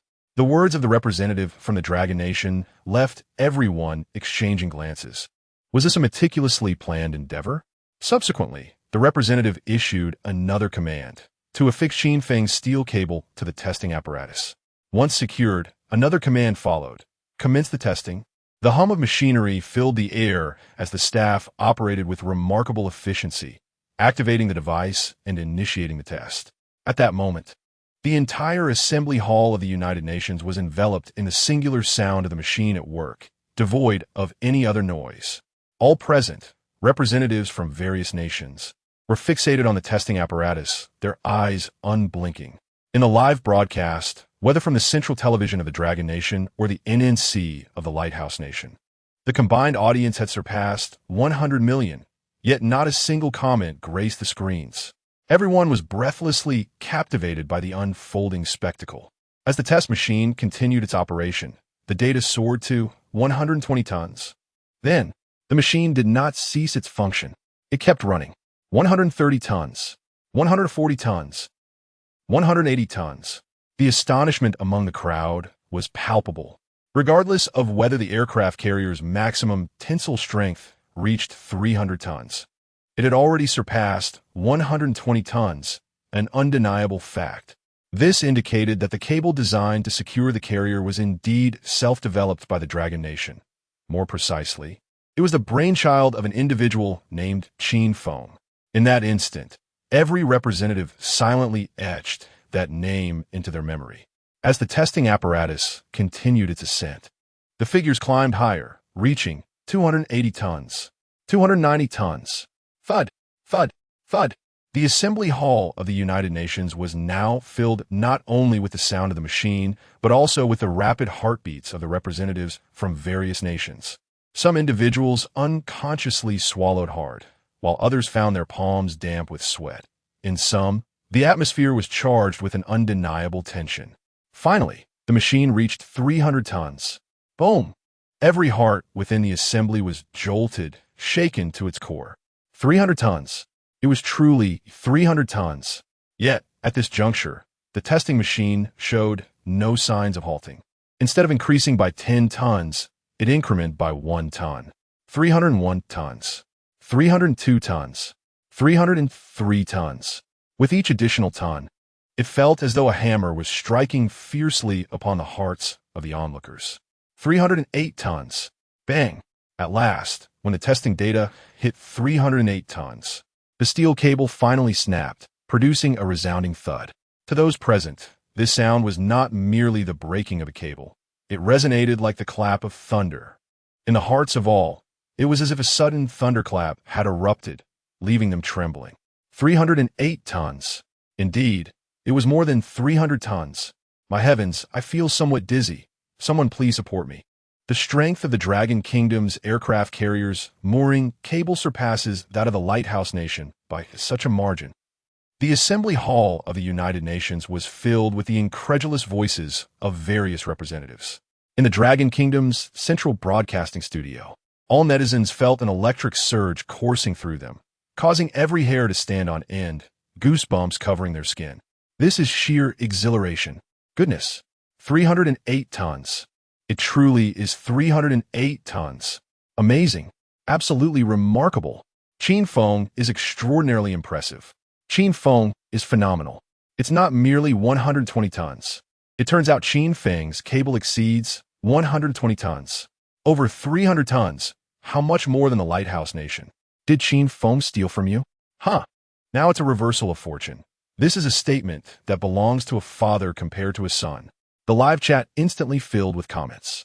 In certain instances, some individuals even shouted aloud, "Dragon Kingdom is magnificent. Qin Feng is magnificent. We have triumphed. We have achieved complete victory." Ha ha! Let those from the Lighthouse Nation go eat dirt. The Dragon Kingdom's cable manufacturers proclaimed. Previously, we stated that the Dragon Kingdom's cable industry shared a single stone, with Qin Feng monopolizing 12 dough. We owed him 2 dough. We now retract that statement. It ought to be said, the global cable industry shares a single stone, with Qin Feng monopolizing 20 dough, and the entire world owes him 10 dough. Don't ask why. The answer is simply that we have hindered him too severely. As for those from the Lighthouse Nation, they now felt as though the sky had collapsed. Their arrogance was utterly crushed by the might of Qin Feng's aircraft carrier's mooring cable. Not only was the mooring cable independently developed by Qin Feng, but its tensile strength far exceeded that of the Lighthouse Nation. In the Assembly Hall of the United Nations, the representative from the Dragon Kingdom turned to the representative from the Lighthouse Nation and remarked, "This is precisely why our aircraft carrier captain said to your reporters, do not attempt to challenge Qin Feng's aircraft carrier mooring cable. You are unworthy. For indeed, you are unworthy. With a tensile strength of 300 tons, it is sufficient for your Lighthouse Nation to catch up after 40 years. Furthermore, regarding our wager, you have lost." Chapter 51. The Qin Feng Life-Saving Token gains weight, a truly invincible life-saving token. At this moment, the representatives of the Lighthouse Nation felt their legs weaken. The stakes of this wager were exceedingly high. It was not merely a matter of pride. It also presented a significant opportunity for the Dragon Nation to strengthen its position. No, impossible. How could you possibly be ahead of us by such a margin? I refuse to believe it. I absolutely do not trust that your aircraft carrier's arrestor wire can withstand 300 tons. The representative of the Lighthouse Nation shouted frantically at the Dragon Nation's representative. Maintaining a courteous smile, the Dragon Nation's representative replied, "It is actually 308 tons. Thank you. That additional 8 tons should keep you occupied for a few more years. Please do not round it down." The already infuriated representative of the Lighthouse Nation grew even more agitated, exclaiming, "I do not believe it. There must be something wrong with your machinery." This declaration caused an uproar in the United Nations Assembly, with representatives from various countries engaging in animated discussions about the veracity of the Lighthouse Nation's claims. Could it be that the Dragon Nation's testing equipment was flawed? After all, a tensile strength of 300 tons is indeed quite extraordinary. How much does that surpass the Lighthouse Nation's capabilities? While the Dragon Nation's representative mentioned that it would take the Lighthouse Nation 40 years to catch up, I suspect it could be even longer. Indeed, 300 tons seems rather exaggerated. In the face of such skepticism, the Dragon Nation's representative remained composed and spoke. All delegations are equipped with professional consultants. If any delegation has a relevant expert, feel free to conduct an inspection. Whether it be the inspection of the steel wire or the testing machinery, we welcome it. The consultants accompanying the delegations were not fixed. They were selected based on the specific focus of each delegation at this conference. The Lighthouse Nation's purpose was quite straightforward. Thus, their consultant was naturally aligned with this matter. As soon as the Dragon Nation's representative finished speaking, the Lighthouse Nation's representative immediately called out, "Bob, please conduct the inspection." Bob, the professional consultant for the Lighthouse Nation, was also an esteemed academician from their research institute and a leading figure in the field. He promptly requested that his tools be brought into the conference hall. Normally, tools were not permitted inside, but under special circumstances such as this, one could apply for an exception. Once the tools arrived, he employed a series of precision instruments to examine the steel wire and testing machinery, even loading his own steel wire onto the testing machine for evaluation. Ultimately, he shook his head at the Lighthouse Nation's representative, stating, "Regrettably, there are no issues. The diameter of the steel wire is indeed 30 millimeters, the optimal size for aircraft carrier arrestor wires." Upon hearing this, the representative of the Lighthouse Nation found it difficult to maintain his balance, swaying unsteadily. Meanwhile, representatives from other nations expressed their astonishment once more. If the Lighthouse Nation's own expert affirmed this, then it was irrefutable. There was no need for our own expert to intervene. Oh my! The Dragon Nation has indeed developed a 300-ton aircraft carrier arresting wire. No, it is 308 tons. Those 8 tons must not be overlooked. It is said that a certain Qin Feng from the Dragon Academy was responsible for this innovation. However, he is not just an academician. He is a wanted individual by the Lighthouse Nation. Have you forgotten that when the Lighthouse Nation condemned the Dragon Nation, they claimed that Qin Feng had stolen their confidential information to create this arresting wire? Indeed. This time, the Lighthouse Nation has brought great shame upon itself. They repeatedly asserted that Qin Feng pilfered their technology, yet the arresting wire he produced boasts a tensile strength more than double theirs. A feat that has eluded them for over 40 years. Not merely a disgrace. Let us not forget their wager. Now, the Lighthouse Nation stands to suffer considerable losses. Ignoring the clamor of discussions, the Dragon Nation's representative instructed the removal of both the steel wire and the testing apparatus. Once these items were cleared away, the representative led the Dragon delegation towards the grand entrance of the United Nations Assembly Hall. As they passed the representatives of the Lighthouse Nation, the Dragon representative halted. Although they stood shoulder to shoulder, they faced opposite directions, the Dragon representative gazing eastward while the Lighthouse representative faced west. Without turning his head, the Dragon representative fixed his gaze forward, addressing the east with a double entendre. From now on, the premier position is ours. With that, he let out a hearty laugh and departed. The representatives of various nations observed the retreating figure of the Dragon delegation. Their hearts stirred. It was as if they beheld the silhouette of a colossal dragon poised to usurp the hegemony of the Lighthouse Nation. Some representatives pondered within. Could this transition of premier status at the United Nations signify a deeper shift in dominance? Upon exiting the Assembly Hall and returning to the Dragon Nation's diplomatic premises, the deputy representative exclaimed with excitement, "Marvelous! This conference has proceeded remarkably smoothly. Initially, I aimed merely to humiliate the Lighthouse Nation, never expecting our plan for premier entry and exit would succeed as well. I had assumed the Lighthouse representative would undoubtedly refuse our wager. To my surprise, he readily acquiesced. The Lighthouse Nation, while a behemoth in the international arena, now finds its foundations undermined by termites, and its collapse is imminent." The Dragon representative chuckled. Their overconfidence and arrogance blinds them. They believe we could never surpass them, let alone achieve over 300 tons. After all, that figure indeed seems incredulous. The disparity is truly vast. Additionally, their greed to seize the leadership of our trade group contributed to their downfall. Ultimately, the greatest credit for this success belongs to none other than Qin Feng. The deputy representative, Lian, stated, "Without Qin Feng, no matter how well we strategize, we would never have the opportunity to implement our plans." Moreover, the revelation of over 300 tons of data has indeed left the representatives of the Lighthouse Nation astonished, facilitating the smooth progress of our agenda. It is said that he was the one who restrained the Deputy Minister of Long and from clarifying the matter immediately, allowing it to ferment first, which provided us the opportunity to devise this plan. The representative from Long Nation nodded thoughtfully, his gaze profound, silently reflecting, Qin Feng's life-saving card has been further reinforced. This representative was none other than the Minister of Foreign Affairs. 2 days prior, he had participated in a significant meeting attended by the nation's prominent figures. During the meeting, several individuals expressed their intention to commend Qin Feng at the aircraft carrier ceremony, fully aware of its implications, granting Qin Feng a life-saving card.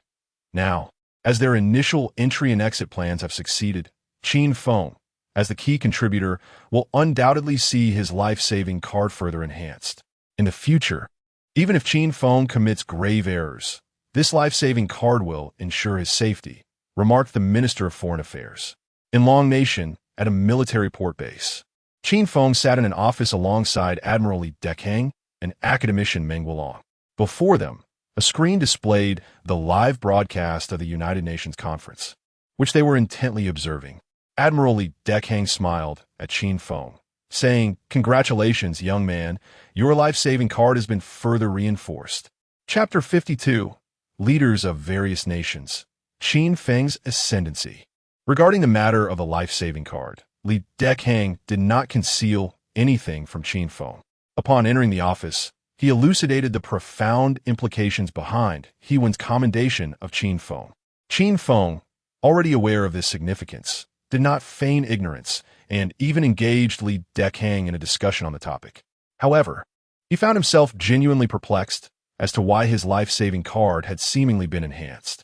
Upon expressing his confusion, Li Dekang candidly revealed the deeper meaning behind the Dragon Kingdom delegation's precedence in entering and exiting the United Nations Conference.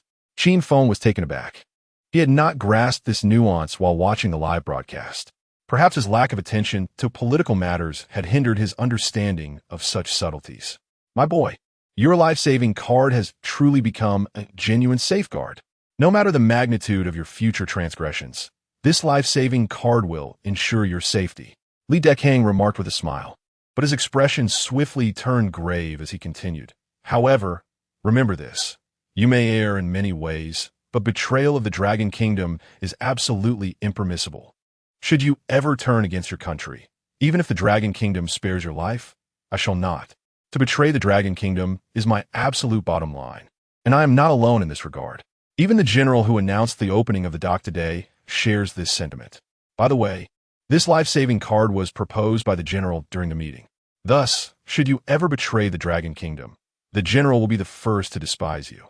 Even if the highest authorities decide to show you mercy, the general will find a way to deal with you. Other ministers, like the Minister of Longan, will also seek to manage the situation regarding you. Do not blame us. Perhaps this is the depth of love that carries a sharp edge. If an ordinary person were to betray the country, we would simply let the relevant authorities handle it. But if you were to betray, we would take it upon ourselves to deal with you.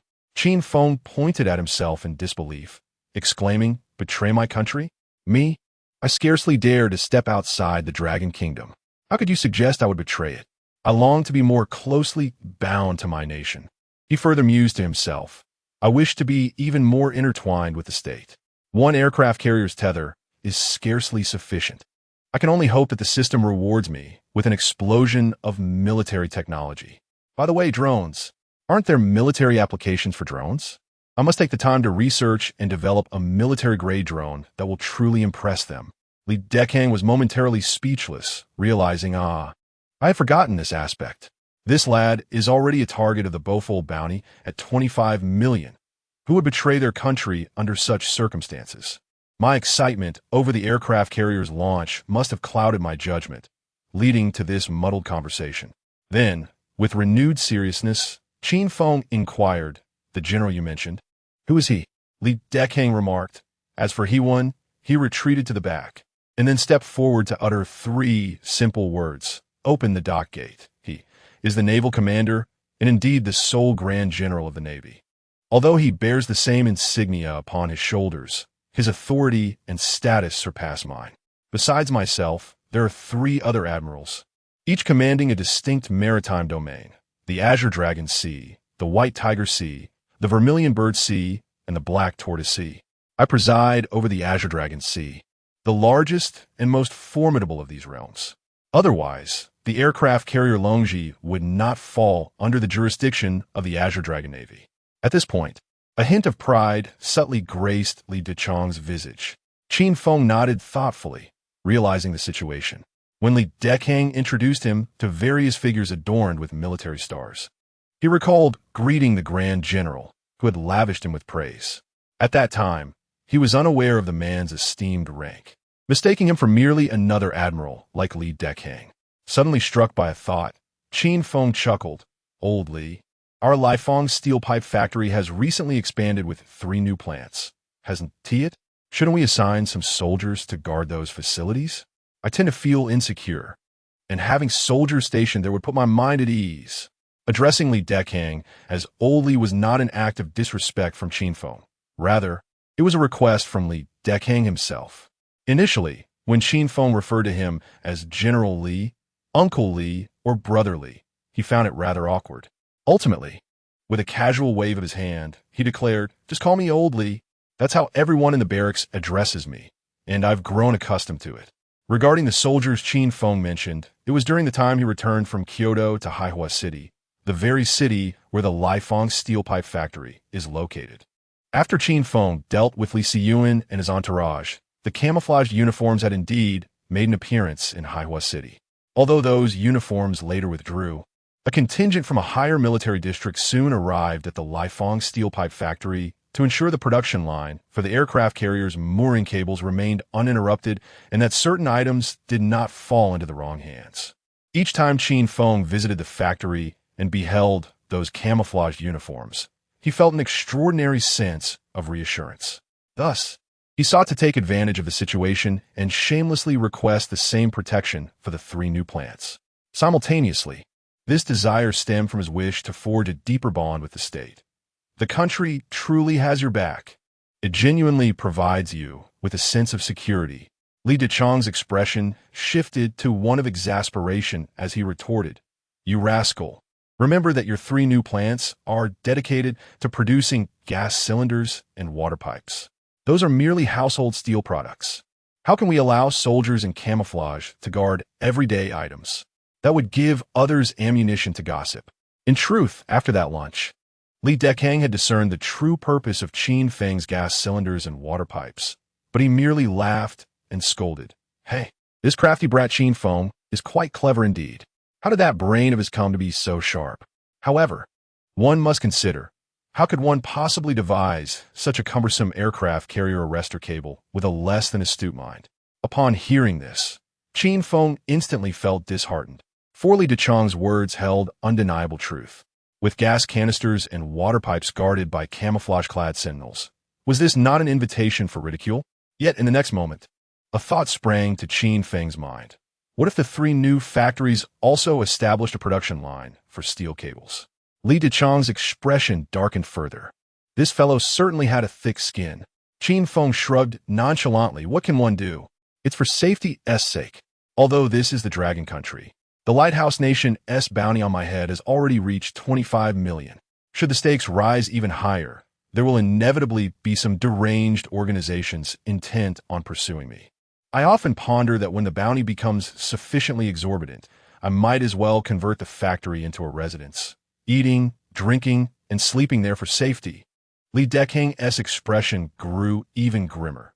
This lad was actually contemplating that the Lighthouse Nation might escalate the bounty on his head. What manner of person was this? Day in and day out, instead of focusing on the positive, he entertained such thoughts. Were Qin Feng privy to his musings, he would undoubtedly retort, "Oh, that is splendid. The very thought of the Lighthouse Nation augmenting my bounty brings me joy. Ultimately, Li Dechang adressa Qin Feng e Arnasli. If you genuinely harbor concerns for your safety, then let us proceed, as you suggested. Let the other 3 new factories also establish a production line. There is no need to specifically create an aircraft carrier arrestor cable production line. A steel cable production line will suffice. I shall take care of the arrangements and ensure they are guarded by camouflage-clad personnel." Upon hearing this, Qin Feng expressed his heartfelt gratitude to Li Dechang. For the guards in camouflage belonged to the army, a sector not under Li Dechang's authority. However, his willingness to arrange this indicated that he would leverage his connections and expend his goodwill to facilitate this matter. This would spare Qin Feng the necessity of reporting it himself. If he were to report that the 3 newly opened factories had also incorporated an aircraft carrier arrestor cable production line and requested the camouflage guards, it would undoubtedly provoke unnecessary speculation and tarnish the goodwill others held towards him. Li Dechang's decision was a protective measure for the favorable opinions others had of him. Utilizing his personal connections instead. "Old Li, when I come across something good in the future, you will be the first to know," Qin Feng declared earnestly. Li Dechang, unfazed by this proclamation, waved his hand dismissively. "You rascal, spare me the melodrama. I, Old Li, detest such sentimentality. The finest of your treasures, the aircraft carrier arrestor cable, has already been bestowed upon us. Keep the rest of your trifles to yourself. Now that we possess the aircraft carrier arrestor cable, our Qinglong Navy has acquired a legitimate maritime behemoth. I, Old Li, covet nothing more." At this juncture, pride and satisfaction radiated from Li Dechang's countenance. Yet, within Qin Feng's heart, a silent resolve brewed. "Just wait, Old Li. Your moment of surprise shall soon arrive. What I refer to as good things is not in the conventional sense, but rather pertains to the realm of military technology." Subsequently, Li Dechang took Qin Feng out for lunch. During their meal, The atmosphere outside was anything but tranquil. Although the conference of the United Nations had concluded, its repercussions were just beginning. The representatives of various nations, upon the meeting's adjournment, hurriedly reported the significant events that had transpired. It is essential to note that these representatives were either foreign ministers or among the highest-ranking officials within their respective foreign ministries, individuals of considerable influence. The leaders to whom they rushed to relay this information were of equally substantial stature. Upon receiving this news, these leaders were taken aback. They had not anticipated that such a momentous event would occur during the conference. The transition of identities in and out of the meeting was indeed a significant affair, an international incident of considerable weight, far surpassing the recent criticisms from the Lighthouse Nation towards the Dragon Country. As these prominent figures reviewed the situation, they traced the source back to one individual, Qin Feng. In that moment, many dignitaries found themselves astonished. This young man from the Dragon Country, named Qin Feng, had managed to influence the global landscape. It was undeniable that the world order was on the verge of transformation, and the origin of this upheaval was an unexpected youth. To assert that Qin Feng was the root cause of this situation would be an understatement. Even if the aircraft carrier blocking the cable was indeed developed by this young man, the tensile strength could not be so outrageously high. Otherwise, the situation could not have escalated to this extent. Yet, upon hearing the figure of 300 tons, they were incredulous.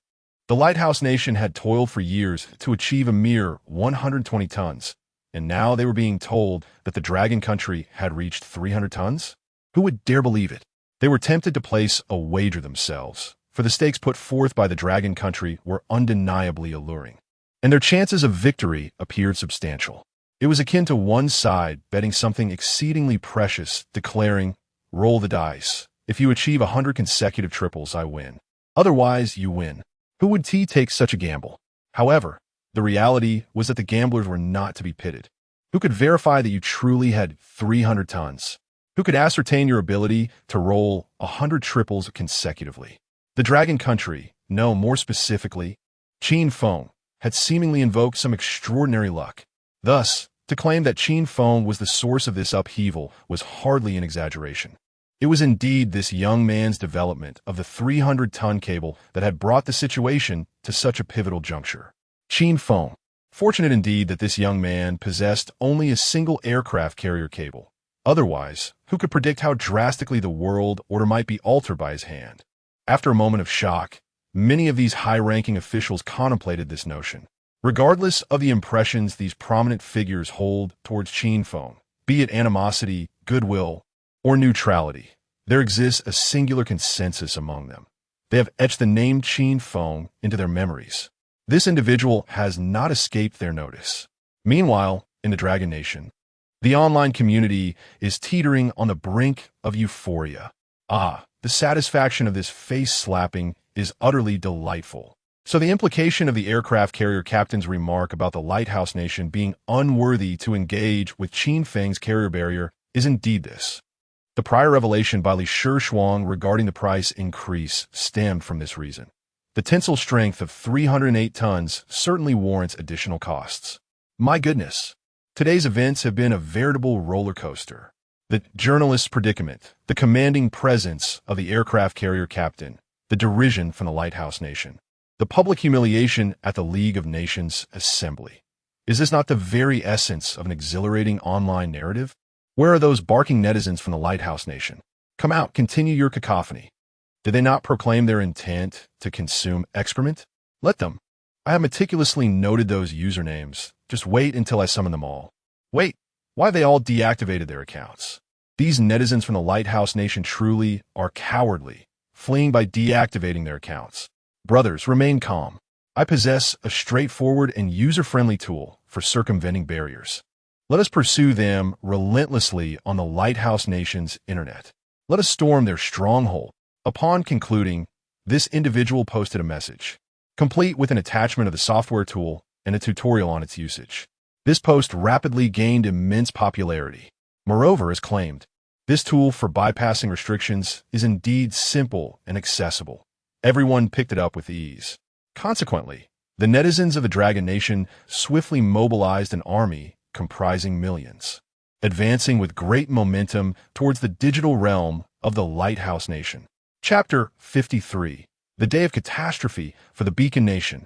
In the aftermath of the conference, the citizens of the Beacon Nation found themselves engulfed in despair, teetering on the brink of collapse. Prior to the United Nations Assembly, their confidence soared to celestial heights, as they boldly proclaimed online that the aircraft carrier arrestor wire was a product solely of Qin Feng's innovation, asserting that they would eat their words if proven otherwise. Yet, what was the outcome now? The arrestor wire not only originated from Qin Feng, but also boasted tensile strength far exceeding that of the Beacon Nation, surpassing theirs by at least 40 years. Their arrogance and pride were utterly shattered by Qin Feng, leaving them in a state of profound disarray. At this moment of turmoil, an overwhelming wave of online commentary from the Dragon Nation surged forth, mercilessly pushing the Beacon Nation to the precipice of utter collapse. Oh dear, defeated minions of the Beacon Nation, your Dragon Nation grandfathers have arrived. Hasten to receive them. Go on, keep shouting. Did you not previously declare that if the arrestor wire was indeed Qin Feng's invention, you would eat your words? Well, eat up. Lo and behold, it seems that many among you have abandoned your proclamations of consumption. This individual, Wumajir, is particularly audacious, claiming he will consume 240 tons, and Minister Babel, stating he will eat 120 tons. Goodness, how could they possibly manage such quantities without succumbing? Look at these others, 3 tons, 5 tons, 7 tons. Citizens of the Beacon Nation, if your supply runs low, would you consider importing some from us in the Dragon Nation? Though it won't be free, as this product has its value after fermentation. However, we can offer you a discount. The myriad of comments from Dragon Nation netizens rapidly inundated the online spaces of the Beacon Nation. In every corner of their internet, one could find the following sentiments. The supply of excrement in the Beacon Nation is critically low, insufficient for its citizens. A peculiar penchant among the citizens of the Beacon Nation, consuming excrement. The arrestor wire of the Beacon Nation is revealed to be at least 40 years behind. The Beacon Nation is merely a collection of defeated soldiers. Although the remarks from the Dragon Nation netizens lacked the vulgarity of their previous critiques, their insulting nature was undeniably more potent. Each word pierced the hearts of the Beacon Nation citizens, delivering stinging blows with each phrase. Thus, the citizens of the Beacon Nation crumbled, spiraling into an abject state of despair. In their everyday lives, the air was thick with despondent expressions. Oh my, how could our Beacon Nation fall to such depths? Oh God, why have you treated us this way? Are we still the invincible Beacon Nation? Why, oh why? Has there come a day we are mocked to such an extent by the netizens of the Dragon Nation? I do not wish to eat excrement. I truly do not wish to eat excrement. I do not want to live anymore. This is utterly humiliating. Brothers, I am heading to the rooftop. I am going to embrace the divine. Of course, there are netizens from the Lighthouse Nation attempting to counter the netizens from the Dragon Nation. However, at this moment, the fighting spirit of the Dragon Nation's netizens is at its zenith. This legion of 10 million Dragon Nation netizens surged through the Lighthouse Nation's network, wreaking havoc upon their stronghold. To quote the Dragon Nation netizens, "What are your native network platforms in the Lighthouse Nation? We have infiltrated your very stronghold. You boast billions of netizens, yet we, with just over 10 million, still manage to shatter you." This day would later be recorded in the annals of the Lighthouse Nation's internet history, dubbed the day of the 425 network catastrophe. The network security personnel of the Lighthouse Nation were driven nearly to madness. Seal them. Quickly ban them all. We must urgently disable every account that has breached our walls. Their actions had wreaked too great an impact. We cannot label them all at once. We can only ban them in batches. Yet the number of Dragon Nation accounts is overwhelming. We cannot finish in time. Better to mistakenly eliminate than to let one slip away. Proceed with confidence and ban them all. Under the directives of the relevant authorities, the relentless advance of the Dragon Nation netizens across the Lighthouse Nation's network was finally halted. As they witnessed their numbers dwindle, the remaining Dragon Nation netizens remained undeterred, growing stronger in their resolve on the Lighthouse Nation's network. Their singular thought persisted with our last breath. Let us inflict as much damage as possible. just as the number of Dragon Nation netizens dwindled to a mere 500,000. A significant topic erupted on the Dragon Nation's network. A prominent blogger elucidated the profound significance behind the Dragon Nation being the first to enter and exit the United Nations Assembly. At this moment, the Dragon Nation netizens were taken aback. Was there such a deep meaning behind it all? Then, as the Dragon Nation representative made their entrance, brushing past the representative of the Lighthouse Nation, one facing east and the other west, the Dragon representative proclaimed, "From now on, the first is ours." This scene was fervently disseminated. It was then that everyone comprehended the dual meaning of this statement. Consequently, "From now on, the first is ours" became a phrase shared by countless netizens. On the Dragon Nation's network, astonishment prevailed. Oh my, the benefits from this conference are unexpectedly immense. This is not merely a slap in the face of the Lighthouse Nation. The first is ours, and it is only a matter of time. Isn't the aircraft carrier's tether of Qin Feng remarkably effective? Incredible. Qin Feng is truly formidable. He has ascended to divinity. Qin Feng's aircraft carrier tether is indeed worthy of divine praise. Meanwhile, the mere 500,000 Dragon Nation netizens remaining on the Lighthouse Nation's network, upon learning of this news, poured every last ounce of their strength into spreading the profound significance behind the first entry and exit of the United Nations Assembly. Observing the astonished and incredulous responses from the netizens of the Lighthouse Nation, the final group of Dragon Nation users finally felt a sense of relief. Staring at the ominous words "Your account has been banned" on their screens, this last batch of Dragon Nation users smiled contentedly, exclaiming, "It's all burned out. Truly burned out." For instance, a user named Su Qinghao, his hands almost leaving a blur as he clicked the mouse and typed on the keyboard. Rapidly composed lines of text. The change in the entry and exit positions of the first in the United Nations signifies a shift in international status. From now on, the first will belong to us. If you can't even maintain your entry and exit positions, what can you possibly hold on to? After completing these lines, he quickly copied the text, switched forums, and pasted it. Then he switched forums again, even across different websites, ensuring that his words spread as widely as possible. Just as he clicked the mouse with his right hand and pressed Ctrl-V with his left, the screen abruptly flashed the message "Your account has been banned." Su Qinghao chuckled as he set the mouse down. That's enough. Quite sufficient. As this last group of Dragon Nation users returned with smiles, the responsible personnel from the Lighthouse Nation Cybersecurity Department wiped the sweat from their brows, exclaiming, "Phew, we've finally banned all the accounts. The disaster is finally over." Yet, one staff member stared blankly at the screen, murmuring, "No, the disaster has only just begun." Indeed, the calamity for the Lighthouse Nation was merely commencing. With the frenzied burning out actions of the final batch of Dragon Nation users, the already crumbling netizens of the Lighthouse Nation became even more distraught. Countless individuals online expressed their disbelief and despair. Is this real? Giving up the first entry and exit positions at the United Nations Summit will truly have such a significant impact? What on earth? How did our Lighthouse Nation become so pathetic? How can we not even compare to a single Dragon Nation?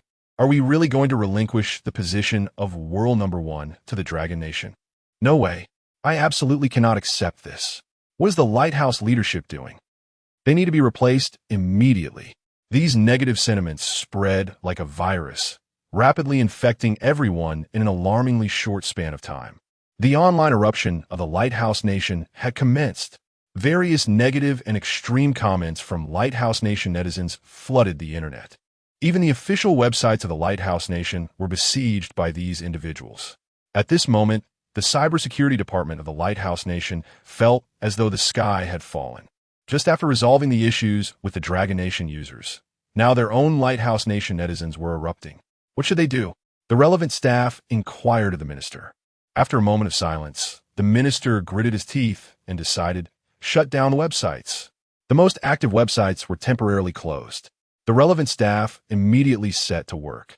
The effect was remarkable. The extreme comments online vanished almost instantly. Indeed, there were hardly any extreme remarks left, as the websites have been temporarily shut down.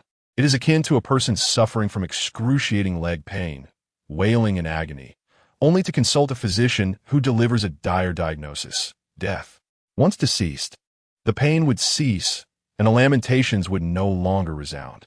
Those familiar with friends who frequently render such grim assessments understand that this does not resolve the underlying issue. Rather, it exacerbates the predicament. The closure of several websites did not pacify the citizens of the land of the free. Instead, their discontent intensified, manifesting in heightened agitation. Unable to vent their frustrations online, they began to express their ire in the physical realm. On the streets, protests gradually emerged, marked by vandalism and arson. Initially, the calamity went unnoticed, with the populace dismissing it as merely an ordinary demonstration, an everyday occurrence of property destruction, or commonplace street fires. After all, such events were not particularly unusual in their society. However, as the situation spiraled beyond control, the spread of malevolent sentiments ignited a farcical uproar. The throngs of protesters swelled, escalating to alarming proportions. Incidents of vandalism became ubiquitous. Streets were engulfed in flames, vehicles were smashed, public infrastructure was destroyed, and some even brandished firearms in broad daylight. A full-blown riot erupted.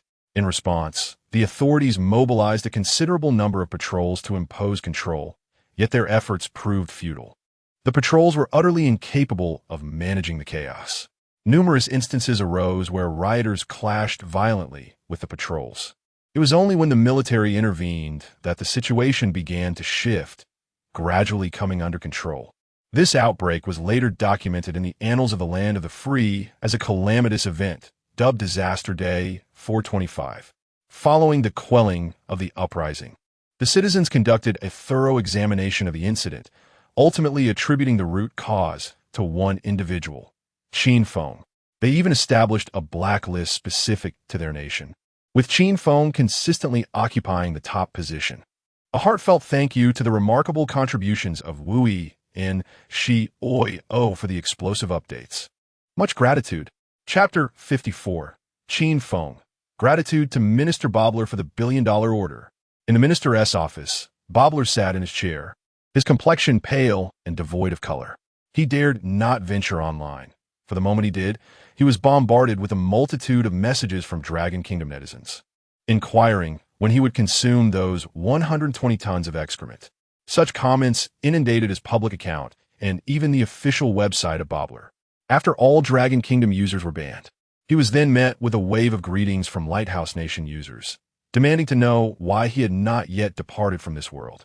He refrained from answering phone calls, having already received several, each filled with vitriol directed at him. First, it was the representative of Lighthouse Nation, the foreign minister, who berated him vehemently, asserting that the condemnation of Dragon Kingdom's actions was his idea, and he was certain that the technology for the aircraft carrier's mooring cable originated from Giant Cable Company, a claim he had made. Following that, a five-star admiral from the Navy unleashed a tirade against him, lamenting that their Navy could no longer procure the necessary mooring cables due to Bobler's interference, which had halted production at Giant Cable Company. Outside, he dared not venture, nor even glance, as a massive riot unfolded. Although civil unrest was not an unusual occurrence in Lighthouse Nation, happening every few years, the circumstances this time were markedly different. He bore significant responsibility for the turmoil, and he could not bear to witness the chaos outside. Seated in his chair, time dragged on painfully. Suddenly, the phone on his desk rang, startling Bobler, who cast a fearful glance at the device. He had no desire to answer, knowing that regardless of the caller, it would not bear good news.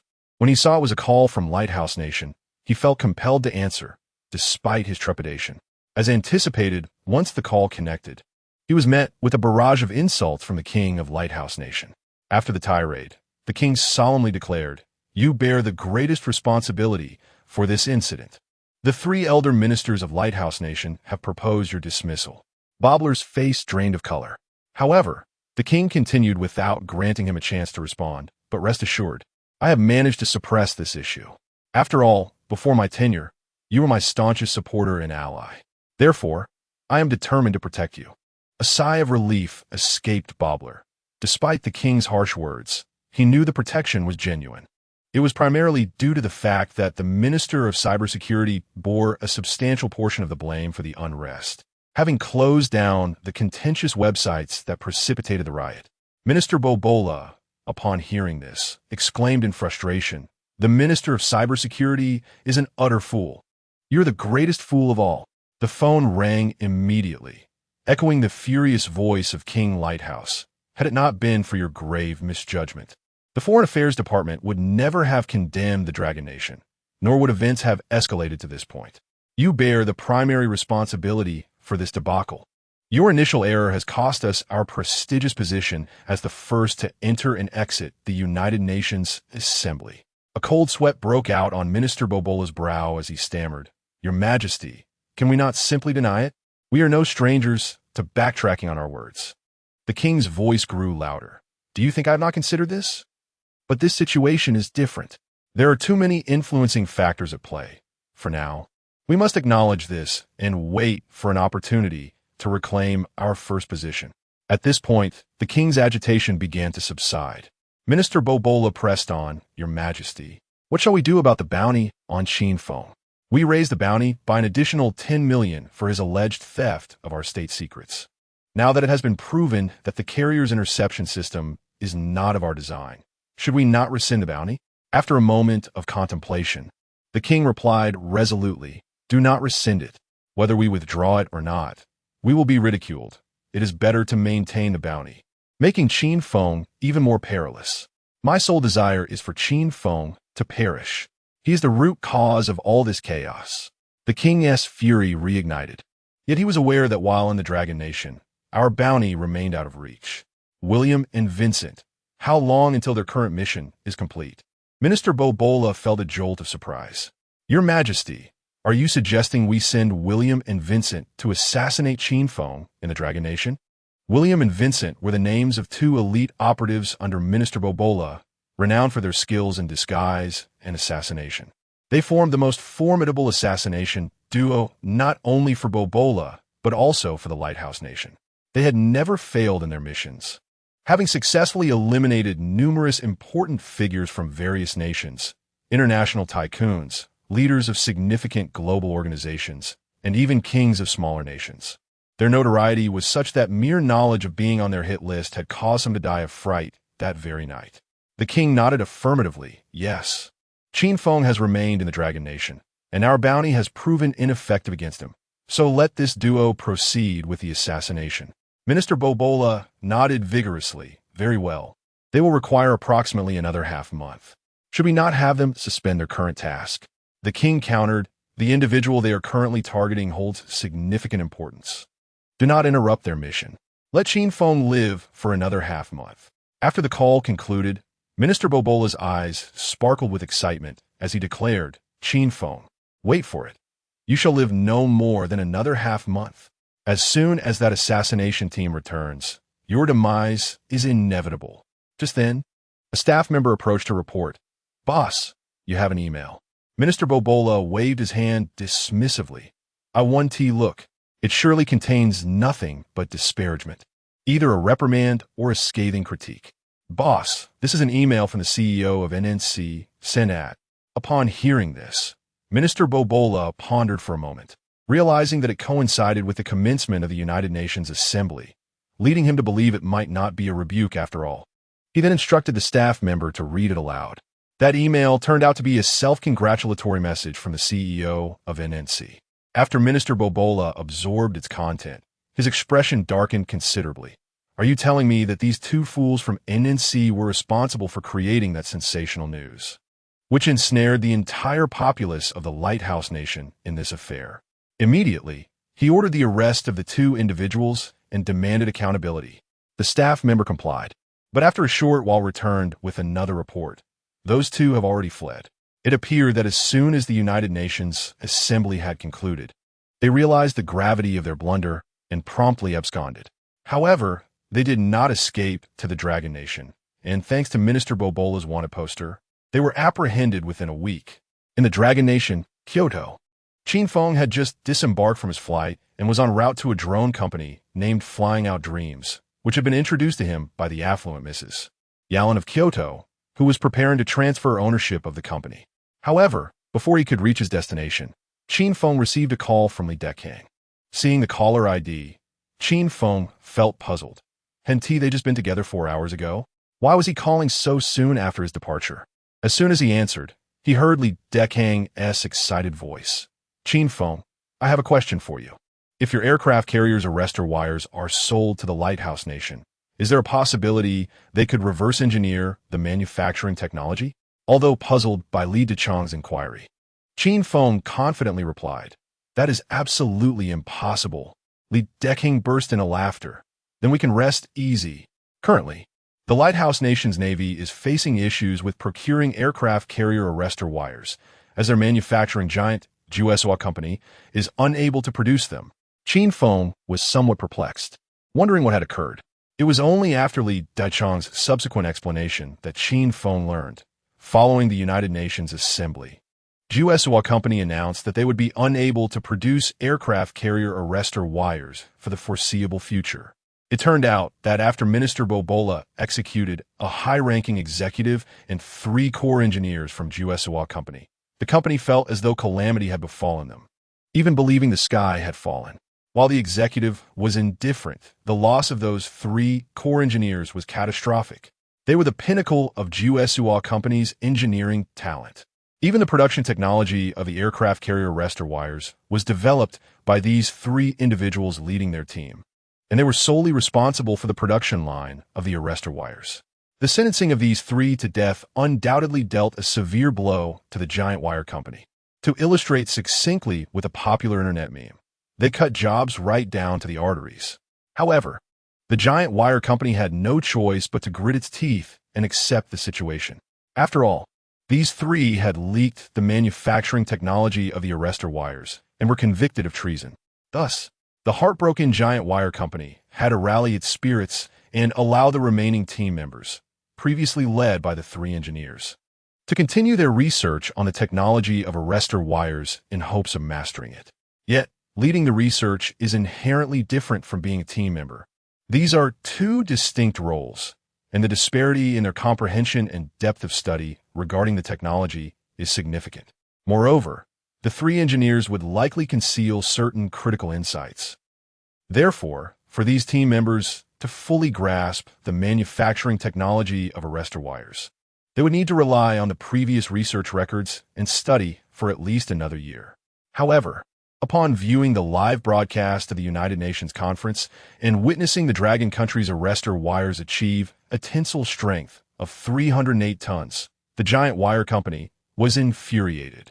It was evident that the arrestor wires of the Dragon country did not originate from our giant wire company.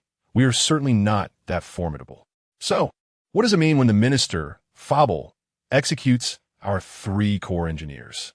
Is it merely bad luck on our part? We cannot accept that. Consequently, they decided to abandon their efforts and showed little interest in continuing the research on arrestor wire technology, publicly stating that it would take at least 4 to 5 years to redevelop the technology.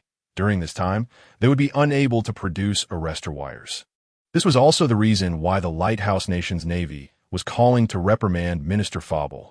After understanding the situation, Qin Feng could not help but chuckle bitterly. How did my previous nonsensical remarks end up having such an effect? I merely intended to annoy Fabel, yet unexpectedly halted the production of the Lighthouse Nation's arrestor wires. On the phone, Li Dechang's excited voice continued. Did the Lighthouse Nation not initially wish to sell us arrestor wires at $1 million each, and for the 100-ton level? Well, now we can sell them at the same price, also at the 100-ton level for $1 million each. No. They wanted to impose additional conditions then. We have none, so it should be a bit more, $3 million each. Feng Rusong and I are preparing to communicate with the Lighthouse Nation's Navy to see how many we can sell them. The more we can sell, the better. Because the giant wire company is currently throwing a tantrum, claiming it cannot produce arrestor wires for the next few years. However, I fear that unforeseen changes might occur, and the giant wire company could return to its normal research pace. At this critical juncture, the more we can sell a single cable to the Lighthouse Nation at a high price, the more profit we can garner. In due course, we shall reap the benefits, and you shall thrive as well. Ha ha ha. Listening to Li Dechang's hearty laughter, Qin Feng felt a wave of ease and delight wash over him. Selling each cable for $13 million. Just imagine the total for 100 cables. That amounts to a staggering $3 billion. Converted to the currency of the Dragon Nation, it translates to over 9 billion. Oh my! Who would have thought that my initial fanciful claims would not only lead to the Lighthouse Nation's aircraft carrier halting the production of suspension cables, but also bring me a monumental order worth billions. This truly is a delightful surprise. However, Qin Feng was not one to take all the credit. He owed a debt of gratitude to Minister Babel. Had he not ordered the immediate execution of those 4 individuals, this fortunate outcome might never have materialized. Alas, lacking Minister Babel's email address, he lamented that he could not express his thanks. Thank you, Minister Babel, for the $1 billion order. I hope for your continued efforts. And when might you consider increasing my bounty? At the end of the call, Qin Feng voiced a lingering curiosity. So, what exactly transpired with the senior executive and 3 core engineers from the giant cable company? Li Dechang responded, based on our intelligence and various sources within the Lighthouse Nation, it appears that these individuals indeed had dealings in selling ordinary cable manufacturing technology.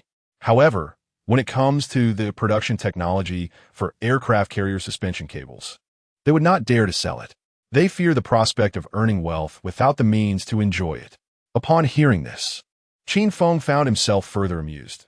They fear the risk of wealth without survival, thus refraining from selling core technology. Yet what is the outcome? They lost both the opportunity for profit and their lives. Chapter 55. Qin Feng's First Love. A first love is a first love, but prices must still be negotiated. After concluding his call with Li Dechang, it did not take long for Qin Feng to arrive at the office building housing the headquarters of the Dreams Take Flight drone company. Upon disembarking, he spotted the figure of Wang Shui. Prior to his flight from the military port city to the capital, he had summoned his trusted aide, Wang Shui, to join him at this location. The rationale was straightforward. He wanted her to accompany him for a live broadcast, alerting the audience that he was in the process of acquiring a drone company. He wished to avoid a situation where, amidst the battlefield of the oil building, they discovered numerous drones produced by the company, yet could not trace them back to him. Qin Feng greeted her. Have you been waiting long? The city of Haihua is closer to the capital than the military port city he had just departed. Wang Shui smiled brightly. Not at all.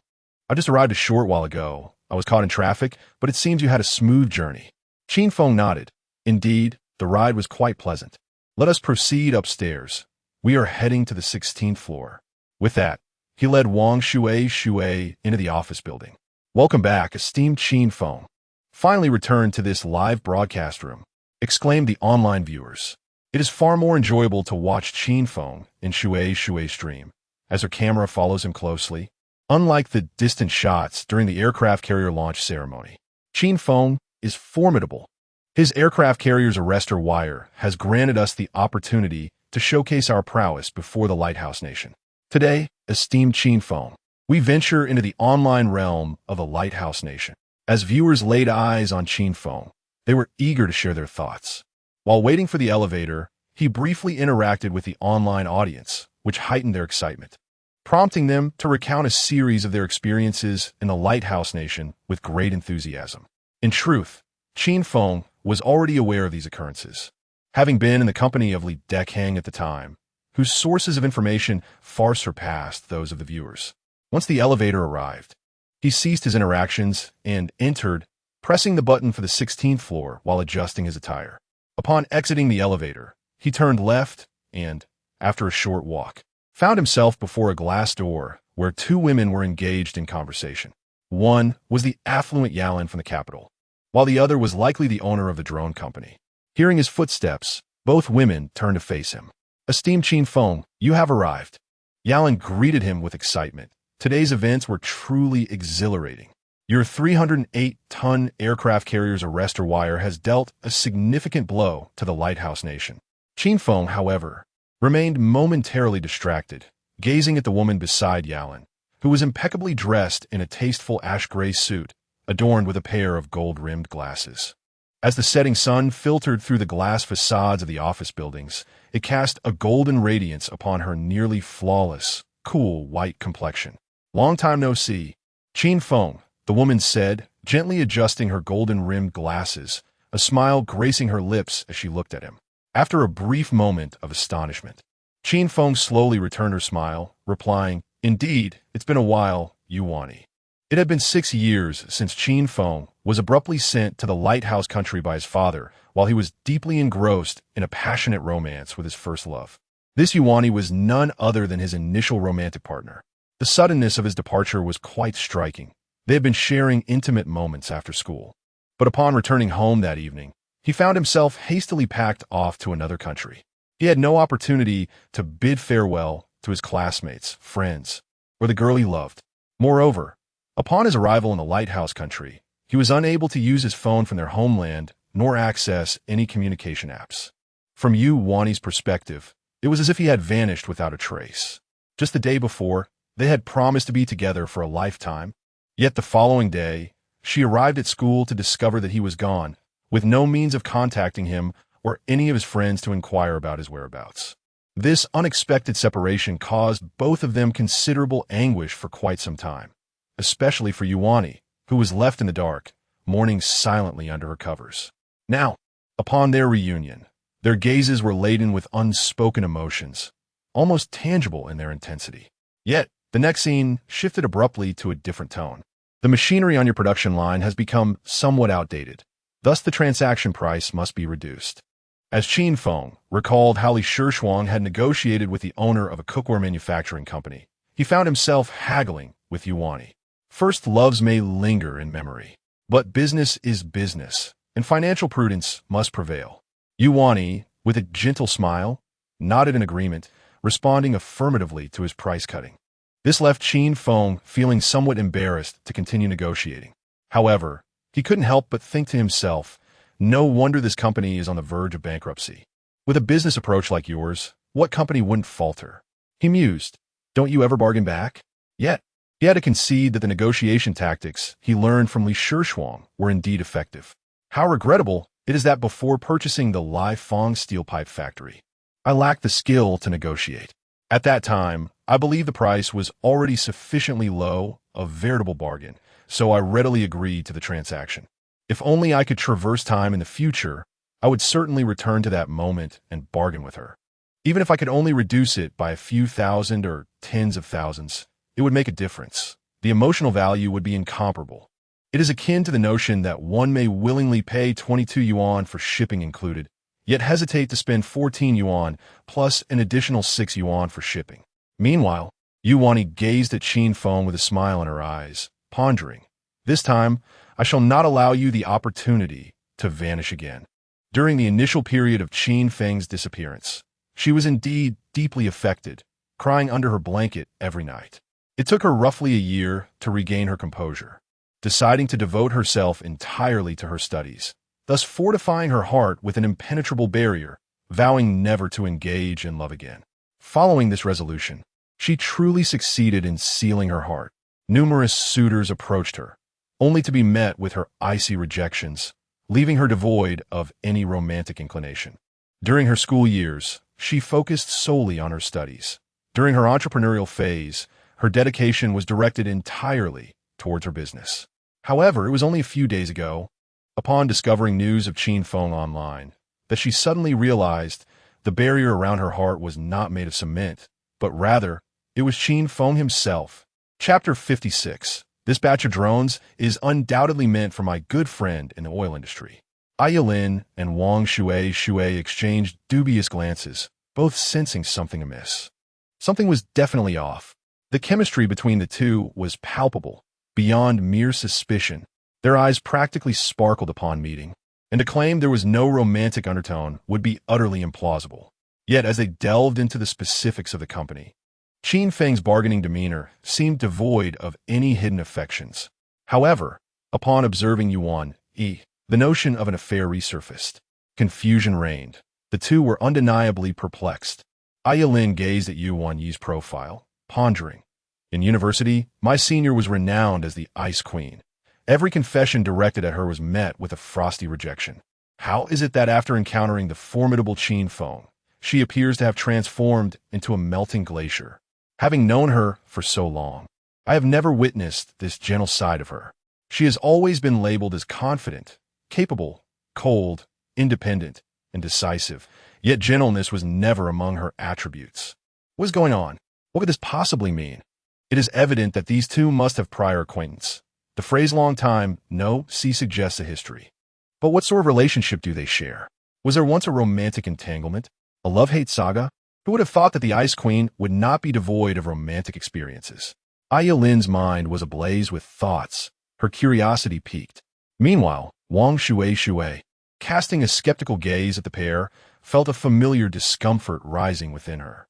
It reminded her of that day when she dined with Aya Lin, and her heart had similarly ached upon seeing Aya Lin and Qin Feng in a photograph together. Could it be that I am truly unwell? In the live stream, the comments were surging. What on earth is happening? Their relationship is clearly abnormal. From my experience, the rapport between Qin Feng and Yuan is definitely not ordinary. They resemble long-lost lovers, yet something feels off. Indeed, old flames typically do not bargain so ruthlessly. Qin Feng's bargaining technique is strikingly familiar. Oh, he employed the same method when acquiring that kitchenware manufacturing plant. I admired Li Shuang's bargaining prowess at that time. Yet, the connection in their gazes was undeniably genuine. Moreover, I have never seen Qin Feng so taken aback. Perhaps the sun was simply too bright, as he was facing it at that moment. Regardless, judging by Qin Feng's bargaining stance, I am skeptical of any lingering affection for Yuan Yi. To be fair, Yuan Yi's beauty is exceptional. She surpasses Li Shuang, Wang Shui, and Aya Lin in allure. Each possesses their own charm. They are all quite beautiful, merely differing in style. After determining the final transaction price, signing the contract, and making the payment, Qin Feng finally inquired of Yuan Yi the reasons for transferring the company. After all, when he assessed the company's status, he found everything to be operating quite well. One could even say the company was in a phase of steady growth. During negotiations, he had been somewhat unscrupulous in his price reductions. For instance, he claimed the production line machinery was outdated, which was merely a reflection of normal wear and tear. Yet, employing the bargaining template he learned from Li Shuang, he still asserted that the antiquated machinery warranted a lower transaction price. In fact, Qin Feng deliberately chose to ask Yuan Yi about her reasons for the transfer only after the deal was finalized, fearing that her explanation might soften his resolve to negotiate further. It is worth noting that in previous acquisitions, he had always gathered insights about the factories and their reasons for selling beforehand. Yuan Yi shrugged nonchalantly and replied, "It's simply that the subsequent funding has become insufficient. After all, the drone industry is high-tech and requires substantial initial investment. The startup capital for this company was entirely sponsored by my father. Now, he finds it too expensive and no longer wishes to support me, resulting in a severed funding chain. Thus, selling is the only option." Upon hearing this, Qin Feng nodded, his sense of guilt dissipating. Given that the transfer was due to these reasons, there was little he could do. Yuan Yi's words rang true. The research and development phase of drones indeed consumes vast amounts of money. Fortunately, he was not in need of funds for development, nor did he lack financial resources. As for Yuan Yi's claim that her startup capital was provided by her father, Qin Feng harbored no doubts. After all, as a student from a prestigious high school, she was undoubtedly from a well-off background. Meanwhile, on the top floor of a commercial building in Kyoto, a man gazed contentedly at a family photograph on his desk, with Yuan Yi prominently featured in the picture. He pondered whether his precious daughter was experiencing any financial difficulties, as the drone company was indeed costly to maintain. He mused that the last sum he had sent her must be nearly depleted by now. Nevertheless, he believed she could manage for a while, especially since he had mentioned transferring another sum yesterday, only to have her decline the offer. Suddenly, he felt an unsettling twitch in his left eye. Something felt amiss. His left eye had a history of accurately foretelling misfortunes, having helped him navigate through several calamities. After a moment's contemplation, he summoned several vice presidents of the company to conduct a thorough inspection.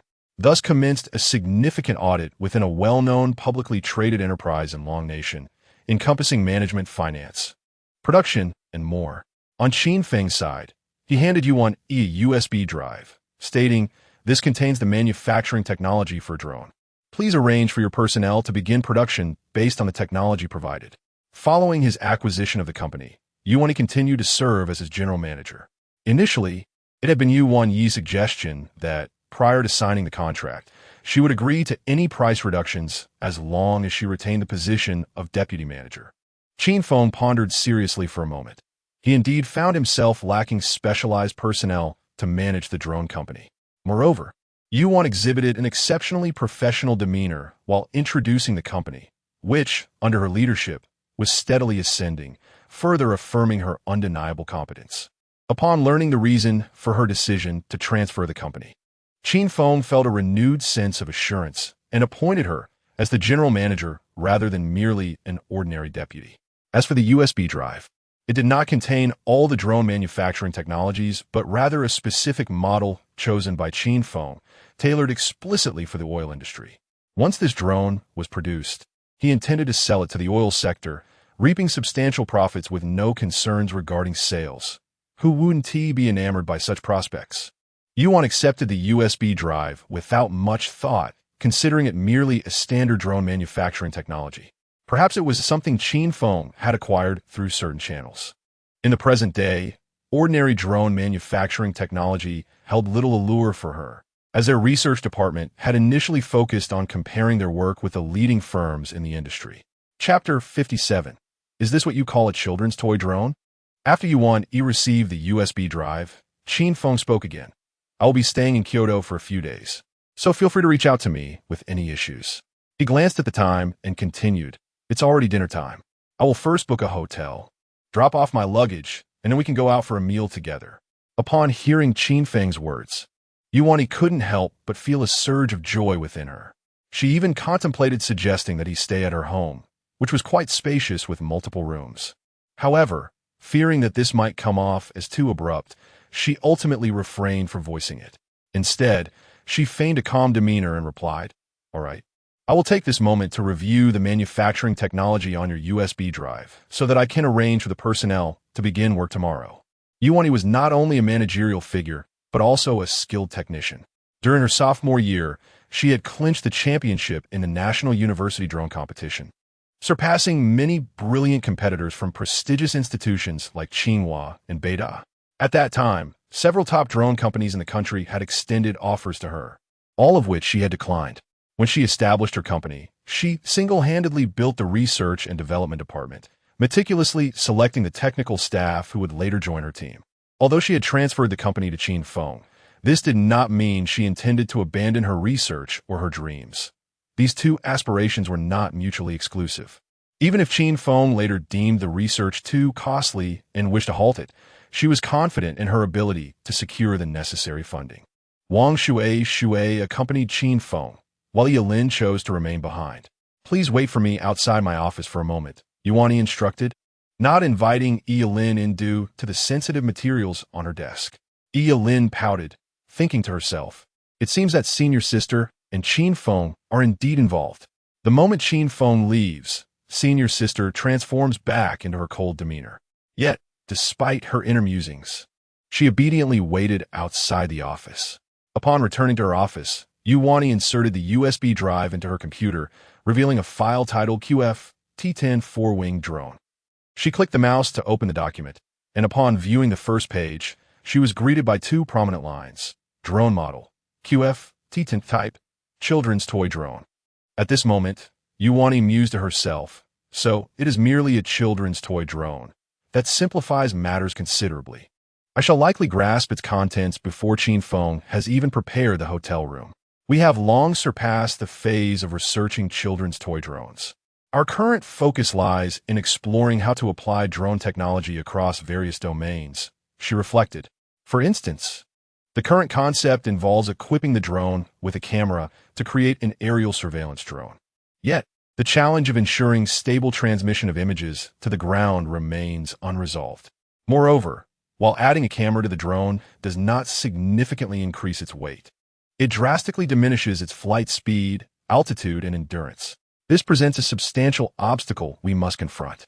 However, if it is merely an ordinary children's toy drone, I am confident in my ability to handle it. It is no wonder she underestimated this designation, as the children's toy drones currently available on the market are rather rudimentary, serving singular functions. Children manipulate them with a remote control, managing takeoffs and landings within a limited range, while their flight speed, distance, and endurance are quite basic. Yet, as she turned to the next page and absorbed its content, she found herself momentarily taken aback. Overview. The QF-T10 four-wing drone system comprises a flying platform, an autonomous flight control system, measurement and control communication equipment, mission payload devices, and a ground station control system. The drone platform is responsible for executing flight missions. The autonomous flight control system manages the drone's self-guided operations. The measurement and control communication equipment facilitates bidirectional data communication between the drone and the ground, along with the transmission of video data. The mission payload primarily consists of pods and delivery modules, and the ground station control system oversees flight path planning and real-time adjustments of the drone's flight posture. Gasp! Staring at this overview, Yuan was utterly astounded. A children's toy drone, alongside measurement and control communication equipment. How could these two elements coexist? The measurement and control communication equipment, which is responsible for facilitating bidirectional data communication and transmitting video imagery, is precisely what their latest research on surveillance drones requires. Yet, to her knowledge, no drone company has successfully resolved this issue, not even the most formidable ones in the industry, as they too struggle to achieve stable transmission of images to the ground. This realization illuminated the potential for Yuan's company to surpass those leading drone manufacturers. If they could solve this challenge before their competitors, her company would rise to prominence in the drone industry. The remotely controllable drone capable of extensive operation is a type that the entire drone industry is fervently researching and striving to innovate, often referred to by industry professionals as a true high-tech drone. Yet, one might question, can your children's toy drone truly achieve such feats? Is it even appropriate to entertain such notions? If so, how can we still refer to our drones as genuine high-tech equipment? Might we not simply classify them as children's toys? Furthermore, the mention of the pod and deployment module within the payload requirements raises confusion. What toy drone necessitates such components? With a sense of frustration and bewilderment, Yuan continued to peruse the information. Main technical specifications: unfolded dimensions, 700 mm, 700 mm, 370 mm, folded dimensions, 300 mm, 300 mm, 400 mm, total weight, 2 kilograms, maximum payload, 18 kilograms, maximum flight duration, 170 minutes, unloaded, 75 minutes, loaded at 18 kilograms, maximum flight speed, 350 kilometers h, altitude adaptability, 7,000 meters, mounting extensions, lighting speaker drop mechanism. In truth, Qin Feng's intent in selecting this drone was remarkably straightforward. Its pod and drop capabilities, along with a maximum payload suitable for a fully stocked thermos. As for the other specifications, Qin Feng candidly admitted, I cannot comprehend. I am merely a martial figure. What relevance do these details hold for me? I am unaware of what these parameters signify, nor do I know the specific specifications of other drones on the market. I know nothing. Direct any inquiries regarding my drone and thermos elsewhere. However, you understood all too well. She possessed an intimate knowledge of the current drone market, acutely aware of which drones reigned supreme and what their specifications entailed. Thus, after reviewing the technical parameters of this drone, she was utterly astonished. Completely flabbergasted. The specifications of the most formidable drones on the market prior to this model seemed trivial in comparison. The disparity between them was staggering. The maximum flight speed, the duration of flight, the altitude adaptability. Even the most boastful company in the industry, whose presentations could reach the heavens, would hesitate to make such claims. Consider this maximum flight speed. Are you planning to pursue high-speed trains? With such a diminutive drone possessing such a payload capacity and deployment functionality, what exactly are your intentions? More importantly, how can this be labeled a children's toy? Chapter 58. Let the gas cylinder create an explosion of art. With a deep breath, Yuan sought to calm herself, reminding herself that this was merely a technical parameter introduction and not necessarily factual. Parameters could indeed be fabricated. She resolved to delve deeper into the technical details to discern the true standards achievable. This was the only way to prevent herself from being overwhelmed by shock and to continue her examination. However, as she turned the pages and gradually progressed, she found herself utterly bewildered. So much was incomprehensible. It was not due to her inadequacy. She was undoubtedly among the elite in her field. Rather, the material was far too sophisticated and advanced.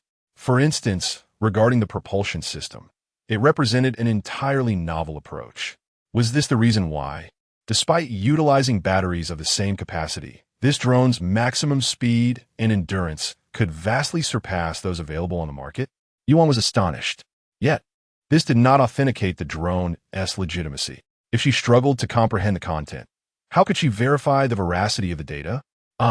Perhaps examining the measurement and control communication equipment system would yield clarity. Reflecting on her recent focus, she swiftly turned to that section. Here, she finally grasped the information. But the more she read, the more astonished she became. So this was the requirement to maintain stable video data transmission to the ground. Eager to explore the flight control system and understand how long-distance operation was achieved, she continued her investigation. However, as expected, while she understood the initial part well, the latter portion eluded her comprehension, necessitating further study. Yet, this already indicated a significant truth. The parameters stated in the technical specifications were genuine. This drone could indeed achieve the levels described. Yuan gazed at her computer screen, her emotions tumultuous. Glancing at the materials Qin Feng had provided, then at the so-called latest progress reports from her research department, she felt utterly disheartened. In stark contrast, their research documents seemed utterly inadequate. Quickly switching her focus back to Qin Feng's materials, her eyes finally felt at ease, prompting her to exclaim, "This document would keep me occupied for quite some time. Who knows when I might fully comprehend it?" Nonetheless, this would not hinder the production of the drone commencing tomorrow, as the document contained explicit production step instructions. Although some principles remained unclear, following the outlined procedures would pose no issues. Thus, arrangements would be made to initiate production work tomorrow. Once the production line was operational, she would immerse herself in studying this treasure trove of information. Having made her decision, Yuan suddenly found her previous dreams to be nothing more than a jest. Why should I engage in independent research? Studying this information provided by Qin Feng suffices. Just then, a gentle breeze swept through the window, caressing her desk.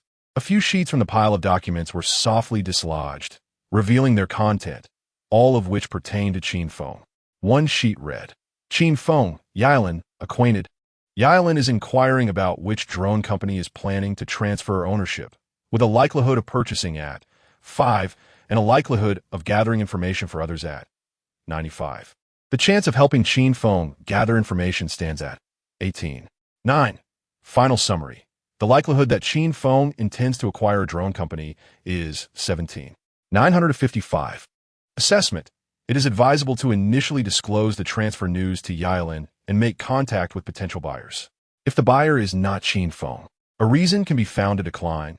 If the buyer is Qin Feng, the bottom of the page bore some hasty scribbles, indicating the writer's emotional unrest at that moment.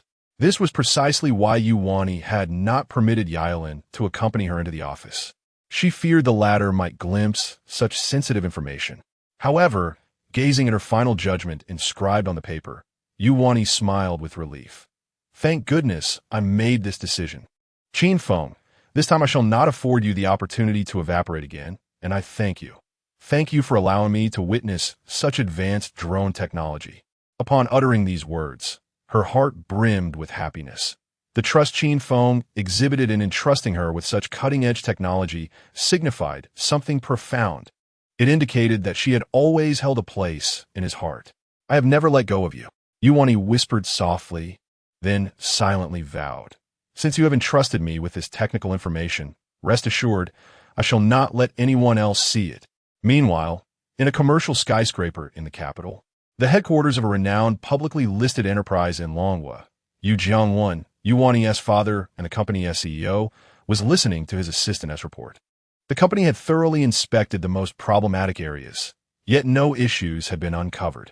Nevertheless, Yu Jiangwan felt an unsettling twitch in his left eyelid intensifying. Something was amiss. This could not be right. There must be trouble brewing. Continue the investigation. Dig deeper. Ensure a comprehensive review. Dinner was once again arranged by Yilin. No questions asked, as this restaurant was part of her family's enterprises. During the meal, it became apparent that Yilin's family business primarily revolved around express logistics, hospitality, and the culinary industry. The fastest courier service in Longhua, Swift Express, was indeed a venture of her family. When mentioning the Swift Express, Yilin expressed her frustration. Recently, my father arranged for me to take on the role of vice president at Swift Company to hone my skills. However, after I assumed responsibility for certain operations, I realized that although Swift Express claims next-day delivery, this speed is only achievable in a select few major cities. I've been contemplating ways to enhance our efficiency to genuinely achieve nationwide next-day delivery. In a moment of inspiration, Qin Feng, with an enticing tone, suggested, "Have you considered utilizing drone delivery? Imagine a large drone with high endurance, rapid speed, and substantial payload capacity, capable of precise deliveries. For instance, it could have a range of several thousand kilometers, travel at speeds of 300 to 400 kilometers per hour, and carry several tons. You could specify the delivery destination, and it would reach anywhere. Goods could be in the southernmost part of Longhua in the morning and arrive at the northernmost point by afternoon. In that case, you won't just achieve next-day delivery. Same-day delivery will also be within your grasp." Yuan listened, astonished by the figures Qin Feng presented. As someone who studies drones, she was acutely aware of how extraordinary these specifications were. Yilin, on the other hand, was entirely inexperienced in this field. She simply found the idea brilliant. Her eyes sparkled with excitement and anticipation. "That sounds amazing. Please elaborate further, Qin Feng." Qin Feng replied, "It's too late today. Let us discuss it tomorrow. I'll bring you a detailed introduction to this type of drone." Yilin nodded fervently. "Great. If this plan is feasible, I'll have my father transfer the funds immediately." Qin Feng gestured an okay sign. Absolutely feasible. Meanwhile, during their meal, Little E and Li Wentao were already delivering goods to Suitor Kashani. "Here you go. This is 10,000 water pipes and 100,000 gas cylinders. You need it urgently." This was sent via expedited shipping, which cost significantly more than standard transport. Suitor Kashani gazed at the vast array of gas cylinders, his eyes gleaming. "We will reimburse the expedited shipping costs. From now on, we will always use expedited shipping. We'll cover the expenses. As long as the goods arrive promptly, that's all that matters. Hey. Tonight, we shall put these gas cylinders to use. Let the gas cylinders create a spectacular explosion of art." Chapter 59. On this night, the sky was filled with gas canisters. Li Wentao paid no heed to Suitor Kashani's frenzied demeanor, for he was secretly reveling in delight. Were the transportation costs going to be reimbursed as well? What a windfall. The profit margin had widened significantly. He hurried to share this splendid news with Qin Feng, urging him to expedite the shipment of thermos flasks and pressure cookers. They had also become acquainted with the usage of the pressure cooker by now. Speaking of the thermos and pressure cooker, he glanced at Suitor Kashani with a look of amusement and said, "By the way, we have new stock. Interested?" He raised an eyebrow, exuding a mischievous charm, which only enhanced his whimsical demeanor. To Suitor Kashani, Li Wentao's antics appeared anything but lewd. Instead, they were somewhat endearing. Suitor Kashani immediately adopted a similarly playful expression, arching an eyebrow in response. "Brother, let us see the goods." Li then produced his phone, showcasing videos of the thermos flasks and pressure cookers. "Shells? Qin Feng is directly manufacturing shells?"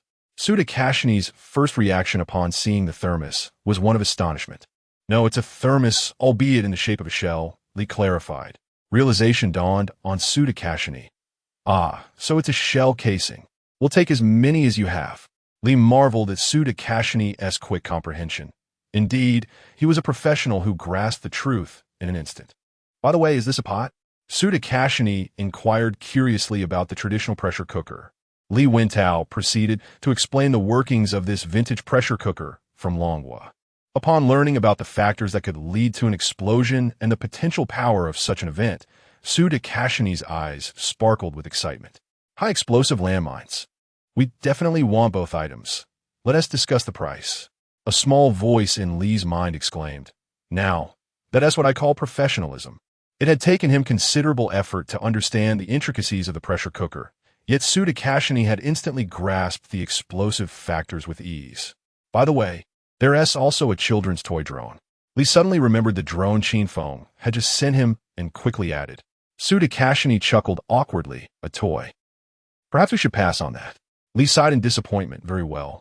Then he recalled Qin Feng's instruction to relay the specifications of the children's toy drone to Su Takashini.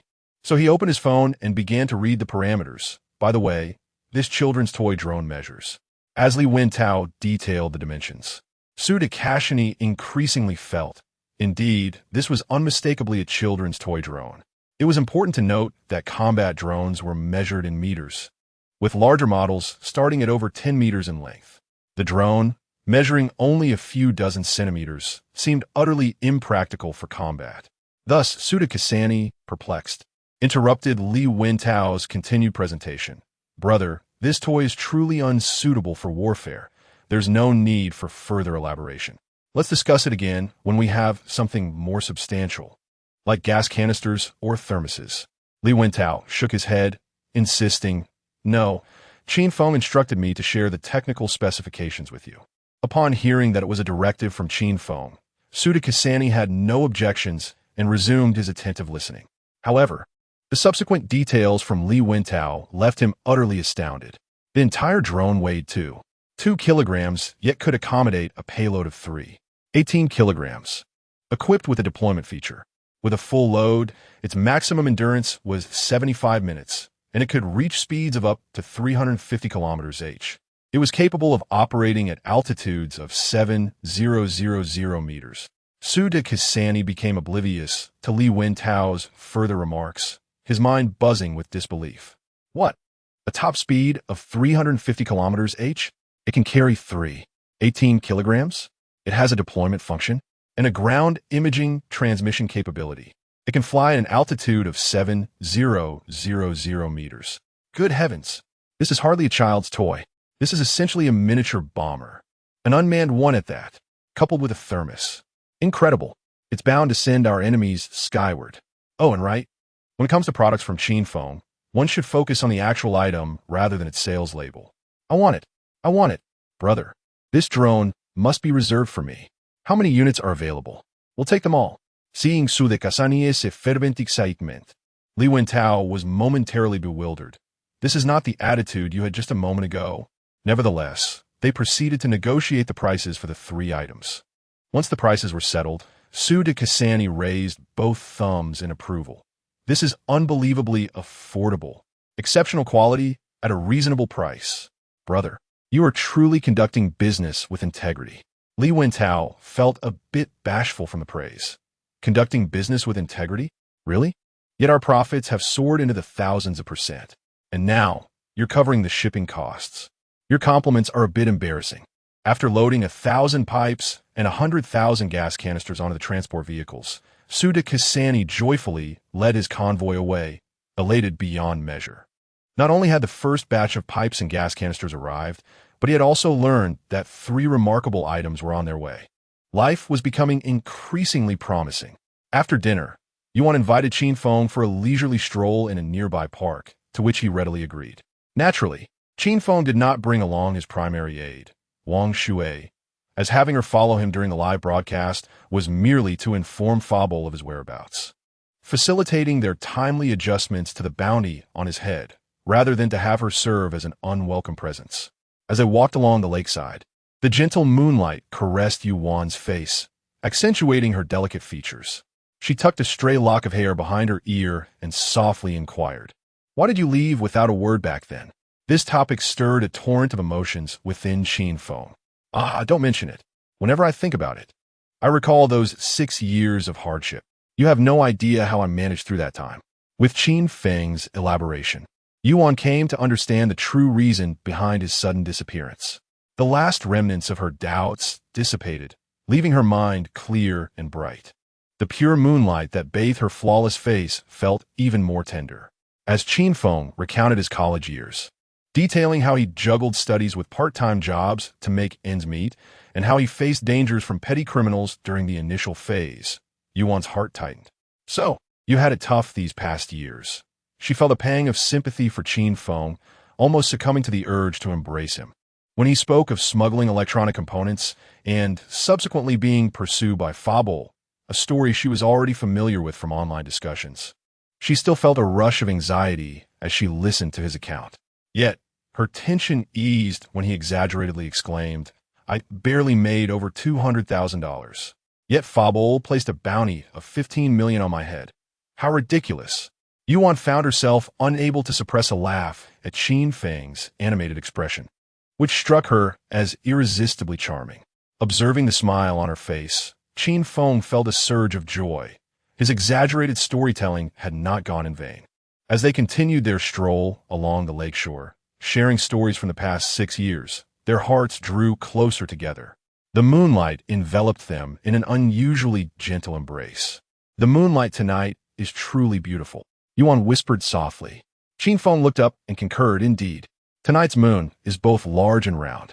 Yuan simply smiled tenderly, choosing not to respond further. Why the silence? Qin Feng wondered aloud. Meanwhile, far away in Shaoyi, a high-ranking military officer named Su Dakashini, who had first encountered the water pipes and gas canisters, had come to learn the true reason behind Qin Feng's notoriety and solemnly declared, "Qin Feng, though we have never met, he is a brother in arms." The individual in question is the supreme commander of a certain war zone, known as Hussein Farrell. Hussein Farrell lifted his gaze to the moon, then glanced at the array of gas canisters and pipes, remarking, "The moon tonight is both bright and large."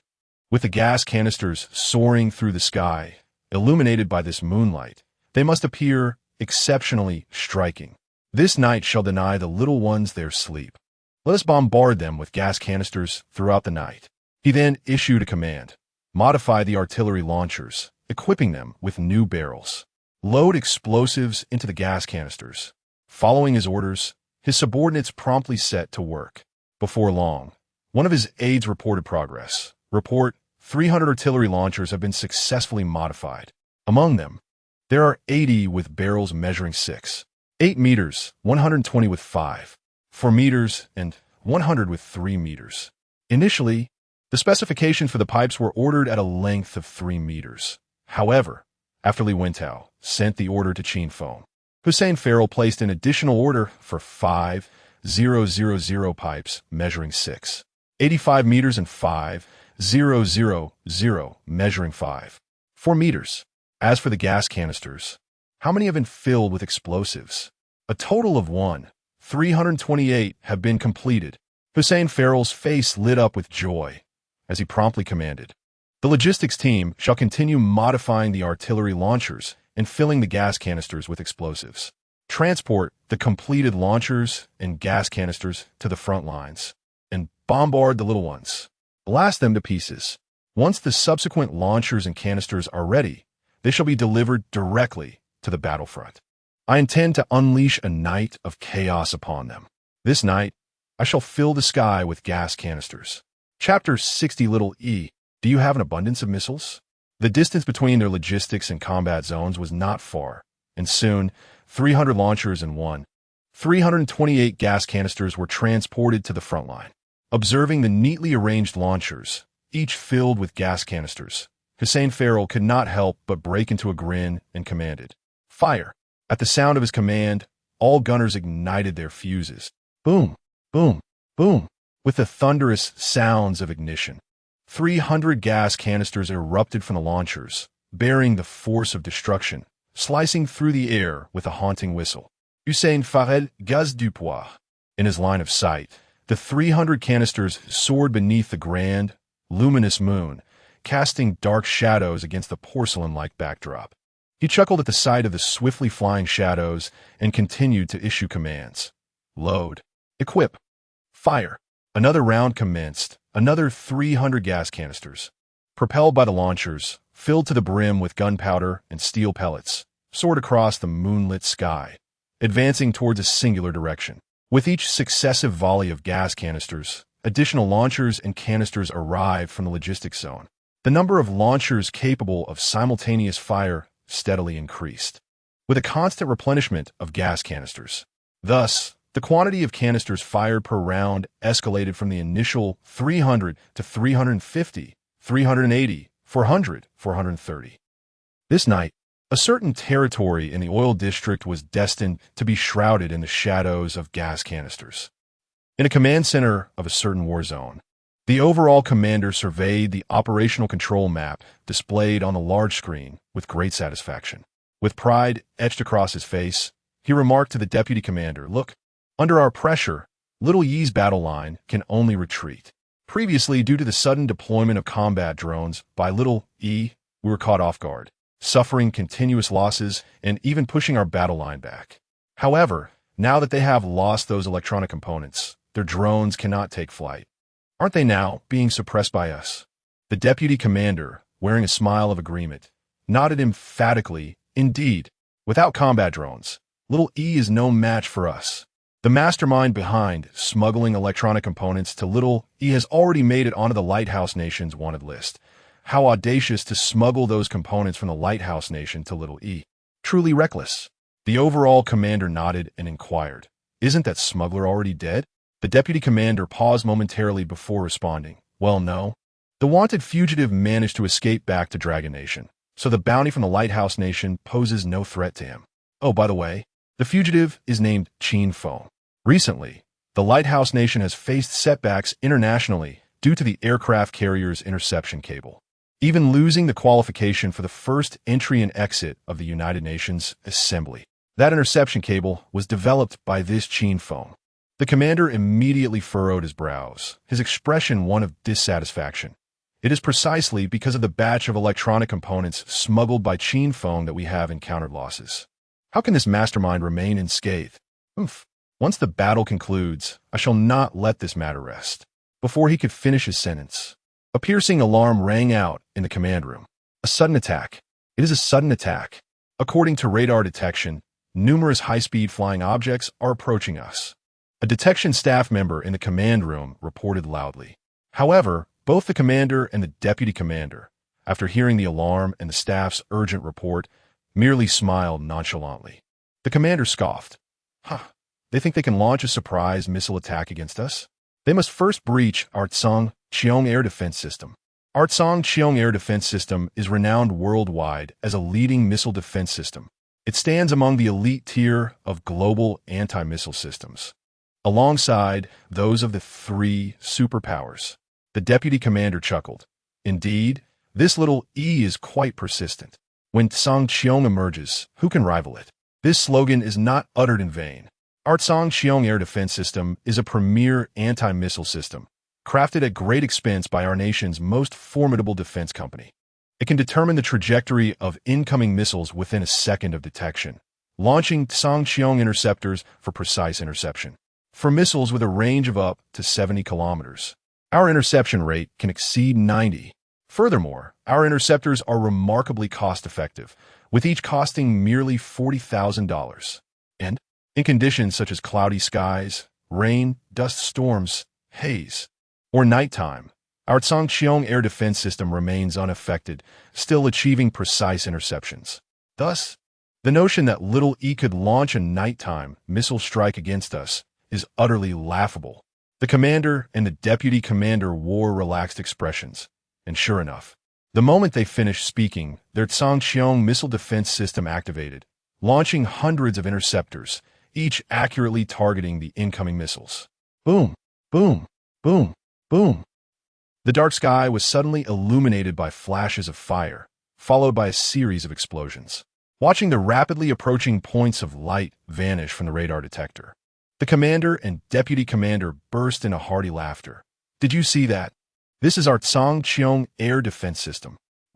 Before they could complete their statement, The command room was once again filled with a shrill alarm. Another sudden attack. 300 missiles are heading towards us. The detection staff reported loudly. The commander and his deputy furrowed their brows once more. Another 300 missiles? What could this little E possibly be up to? Is launching 300 merely a gesture? And to fire them, is there no concern for the expenditure? Boom, boom, boom. The sky erupted in a series of fiery bursts, accompanied by the cacophony of explosions. Surely this must be the conclusion? This marks the second wave. Yet again, the shrill alarm blared. Boom, boom, boom. This must be the end. This is already the third batch. Nearly 1,000 shells have been fired. I refuse to believe that little E would launch another. Just as their words fell, the alarm blared once more, striking them like a slap to the face. The commander and his deputy were growing increasingly impatient. For heaven's sake, a fourth wave. How much longer will this continue? Does little E possess an endless supply of missiles? Yet what they remained oblivious to was that this was merely the beginning. Chapter 61. Little E, are you not going to make it? Boom, boom, boom, boom, boom, boom, boom, boom. Boom, boom, boom, boom, boom. Gazing at the pitch-black sky, flashes of fire erupted at intervals of mere minutes, accompanied by a grand spectacle of explosions as the interceptors clashed with incoming missiles. The commander and his deputy began to feel a rising anxiety within their hearts. How many batches have we faced? The commander, exasperated, inquired of the relevant personnel, who promptly reported, "This is the 16th batch, and the number of missiles has escalated from the initial 300 to 460 in this current batch." Commander, there is both good news and bad news. The good news is that, according to statistics, our sky defense system has achieved a 100 interception success rate. Not a single incoming missile has escaped our grasp. This may be attributed to the predictable and straightforward trajectories of the incoming missiles, which lack the capability to maneuver. The bad news is that our sky defense system has already launched 600 interceptors, amounting to a staggering $224 million. The commander and his deputy felt a rush of blood to their heads, causing their vision to dim momentarily. 600? For heaven's sake, little E must be joking? What could they possibly intend with such a massive deployment? It's fine. Surely after 2 or 3 more rounds, they will exhaust their resources. The commander reassured himself. The deputy nodded in agreement, acknowledging that such a quantity of over 5,000 missiles was indeed astonishing. Boom, boom, boom, boom, boom, boom, boom, boom, boom, boom, boom, boom. Another 3 rounds had passed. Furthermore, the number of incoming shells had increased with each round. The first round comprised 460 missiles, the second 470, and the third 480. Totaling 410 incoming projectiles. That means we VE launched another 410 interceptors. $56 million, just like that. The commander felt his heart bleed, his teeth nearly crumbling from the pressure. I refuse to believe they have any more. This thought squeezed through his clenched teeth, a product of his desperate frustration. In an instant, alarm. Alarm. High-speed objects detected approaching us, totaling 490. The commander's vision blurred. Another 490 interceptors had been deployed, nearly $20 million gone. Who can withstand this? Who can endure such a toll? Although their sky defense system is recognized as one of the 4 major air defense systems in the world, boasting the lowest cost per interceptor at merely $40,000. Even this expenditure was unsustainable. Within just about an hour, they had already launched 500 interceptors. That amounts to $300 million. Even if their interceptor missiles come at a minimal cost, witnessing such a spectacle is undeniably distressing. Boom, boom, boom, boom. Their Sky Shield air defense system once again adeptly intercepted this barrage of incoming shells, resulting in a collision in mid-air, leading to a series of explosive detonations. Another grand display of fireworks erupted in the darkened sky. Yet, the commanding officer had closed his eyes, unwilling to witness the scene. To him, this was far from a magnificent fireworks display. It was not a testament to the prowess of the Sky Shield system. This was a scene of financial ruin.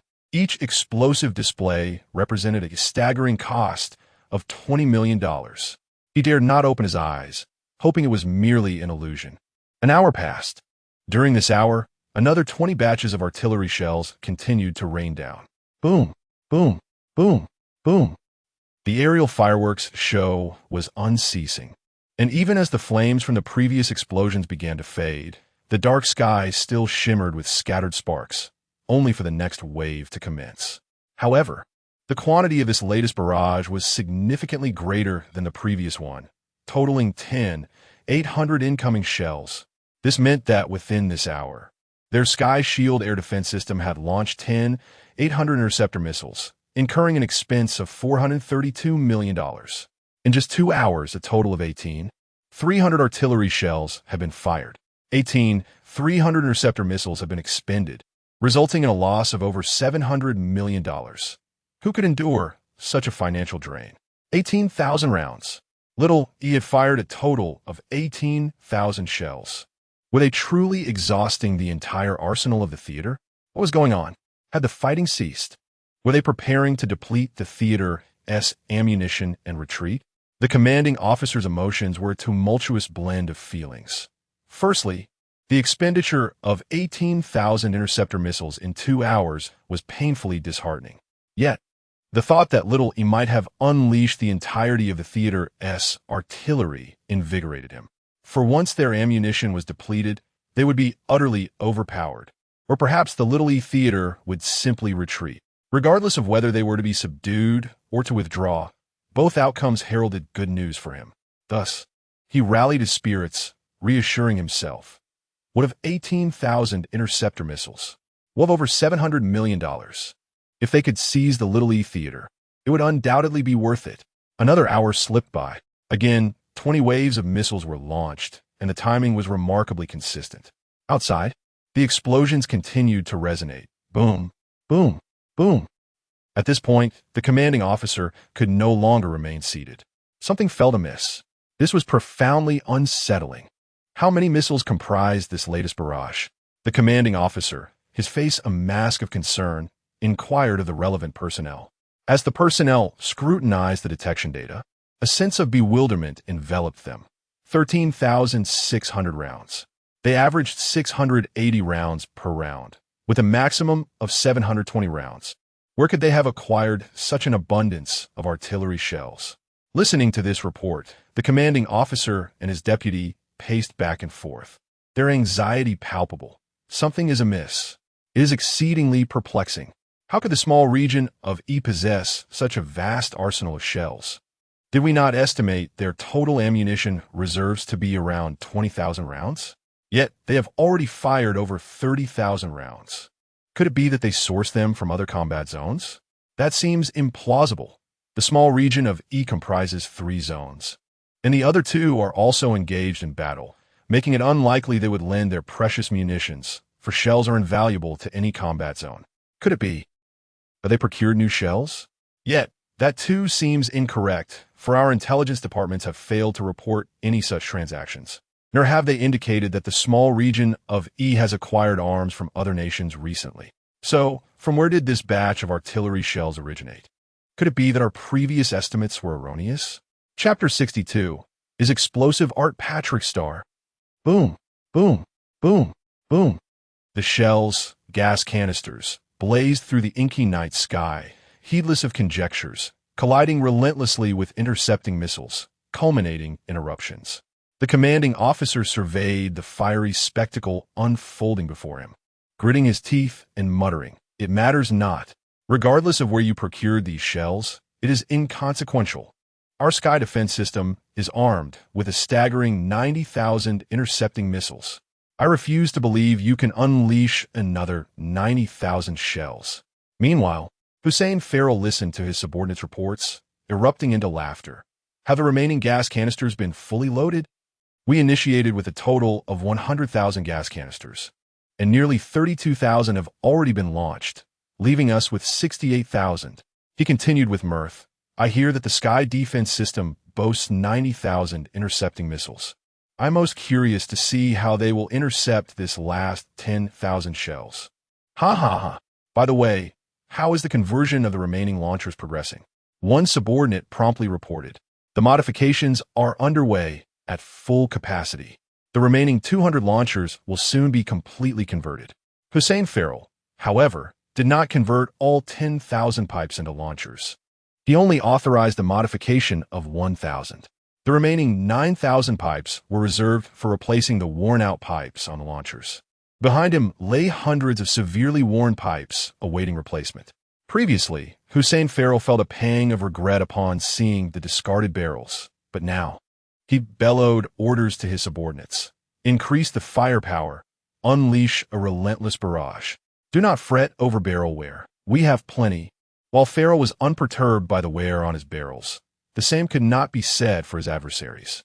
As the 4th hour approached, personnel reported to the commanding officer, "Sir, the launch tubes for the first 5 sets of our sky defense system have suffered significant wear and require immediate replacement." The commander felt a wave of despair wash over him. Replacing all tubes for these 5 sky defense systems would incur nearly $100 million.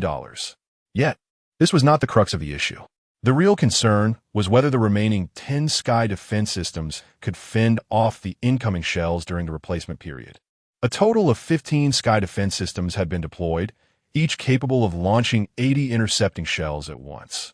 Thus, the remaining 10 could collectively intercept a maximum of 800 incoming shells. How many shells are they launching?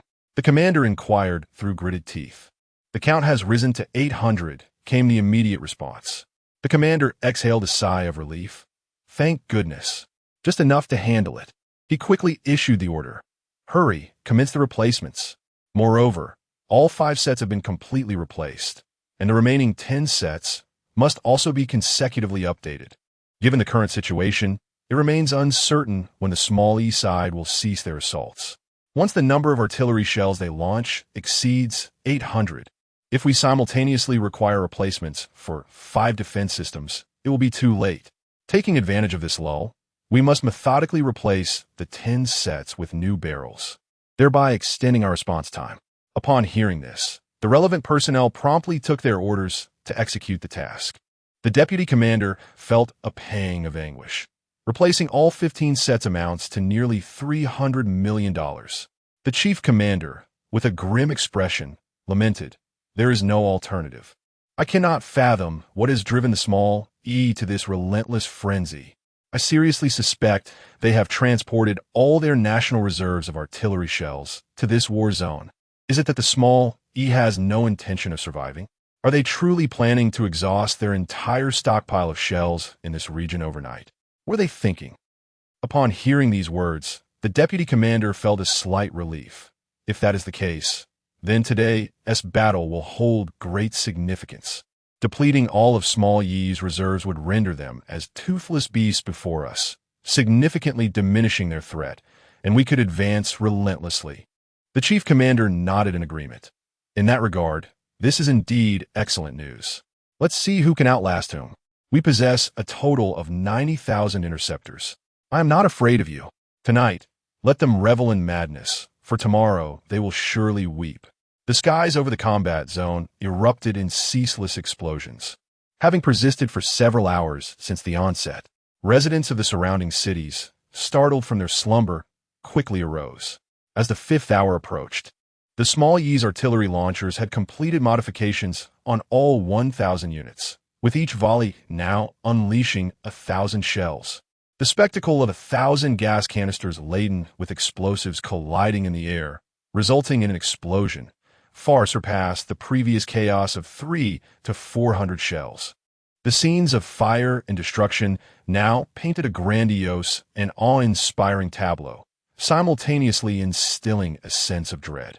In that moment of detonation, the surrounding cities were illuminated as if it were daylight, witnessing the explosive grandeur in the sky. The residents of nearby cities trembled in fear. Was it not declared that nuclear weapons were prohibited on the battlefield? This appears to be scarcely different from the effects of a small nuclear explosion. Among these cities, those Dragon Kingdom merchants who dare to remain are undoubtedly bold. The timid have long since fled. Among these audacious individuals, some were even more intrepid, upon witnessing the aerial spectacle of explosions, rather than feeling fear. They were filled with exhilaration. Capturing this scene and sharing it domestically would surely create a sensation. How rare is it for people back home to witness such a spectacle? How many intercepting missiles were launched in that round? Surely, it must be around 1,000? This implies that the opposing side also fired 1,000 rounds of artillery. Just look at those missiles streaking across the pitch-black night sky. It resembles a meteor shower. Yet, why are there no tail flames from the incoming shells from the other side? My goodness. The explosion of 1,000 intercepting missiles intermingled with 1,000 shells would be a sight more magnificent than a meteor shower. The fiery display of the explosions takes on myriad shapes. Explosions are art. This phrase is indeed well-deserved. Wow, that explosion resembles a giant mushroom. Oh, this particular explosion takes on a pentagonal form. Wait, doesn't it look remarkably like a starfish? A starfish. Patrick Star. So, is explosion art synonymous with Patrick Star? Observers gasped in awe as a colossal formation, comprised of 1,000 fiery bursts, manifested into a starfish against the dark canvas of the night sky. Chapter 63. The blood-spitting commander. As the 6th hour approached, the commander of this battleground, Xiao Lai, began to pound the table in fury. They have unleashed 1,000 artillery shells every round for a full hour. Where on earth are they sourcing such an abundance of shells? How many do they possess in total? Is there no end to this madness? Report. Xiao Yi, how many shells have we fired thus far? The relevant personnel promptly reported. In the first hour, we fired 7, 500. In the second hour, 10, 800. In the third hour, 13, 600. In the fourth hour, 15, 400. In the fifth hour, 17, 600. And in the sixth hour, 20, 000. The total number of shells fired thus far is 84, 900. Commander, our Sky Shield air defense system has 5, 100 intercept missiles remaining. Given the current rate of assault from Xiao Yi, we can endure for another 15 minutes. Furthermore, I bear good news. Our interception rate has reached 100. Statistically, our Sky Shield system has significantly improved its interception rate from 90 to 99. Upon hearing this fortunate news, the commander remained irate. Seething, what does it matter if we VE improved? What does it matter? Our intercept missiles are nearly depleted. In just 6 hours, we have expended over 80,000 intercept missiles, costing us nearly $3 billion. Including the cost of replacing barrels, we have burned through $7 billion in just 6 hours. The deputy commander, attempting to soothe him, said, "Do not be angry, Commander. I assure you, Xiao, you must have exhausted their entire stockpile of shells. Tomorrow will present us with a splendid opportunity to counterattack. Consider this. Their entire reserve will be depleted, and we have sustained no damage whatsoever, merely expending some intercept missiles. This is a tremendous gain for us. Without shells, how can Xiao Yi continue to assault us?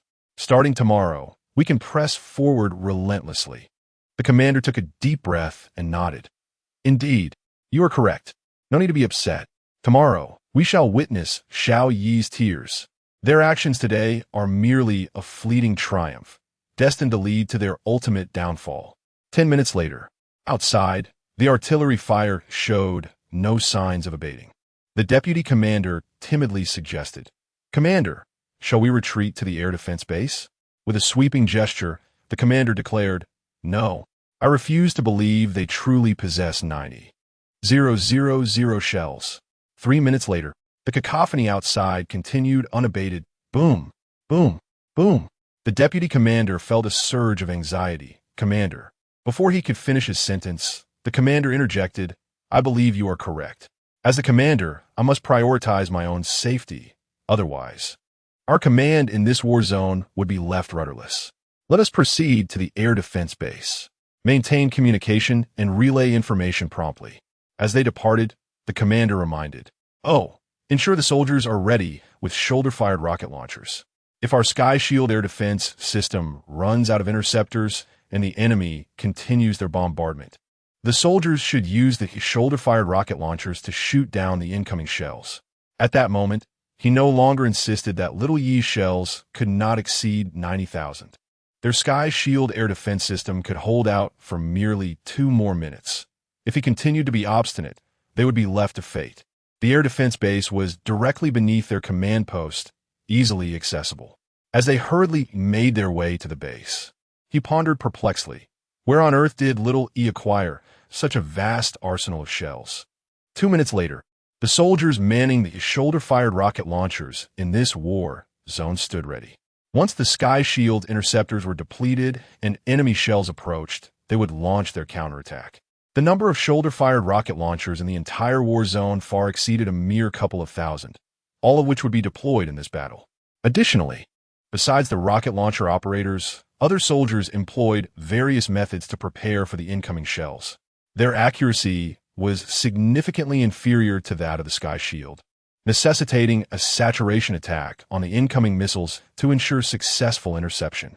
Yet, even with such a strategy, their success rate would remain dismally low. At this point, it was already past 4 in the morning, and the horizon had begun to lighten, revealing flying objects in the sky. Although merely a silhouette, it was sufficient for them. Here they come. Little Yi shells are approaching. Someone shouted in alarm. Everyone in this war zone immediately began their assault on the shadow, employing all manner of weaponry. Bang. Rat-a-tat-tat. They no longer cared what weapons were at their disposal. They simply needed to mount a defense against the incoming shells. Under this saturation attack, initial results were indeed promising, as the incoming shells exploded in the air. However, momentum soon waned. Some soldiers, witnessing the descending shells, cried out in terror, "Run! Run! The shells are coming down on us! Find cover! Hurry, find cover!" Suddenly, one voice of confusion broke through the chaos. "Hey, doesn't that look like a gas canister?" This exclamation interrupted many soldiers who were genuinely fleeing, causing them to look up in disbelief. Holy cow, it really is a gas canister. The commander, who had just hurriedly reached the air defense base, was infuriated upon hearing the soldiers' incredulous voices over the communication device. "What? Not shells, but gas canisters. We were bombarded by gas canisters all night." He then erupted in a furious tirade. "Damn it. It was merely a gas canister. What was there to fear?" Let's proceed.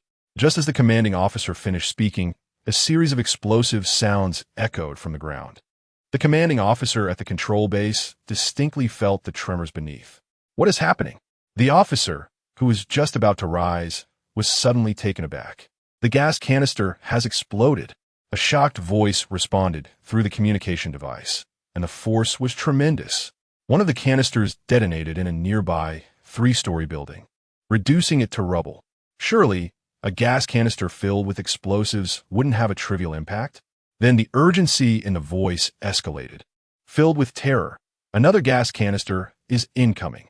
Seek cover." Boom! The communication device was then consumed by the cacophony of explosions.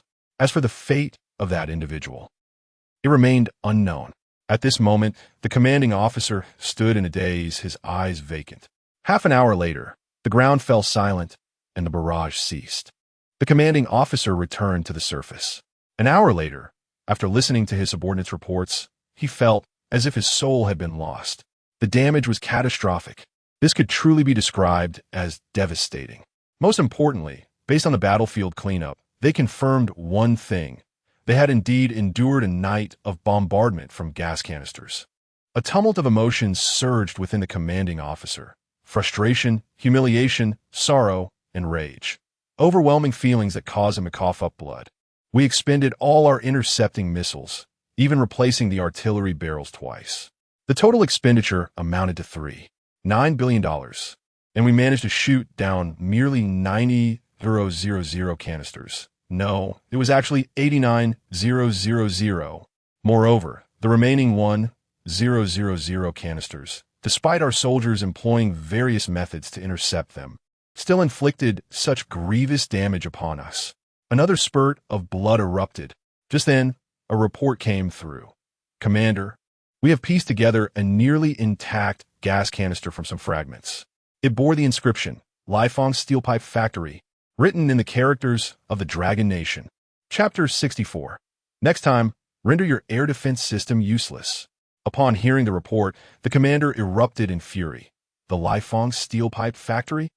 It is precisely the gas canister supplied by this factory that allowed Xiao Yi to bombard us throughout the night. I wondered how Xiao Yi suddenly acquired such an arsenal. It turns out they were merely using gas canisters. Good grief, I genuinely believed that Xiao Yi was finished, that they were ready to concede tomorrow, yet they managed to inflict grievous damage upon us using 100,000 gas canisters. Curse that Lighthouse steel pipe factory. I want the owner of that factory dead. If it were not for him selling so many gas canisters to Xiao Yi, how could we have sustained such severe losses? The commander, having resolved his bewilderment about how Xiao Yi could bombard them for an entire night, found that the truth was more painful than ignorance. He felt like he was choking on blood. A timid reporting officer then spoke up. Commander, the inscriptions were written in the Dragon Kingdom script. Thus, the steel pipe factory must be located in the Dragon Kingdom. Our reach does not extend there. The commander abruptly fell silent, akin to a goose caught by the throat. After a long pause, he continued angrily. I refuse to believe he won't leave the country. Once that factory owner steps foot outside, I will ensure his demise. Meanwhile, the deputy commander, feeling an eerie familiarity with the name of the factory, began to investigate quietly. Just after the commander bellowed his declaration, the deputy commander uncovered the answer. Commander, I have discovered the identity of the Lighthouse steel pipe factory's owner. It is Qin Feng, the very same Qin Feng who previously smuggled electronic components to Xiao Yi and was subsequently wanted by the Lighthouse Nation's Beaufort. He was also responsible for the considerable losses incurred by the Lighthouse Nation regarding the aircraft carrier cable interception project. The commander fumed even more. Then I must ensure he meets his end. Qin Feng must die. The deputy commander, visibly resigned, replied. However, Qin Feng is currently wanted by Beaufort of the Lighthouse Nation and is unlikely to leave the Dragon Kingdom. Even if Beaufort were to rescind the bounty, it is doubtful he would venture out, for there are many who wish to see him dead. The commander again fell silent, as if choking once more. After a lengthy pause, his face flushed with anger. We shall lodge a complaint with the Lighthouse Nation. Let them condemn the Dragon Kingdom and denounce Qin Feng. Furthermore, compel Beaufort to raise the bounty on Qin Feng. We shall bear the cost. After much internal struggle, he could only muster the words, I want to lodge a complaint, for they truly lack the courage to demand a condemnation of the Dragon Kingdom. As for seeking a bounty on Qin Feng, well, their warrants were far less effective than Beaufort's. However, even if they were to complain to the Lighthouse Nation, it could not be him who did so directly. Thus, he dialed the phone of the higher-ups to relay the situation. After listening to the report, the higher-ups' face darkened. So, you expended such effort and only managed to bring down 90,000 gas canisters? The commander, drenched in cold sweat, weakly replied, Why yes, indeed. The commanding leader thundered in frustration, questioning why they continued to merely defend without launching any counterattacks. Will they not pinpoint the enemy's artillery positions and retaliate? The chief commander, increasingly drenched in cold sweat, timidly explained, Initially, I assumed that Little E was merely launching a barrage of shells to disrupt us before withdrawing. After all, we've encountered such situations before. By the time we identified their artillery positions, they had already retreated, rendering our counteroffensive futile. Thus, at the outset, I had no intention of retaliating. Moreover, with our formidable sky defense system, I thought it prudent to showcase its capabilities. As Little Yi's relentless assaults persisted, we deduced that they were deploying all their stored ammunition. Our strategy shifted to exhausting their shells, allowing us to maintain the upper hand in subsequent engagements, thereby significantly reducing our potential casualties. Yet, when our interception missiles were depleted, we found ourselves bereft of time to initiate a counterattack. Ultimately, we discovered that the adversary had been launching gas canisters all along. The chief commander's tone weakened as he spoke, and the commanding leader nearly lost his composure, exclaiming, Were it not for your prior achievements and the fact that your theater boasts the best record among the three, I would suspect you were colluding with Little E. The chief commander immediately pledged, If we are adequately supplied with interception missiles, I assure you we will not afford them such opportunities again. If we can withstand the initial waves of their assault, we shall lock onto their positions and mount a counteroffensive. After a moment of silence, the commanding leader replied, I shall place my trust in you once more and ensure you receive the necessary interception missiles.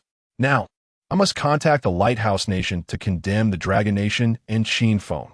Meanwhile, in Little E, Hussein Farrell gazed in the direction of the little Israel with a wicked smile, proclaiming, "This is merely the first batch of gas canisters and pipes. Just an appetizer. Once the second wave arrives, I will unleash a saturation attack. Your sky defense system can only handle 200 projectiles at a time, right? Next time, I shall deploy 2,000,3,000 gas canisters, or even more. Let's see how your prideful sky defense system holds up against that. Furthermore, we have new assets, pressure cookers, thermos flasks, and even drones. I am eager to see how you will respond." At that moment, a subordinate inquired, "Boss, should we pursue the advantage?" Hussein Farrell waved his hand dismissively. "We will soon possess a substantial supply of inexpensive weaponry. We can afford to wear down little Israel gradually. Let us abandon our previous tactics and minimize our brother's casualties." After rising from his slumber, Qin Feng made his way to the Soaring Dreams Drone Company, for he was now the proprietor, having just acquired it the day prior. Upon hearing from Yuan that the ownership had shifted to Qin Feng, the employees were met with a mix of bewilderment and astonishment. The company was thriving and flourishing. How could such a transfer occur so abruptly? Some, having watched Wang Shueishue's livestream the day before, were already aware of the situation and were not overly surprised. However, upon learning that Yuan would continue as the general manager, a sense of relief washed over them, particularly in the research and development department, which felt a weight lift from their hearts as they realized they could proceed with their ongoing projects. Nevertheless, the first decision made by Yuan left them utterly dumbfounded. The R&D department was to be disbanded, and all previous research efforts were to be suspended. Those who wished to remain would be reassigned to technical positions related to the production line, while others were free to depart. The announcement sparked astonishment among the R&D personnel, who presumed this was a decision born of Qin Feng's short-sightedness, unwilling to continue investing in research and development, opting instead to rely solely on existing technologies for production. Half of the department stormed out in indignation, with several declaring, "I will join one of the leading drone companies that previously sought to recruit me."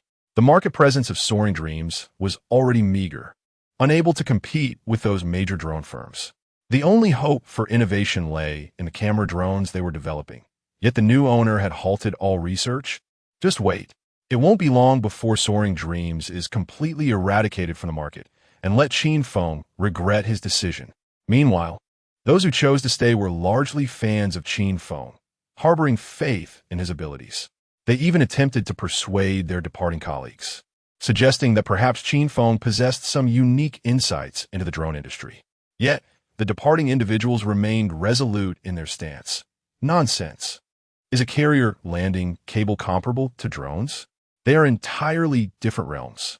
No matter how proficient he is with carrier landing cables, he will still face challenges in the drone industry. Chapter 65. Establishing the headquarters, Qin Family Group. In response to those who were about to depart, Yuan made no explanations, which served as a form of selection. Verbal clarifications are often feeble. It is the market that truly imparts lessons. Once their new product is unveiled, these individuals will grasp the formidable capabilities of Qin Feng's drones and understand how they have significantly impacted the drone industry. After the dissolution of the R&D department, Yuan proposed a new suggestion to Qin Feng, creating a scaled-down version. The current iteration of their drone boasts impressive specifications, allowing for the reduction of various functionalities, such as maximum endurance and speed, even eliminating the infrared module from the measurement and control communication equipment. This would enable them to set diverse prices based on different configurations, thus catering to a range of market segments. Last night, Yuan diligently reviewed the manufacturing technical documentation and discovered that the drones were equipped with infrared thermal imaging capabilities.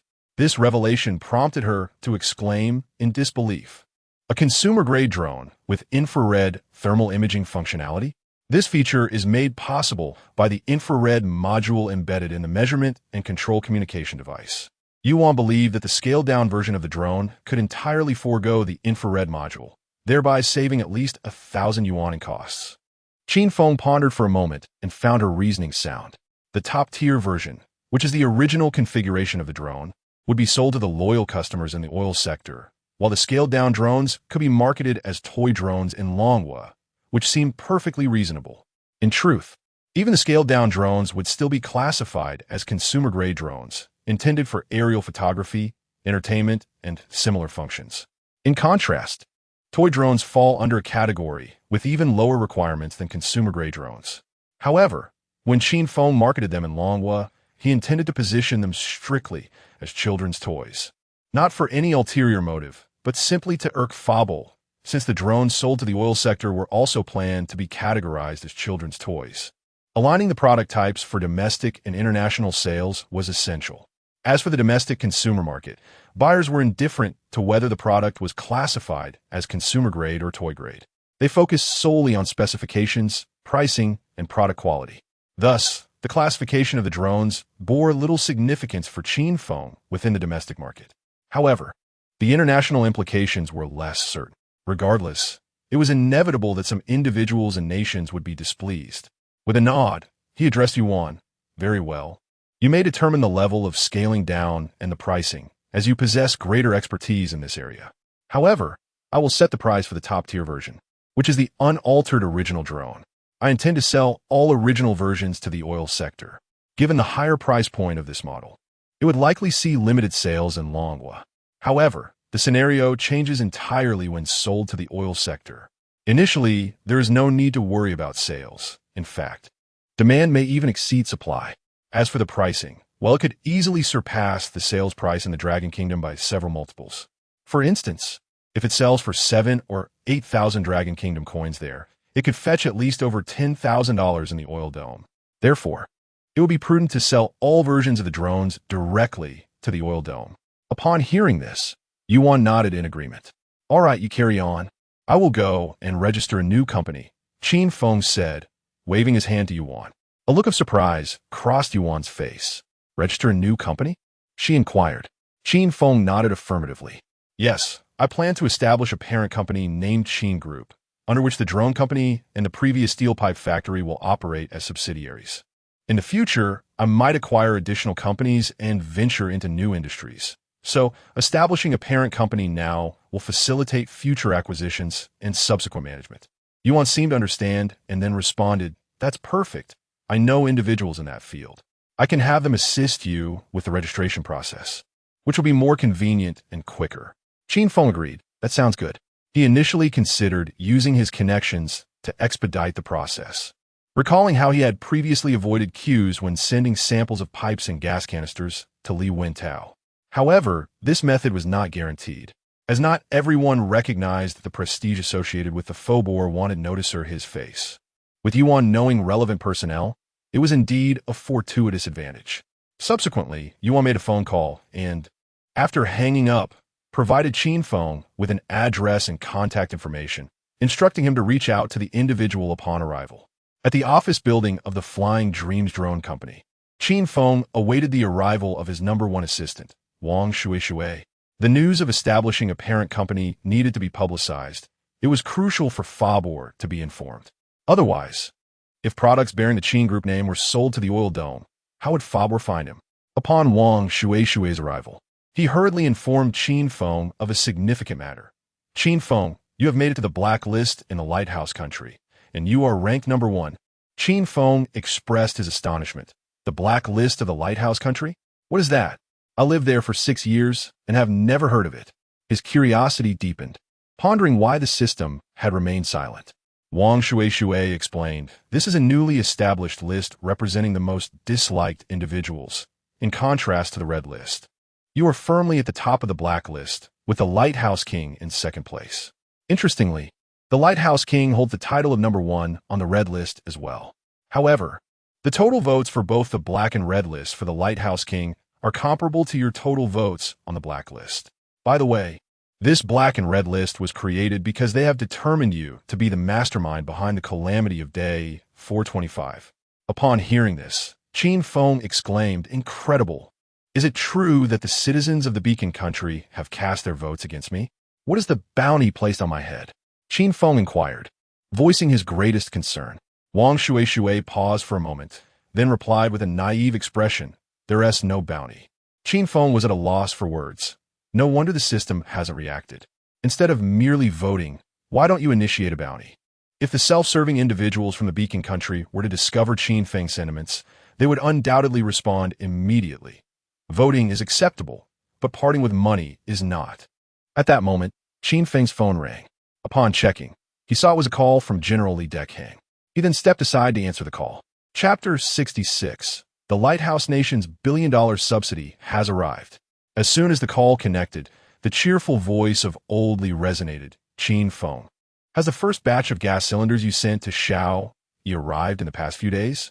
Qin Feng recalled receiving a message from Li Wintao yesterday, stating that the first batch of gas cylinders and water pipes had already been collected by Shao Yi's team, and the corresponding final payment had been transferred. However, he had been on a leisurely stroll with Yuan at the time and had not replied. Yes, the goods were received yesterday on Shao Yi's side, Qin Feng responded. 100,000 gas cylinders? Old Li inquired further. Indeed, Qin Feng confirmed. Instantly, laughter erupted from the other end of the line. Yesterday, Shao Yi launched a night of festivities with those gas cylinders. Based on estimates, they fired approximately 100,000 shells. Given the context, even if Old Li did not explicitly state that it was the gas cylinders responsible for the commotion, Qin Feng understood the implication. Old Li continued, however, we are still unaware of the specific conditions on both sides' military zones. Our observers have only reported the basic situation. It will take some time to ascertain the details. Shifting the topic, Old Li cheerfully added, by the way, I called mainly to discuss the aircraft carrier arresting cables. We have reached an agreement with the Lighthouse Nation's Navy. They are purchasing 300 units of 100-ton arresting cables, priced at $13 million each. You wouldn't believe it. During the conference call negotiations, when we quoted this price, their expressions were quite dismal. Yet, in the end, they had no choice but to procure all 300 units from us. Their stock of arresting cables is completely depleted, and with their current instability in certain seas, they are in urgent need. What a thrill! This negotiation was truly exhilarating. All the grievances we endured when purchasing arresting cables from them have been returned tenfold. Upon hearing this, Qin Feng's eyes widened in astonishment. Wow, they actually bought 300 units, exceeding my expectations. 300 units at $13 million each. That amounts to $9 billion. 27. 3 billion Dragon Nation currency. Wow. So this is the Lighthouse Nation's billion-dollar subsidy, right? Fearful that I won't have enough funds to expand various production lines, they've come to subsidize me? I was just contemplating launching a large-scale drone production line, which would require substantial investment. And now, the Lighthouse Nation has provided me with nearly 300 billion in subsidy funds? Indeed, one must express gratitude to the assistance from Minister Bobola of the Lighthouse Nation. Meanwhile, in Minister Bobola's office, an expletive-laden rant echoed through the phone. Damn it. $9 billion. All because of your foolish decision-making. We have lost $9 billion. The furious voice of a five-star admiral from the Navy resonated on the line. Minister Bobola, equally irate, could hardly endure the relentless calls from the admiral over the past few days, being berated endlessly. Who could withstand such torment? Thus, he could no longer contain his frustration and roared into the phone. What the hell? You spent $9 billion purchasing 300 aircraft carrier arrestor wires from Longhua. What business is that of mine? They charge $13 million each, and yet you still opted for 300. Have you lost your minds? The five-star general immediately retaliated with his own outburst. What alternative do we have? We currently have no stock left. And even if we manage to placate the giant cable company, it will take at least a year or two. But right now, several of our aircraft carriers are deployed in a certain sea. Without arrestor wires, do you intend for our carriers to serve as large targets? Minister Fabel scoffed with arrestor wires. Your aircraft carrier's performance seems quite mediocre as well, doesn't it? A mere slipper of an army has caused you such prolonged distress. The five-star general fell silent for a moment, dumbfounded, before resuming his tirade. You know nothing. This is our strategy. We intend to encircle them continuously, wear them down, and strive to conquer them without expending a single soldier. I don't care. This $9 billion must come from you, Fabel. What the hell? Minister Fabel retorted. They exchanged heated words for a while longer, until Minister Fabel forcefully ended the call, bringing an end to the squabble. No sooner had the call ended than Minister Fabel, still seething, was approached by an aide who came to report on the situation in Israel. This report, delivered directly from Israel, was naturally far more comprehensive than the information obtained through eyes from Longwa. After hearing the report, Minister Fabel was left in shock. What? Israel was bombarded with gas canisters all night. The gas canisters from Lighthouse Steel Pipe Factory? Qin Feng's Lighthouse Steel Pipe Factory. No.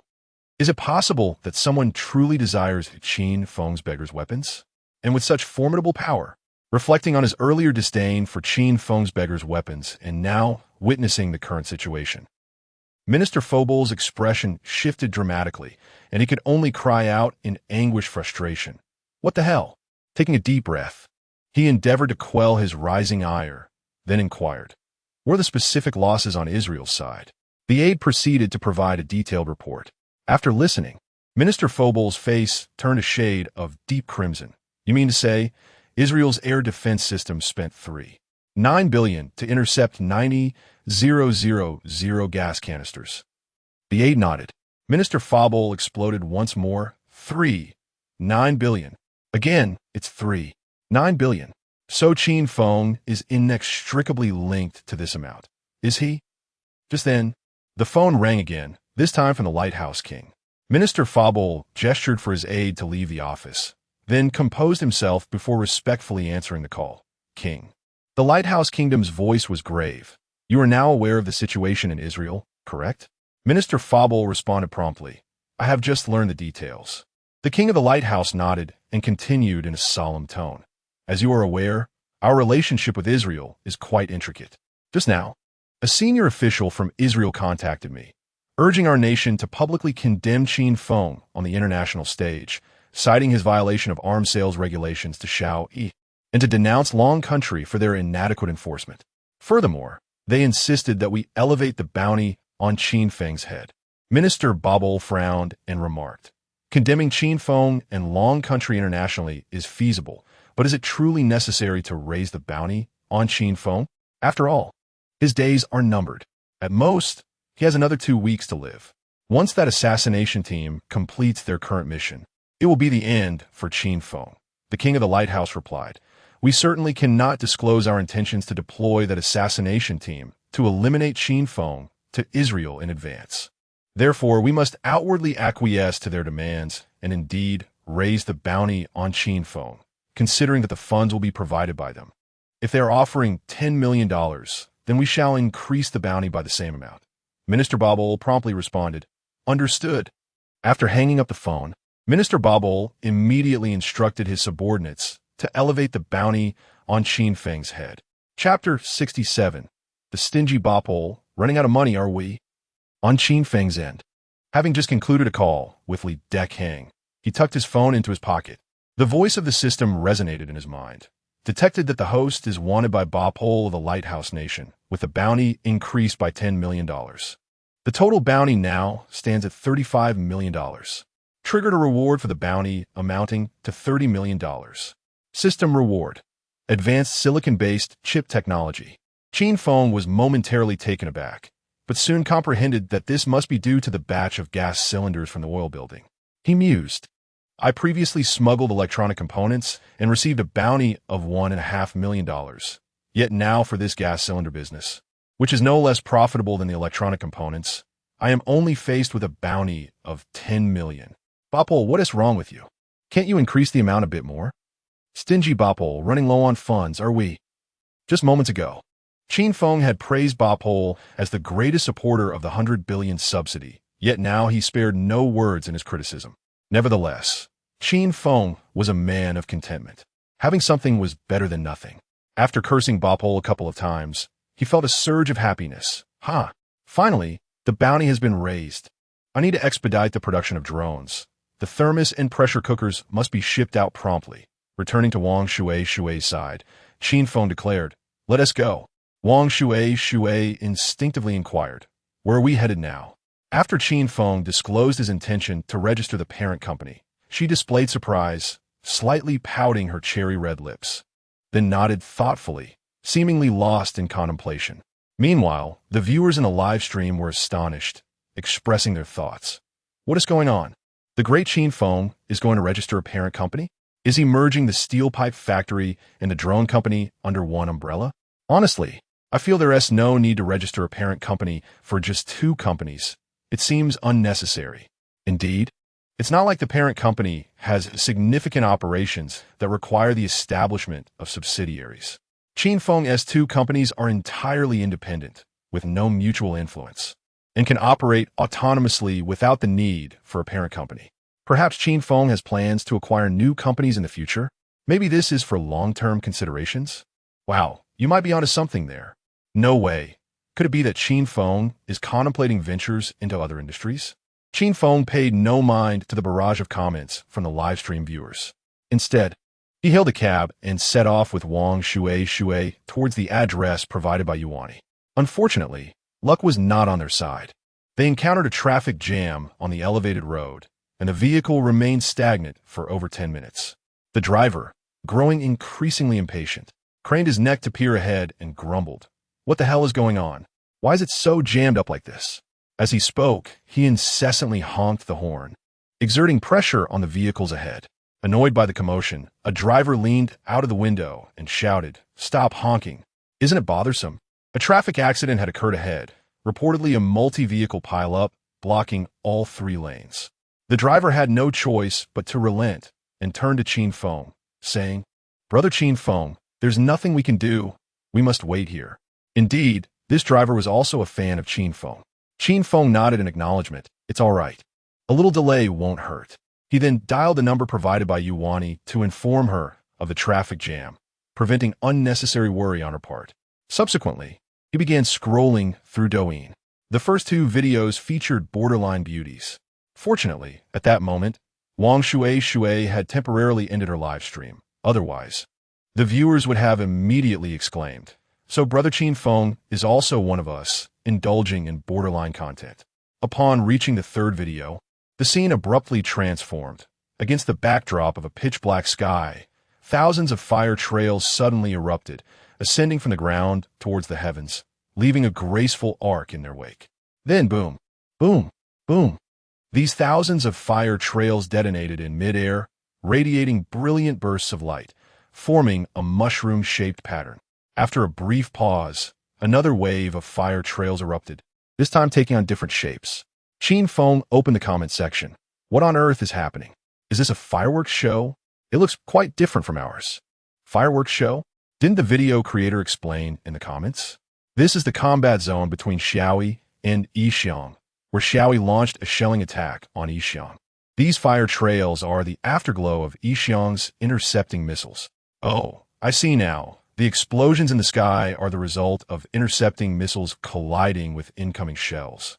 Why do Yixiang's intercepting missiles leave a trail of fire, while Xiaoyi's do not? Exactly, why does Yixiang have launch effects? Is Xiaoyi too impoverished to afford them? Hey, this is the real world, not a game. What effects are you talking about? Suddenly, Qin Feng considered a possibility. Could this be the scene of Xiaoyi using gas canisters to bombard Yixiang? With 100,000 rounds, it could only be gas canisters. Xiaoyi couldn't possibly possess that many shells, and not long ago, Oldie had mentioned how Xiaoyi had bombarded Yixiang throughout the night. With clarity settling in his mind, Qin Feng continued to refresh the video feed. He subsequently scrolled through 10 more videos, 5 of which were of similar nature.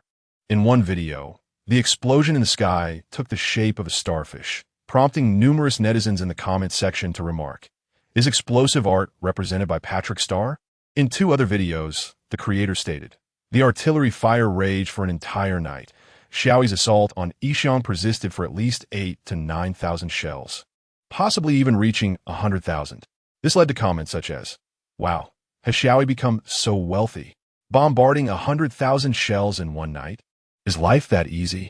This sudden realization struck Qin Feng as peculiar.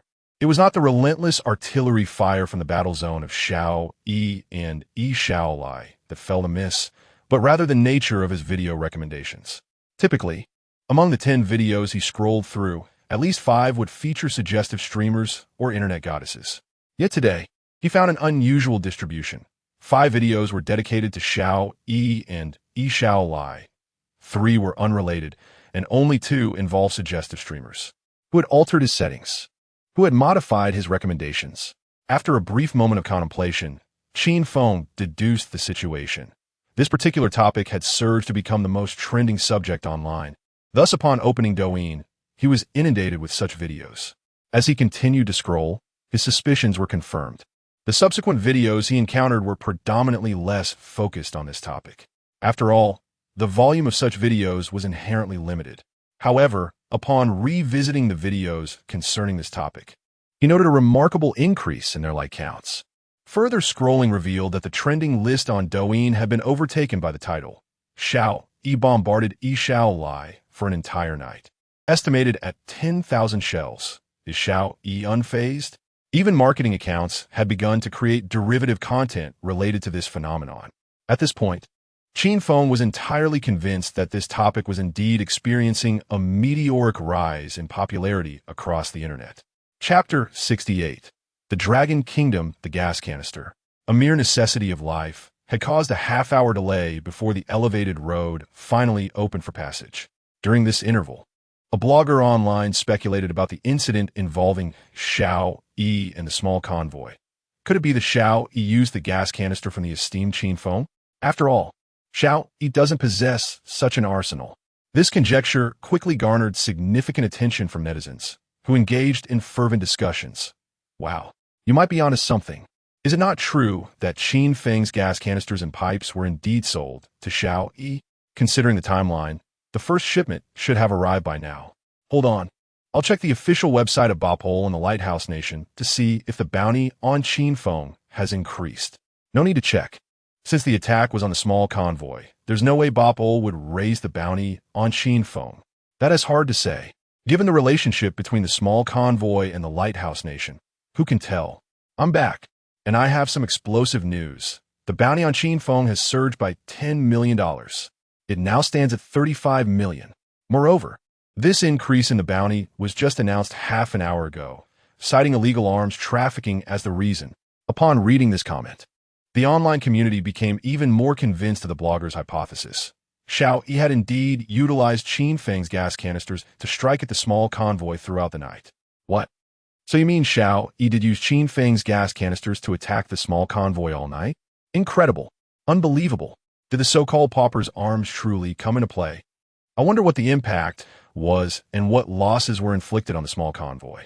The increase in Qin Feng's bounty is surpassing that of certain infamous figures.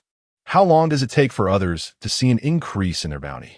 Qin Feng seems to see a rise every few days. Not only did his initial bounty surpass that of certain notorious figures, but the rate of increase is also swifter. Qin Feng is formidable.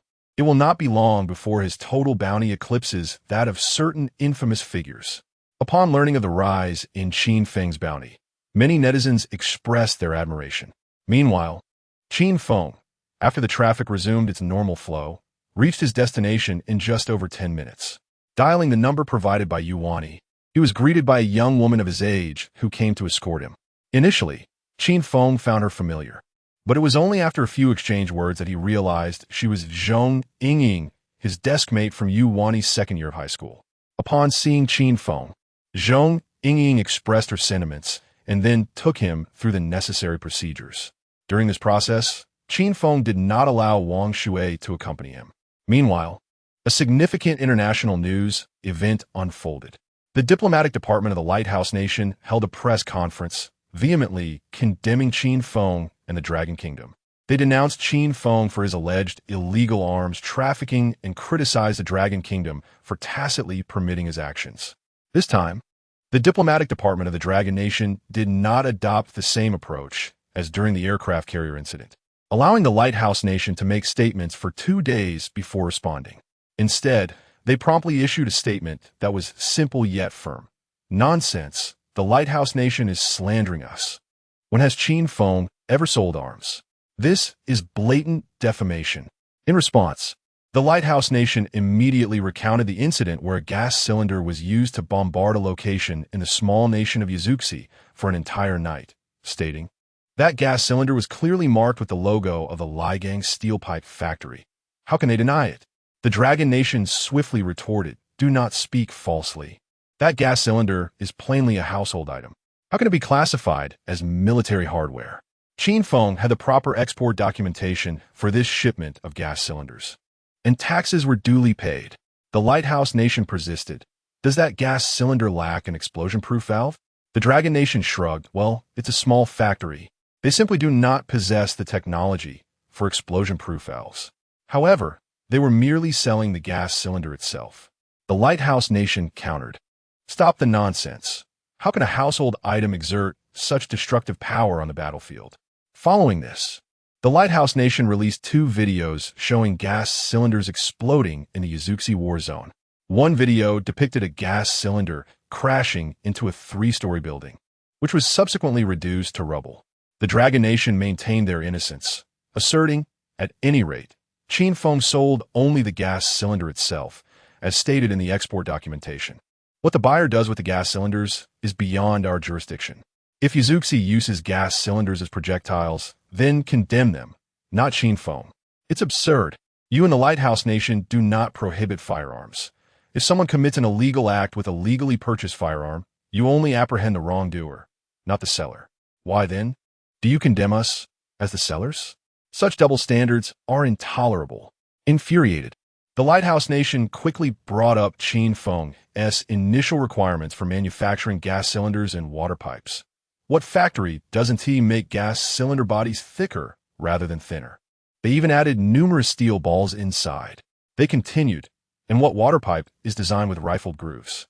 To this, the Dragon Nation responded point by point. Making the cylinder body thinner suggests that Qin Feng is a shrewd businessman trying to cut costs. However, if the buyer has no objections, then there is little we can do. As for the addition of steel balls, he reported this to us during the export process, believing it would enhance stability during transport.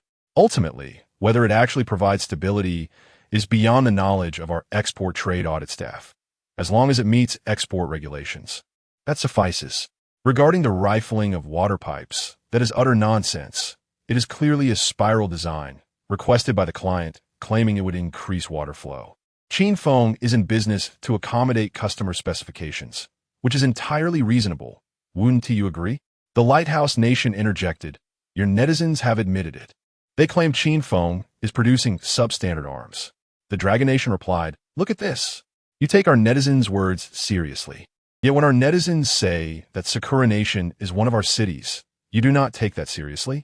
The nation of the Lighthouse engaged in prolonged disputes, ultimately concluding with a sense of frustration, as every assertion from them was met with a rebuttal from the Dragon Nation. However, the Dragon Nation persistently demanded, expeditiously revoke the warrant for Qin Feng, as the reasons for the bounty are unfounded. The diplomatic department of the Lighthouse Nation remained unresponsive and silent regarding the potential withdrawal of the warrant. In response, the Dragon Nation's diplomatic officials vociferously criticized, have some dignity. It seems you have completely forsaken any semblance of honor. How can you arbitrarily issue a warrant for our individual? The diplomatic department of the Lighthouse Nation continued to remain silent, and the bounty of 10 million was not expected to be rescinded, particularly since it had been added upon the insistence of the smaller nation. Consequently, the named individual, Bud Pole, refrained from voicing any opinion. The Dragon Nation's diplomatic officials shifted their focus to Bud Pole. Bud Pole, cease your silence and address us. Is your warrant merely a jest? The Lighthouse Nation maintained its silence, while the Dragon Nation continued its relentless tirade. The officials tasked with responding to the Lighthouse Nation were on the verge of amusement. Weren't you the ones demanding condemnation? Why have the roles reversed? Why are you not speaking? We invite you to share your thoughts. Chapter 69. Advertising with a face. The Lighthouse Nation condemned the Dragon Nation, and the ensuing dialogue between the two was promptly broadcasted by the media in the Dragon Nation. Upon viewing the reports, netizens were left in sheer astonishment. Is the Foreign Affairs Department merely echoing the words of Qin Feng that once deceived us? It's confirmed. Little Eve bombarded the Lighthouse Nation all night using Qin Feng's gas canisters. Goodness, the power of those gas canisters is truly astonishing. A small building was reduced to ruins. Qin Feng is truly formidable. Meanwhile, The dialogue between the Lighthouse Nation and the Dragon Nation was swiftly reported to the desks of important leaders in various countries. Consequently, numerous leaders became aware of a remarkable fact. Little E unleashed a staggering 100,000 gas canisters upon the Lighthouse Nation throughout the night.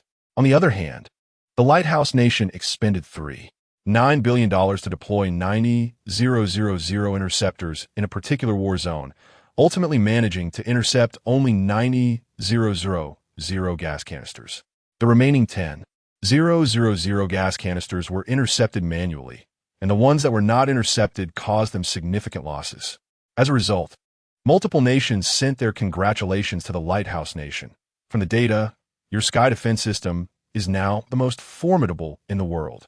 Among all air defense systems, your sky defense system has intercepted the highest number of incoming projectiles, boasting an astonishing success rate of 99.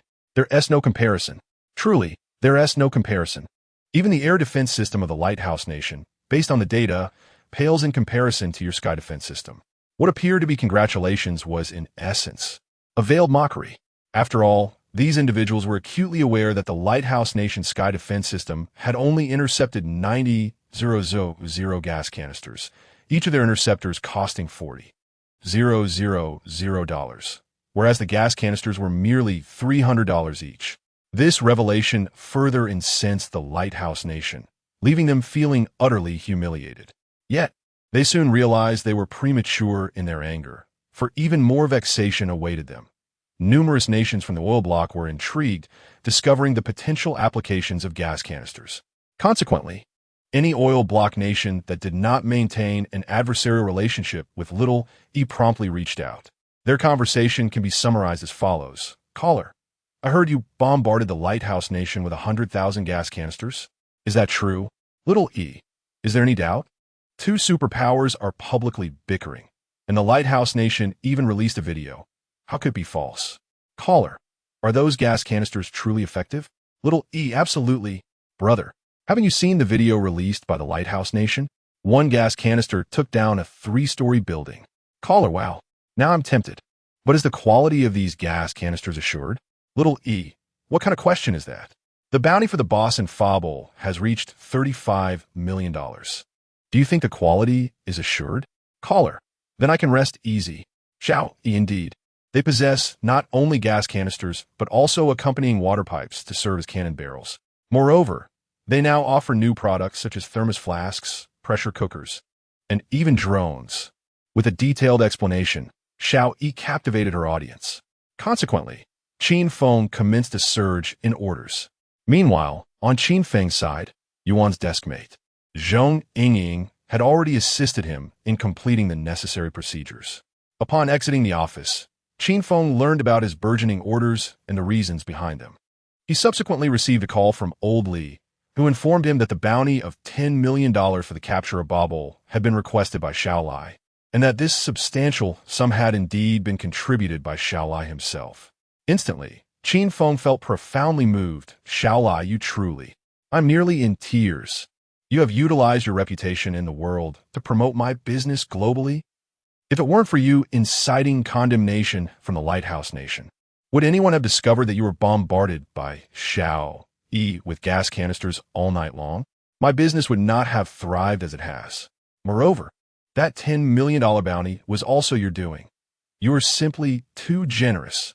After expressing his admiration for Xiaolai in his heart, Qin Feng began to berate Babel. So, you didn't contribute a single cent to the newly increased bounty, did you? I previously called you stingy, but I take that back. You are absolutely miserly. The more he pondered, the angrier he became. Babel had orchestrated such a significant affair, yet had not contributed even a penny to the bounty. Thus, he took out his phone, adeptly circumvented restrictions, and located the public account of Minister Babel, leaving a comment. I, Qin Feng, you, Minister Babel, can eat shit. Make sure to consume that 120 tons of it promptly. In the office of Minister Babel, he was exceedingly vexed, being relentlessly chastised by the diplomatic department of Long Country. And he dare not speak up. Damn it, that $10 million bounty was not initiated by me. So why are you scolding me instead of Xiaolai? Speaking of Xiaolai only infuriates me further. Xiaolai, why didn't you place a bounty on Qin Feng yourself instead of leaving it for us and Babol to handle? You only know how to rely on your squid clan to manipulate us, right? Why don't you take that to Long Country? As Minister Babol seethed with indignation, he contemplated venting his frustrations online. As usual, he logged onto YouTube to check the highest liked and most commented posts, only to discover Qin Feng's comment. First, dismissing the option of Qin Feng's comment being the most liked, the only alternative remained, the highest number of replies. Qin Feng's comment had only been posted 5 minutes prior, yet it had already amassed the most replies, showcasing the influence of the top blacklist individual. It was evident that the replies to Qin Feng's comment were far from flattering. However, it mattered little. Qin Feng was oblivious to these responses, while Minister Babol had already read the comment left by Qin Feng. Qin Feng, you, Minister Babol, are utterly insufferable. Hurry and consume that 120 tons of excrement. Minister Fobol's expression momentarily froze, followed by a surge of indignation. Damn it. Qin Feng, you have gone too far. Minister Fabol had come online seeking to alleviate his frustrations, but instead, his vexation only intensified, nearly causing him to explode with rage. After a while, he managed to compose himself, yet he was determined to retaliate before the assassination team could eliminate Qin Feng. Suddenly, a seemingly brilliant idea struck him, and he hastily dialed King Lighthouse. Once the call connected, Minister Fabol spoke directly. King, given the current circumstances, it appears that Longhua is quite protective of Qin Feng. Moreover, the common people of Longhua seem to view being wanted by us as a mark of honor, rallying around him wherever he goes. I am concerned that this situation may hinder our assassination efforts against Qin Feng. Perhaps we should devise a strategy to sow discord among them. King Lighthouse pondered for a moment before responding. Indeed, this situation is indeed detrimental to the assassination. What do you propose to create a rift between them? Minister Fabol chuckled slyly. Let us submit a request to Longhua for the extradition of the wanted Qin Feng. They will most likely refuse. Once Longhua declines, we will issue a decree prohibiting the export of electronic chips to them. King Lighthouse furrowed his brow. Haven't we already imposed such a ban? Minister Fabol clarified. The current ban only applies to chips of 5 nanometers and below. I propose a total ban on all types. Longhua is capable of producing chips of 28 nanometers and above, but can only manage limited quantities of those between 28 nanometers and 10 nanometers, most of which they still need to import from us. As for chips below 10 nanometers, they lack the technology entirely. However, the chips used in smartphones, computers, servers, and data centers are all below 28 nanometers.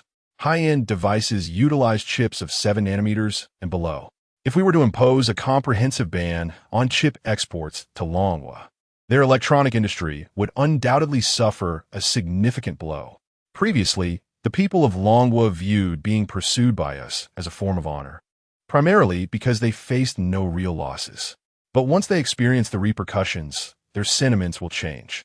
At that point, certain enterprises and ordinary citizens in Longhua are bound to harbor resentment towards Qin Feng, considering him the root of their troubles. Some may even advocate for his extradition to us. Thus, our plan to create discord will be accomplished. Qin Feng will become a figure loathed by the majority of Longhua's populace.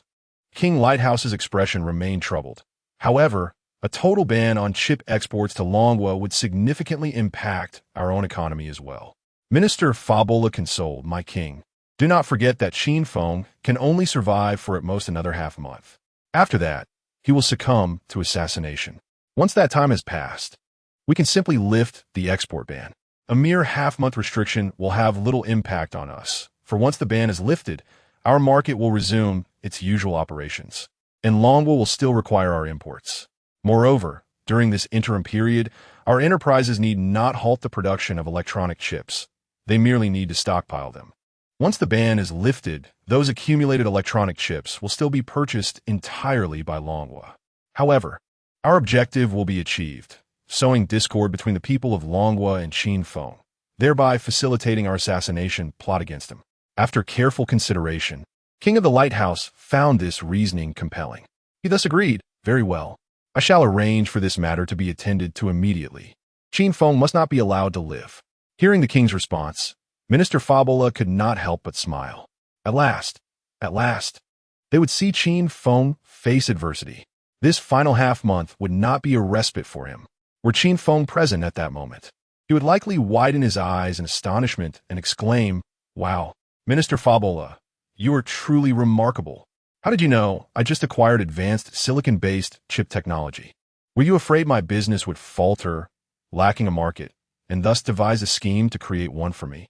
You truly are concerned for my profits, having just aided me in securing nearly 300 billion in orders for aircraft carrier interception, and now you assist me in the electronic chip market. Well, enough about your miserly tendencies. May you live a long life, Minister Fabola. I fear the next Minister Fabola may not be as capable of providing such assistance." Chapter 70. General of the Air Force, if only we had such drones, he mused.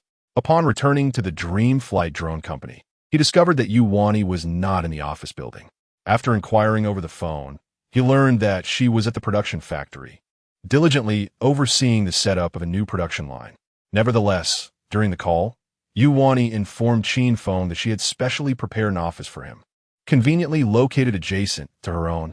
Qin Feng was aware of Yuan's office location, so he proceeded directly to his own office, which was easily identifiable by the plaque that read Chairman. Upon entering, he found the office that Yuan had arranged for him to be quite impressive. The space was expansive, featuring a solid wood desk and an ergonomic chair, complemented by a row of wooden bookshelves. In fact, the office appeared to be of a higher standard than Yuan's, with all furnishings being brand new. How thoughtful! Qin Feng silently commended Yuan. In such a short time, she has prepared this office for me, and the standards are set even higher than her own. By the way, Shui, could you kindly assist me by inquiring at the business office of this building to see if there are any available floors for rent? As of now, our headquarters does not have a designated address. The registration paperwork still lists the Dream Flight Drone Company's address. Qin Feng indeed harbored ambitions of constructing a new office building, but that would require time.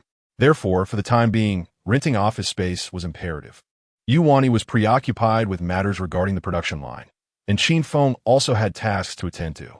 Thus, he entrusted Wang Shui with the responsibility of consulting the business office.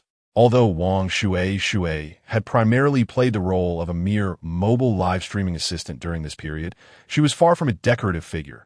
She possessed considerable capability, and Qin Feng felt assured in trusting this task to her.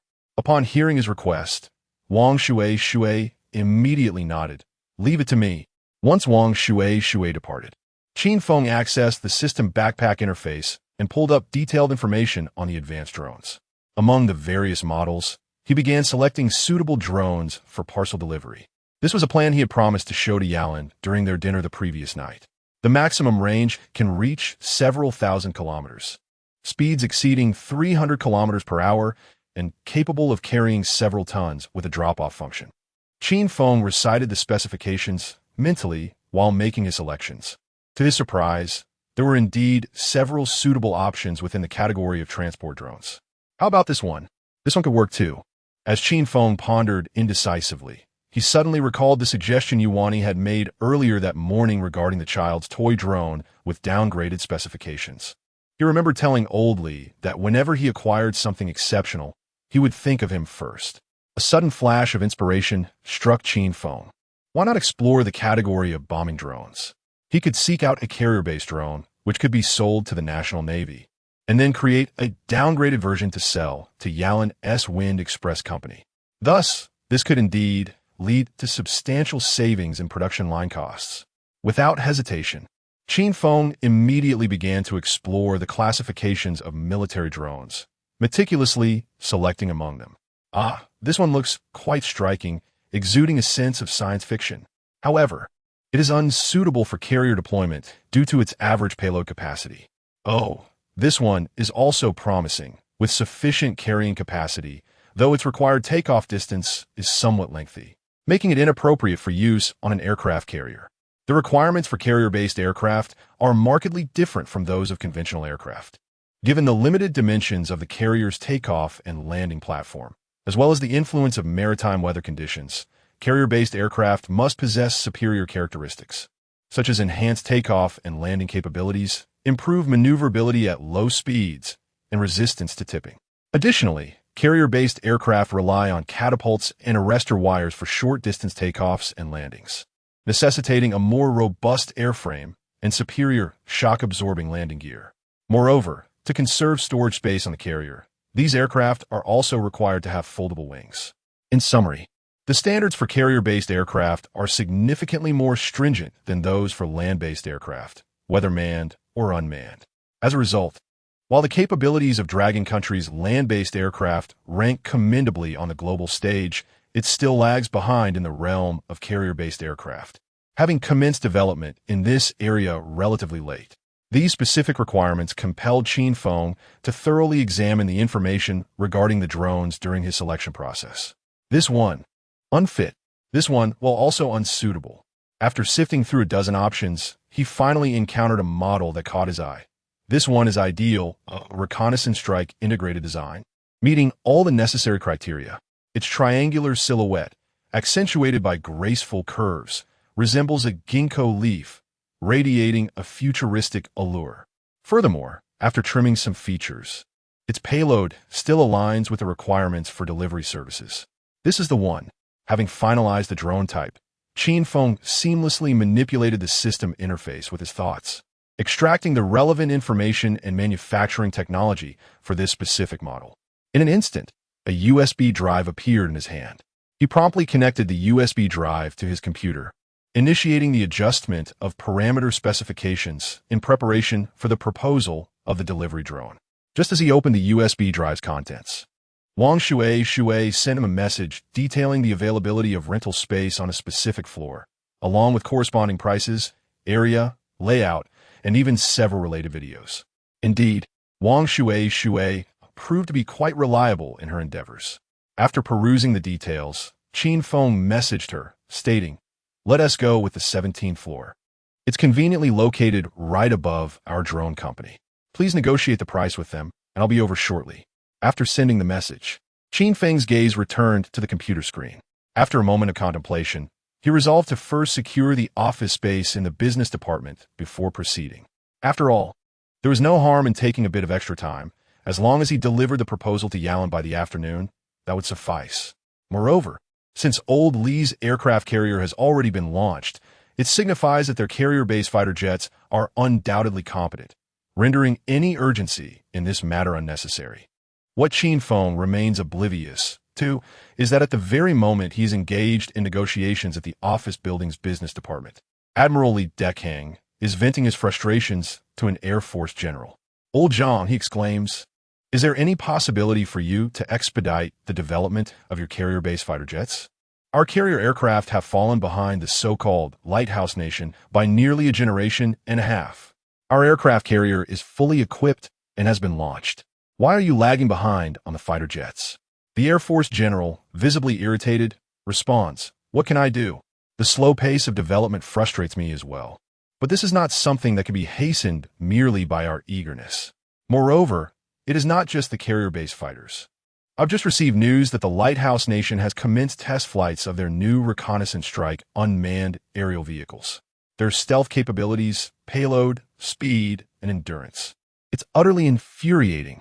I had hoped to possess such an advanced reconnaissance strike UAV myself. Lidakan scoofs. If only our carrier-based drones could achieve the same performance level as the latest carrier-based fighters from the Lighthouse Nation. Chapter 71. Why does this drone resemble a fighter jet so much? The Air Force general scoffed. You think a carrier-based aircraft that requires a pilot is already lagging behind?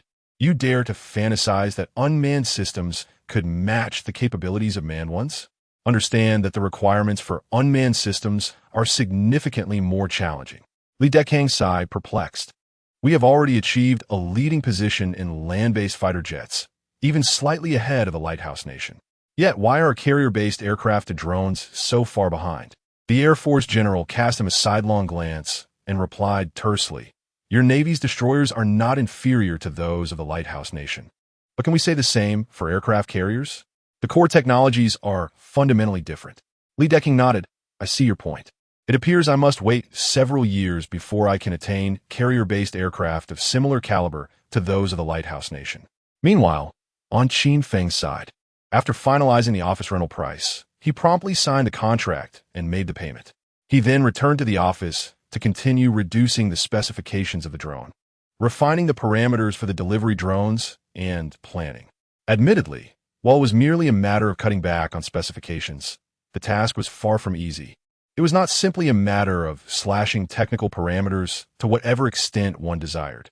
It was intricately linked to whether certain hardware was equipped and the performance yielded by various technical systems. Qin Feng could not afford to close his eyes to the complexities, concocting a set of drone configuration information purely based on his whims, and then hand it over to Yilan. That would be irresponsible to others and to himself. Thus, Qin Feng needed to thoroughly understand which technical systems to adjust, to what extent, and how those adjustments would impact the specifications. Being an outsider in this field, it was impossible for him to grasp everything completely. However, fortunately, the technical information he received was quite comprehensive, much like purchasing a box of common cold medication, only to find that the accompanying instructions were larger than a blanket. While he might not comprehend the pharmaceutical components and mechanisms outlined in the instructions, he could understand guidelines regarding dosage for different age groups, potential interactions with other substances, and possible side effects from frequent use. Of course, the technical information pertaining to the drone far exceeded the complexity of such a manual, making it necessary to spend a considerable amount of time deciphering even the most basic aspects. After 5 hours, Qin Feng rubbed his temples and sighed. This money is indeed hard to earn.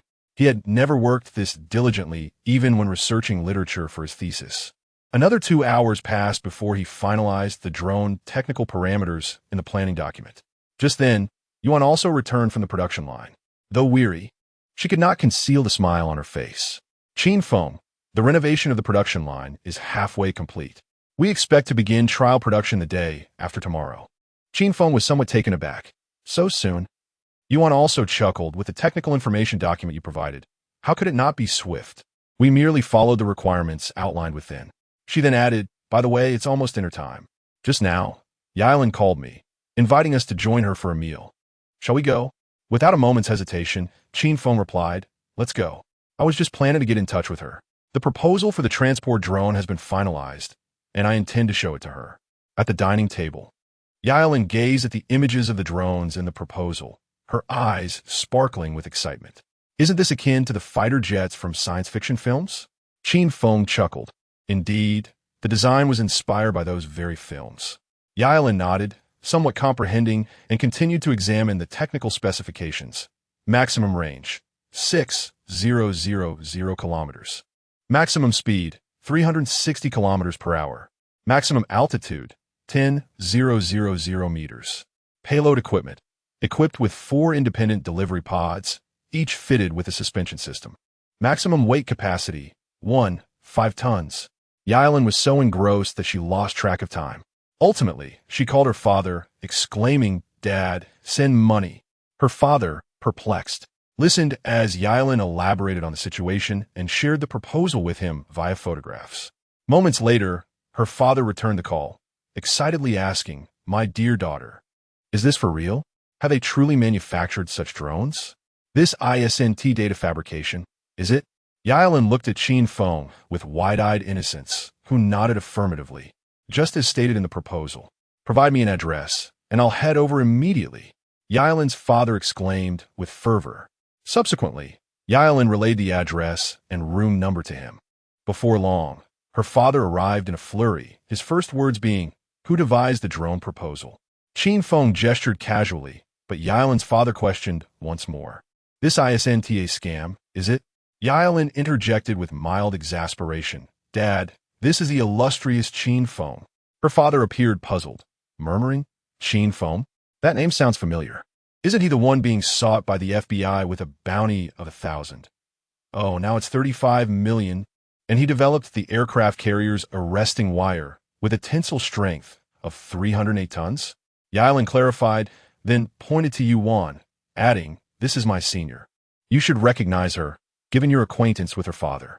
My senior's drone company was just transferred to Qin Feng yesterday.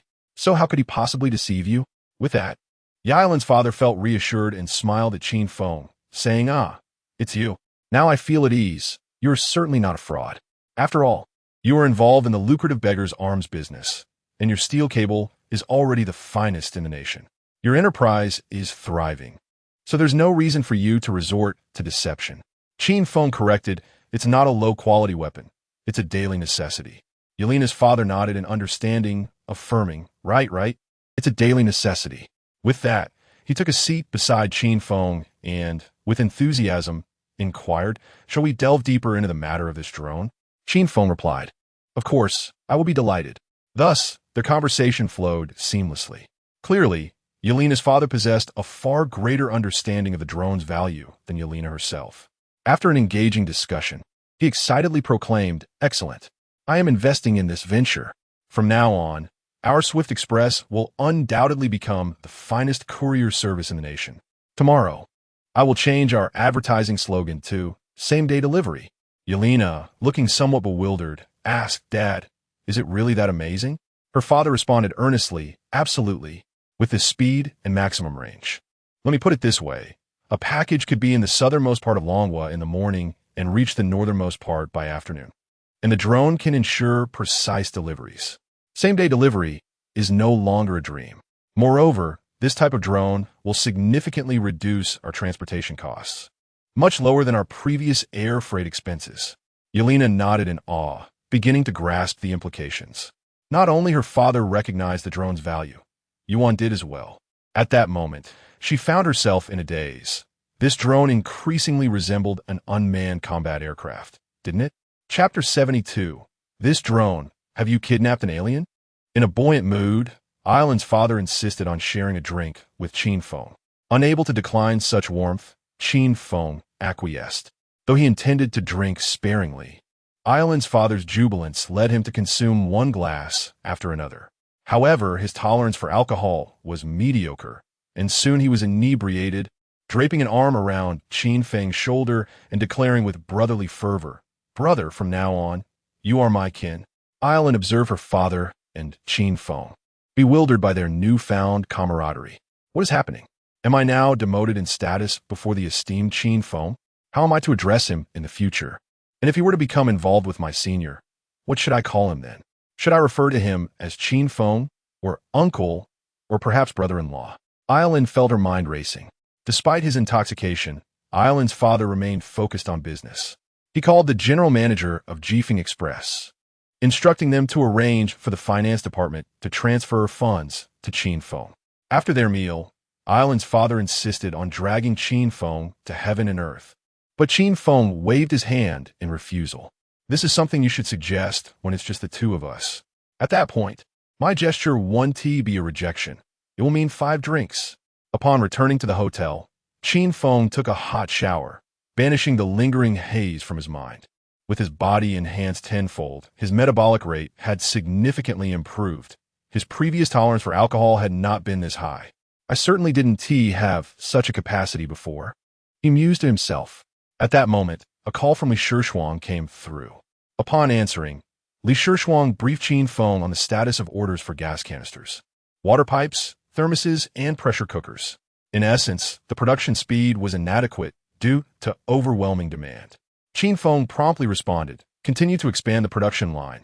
Acquire any factories available for transfer, particularly for the thermoses and pressure cookers. Those production lines from the initial acquisition of that kitchenware manufacturer are far too sluggish.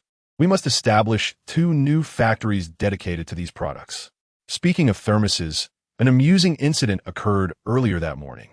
The first batch of thermoses and pressure cookers was officially dispatched to Little E, but at customs, an unexpected event unfolded during a routine inspection. As 3 staff members opened a box of thermoses, they were taken aback to find what appeared to be gleaming projectiles inside. "Step back, everyone. This is dangerous," one staff member shouted, shielding his colleagues. The 2 others knocked him over in their haste to retreat, summoning bomb disposal personnel. However, when the bomb squad arrived and opened the box, they discovered it contained nothing more than thermoses. The 2 staff members simultaneously directed their gaze towards the individual who stood before them, a figure we shall refer to as Lu Renjia. as he held the cargo information sheet pertaining to the goods in question. This sheet was equipped with product photographs and additional descriptions. Had Lu Rinjia scrutinized the document carefully, such a predicament could have been averted. Consequently, the two individuals unleashed a torrent of scorn upon him, not only for his negligence, but also for placing himself in harm's way while shielding them. After their tirade, they expressed their incredulity regarding the peculiar design of the thermos, exclaiming, "What kind of well-meaning person would design a thermos in such a manner?" However, upon discovering that the manufacturer listed on the information sheet was Lighthouse Steel Pipe Factory, their bewilderment transformed into understanding. They proceeded to conduct the inspection of the merchandise as mandated. Lu Rinjia gazed at a newly opened box, revealing yet again the resplendent thermos resembling a projectile.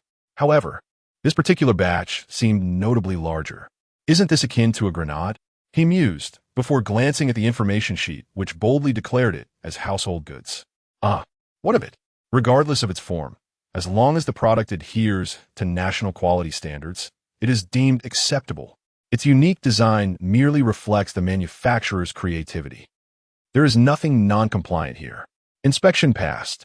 Lu Rinjia promptly stamped the inspection document with approval.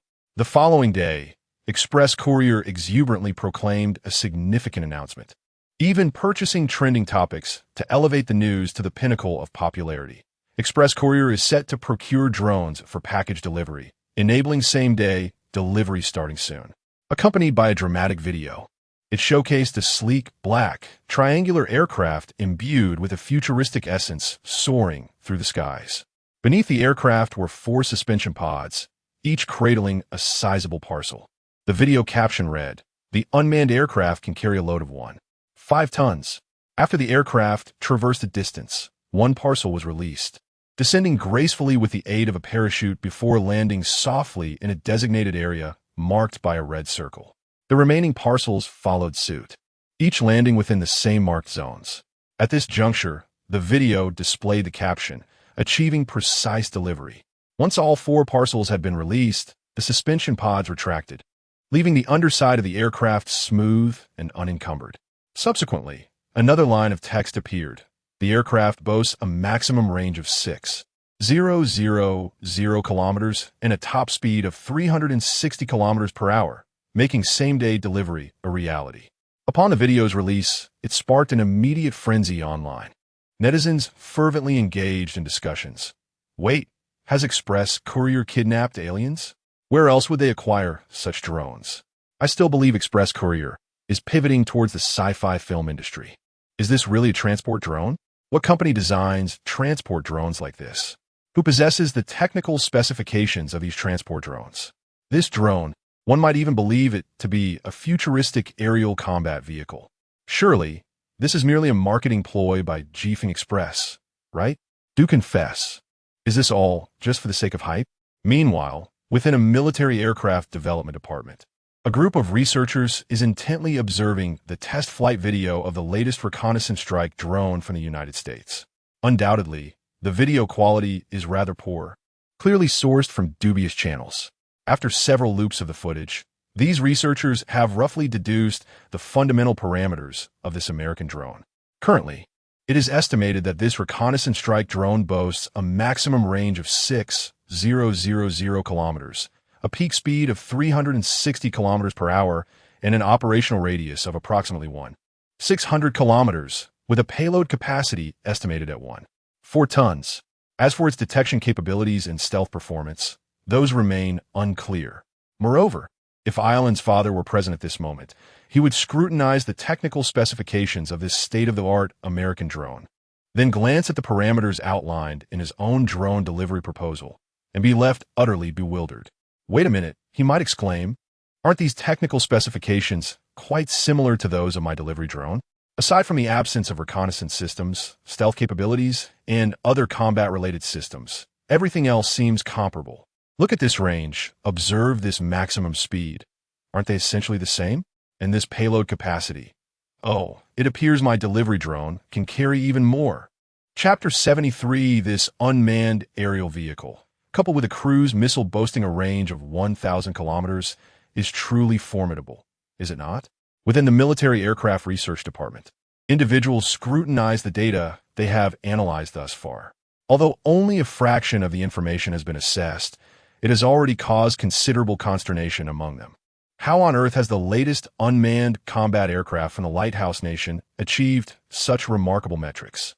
One young researcher exclaimed in indignation. Another young researcher furrowed his brow and remarked, "Our manned fighters are certainly not inferior to those of the Lighthouse Nation. So why does this integrated reconnaissance strike unmanned aircraft lag so significantly behind?" A middle-aged researcher solemnly responded, "The disparity in core technologies is substantial. For instance, regarding propulsion systems, manned fighters have long surpassed supersonic speeds, while unmanned combat aircraft currently operate at speeds of merely 200 to 300 kilometers per hour. This is due to the fact that manned fighters rely solely on high-performance engines, emphasizing thrust-to-weight ratio, and thermal efficiency. However, the situation is quite different for unmanned vehicles. They necessitate lightweight structures, rendering the engines of manned fighters unsuitable. Thus, there is a pressing need for the development of engines that are specifically tailored for unmanned aircraft, prioritizing fuel efficiency, minimal weight, and reliability.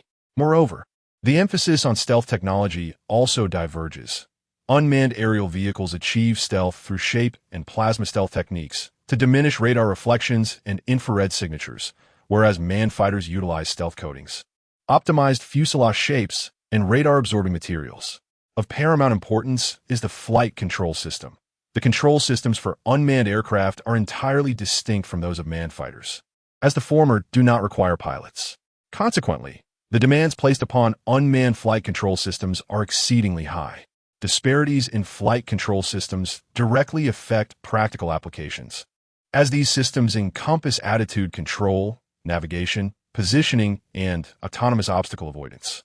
Should there be any issues with the flight control system of an unmanned vehicle, it may easily lose control or encounter other grave complications. However, the flight control systems of the Lighthouse Nation are not only superior, but are also a generation ahead of ours. Upon hearing this, the young researchers felt disheartened, realizing that they lagged behind the Lighthouse Nation by over a generation merely in terms of flight control systems. Nevertheless, after a brief moment of dismay, they rallied themselves, declaring, "We must surpass the Lighthouse Nation. Combat drones are the future's primary aerial force, and we must exert our efforts in this domain to avoid falling behind. Indeed, we shall toil diligently, forging swords for our nation. If we do not succeed in a year, we shall strive for 2. If not in 2, then in 3. In any case, we are determined to catch up, perhaps even surpass the Lighthouse Nation. Unmanned combat aircraft are destined to be the principal aerial force of future warfare, and we cannot afford to lag in this arena. After all, those who fall behind shall face the consequences." At that moment, a voice of astonishment suddenly echoed through the laboratory. "Look, everyone, take a look at the promotional video for the transportation drone just released by Storm Express." The crowd furrowed their brows, exclaiming, "We are in the midst of pledging our determination. And at this very moment, you want us to watch a promotional video from a delivery company? How utterly disruptive to our atmosphere." Yet the individual remained engrossed in their phone, oblivious to the collective discontent. The maximum range can reach 6,000 kilometers. The top speed is 360 kilometers per hour. My goodness. And the payload? The expressions of the crowd morphed in an instant, their discontent evaporating, replaced by astonishment and disbelief. "What? Did you say the range and maximum speed of a delivery company's drone are comparable to the most advanced drone for the Lighthouse Nation? Is this some kind of joke? Have we truly reached such heights in civil drone technology? This is inconceivable. Civil drones are still striving to break through the limits of surveillance technology. If they haven't even mastered that, how could they possibly create drones on par with those of the Lighthouse Nation? Allow me to see. I need to see what this promotional video is all about." With that, the crowd leaned in, but the space was limited, preventing many from getting a clear view. Consequently, the individual projected the video onto a large screen, prompting everyone to take their seats and watch. The more they observed, the more their shock intensified. Good heavens! The design of this drone, are you telling me it's meant for deliveries? It resembles a fighter jet. They marveled at the claimed range of 6,000 kilometers and a maximum speed of 360 kilometers per hour, and the maximum flight altitude. Goodness, precision delivery? A payload capacity of 5 tons? That's even more than the drone from the Lighthouse Nation by 1 tons. Moreover, this cargo bay features 4 independent drop compartments, the rigging for delivery. It feels as though it could even carry missiles. My word, precision delivery. Isn't that essentially a bomber? If we were to replace the missiles with cruise missiles boasting a range of 1,000 kilometers, wouldn't that be even more impressive? Wouldn't that mean we have leapfrogged the latest model from the Lighthouse Nation? Although it lacks a detection system, we could install one, along with stealth capabilities and more. All of this is feasible, provided that all these specifications are indeed authentic. At this juncture, the crowd began to regain their composure. Indeed, this was merely a promotional video from Storm Express, and the content showcased might have been entirely animated renderings. What if Storm Express was simply leveraging public sentiment? What if it was all just a publicity stunt? Director, what are your thoughts? Someone inquired of the head of the research department.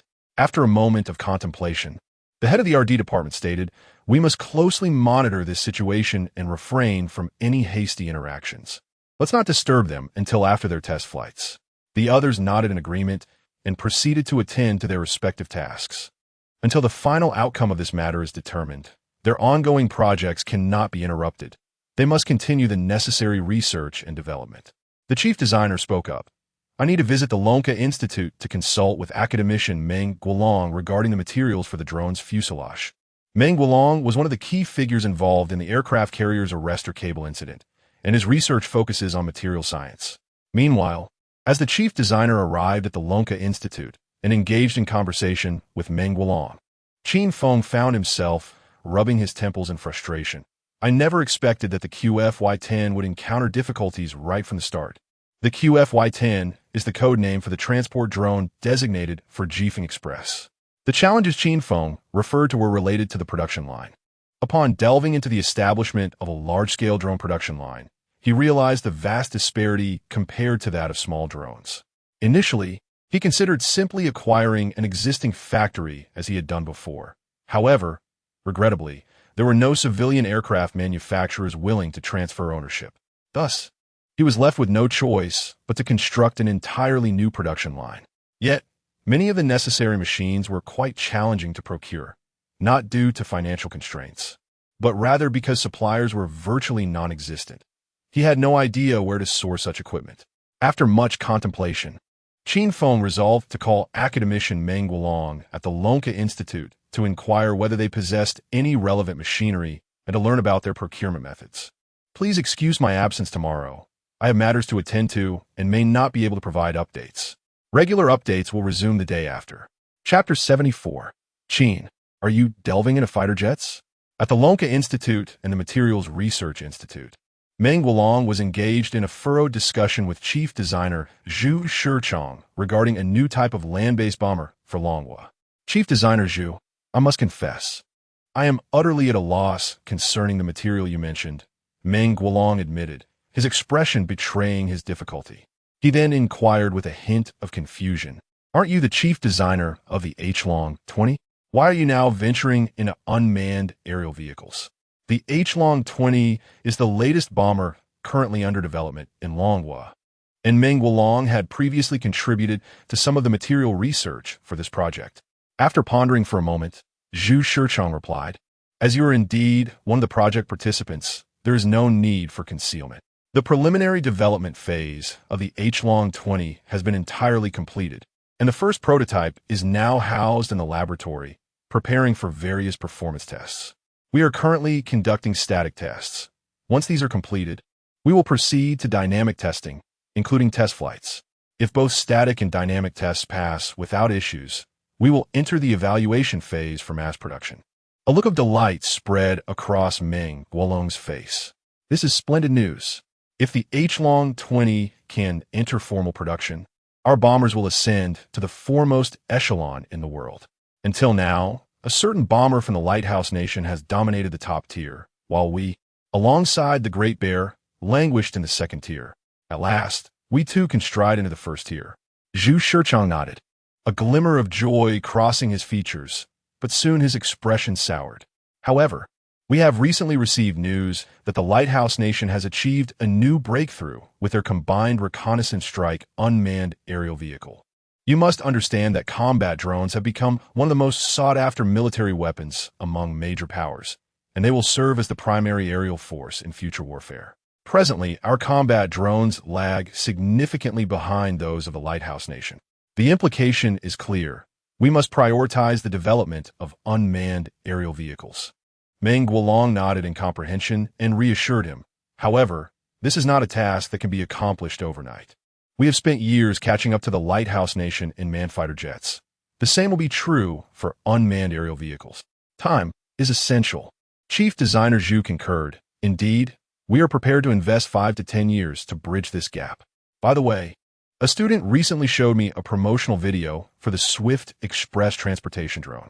The specifications of that drone seemed rather impressive. Meng Guolong broached the subject. Zhu Shichong initially nodded, but then shook his head. We too have viewed that promotional video. However, we found it somewhat absurd. It is likely a gimmick orchestrated by Swift Express, a form of marketing hype. After all, to compare a delivery drone from a courier company to the speed and endurance of the Lighthouse Nation's latest reconnaissance strike drone is indeed far-fetched.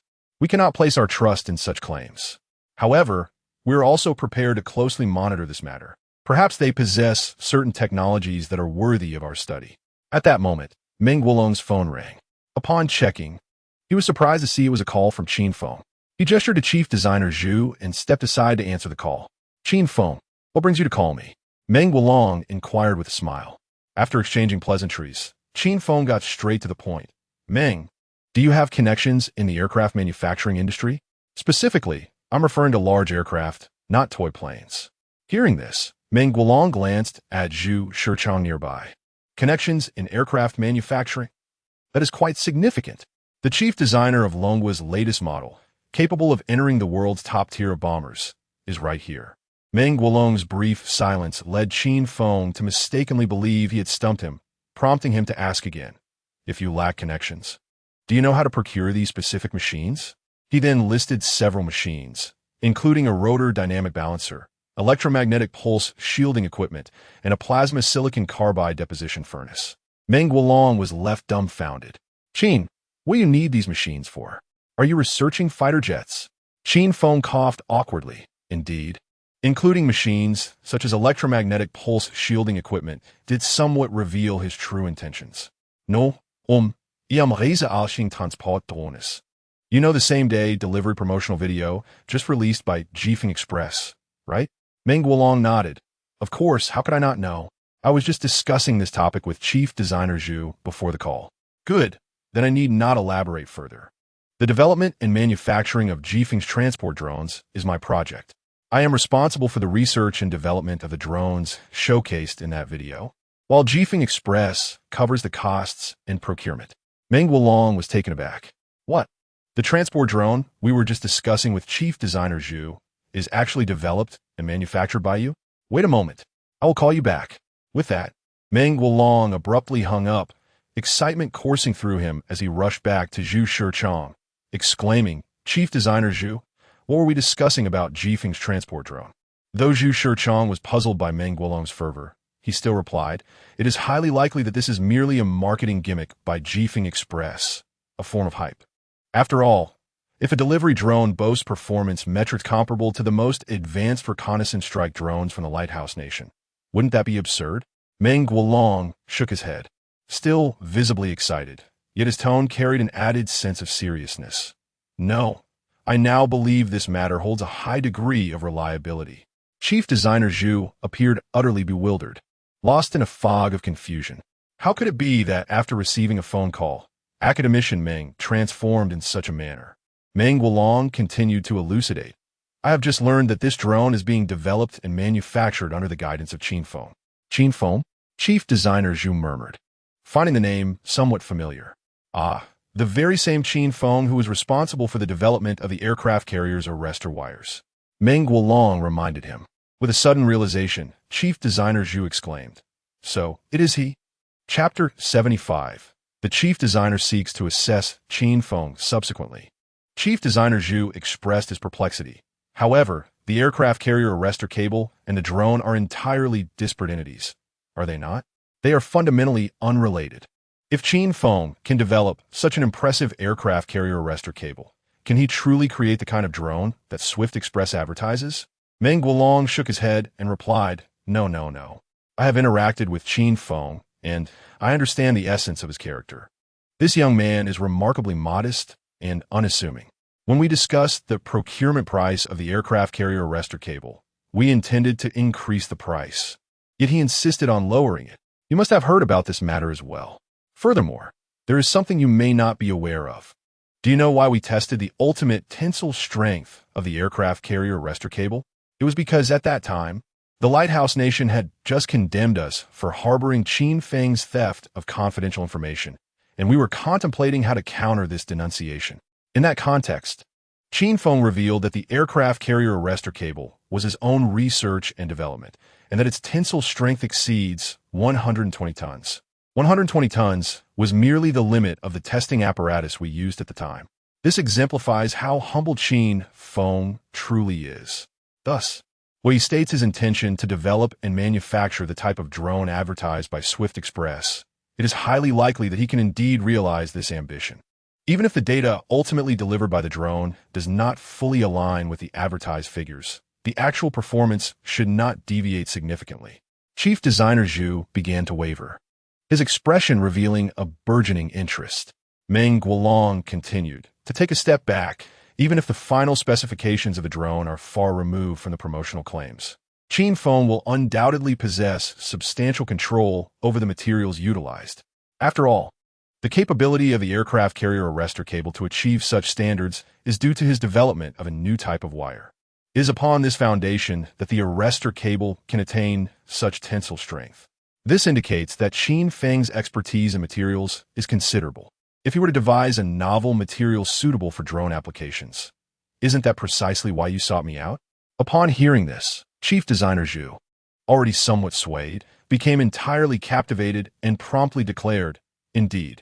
Following this, Meng Guolong reiterated Qin Feng's request, to which Chief Designer Zhu immediately responded. Isn't it merely about developing an aircraft and establishing a manufacturing base? Come, let me assist him. Meng Guolong was taken aback. You wish to assist him? Surely, that is not necessary. You are the chief designer of our nation's most advanced bomber. Chief Designer Zhu replied. It is precisely by assisting him that I may hope to engage with the core aspects of his work. Moreover, I do not intend to remain an assistant indefinitely. I primarily wish to ascertain his true capabilities. If he lacks genuine substance, I shall withdraw after a brief period. Meng Guolong instantly comprehended. This was a means to gauge Qin Feng's abilities. How should I convey this to Qin Feng? He inquired, knowing well that it would be impossible to reveal Chief Designer Zhu's identity directly to him. Chief Designer Zhu pondered for a moment and said thus, Doesn't Qin Feng require a research and manufacturing base for aircraft? You can inform him that there is a relatively unoccupied military aircraft research and manufacturing base available for temporary use. As for the costs, they can be calculated based on depreciation. When you introduce me, simply state that I am the head of a production line. It is certainly not feasible to provide this service free of charge. Allowing Qin Feng access to this research and manufacturing base already skirts the boundaries of compliance. Moreover, he must be restricted in his activities, as there are numerous critical and currently undisclosed assets within this facility. Charging Qin Feng solely for the depreciation would merely cover basic expenses. Meng Guolong nodded in agreement. All right. He promptly called Qin Feng. On Qin Feng's end, he was left perplexed as he spoke into the phone. What is happening? What is going on with Meng? Why did he abruptly hang up after I mentioned that I am responsible for the research and manufacturing of the express delivery drones? Just as he was enveloped in confusion, Meng Guolong returned the call. Qin Feng quickly answered. After Meng Guolong finished speaking, Qin Feng was astonished once more. Wow, Meng is quite supportive. He actually managed to secure access to a military aircraft research and manufacturing base. However, he was soon troubled again, as this base could only be temporarily borrowed, leaving his production line unresolved. Well, one step at a time. First, he needed to get a drone airborne. Once the first drone was completed, Only then could Qin Feng Express consider making a second payment. As for subsequent machinery procurement and establishing his production line, hadn't Timeng mentioned that a production line head, Director Zhu, was willing to assist him with various production issues? Building a good rapport with Director Zhu could provide him with access to procurement channels as well. With this thought, Qin Feng's worries began to dissipate. Upon arriving at the location mentioned by Meng Wulong, a military jeep halted before Qin Feng, and a man in his 50s alighted from the vehicle. Qin Feng, greetings. I am Zhu Shichong, as mentioned by Meng Wulong. Qin Feng quickly extended his hand. Hello, Director Zhu. I truly appreciate your assistance in allowing me to use your research and manufacturing base, and now you are also offering to be my assistant. Chief Designer Zhu waved his hand dismissively. It's a minor issue. I just finished a project recently. Come, have you brought all your belongings? During his time at the base, Qin Feng would not have the freedom to come and go, a point that Chief Designer Zhu had already communicated to Meng Wulong to ensure Qin Feng was adequately prepared. Qin Feng nodded.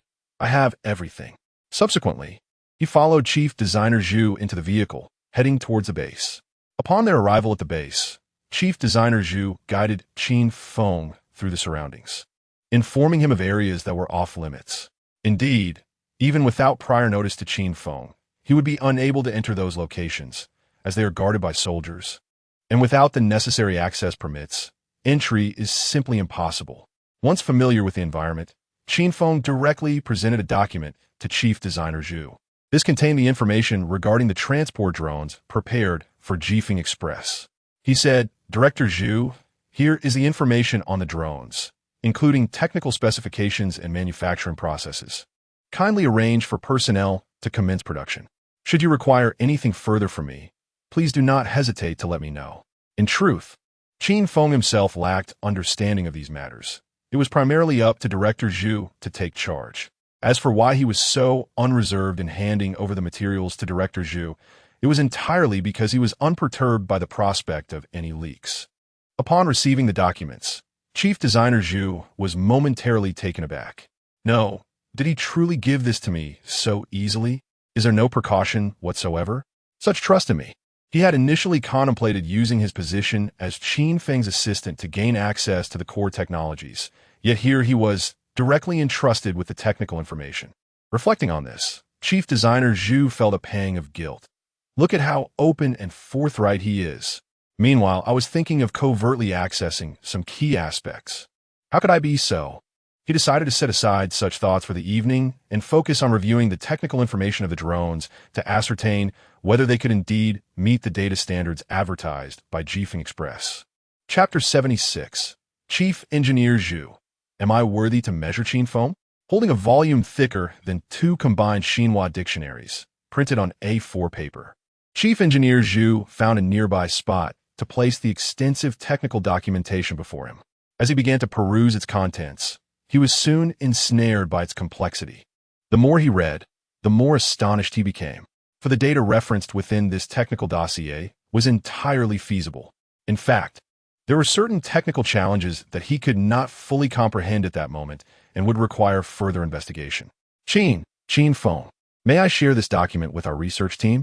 Chief Engineer Zhu gazed at Qin Feng with eager anticipation, seeking his permission. Qin Feng nodded in affirmative, of course. How else can your team commence their work swiftly? He added with a hint of surprise, but you have a research team as well? Indeed, the military research base was remarkably different from the outside world. A production line leader possessed an entire research team. Qin Feng couldn't help but reflect on this disparity. Unaware of Qin Feng's musings, Chief Engineer Zhu, upon receiving consent, hurriedly clutched the technical material and made his way to the research department. Along the way, he thought to himself, what was I planning to do? Measure Qin Feng. Am I truly worthy of such a task? I cannot even grasp all of this data. It requires the collective effort of the research team. How could I have arrogantly claimed to assess Qin Feng? Before long, Chief Engineer Zhu arrived at the location of the research team. The members were engrossed in their work, diligently focused on developing a reconnaissance strike integrated combat drone. Yes, let me run that data again. I refuse to believe it, Engineer Wang. Have the computer simulation results for the engine been completed? I believe our engine's power source model can be further refined. Otherwise, how could we achieve such endurance? I wonder what kind of power system the Lighthouse Nation employs upon spotting Chief Engineer Zhu. One of the team members acknowledged him with a nod before diving back into their research. This encapsulated their typical work environment when immersed in their tasks. Status or identity became irrelevant. Nothing could disrupt their current focus. Inspiration often struck spontaneously, and if not captured in the moment, it could easily dissipate, making them reluctant to allow external distractions. Chief Engineer Zhu was well aware of this sentiment, for he too often worked in a similar manner. However, at this juncture, they could afford to collect their thoughts. Their current inspirations paled in comparison to the advanced drone manufacturing technology he held in his hands. Everyone, hold on for a moment. We need to convene. Chief Engineer Zhu announced. Someone immediately pointed to the laboratory computer and replied, Chief Engineer Zhu, just a moment. I still have a set of data that hasn't been processed yet. Chief Zhu, I too shall be delayed for a moment. I have just conceived a hypothesis that I wish to record. Chief Zhu, the Research and Development Department has been filled with requests for leave. A commonplace occurrence in the past that Chief Zhu would readily approve. However, today is different. Chief Designer Zhu has categorically rejected all requests. Everyone must gather in the conference room. Not a single person may be absent. The crowd exchanged bewildered glances, perplexed by Chief Zhu's insistence. What could possibly hold greater significance than the tasks at hand? Chief Zhu, unfazed by their confusion, clutched a hefty volume of drone technology materials and strode toward the conference room. Before entering, he reiterated his command. All members assemble in the conference room immediately. Not one shall be absent. The assembly, still puzzled, glanced at one another, yet ultimately complied. Could there be a significant announcement pending? As they walked, discussions erupted. What could possibly eclipse the importance of my newly conceived inspiration? I just devised a method to extend drone endurance. If this idea proves viable, we could make substantial progress in closing the gap with the Lighthouse Nation, potentially reducing our projected timeline of catching up in 5 years and surpassing in 10 by a year and a half. You can scoff, but just wait until the meeting concludes. I shall commence verification, and when it succeeds, you will be left astounded. In the conference room, Chief Designer Zhu noted that nearly everyone had arrived and prepared to commence the meeting. Yet upon turning, he spotted the banner proclaiming the goal of catching up in 5 years and surpassing in 10, and his expression soured. Why is this still hanging here? With that, he yanked the banner down. This left everyone in the conference room utterly bewildered. Chief Zhu, why have you removed the banner? Are we no longer pursuing drone research? Or have we set new timelines? With an air of bravado, Chief Designer Zhu responded, What new timelines? We shall no longer pursue. It is unnecessary. The crowd exchanged puzzled looks, each reflecting the confusion in the other's eyes. Chief Designer Zhu continued. Do you recall the promotional video for the transport drone released by Swift Wind Express this morning? Heads nodded in affirmation. Of course, we remember. The delivery drone specifications were nearly on par with the most advanced reconnaissance strike drones of the Lighthouse Nation. How could we forget? We even speculated it might merely be a publicity stunt, while we continued our research and monitored the situation closely. Chief Designer Zhu nodded. Indeed. However, by a fortunate turn of events, I have learned the identity of the individual responsible for the development and manufacturing of that drone. He paused dramatically, adding, and I have invited him to our base. He has already provided me with the technical documentation, and, as he spoke, Chief Designer Zhu pointed to the substantial materials on the table. I have briefly perused some of the content and discovered that the drone can indeed achieve the advertised specifications. The conference room erupted in excitement, with expressions of disbelief and astonishment on everyone's faces. What? Can it truly attain such data? Does this mean we can soon possess drones with capabilities equivalent to the most advanced ones from the Lighthouse Nation, with just a few modifications, such as equipping it with radar reconnaissance features and stealth capabilities? We could achieve that. By the way, Chief Zhu, who is responsible for the development of this drone, which military research institute does it hail from? Which chief engineer? It is astonishing that such an impressive drone has been developed without being reported, and instead is being utilized for swift delivery services. How ludicrous! In the conference room, A group of military researchers gazed intently at Chief Zhu. He shook his head and stated, "It is not the work of any chief engineer from a research institute, nor is it from personnel within the military research community." The room erupted once more in astonishment. Not from a military research institute. This implies that it is highly probable that it was developed by a team focused on civilian aircraft. Remarkably, a team engaged in civilian aircraft development has managed to create such an extraordinary drone. The researchers in the room are not ordinary. They are members of the elite team behind the development of the nation's most advanced bomber, the H-20. It can be said that any one of them is a genius in their own right.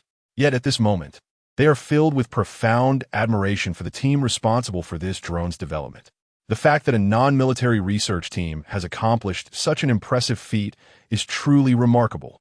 Simultaneously, there is a palpable curiosity about which company's research team is behind this creation.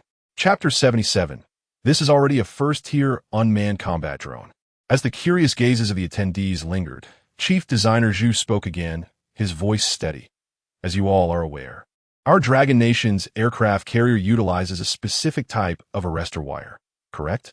The crowd nodded in unison, acknowledging their understanding. But, Chief Designer Zhu, aren't we discussing the drone? Why have we digressed to the carrier's arrestor wire? One attendee interjected. Please, enlighten us about the Civilian Aircraft Research Institute responsible for this drone. With a smile, Chief Designer Zhu responded, "In truth, the team behind this unmanned drone is led by none other than the individual who developed the arrestor wire, Qin Feng." A wave of astonishment swept through the conference room, far surpassing the previous excitement. It felt as though an earthquake had rippled through their minds. What? He isn't even from an aircraft development background? Someone exclaimed, their voice rising several octaves in disbelief. No, this is simply too hard to fathom.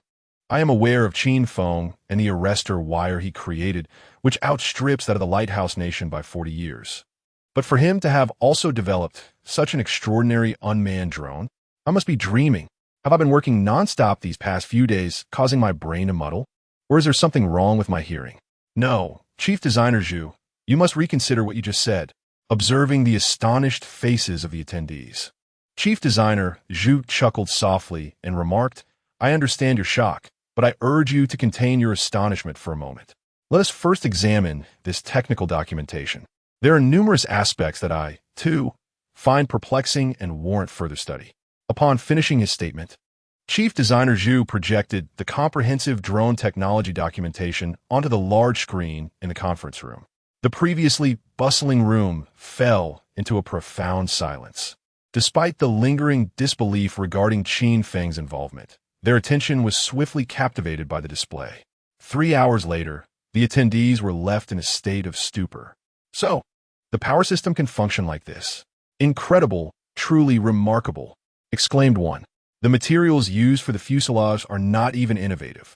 Yet how is it that the overall weight has been significantly reduced? Clearly, you missed the segment on the power system earlier. Another chimed in. I specialize in materials. The power system is not my forte. Oh, right. This power system is exceptional. It maintains high endurance while minimizing energy consumption. The group continued to marvel at the technical intricacies of the drone. By the way, Chief Designer Zhu, could you turn to the pages on the payload pod? I'd like to examine the specific design of that component. At that moment, someone directed their attention to Chief Designer Zhu, who promptly turned to the section detailing the payload pod. The individual gazed intently for a moment before exclaiming with delight, "Isn't this device remarkably similar to the payload pod of our fighter jets? Could it possibly be intended for mounting missiles directly? Indeed, in order to ensure the versatility of the production line, this simplified version intended for delivery retained the exact external design of the original reconnaissance strike drone, including the payload pod. Thus, this delivery drone preserved the feature of delivering missiles." The crowd gasped in astonishment. What? It resembles the payload pod of a fighter jet? Let me take a closer look. Indeed, it does. Just moments prior, they had overlooked this aspect. Could it be that this drone was genuinely designed for the purpose of delivery and not for use as an unmanned combat aircraft? This drone is equipped with a precise delivery system, correct? So, when paired with a cruise missile boasting a range of 1,000 kilometers, Doesn't that render it the most formidable unmanned combat aircraft imaginable? The term cruise missile can be simply understood as a type of missile capable of tracking and pursuing its target. Excitement rippled through the group. Does this not bring us closer to the elite tier of reconnaissance strike drones in the world? Furthermore, even if the reconnaissance capabilities are not ultimately realized, the strike component could still be fully operational, thereby qualifying it as an unmanned combat aircraft of the highest caliber. By the way, Chief Engineer Zhu, is this drone truly a product of Qin Feng's development? At last, someone ventured to inquire further on this topic. Chief Engineer Zhu nodded affirmatively, stating, Qin Feng is indeed here at our base. These technical documents were personally provided to me by him. Such pivotal technical information could hardly have been procured from another source, could it? The individual continued. Chief Engineer Zhu, regarding the modifications of this drone, such as the addition of reconnaissance and stealth systems, wouldn't it be more prudent to consult with Qin Feng directly? Given his ability to develop such an exceptional drone, he might possess valuable insights on these aspects as well. Expressions of realization spread among the crowd. Indeed, since the developer of the drone is present, why not collaborate with him directly? Chief Engineer Zhu, suddenly awakened to the logic of this suggestion, recognized that consulting Qin Feng would likely expedite their research compared to their current approach of studying the technical documents alone. Thus, he promptly declared, "All right, please wait here while I summon Qin Feng." As he prepared to leave in haste, a thought struck him just as he reached the door of the conference room. He turned back to the group and said, "By the way, I've informed Qin Feng that my role is that of a production line manager. You should present yourselves as members of my research team." However, as the words lingered on his lips, he glanced around at the multitude of researchers in the conference room and pondered how a mere production line manager could possibly oversee such a substantial research team. He quickly amended his statement. Instead, you should introduce yourselves as technical personnel from the production line. Though it may seem somewhat absurd to assert this, even the most advanced fighter jet production lines currently in mass production do not employ such a multitude of technical personnel. Nevertheless, this excuse is undoubtedly more credible than the initial one. Moments later, Chief Designer Zhu arrived in a frenzy, accompanied by Qin Feng. Upon entering the conference room, Qin Feng was genuinely taken aback by the sight before him, pondering the sheer number of technical staff present. Such scale of production certainly reflects the distinction between military aircraft manufacturing and civilian counterparts. However, the subsequent question posed by Chief Designer Zhu left Qin Feng momentarily speechless. Qin Feng, we are considering equipping your drone with a reconnaissance system. Do you have any thoughts on this matter? Chapter 78, Research and Development Team. Upon hearing the words, Qin Feng sighed inwardly. After several hours of deliberation in your meeting, the first thing you ask me is my thoughts on the installation of a reconnaissance system? I spent the better part of the day finalizing the specifications for the delivery drone, yet you insist on pursuing its adaptation for military use? However, one must admit, Qin Feng has indeed acquired some insights in this regard. After all, a tenfold enhancement of physical capabilities extends beyond mere physical attributes. His intellect has also undergone a similar amplification, resulting in a remarkable improvement in comprehension, memory, and cognitive abilities. Otherwise, how could one possibly complete the drone's specifications in just half a day? Such a feat would be sheer folly. The abundance of technical documentation would typically require weeks of study. Fortunately, with his enhanced cognitive faculties, Qin Feng, despite being an amateur, managed to accomplish the task in a matter of hours.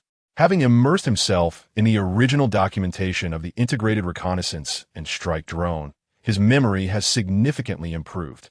While he may not possess photographic recall, he could retain approximately 80% of the information, especially since he had reviewed it just the day prior, with his memory still at its peak. Given a few more days, that 80% might dwindle to 50. Thus, Qin Feng is genuinely capable of drawing upon his recollections of the original technical data to contribute meaningfully to discussions about the reconnaissance system. Noticing Qin Feng's pensive silence, Chief Designer Zhu quickly discerned that he indeed had ideas worth sharing, albeit he seemed hesitant to express them. Sensing Qin Feng's uncertainty, Chief Designer Zhu promptly interjected, "Qin Feng, you must understand, We are all technical personnel from military bases. Upon encountering such drones, our first instinct is naturally to consider their military applications. Rest assured, we will only briefly discuss this topic. It will not impede your work on the drone. As Qin Feng surveyed the conference room, he observed eager expressions on the faces of his colleagues, nodding in agreement with Chief Designer Zhu's words. After a moment of contemplation, he replied, "Very well, I shall share some insights." Thus, he began to recount the contents of the original technical documentation while engaging in an animated discussion. Of course, he refrained from divulging all the details, choosing to withhold certain aspects, for these individuals were not part of his inner circle, and there was no need to disclose too much. Had they been his trusted team, he would have shared the original materials without reservation, as he too intended to develop that original integrated reconnaissance and strike drone. During his presentation, Qin Feng spoke from memory, yet the audience responded differently, frequently expressing their realizations. "Oh, so that's how it is? The reconnaissance system can be paired with the control and communication systems in such a manner?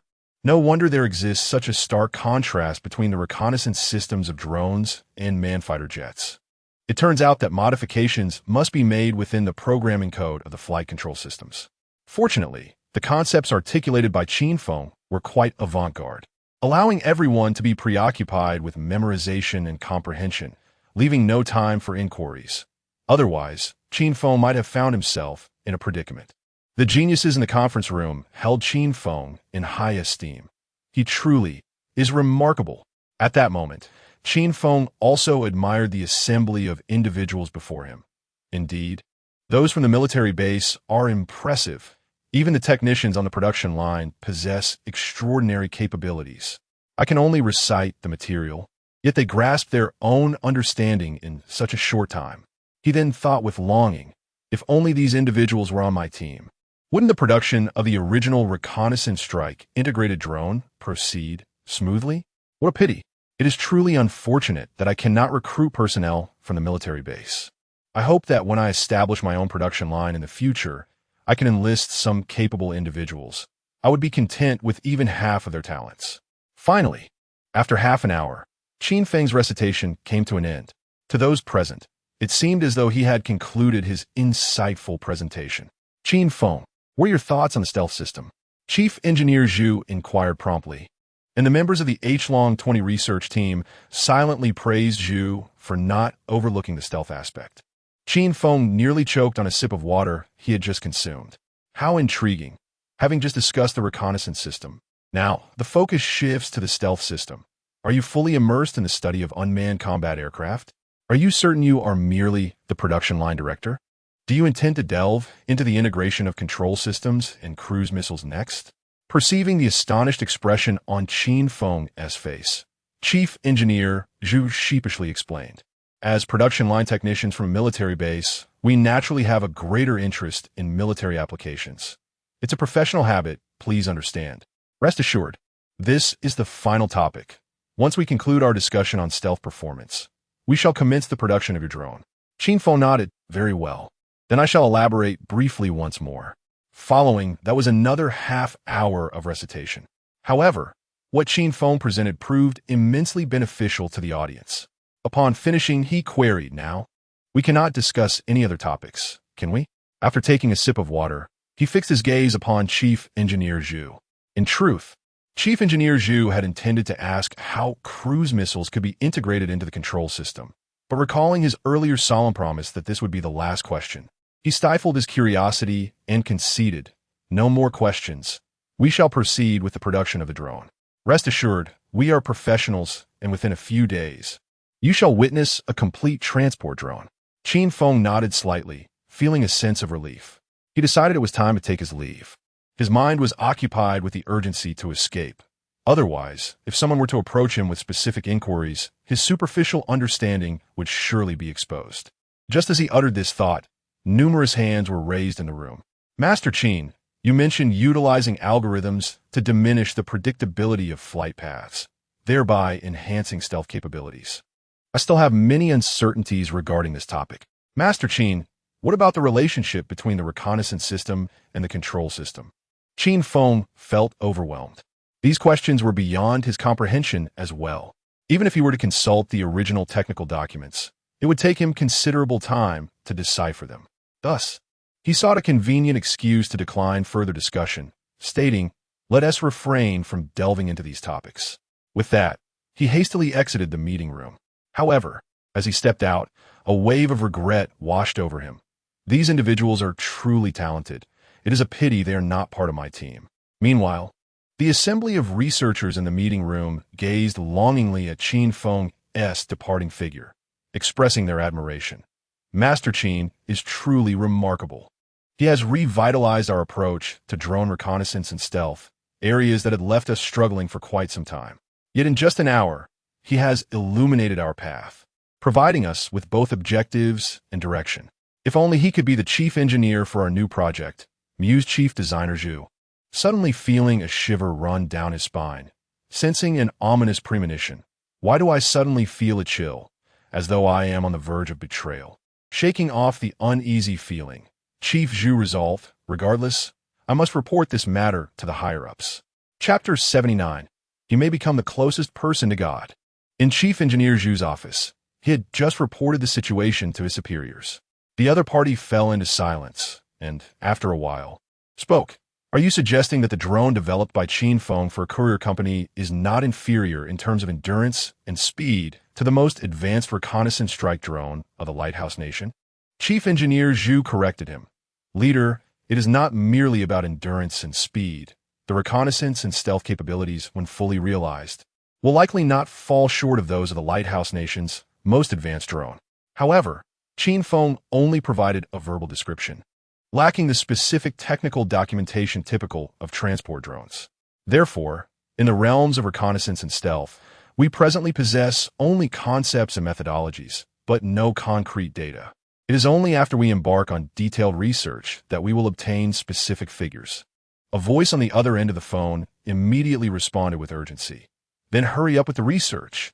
Chief Engineer Zhu replied earnestly. But our current role is that of technical personnel on the production line, not military aircraft developers. We must maintain this identity at least until the first transport drone is fully operational. As I assured Qin Feng that we would devote ourselves to the production of transport drones, aiming to have the first one ready within a matter of days. Once again, silence enveloped the line. After a prolonged pause, a heavy sigh emanated from the phone, followed by, "All right, then expedite the production of that transport drone. Compress the manufacturing time as much as possible. Whatever resources you require, do not hesitate to ask. I only demand that you shorten the manufacturing time as much as feasible. Also, promptly conduct research into reconnaissance and stealth, and hasten the development of our own reconnaissance strike drone." Chief Engineer Zhu nodded vigorously. No problem. Just as he was about to hang up, he recalled something important to report. Leader, I suspect Qin Feng is still holding back. This drone is clearly meant for courier services, yet when I inquired about his thoughts on reconnaissance and stealth systems, he provided such impressive insights. This indicates that he already possesses a comprehensive concept for a reconnaissance strike drone. This courier drone